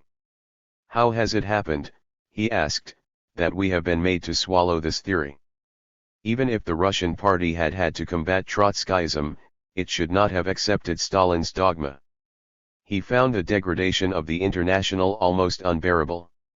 It was not possible to conceal from the Congress the conflict between Stalin and Bukharin, and it was in this connection that trusted foreign delegates were forewarned that, in the case of a definite breach with Bukharin, Stalin might consider it desirable or necessary to form a coalition with Trotsky. Similar reports continued to reach Alma-Ata from many sides throughout August and September. Stalin himself was undoubtedly still lending color to the belief that he favored Trotsky's imminent recall. In part this was deceit and ruse de guerre. By hinting that he was ready to make peace with Trotsky, Stalin sought to intimidate Bukharin and Rykov, to confuse the Trotskyists and to make the conciliators among them even more impatient for conciliation than they were. But Stalin was not only bluffing. He could not yet be quite sure of the outcome of his showdown with Bukharin, Rykov, and Tomsky, and of his ability to cope simultaneously, and in the midst of a national crisis, with both oppositions, left and right. He worked tirelessly to bring both oppositions to their knees, but as long as he had not fully succeeded in this, he had to keep his door ajar to agreement with one of them. His position was already so much stronger than Bukharin's that he had no need to make direct overtures. But he threw out balanced DSA. And he watched how Trotsky and his associates received them. Trotsky was well prepared to meet some of these developments, yet others caught him by surprise. The recrudescence in so dangerous a form of the conflict between town and country, the breach between Stalin and Bukharin, and the fact that the eyes of some of his adversaries and of the capitulators were once again turned on himself, all this corresponded to Trotsky's expectations. He was still inclined to think that the Stalinist faction would not be able to extricate itself and that it would be compelled to beg the left opposition to come to its rescue. He had repeatedly declared, in the most formal and solemn manner, that in such a situation the opposition would do its duty and would not refuse cooperation. He now reiterated this pledge. But he added that he spurned all bureaucratic combinations, he was not prepared to bargain behind the scenes for his seat in the Politburo or to content himself with such share of control over the party machine as Stalin might offer him. In extremis, he and his associates, he declared, would re-enter the party only on terms of proletarian democracy, reserving full freedom of expression and criticism, and on the condition that the party leadership would be elected by the rank and file in secret ballot instead of being picked by caucusdom through the familiar interfactional contrivances. 51. Stalin's situation, difficult though it was not so desperate that he should accept Trotsky's conditions. Trotsky expected, however, that it would deteriorate further and then the bulk of the Stalinist faction, with or without its leader, might be compelled to seek agreement on his terms. As a matter of both principle and self-interest, he would not contemplate any other terms. After all his experiences, he would not rely on the favors of the apparatus. Meantime, however, Trotsky was confronted by an unexpected turn of events. For years he had not ceased to speak of the danger from the right and to warn the party against the defenders of the Kulak and the Thermidorians. He had been prepared to form a united front with Stalin against Bukharin. But it was Bukharin who implored the left opposition to make common cause against Stalin, their common enemy and oppressor. When Bukharin whispered in terror, "He will strangle us. He will slay us," Trotsky could not dismiss this as the imaginings of a befogged and panicky man. He himself had repeatedly spoken about the Holocaust. The gravedigger of the revolution was preparing for the party. True, Bukharin's appeal had come very late in the day, after he had helped Stalin to crush the opposition and to destroy the party's freedom. But he was not the first of Stalin's adversaries to behave in this manner. Zinoviev and Kamina had done the same, yet this had not prevented Trotsky from joining hands with them. Should he then spurn Bukharin's outstretched hand? If Stalin was taking one leaf out of Trotsky's book, The Left Course, Bukharin took another. He appealed to the left opposition in the name of proletarian democracy. Trotsky was in a quandary. He could not turn a deaf ear on Bukharin's appeal without denying one of his own principles, and he could not respond to it without acting, or appearing to act, against another principle of his by which he was committed to support the left course. Seeking a way out, he took a more reserved attitude towards Stalin's left course and became less emphatic in proclaiming the opposition's support for it. Quite apart from Bukharin's approaches, he had his own reasons for this. From all over the Soviet Union, followers wrote to him about the terror Stalin had let loose on the country in the spring and early summer, and about the orgies of brutality to which he had subjected the middle and even the poor peasants. Officialdom tried to disclaim responsibility by telling the people that Trotskyist and Zinovievist pressure had provoked the drive against the peasants. Everything indicated that, if and when Stalin resumed the left course, it would lead to a bloody cataclysm. Trotsky refused in advance to bear any share of responsibility for this. In August 1928, nearly a year before the liquidation of the kulaks started, he wrote to his followers that although the opposition had pledged itself to back the left course, it had never proposed to deal with the peasantry in the Stalinist manner.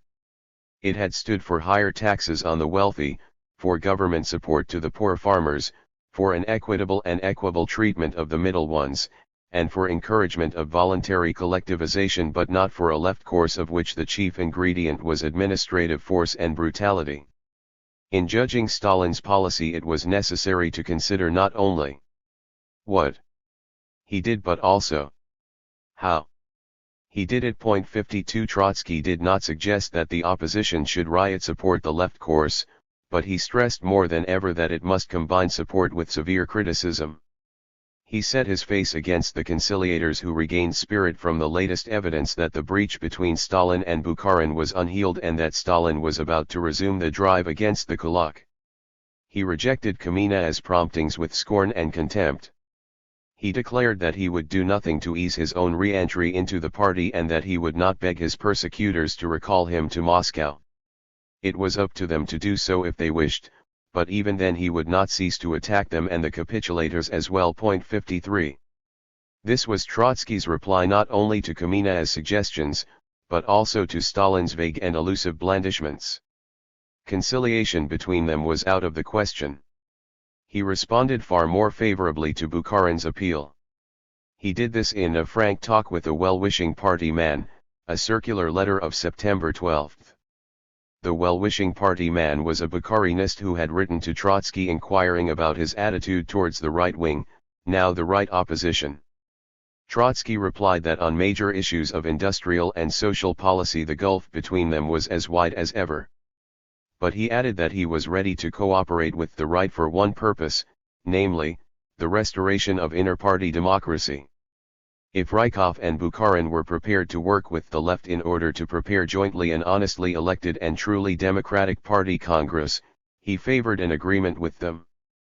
This statement caused astonishment and even indignation in Trotskyist colonies. Many exiles, not only conciliators, protested against it and reminded Trotsky how often he himself had described coalitions of right and left directed against the center as unprincipled, pernicious, and responsible for the wrecking of more than one revolution. Had there not been precisely such a combination of right and left Jacobins nefariously united against Robespierre's center? Had not the whole conduct of the opposition so far been determined by its readiness to coalesce, on conditions, with the Stalinists against the Bukharinists, not vice versa? Had Trotsky himself not solemnly restated this principle only quite recently, when he assured the Communist International that the left opposition would never enter into any combination with those who opposed Stalinism from the right? Trotsky replied that he still viewed the Bukharinist right rather than the Stalinist center as the chief antagonist. He had not proposed to Bukharin any coalition over issues of policy. But he saw no reason why they should not join hands for the one clearly defined purpose of re-establishing inter-party freedom. He was ready to negotiate with Bukharin in the same way that dualists parley through their seconds over the rules and regulations by which they will abide. 54 The left could only wish to pursue its controversy with the right under rules of inter-party democracy, and if this was also what the right wanted, nothing would be more natural than that they should collaborate in order to make those rules prevail. This plea carried little conviction with Trotsky's followers. They had been so much accustomed to see in Bukharin's faction their chief enemy that they could not contemplate any agreement with it. They had so long and so persistently assailed the Stalinists as the two-faced accomplices of the right that they were horrified to think that they themselves might appear as its accomplices. Nor could they accept Trotsky's explanation that he had proposed to the Bukharinists only a technical arrangement, something like the fixing of regulations for a duel. For one thing, this was not a duel but a three-cornered fight, in which any agreement between two sides was automatically directed against the third. For another, inter-party democracy was a political problem par excellence, with a bearing on all major issues. An alliance of right and left, no matter how limited its purpose, would, if successful, result in the overthrow of the Stalinist faction, and this after the latter had initiated the left course. The left course would be brought to an immediate standstill. The sequel would hang on the uncertain outcome of the contest between right and left. If the right were to win, it would surely proclaim that neo-N.E.P., the danger of which had haunted the Trotskyists. Could they take such a risk? With the country on the brink of economic catastrophe and the peasantry in turmoil, should they expose the party to a convulsion in the course of which the Stalinists might be overthrown but the Bukharinists and the Trotskyists might be unable to resolve their differences democratically, let alone rule jointly? They might thus unwittingly ruin the party, and give anti-Bolshevik forces their opportunity. This would indeed be a classically Thermidorian situation, for it was precisely such a coalition of right and left, both exasperated by the terror, that had brought about Robespierre's downfall. Was not Trotsky now playing with Thermidorian fire, he who had all these years warned others against it? Trotsky and the opposition were in an impasse. If any chance of self-preservation was left to them, that chance lay in a broad alliance of all anti-Stalinist Bolsheviks. Yet they could hardly hope that even such an alliance would save them. They had reason to fear that its outcome might be the end of the Bolshevik party. In considering for a while the idea of a coalition, both Trotsky and Bukharin were moved by a fleeting reflex of self-defense. Neither, however, could act on this reflex any further. Both factions were more anxious to preserve the party as it was than to preserve themselves, or else they did not see clearly their inexorable dilemma. Undoubtedly, some of the leaders saw it. Kamina's account of his meeting with Bukharin contains these grim words: "Sometimes I say to Yefim, is not our situation hopeless? If our nation is crushed, we are crushed with it, and, if it extricates itself and Stalin changes course in time, we are still going to be crushed." Radek, in a letter written to his comrades, described the choice before them as a choice between two forms of political suicide, one which consisted in being cut off from the party, and the other in re-entering the party after having abjured one's convictions. 55. Bukharin's panicky offer of an alliance and Trotsky's tentative answer had therefore no sequel. The Bukharinists could not but react to their leader's proposal with the same resistance with which the Trotskyists met their leader's reply. They had seen their chief enemies in the Trotskyists and Zinovievists, and their most recent charge against Stalin was that he had become a crypto-Trotskyist. How then could they themselves contemplate a partnership with the Trotskyists? They knew that the latter and the Zinovievists viewed the left course with a sneaking sympathy. Bukharin too must have inferred this from his talk with Kamina. and if even the banished Trotskyists were frightened of the shock to which a right-left coalition might expose the party, how much more must the Bukharinists have dreaded this prospect, they who had been in and of the ruling group and were still in it. They were dismayed by Stalin's hints that if they misbehaved he would ally himself with Trotsky. They decided that they would not misbehave. They did not even try to carry the struggle against Stalin into the open as the Trotskyists and Zinovievists had done, or, if they did, they found that having robbed the left opposition of freedom of expression they had also robbed themselves of it. Bukharin therefore could not follow up his approaches or respond to Trotsky's idea of a limited agreement. These developments strengthened the Trotskyist conciliators. Three of the most authoritative leaders of the opposition in exile, Smilga, Serebryakov, and Ivan Smirnov, were now with Radek and Preobrazhensky. It was clear, they argued, that Stalin had not said his last word in July when he appeared to yield to the kulak the left course was on. Trotsky had implicitly admitted that the left opposition could not persist in splendid isolation and that it ought to look for allies, but its natural allies were the Stalinists, not the Bukharinists. This is not to say that the conciliators were happy about the manner in which Stalin dealt with the right opposition. Today the regime strikes at Bukharin, Smilga wrote, in the same way in which it struck at the Leninist opposition, are being strangled behind the back of the party and the working class. But the Leninist opposition has no reason to express political sympathy for the right because of this. Its watchword was still down with the right. 56. This had been Trotsky's watchword in the summer, but hardly in the autumn. The relations between him and the conciliators grew tense and inimical. He was scarcely in touch with Preobrazhensky, and his correspondence with Radek became acrimonious and intermittent. Radek protested against Trotsky's scathing attacks on Zinoviev, Kamina, and the other capitulators. It is ludicrous to think, Radek wrote, that they have surrendered only from cowardice. The fact that group after group one day speaks against capitulation and on the next day agrees to capitulate, and that this has happened repeatedly and many times shows that we are confronted here with a clash of principles and not merely with fear of repression. 57. It was true that the capitulators committed political suicide, but so also did those who had refused to capitulate. There remained only this hope that further shifts within the party and its further evolution towards the left would clear the air and enable the left opposition to re-enter the party with dignity. While he thus excused Zinoviev's and Kamina as motives, Radek circulated among his comrades a long treatise which he had written in refutation of Trotsky's permanent revolution. 58. He did not, however, send it to Trotsky, who received it second-hand from Moscow.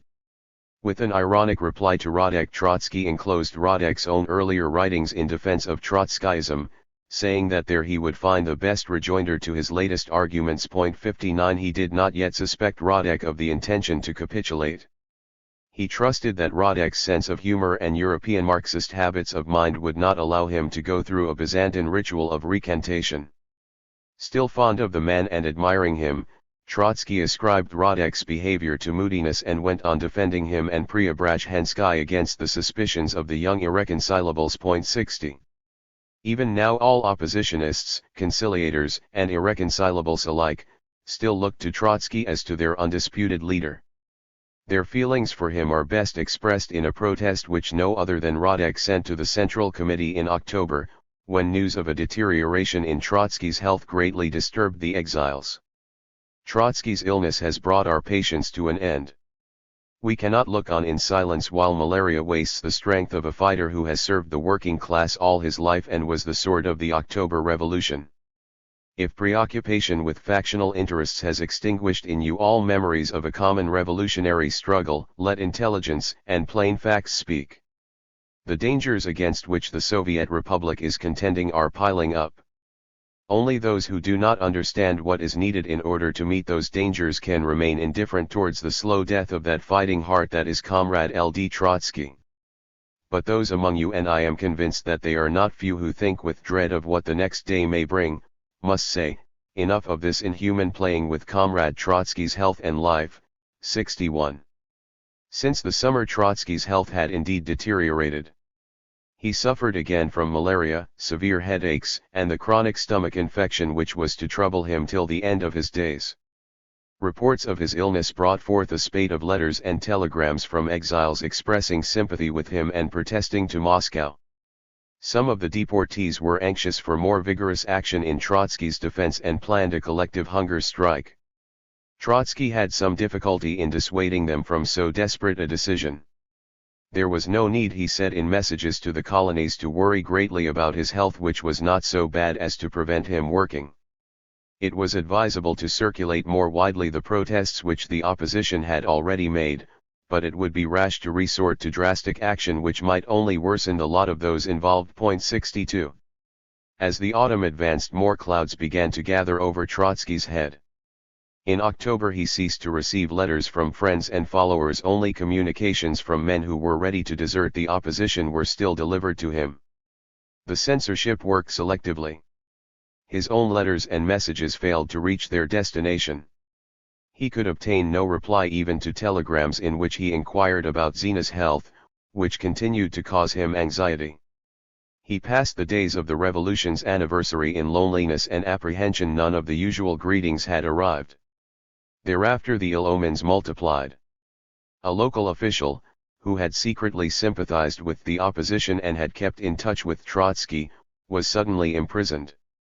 An oppositionist who had come all the way from Moscow, had taken a driver's job at Alma-Ata, and used to meet Trotsky stealthily at the public baths, and who had, it seems, run the secret mail between Moscow and Alma-Ata, vanished without a trace. The household had by now moved back from the Dacha, with its orchards and flower beds, into the dreariness of the town. Since the end of October, Sidova wrote to a friend, "We have received no letters from home. We get no answers to our telegrams. We are under a postal blockade. Things will not stop at this, of course. We are awaiting something worse. There is a severe frost here. The cold in our rooms is agony. Houses here are not built for the cold weather. The price of wood is incredibly high." Finally, rumors reached Trotsky from many quarters that he would not be left at Alma-Ata and that he was presently to be deported farther away and isolated far more rigorously. At first he dismissed the rumors. "I do not expect this to happen. Where on earth could they send me?" he wrote to Elzin on October 2. He looked forward to a winter of intensive study and literary work at Alma-Ata and, of course, to hunting trips in the surrounding wilds. But the rumors persisted, and the postal blockade and other signs indicated that something worse was indeed about to happen. This was a strange autumn. On the anniversary of the revolution there resounded from the Red Square in Moscow these official calls: "The danger is on the right, strike against the Kulak, 63, curb the N.E.P. men, speed up industrialization," and the slogans reverberated throughout the country, penetrating to the remotest backwaters, even to Alma-Ata. How long had not Trotsky sought to persuade the party to adopt this policy? Only the year before, on the same anniversary day, his followers had descended on the streets of Moscow and Leningrad with the same slogans on their banners. They were dispersed, maltreated, and accused of counter-revolution. There could be, one might have thought, no greater vindication of the opposition than the fact that the ruling group was compelled to appropriate its ideas. No one who took the mildest interest in public affairs could fail to notice it. The ferocious attacks on Trotsky, the super-industrializer and the enemy of the muzhik, were still fresh in everyone's mind. Now the dishonesty and wretchedness of these attacks were exposed and cried to heaven. Was not Stalin himself turning into a super-industrializer and enemy of the peasants? Many a Bolshevik wondered. Yet this year, as the year before, millions of citizens marched in the official processions, followed the prescribed routes, and shouted the prescribed slogans as if nothing unusual had occurred and as if they had been unable to think, reflect, and act. Popular apathy allowed Stalin to steal Trotsky's clothes with impunity. Trotsky still consoled himself with the thought that Stalin would not be able to wear them, because they would not fit him. He still expected that as the national crisis deepened, the Stalinist faction alone would not be able to cope with it. The crisis had indeed deepened. With the peasantry in rebellion and the towns gripped by fear of hunger, the nation lived in unbearable tension. there was feverish nervousness in the air and a sense of danger and alarm. The party machine sternly marshaled its strength and called on all to be ready for a grim, though as yet undefined, emergency. But it showed no inclination to recall the exiled oppositionists. Towards the end of the year Stalin was in a position far stronger than that in which he had been in the summer. He was less afraid of having to contend with two oppositions simultaneously. The right was cowed and demoralized and was already surrendering. The left was torn by dissensions and paralysed. Stalin watched the disputes between Trotsky, Radek, Preobrazhensky, the irreconcilables, and the dissemists, and concluded that time was on his side. He was still engaged in the preliminaries to his all-out drive for industrialization and collectivization, and already the Trotskyist conciliators felt that they must not stand aside. How much more would they feel this once he had passed from the preliminaries to real action? True, they were not yet in a mood to surrender, but they were steadily approaching that stage, and all that they needed to reach it was time and a little encouragement. Through his agents Stalin encouraged them by every means at his command. He invoked the revolution's supreme interest, he appealed to Bolshevik loyalty, he mixed cajolery with threat, and he intensified the terror against the irreconcilable Trotskyists and the dissemists. 64 In this way he expected to make good his boast, which was premature when he made it, that he had the left opposition in his pocket. He did, in fact, need the left's assistance for his new policy. But he was bent on getting that assistance, not by allying himself with the left, but by splitting it, taming a large section of it, and turning it against Trotsky. He hoped to inflict on Trotsky a defeat far more harrowing than all the blows he had aimed at him so far. Yet, for all his strength, Stalin could not be sure that he would be able to achieve what he had set out to achieve. He was about to embark upon a gigantic enterprise such as no ruler had ever undertaken. He was to expropriate at a stroke 20-odd million farmers and drive them and their families into collective farms. He was about to force urban Russia into an industrial drive in which the horrors of primitive capitalist accumulation were to be reproduced on an immense scale and condensed within a very short time. He could not know how the nation would take it, what despair, anger, violence, and revolt the upheaval might not breed, to what pass he himself might not be driven, and whether his adversaries might not then try and seize their opportunity. If they were to seize it, they were sure to look to Trotsky for leadership. Even from Alma-Ata Trotsky's ideas and his personality, surrounded by the halo of heroic martyrdom, fascinated the Bolshevik elite. Despite all the confusion and dejection among the exiles, Trotskyism was gaining new followers in the party cells. The GPU had to deal with so many of them that towards the end of 1928 between 6,000 and 8,000 left oppositionists were imprisoned and deported, whereas at the beginning of the year the strength of both Trotskyists and Zinovievists was estimated at between 4,000 and 5,000 only. Kamenev was not alone in thinking that in an emergency the party would have to send a special train for Trotsky. There was much heart-searching among capitulators and even among Stalinists, some of whom wondered whether, if the left course was justified, Trotsky had not been right all along. They were therefore sick of the calumny and brutality with which he had been treated. Stalin knew that, for nearly every one of the 6,000 or 8,000 oppositionists who rather than renounce their views had chosen prison and exile, there were 1 or 2 capitulators who at heart agreed with their less pliable comrades, and 1 or 2 doubters or conciliators in his own faction. They all lay low now, but would they not rise against him when the tide had turned? Nor could Stalin take lightly the threat of an alliance between Trotsky and Bukharin. Although it had not materialized this time, the threat remained in being as long as Trotsky was the undisputed chief of the left opposition and could be brought back by a special train. Stalin therefore redoubled his efforts to break the spirit of the opposition. His agents held out every possible hope and temptation to Radek, Preobrazhensky, and their friends, promising rehabilitation, invoking common purposes, and speaking of the great, fruitful, and honorable work they could still perform for the party and for socialism. All these efforts, however, met with a formidable obstacle in the influence which Trotsky exercised from Alma-Ata and which had so far prevented the opposition in exile from disintegrating. Stalin was determined to remove this obstacle from his path. But how was he to do it? He still shrank from sending the killer, he did not yet dare even to throw his enemy into jail. The odium would have been too heavy, because, despite all that had happened, Trotsky's part in the revolution was still too fresh and vivid in the nation's mind. He therefore planned to expel Trotsky from Russia. He knew that even this would shock, and he carefully prepared public opinion. First, he put out rumors about the new banishment, next he ordered the rumors to be denied, and, finally, he gave them fresh currency. In this way he blunted public sensitivity. Only after rumor, denial, and recurrent rumor had made the thought of Trotsky's expulsion from the USSR familiar and therefore less shocking could Stalin carry out his intention. Amid all the uncertainties about his future, Trotsky posed anew the great and baffling question, whither is the revolution going? The Soviet Union was now in the gray interval between two epochs between NEP and the Stalinist Second Revolution. 65 The shape of things to come was blurred, at best, it could be seen only through a glass, darkly.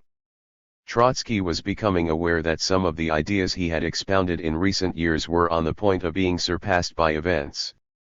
He tried to go beyond these ideas, but their pull on him was strong. He attempted to outline new prospects, but habits of mind, formed during NEP and suited to its realities, and historical memories of the French Revolution kept intruding upon his vision. He realized, for instance, that his conception of the Soviet thermometer had become untenable. It had become absurd to maintain that Bukharin and Rykov were still the defenders of private property, that Stalin was their will-less helpmeet, and that they were bound to be the ultimate beneficiaries of his policy. Trotsky therefore virtually abandoned his conception of the Soviet thermometer. 66 In a letter to friends, written in October 1928,67 one of his most remarkable essays of the Alma-Ata period, he argued that Bukharin and the Bukharinists were thermidorians, monks, who had lacked the courage to act on their convictions. He gave this ironical and vivid description of their behavior: Bukharin has gone farther than any of the leaders of the right, while Rykov and Tomsky have watched him from a safe distance. But every time Bukharin steps into the cold water he shivers, shudders, and jumps out, and Tomsky and Rykov run to the bushes for shelter. Consequently, the kulak, the N.E.P. man, and the conservative bureaucrat, disillusioned with the leaders of the Bolshevik right, were inclined to look for effective leadership elsewhere, notably to the army. With the French precedents in mind, Trotsky spoke about the closeness of the Bonapartist danger, implying that the Russian Revolution might skip thermometer and pass directly from the Bolshevik to the Bonapartist phase. The Bonapartist danger, he went on, could assume two different forms. It could either materialize as a classical military coup d'état, a Russian 18th Brumaire, or it could take the shape of Stalin's personal rule. He considered it probable that the army, appealing directly to the property-owning peasantry and backed by it, would attempt to overthrow Stalin and to put an end to the Bolshevik regime at large. It was to him a secondary question which of the army leaders might place himself at the head of the movement. In favorable conditions even mediocrities like Voroshilov or Budyeni might take the initiative and succeed. The conditions favoring a coup were there. The peasantry felt nothing but hostility towards the party led by Stalin, and the working class was disgruntled and listless. A military dictatorship, if it came into being, would therefore be broadly based. It would be counter-revolutionary in its character and consequences. It would seek to guarantee security, stability, and expansion to the private sector of the economy. It would dismantle or cripple the socialist sector. It would bring about the restoration of capitalism. Confronted with such a danger, Trotsky concluded, all Bolsheviks eager to defend socialism would have to unite, and the left opposition would have to cooperate with Stalin and his faction, because Stalin spoke not for the men of property, but for the proletarian upstart and had so far avoided an open breach with the working class. It was possible, on the other hand, that Stalin himself would become the Soviet Bonaparte. This would create a different situation for the country and the opposition.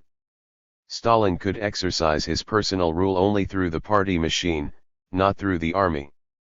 His dictatorship would not immediately have the counter-revolutionary consequences that would follow a military coup. But it would be based very narrowly, and it would be utterly insecure. Stalin would find himself in chronic conflict with all classes of society. He would try to overpower now this class and now that and play them against one another. He would have to struggle continuously in order to keep in subordination the party machine, the state bureaucracy, and the army, and he would rule in incessant and unrelievable fear of defiance from either of them. He would suppress all spontaneous social and political activity and all freedom of expression. In such conditions there could hardly be room for any united front between the left opposition and the Stalinists. There would be only struggle beyond conciliation. In this context Trotsky analyzed succinctly and with powerful foresight the social background, the mechanics, the shape, and the outlook of Stalin's rule as it was to evolve over the next 20 years. He portrayed in advance the General Secretary transformed into the fully fledged totalitarian dictator.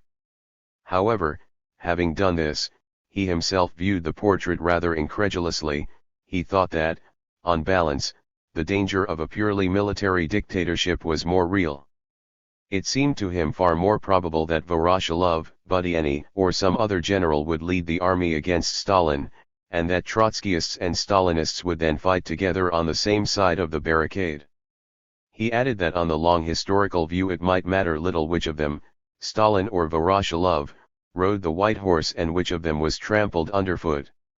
In the short run, however, the difference was important. It was the difference between an open and immediate triumph of the anti-socialist forces and a far more complex, confused, and protracted development. In the long run, he held, Stalin's dictatorship too would be detrimental to socialism, and he saw the triumphant Kulak and N.E.P. man at the end even of Stalin's road. The film of revolution is running backwards, and Stalin's part in it is that of Kerensky in reverse. Kerenskyism epitomized Russia's transition from capitalism to Bolshevism, and victorious Stalinism could mark only the return passage.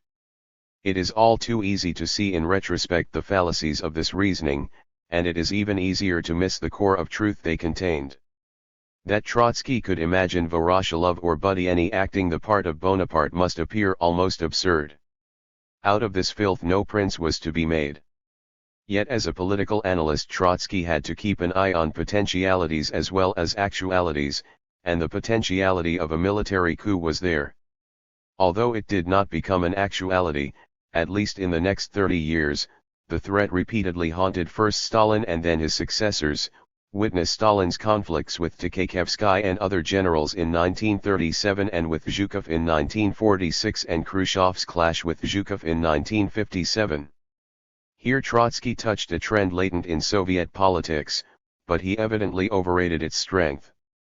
He also overrated the force of what was, in Marxist theory, the social impulse behind that trend, the determination and the power of the peasantry to defend its property, and its capacity to assert itself, through the army, against the town. Trotsky himself had written in 1906 that the history of capitalism is the history of the subordination of the country to the town, and in this context he had analyzed the amorphousness and the political helplessness of the Russian peasantry under the old regime. 68 That subordination of country to town characterizes a fortiori the history of the Soviet Union. Stalin's hammer blows were just about to descend upon private farming with a terrific impact and to crush the peasantry. They could not prevent the peasants from resisting collectivization. That resistance, shapeless, scattered, and protracted, was to result in the chronic inefficiency and backwardness of collectivized farming, but it could not focus itself into any effective political action on the national scale. And in the defeat of the property-loving muzhik lay the secret of the failures of the military candidates to the post of the Soviet Bonaparte. The helplessness and dumbness of the peasantry were part and parcel of the political lethargy of the post-revolutionary society at large, and this formed the background to the extraordinary activity and seeming omnipotence of the ruling bureaucracy.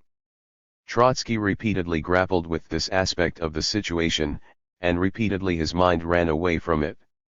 Krupskaya once made the remark, which in all probability she had picked up from Lenin, that Trotsky was inclined to underrate the apathy of the masses. 69 In this Trotsky was true to himself and his character as a revolutionary.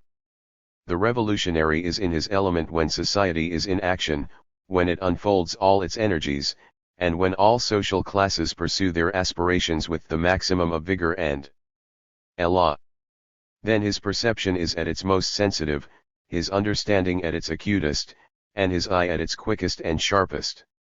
But let society be overcome by torpor and let its various classes fall into a coma, and the great revolutionary theorist, be he Trotsky or even Marx, loses something of his vision and penetration. This condition of society is most ungenial to him and he cannot intellectually accommodate himself to it. Hence Trotsky's errors of judgment. Even when he made the utmost allowance for the post-revolutionary weariness of the masses, he still shrank from fathoming its full depth. Thinking ahead, he still envisaged all social classes and groups, kulaks as well as workers and army leaders as well as the various Bolshevik groupings in action and motion, in a state of self-reliance and animation, ready to jump at one another and to fight their titanic battles. His thought was baffled at the sight of titans drowsy and indolent whom a bureaucracy could tame and tie hand and foot. Because ultimately he identified the process of revolution with the social awareness and activity of the toiling masses, the evident absence of that awareness and activity led him to conclude that, with Stalinism victorious, the film of the revolution was running backwards, and that Stalin's part in it was that of Kerensky in reverse. Here again the fallacy is obvious, but the core of truth in it should not be overlooked. The film was not running as the precursors and the makers of the revolution had expected, it was moving partly in a different direction but not backwards. Stalin's role in it was not that of Kerensky in reverse. The film is still on, and it may still be too early to pass final judgment on it. In theory it may yet be possible for it to end in a setback for the revolution as grave as that which earlier great revolutions, the French and the English, had suffered. But this possibility appears to be extremely remote. When Trotsky wrote that the film was running backwards, he meant that it was moving towards the restoration of capitalism. Actually it moved towards planned economy, industrial expansion, and mass education, and these, despite all bureaucratic distortion and debasement, Trotsky himself recognized to be essential prerequisites for socialism, the sine qua non for the ultimate fulfillment of the revolution's promise. The prerequisites were admittedly not the fulfillment, and the Soviet Union of the 1950s had enough reasons to look back upon the record of Stalinism, or at least upon some of its facets, with sorely disillusioned eyes. But it did not see the triumphant kulak and N.E.P. man at the end of Stalin's road. 69. Was Stalin's record one of Bonapartism? Trotsky did not use the term in the accepted meaning as signifying merely government by the sword and personal rule. The wider Marxist definition of Bonapartism is that of a dictatorship exercised by the state machine or the bureaucracy at large, of which military autocracy is only one particular form. What, in the Marxist view, is essential to Bonapartism is that the state or the executive should acquire political independence of all social classes and establish its absolute supremacy over society. In this sense Stalin's rule had, of course, much in common with Bonapartism. Yet, the equation offers only a very general and vague clue to the understanding of the phenomenon in all its complexity and contradictoriness. Stalin exercised his rule not so much through an independent state machine as through the independent party machine through which he also controlled the state. The difference was of great consequence to the course of the revolution and the political climate of the Soviet Union. The party machine considered itself to be the only authorized guardian and interpreter of the Bolshevik idea and tradition. Its rule therefore meant that the Bolshevik idea and tradition remained, through all successive pragmatic and ecclesiastical reformulations, the ruling idea and the dominant tradition of the Soviet Union. This was possible only because the idea and the tradition were firmly anchored in the social structure of the Soviet Union, primarily in the nationalized urban economy. If any partial parallel to this state of affairs were to be drawn from the French Revolution, it would have to be an imaginary one. We would have to imagine what revolutionary France would have looked like if the Thermidorians had never overthrown Robespierre, and if he had ruled France, in the name of a crippled and docile Jacobin party, throughout all those years that the historian now describes as the eras of the Directory, the Consulate, and the Empire. In a word, what France would have looked like if no Napoleon had ever come to the fore and if the revolution had run its full course under the banner of Jacobinism. 70. We have seen that the rule of the party machine had in fact been initiated at the close of the Lenin era. It had been inherent in the dominance of the single party, which Lenin himself saw as being essentially the dominance of the Bolshevik old guard. Lenin's government in his last years might therefore be described, in accordance with Trotsky's use of the term, as Bonapartist, although it lacked the feature which formed the true consummation of Bonapartism, namely, personal rule. Thus, when in 1928 Trotsky spoke about the danger of Bonapartism, he saw a phase of development which had been largely accomplished many years earlier as still looming ahead. Since Lenin's day, the despotism of the party machine had, of course, become increasingly aggressive and brutal. But the specific content of the stormy political history of these years, from 1921 till 1929, consisted not merely and not so much in this as in the transformation of the rule of a single party into the rule of a single faction. This was the only form in which the political monopoly of Bolshevism could survive and become consolidated. In the opening pages of this volume we found the single-party system to be a contradiction in terms. The various Bolshevik factions, groups, and schools of thought formed something like a shadowy multi-party system within the single party. The logic of the single-party system implicitly required that they be eliminated. Stalin spoke with the voice of that logic when he declared that the Bolshevik party must be monolithic or it would not be Bolshevik. The logic of the single-party system might not have asserted itself as strongly as it did, it might never have become as ruthless as it was, and its implication might never have become explicit, or the system might even have been undone by the growth of a workers' democracy, if the whole history of the Soviet Union, encircled and isolated in its age-old poverty and backwardness, had not been an almost uninterrupted sequence of calamities, emergencies, and crises threatening the nation's very existence. Almost every emergency and crisis posed all major issues of national policy on the knife's edge, set the Bolshevik factions and groupings at loggerheads, and gave to their struggles that indescribable vehemence and intensity which led to the substitution of the rule of a single faction for that of the single party. At the point our narrative has reached, in the showdown between the Stalinists and the Bukharinists, this process was coming to a close. What still lay ahead was the quasi-Bonapartist consummation, the substitution, in the early 1930s, of the rule of the single leader for that of a single faction. It was this consummation, Stalin's autocracy, that Trotsky clearly foreshadowed, however he erred in other respects. Even now, however, Trotsky did not perceive the ascendancy of Stalinism as an inevitable result of the Bolshevik monopoly of power. On the contrary, he saw it as the virtual end of Bolshevik government. Thus, while Stalin presented the undivided rule of his own faction as the consequence and final affirmation of the rule of the single party, Trotsky viewed it as a negation. In truth, the Bolshevik monopoly of power, as established by Lenin and Trotsky, found in Stalin's monopoly both its affirmation and its negation, and each of the two antagonists now dwelt on a different aspect of the problem. We have traced the transitions through which the rule of the single party had become the rule of the single faction and through which Leninism had given place to Stalinism. We have seen that the things that had been implicit in the opening phase of this evolution became explicit and found an extreme or exaggerated expression in the closing phase. To this extent Stalin dealt in realities when he claimed that in his conduct of party affairs he followed the line set by Lenin. But Trotsky's emphatic denial of this was no less strongly based on realities. The rule of the single faction was indeed an abuse as well as a consequence of the rule of the single party.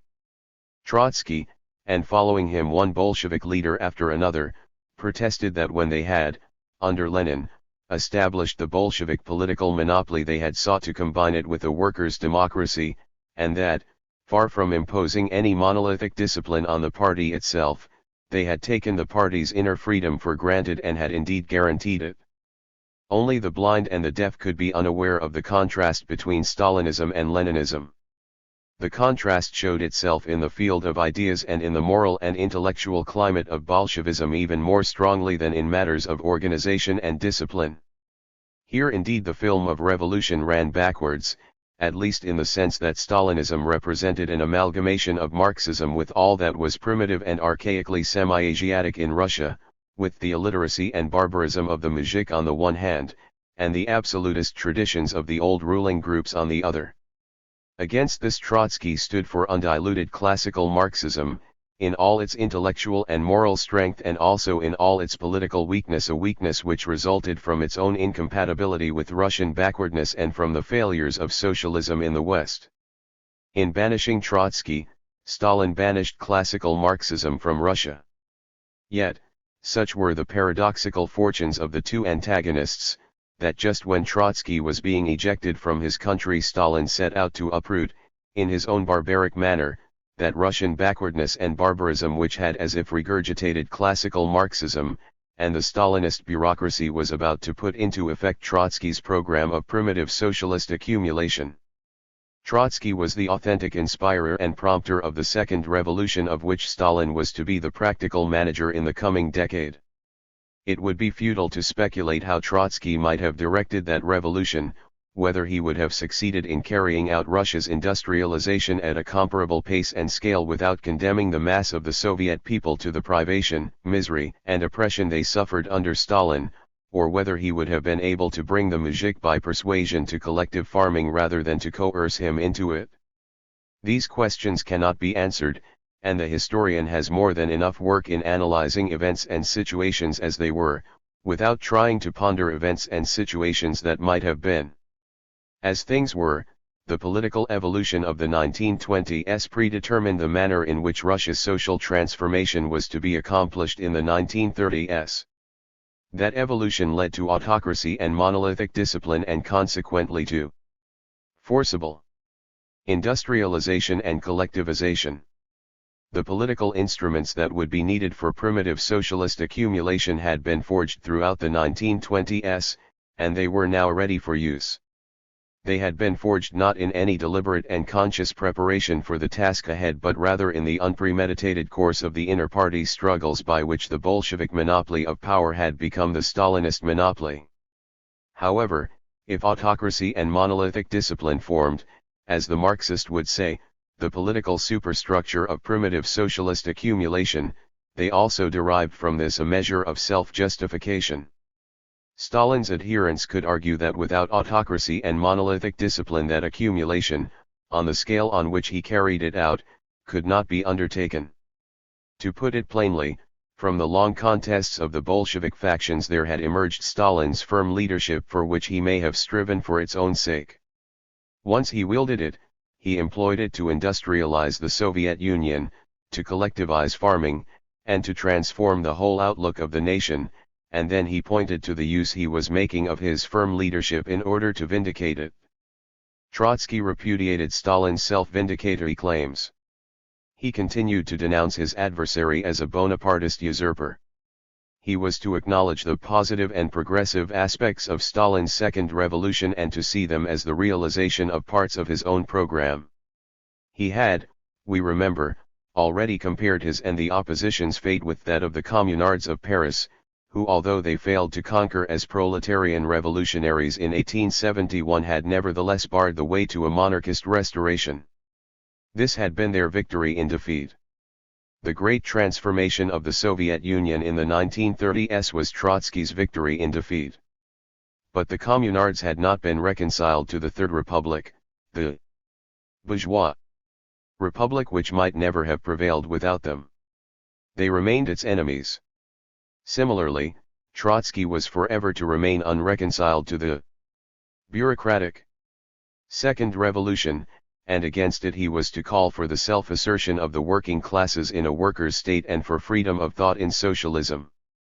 In doing this he was condemned to political solitude, because all too many of his closest associates allowed themselves, partly from frustration and weariness and partly from conviction, to be captivated or bribed by Stalin's second revolution. The opposition in exile was on the point of virtual self-liquidation. Was Trotsky then in conflict with his time? Was he fighting a hopeless battle against history? Nietzsche tells us, "If you want a biography, do not look for one with the legend, Mr. So and his times, but for one in which the title page might be inscribed a fighter against his time." Were history nothing more than an all-embracing system of passion and error, man would have to read it as Goethe wished. Werther. To be read just as if its moral were be a man and follow me. Not. But, fortunately, history also keeps alive for us the memory of the great fighters against history, that is against the blind power of the actual, and it glorifies the true historical nature in men who troubled themselves very little about the thus it is, in order that they might follow a thus it must be with greater joy and greater pride. Not to drag their generation to the grave, but to found a new one, that is the motive that ever drives them onwards. These are excellent words despite their underlying subjectivist romanticism. Trotsky was indeed a fighter against his time, though not in the Nietzschean sense. As a Marxist he was greatly concerned with the thus it is and was aware that the thus it must be is the child of the thus it is.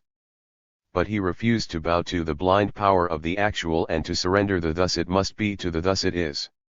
He fought against his time not as the Quixote or the Nietzschean Superman does, but as the pioneers do, not in the name of the past but in that of the future. To be sure, as we scrutinize the face of any great pioneer we may detect in it a quixotic trait, but the pioneer is not a Quixote or a utopian.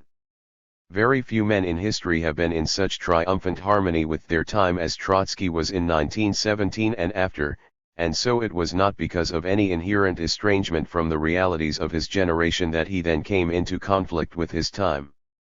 The precursor's character and temperament led him into it. He had, in 1905, been the forerunner of 1917 and of the Soviets. He had been second to none as the leader of the Soviets in 1917, he had been the prompter of planned economy and industrialization since the early 1920s, and he was to remain the great, though not unerring harbinger of some future reawakening of the revolutionary peoples. He fought against history in the name of history itself, and against its accomplished facts, which all too often were facts of oppression. He held out the better, the liberating accomplishments of which one day it would be capable. At the beginning of December Trotsky protested to Kalinin and Menzinsky against the postal blockade under which he was held. He waited a fortnight for the answer. On December 16 the high official of the GPU arrived from Moscow and presented him with an ultimatum: he must cease at once his counter-revolutionary activity or else he would be completely isolated from political life and forced to change his place of residence. On the same day Trotsky replied with a defiant letter to the leaders of the party and of the International. To demand from me that I renounce my political activity is to demand that I abjure the struggle which I have been conducting in the interests of the international working class, a struggle in which I have been ceaselessly engaged for 32 years, during the whole of my conscious life. Only a bureaucracy corrupt to its roots can demand such a renunciation. Only contemptible renegades can give such a promise. I have nothing to add to these words. 71. A month of sleepless suspense followed at Alma-Ata.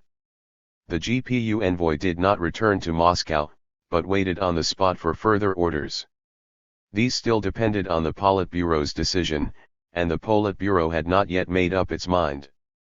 When Stalin urged it to sanction the expulsion order, Bukharin, Rykov, and Tomsky vehemently objected, and Bukharin, remorseful for what he had done to Trotsky and ever more dreading the new Genghis Khan, screamed, wept, and sobbed at the session. But the majority voted as Stalin wished it to vote, and on January 20, 1929, it was a full year now since Trotsky had been deported from Moscow. Armed guards surrounded and occupied the house at Alma-Ata, and the GPU official presented Trotsky with the new order of deportation, this time from the entire territory of the U.S.S.R. The decision of the G.P.U., Trotsky wrote on the receipt, criminal in substance and illegal in form, was communicated to me on January 20, 1929, 72. Once again there followed tragi-comic scenes similar to those that had attended his arrest in Moscow. His jailers were embarrassed by their orders, and went in awe, as it were, of their charge, worrying because they did not know whither they were to take him. They made anxious inquiries of his family and showed him furtively their solicitude and friendliness. But their orders were harsh. They were to disarm him, to carry him off within 24 hours, and to tell him that only en route would he receive a message indicating whither he was being deported. At dawn on January 22 the prisoner, his family, and a strong escort drove from Alma-Ata towards Frunze through mountainous desert and the pass of Kurde. They had driven by the same road through a snow blizzard this time last year. The present journey was far worse. This was a winter memorable for its severity, perhaps the cruelest winter for a century. The powerful tractor which was to tow us over the pass got stuck and almost disappeared in the snowdrifts, together with the 7 motor cars behind it. 7 men and a good many horses were frozen to death. We had to change to sleighs. It took us more than 7 hours to advance about 30 kilometers 73. At Frunze, Trotsky and his family were put on a special train bound for European Russia. Underway the message came through that he was being deported to Constantinople. He at once protested to Moscow. The government, he declared, had no right to banish him abroad without his consent. Constantinople had been an assembly place for the remnants of Virgil's army who had come there from the Crimea. Did the Politburo dare expose him to the vengeance of the White Guards? Could they not at least obtain for him an entry permit to Germany or another country? He demanded to be allowed to see those members of his family who lived in Moscow. This last demand was granted. Sergei and Lyova's wife were brought from Moscow and joined the deportees on the train. Once again Trotsky refused to proceed to Constantinople. The GPU envoy, who accompanied him on the journey, forwarded his protests and waited for instructions. Meantime, the train was diverted from its route and stopped on a side line near a dead little station. There it sinks into a coma between 2 thin stretches of woods. Day after day passes. More and more empty tins are lying by the side of the train. Crows and magpies gather for the feast in larger and larger flocks. Wasteland, solitude, the fox has laid his stealthy tracks to the very train. The engine, 1 carriage hitched to it, makes daily trips to a larger station to fetch our midday meal and newspapers. Influenza has invaded our compartments. We reread Anatole France and Klyuchevsky's history. The cold is 53 degrees below zero. Our engine keeps rolling back and forth. To avoid freezing, we do not even know where we are. 74. Thus 12 days and 12 nights passed during which no one was allowed to leave the train. The newspapers brought the only echoes from the world. They were full of the most violent and threatening invective against Trotskyism and of reports about the discovery of a new Trotskyist center and arrests of hundreds of oppositionists. 75. After 12 days the journey was resumed. The train went full steam ahead southward, through familiar Ukrainian steppe. Since the German government had, as Moscow claimed, refused to grant Trotsky an entry permit, it was, after all, at Constantinople that he was to be cast out. Sergei, anxious to continue his academic course, and Lyova's wife, returned to Moscow hoping for the family's early reunion abroad. The parents embraced them with forebodings, but uncertain of their own future they did not dare to ask them to share exile. They were never to see them again. From this train, through the darkness of night, Trotsky saw Russia for the last time. The train ran through the streets and the harbor of Odessa, the city of his childhood and his first ambitions and dreams of the world. In his memories there always stood out the old Tsarist governor of Odessa who had exercised absolute power with an uncurbed temper and who, standing in his carriage, fully erect, shouted curses in his hoarse voice across the street, shaking his fist. Another cursing and hoarse voice and another shaking fist, or was it the same, now pursued the man in his 50th year through the streets of his childhood. Once the sight of the satrap made him shrink, adjust the school bag and hurry home. Now the prison train hurried through the harbor where he was to embark on a boat which would take him to the unknown, and he could only reflect on the incongruity of his fate. The pier in the harbor was densely surrounded by troops which had only 4 years earlier been under his orders. As if to mock him, the empty ship waiting for him bore Lenin's patronymic. Ilyich. She left harbor precipitately in the dead of night and in a gale. Even the Black Sea was frozen that year, and an icebreaker had to force a passage to a distance of about 60 miles. As the Ilyich lifted anchor and Trotsky looked back at the receding shore, he must have felt as if the whole country he was leaving behind had frozen into a desert and as if the revolution itself had become congealed. There was no power on earth, no human icebreaker, to cut open a return passage.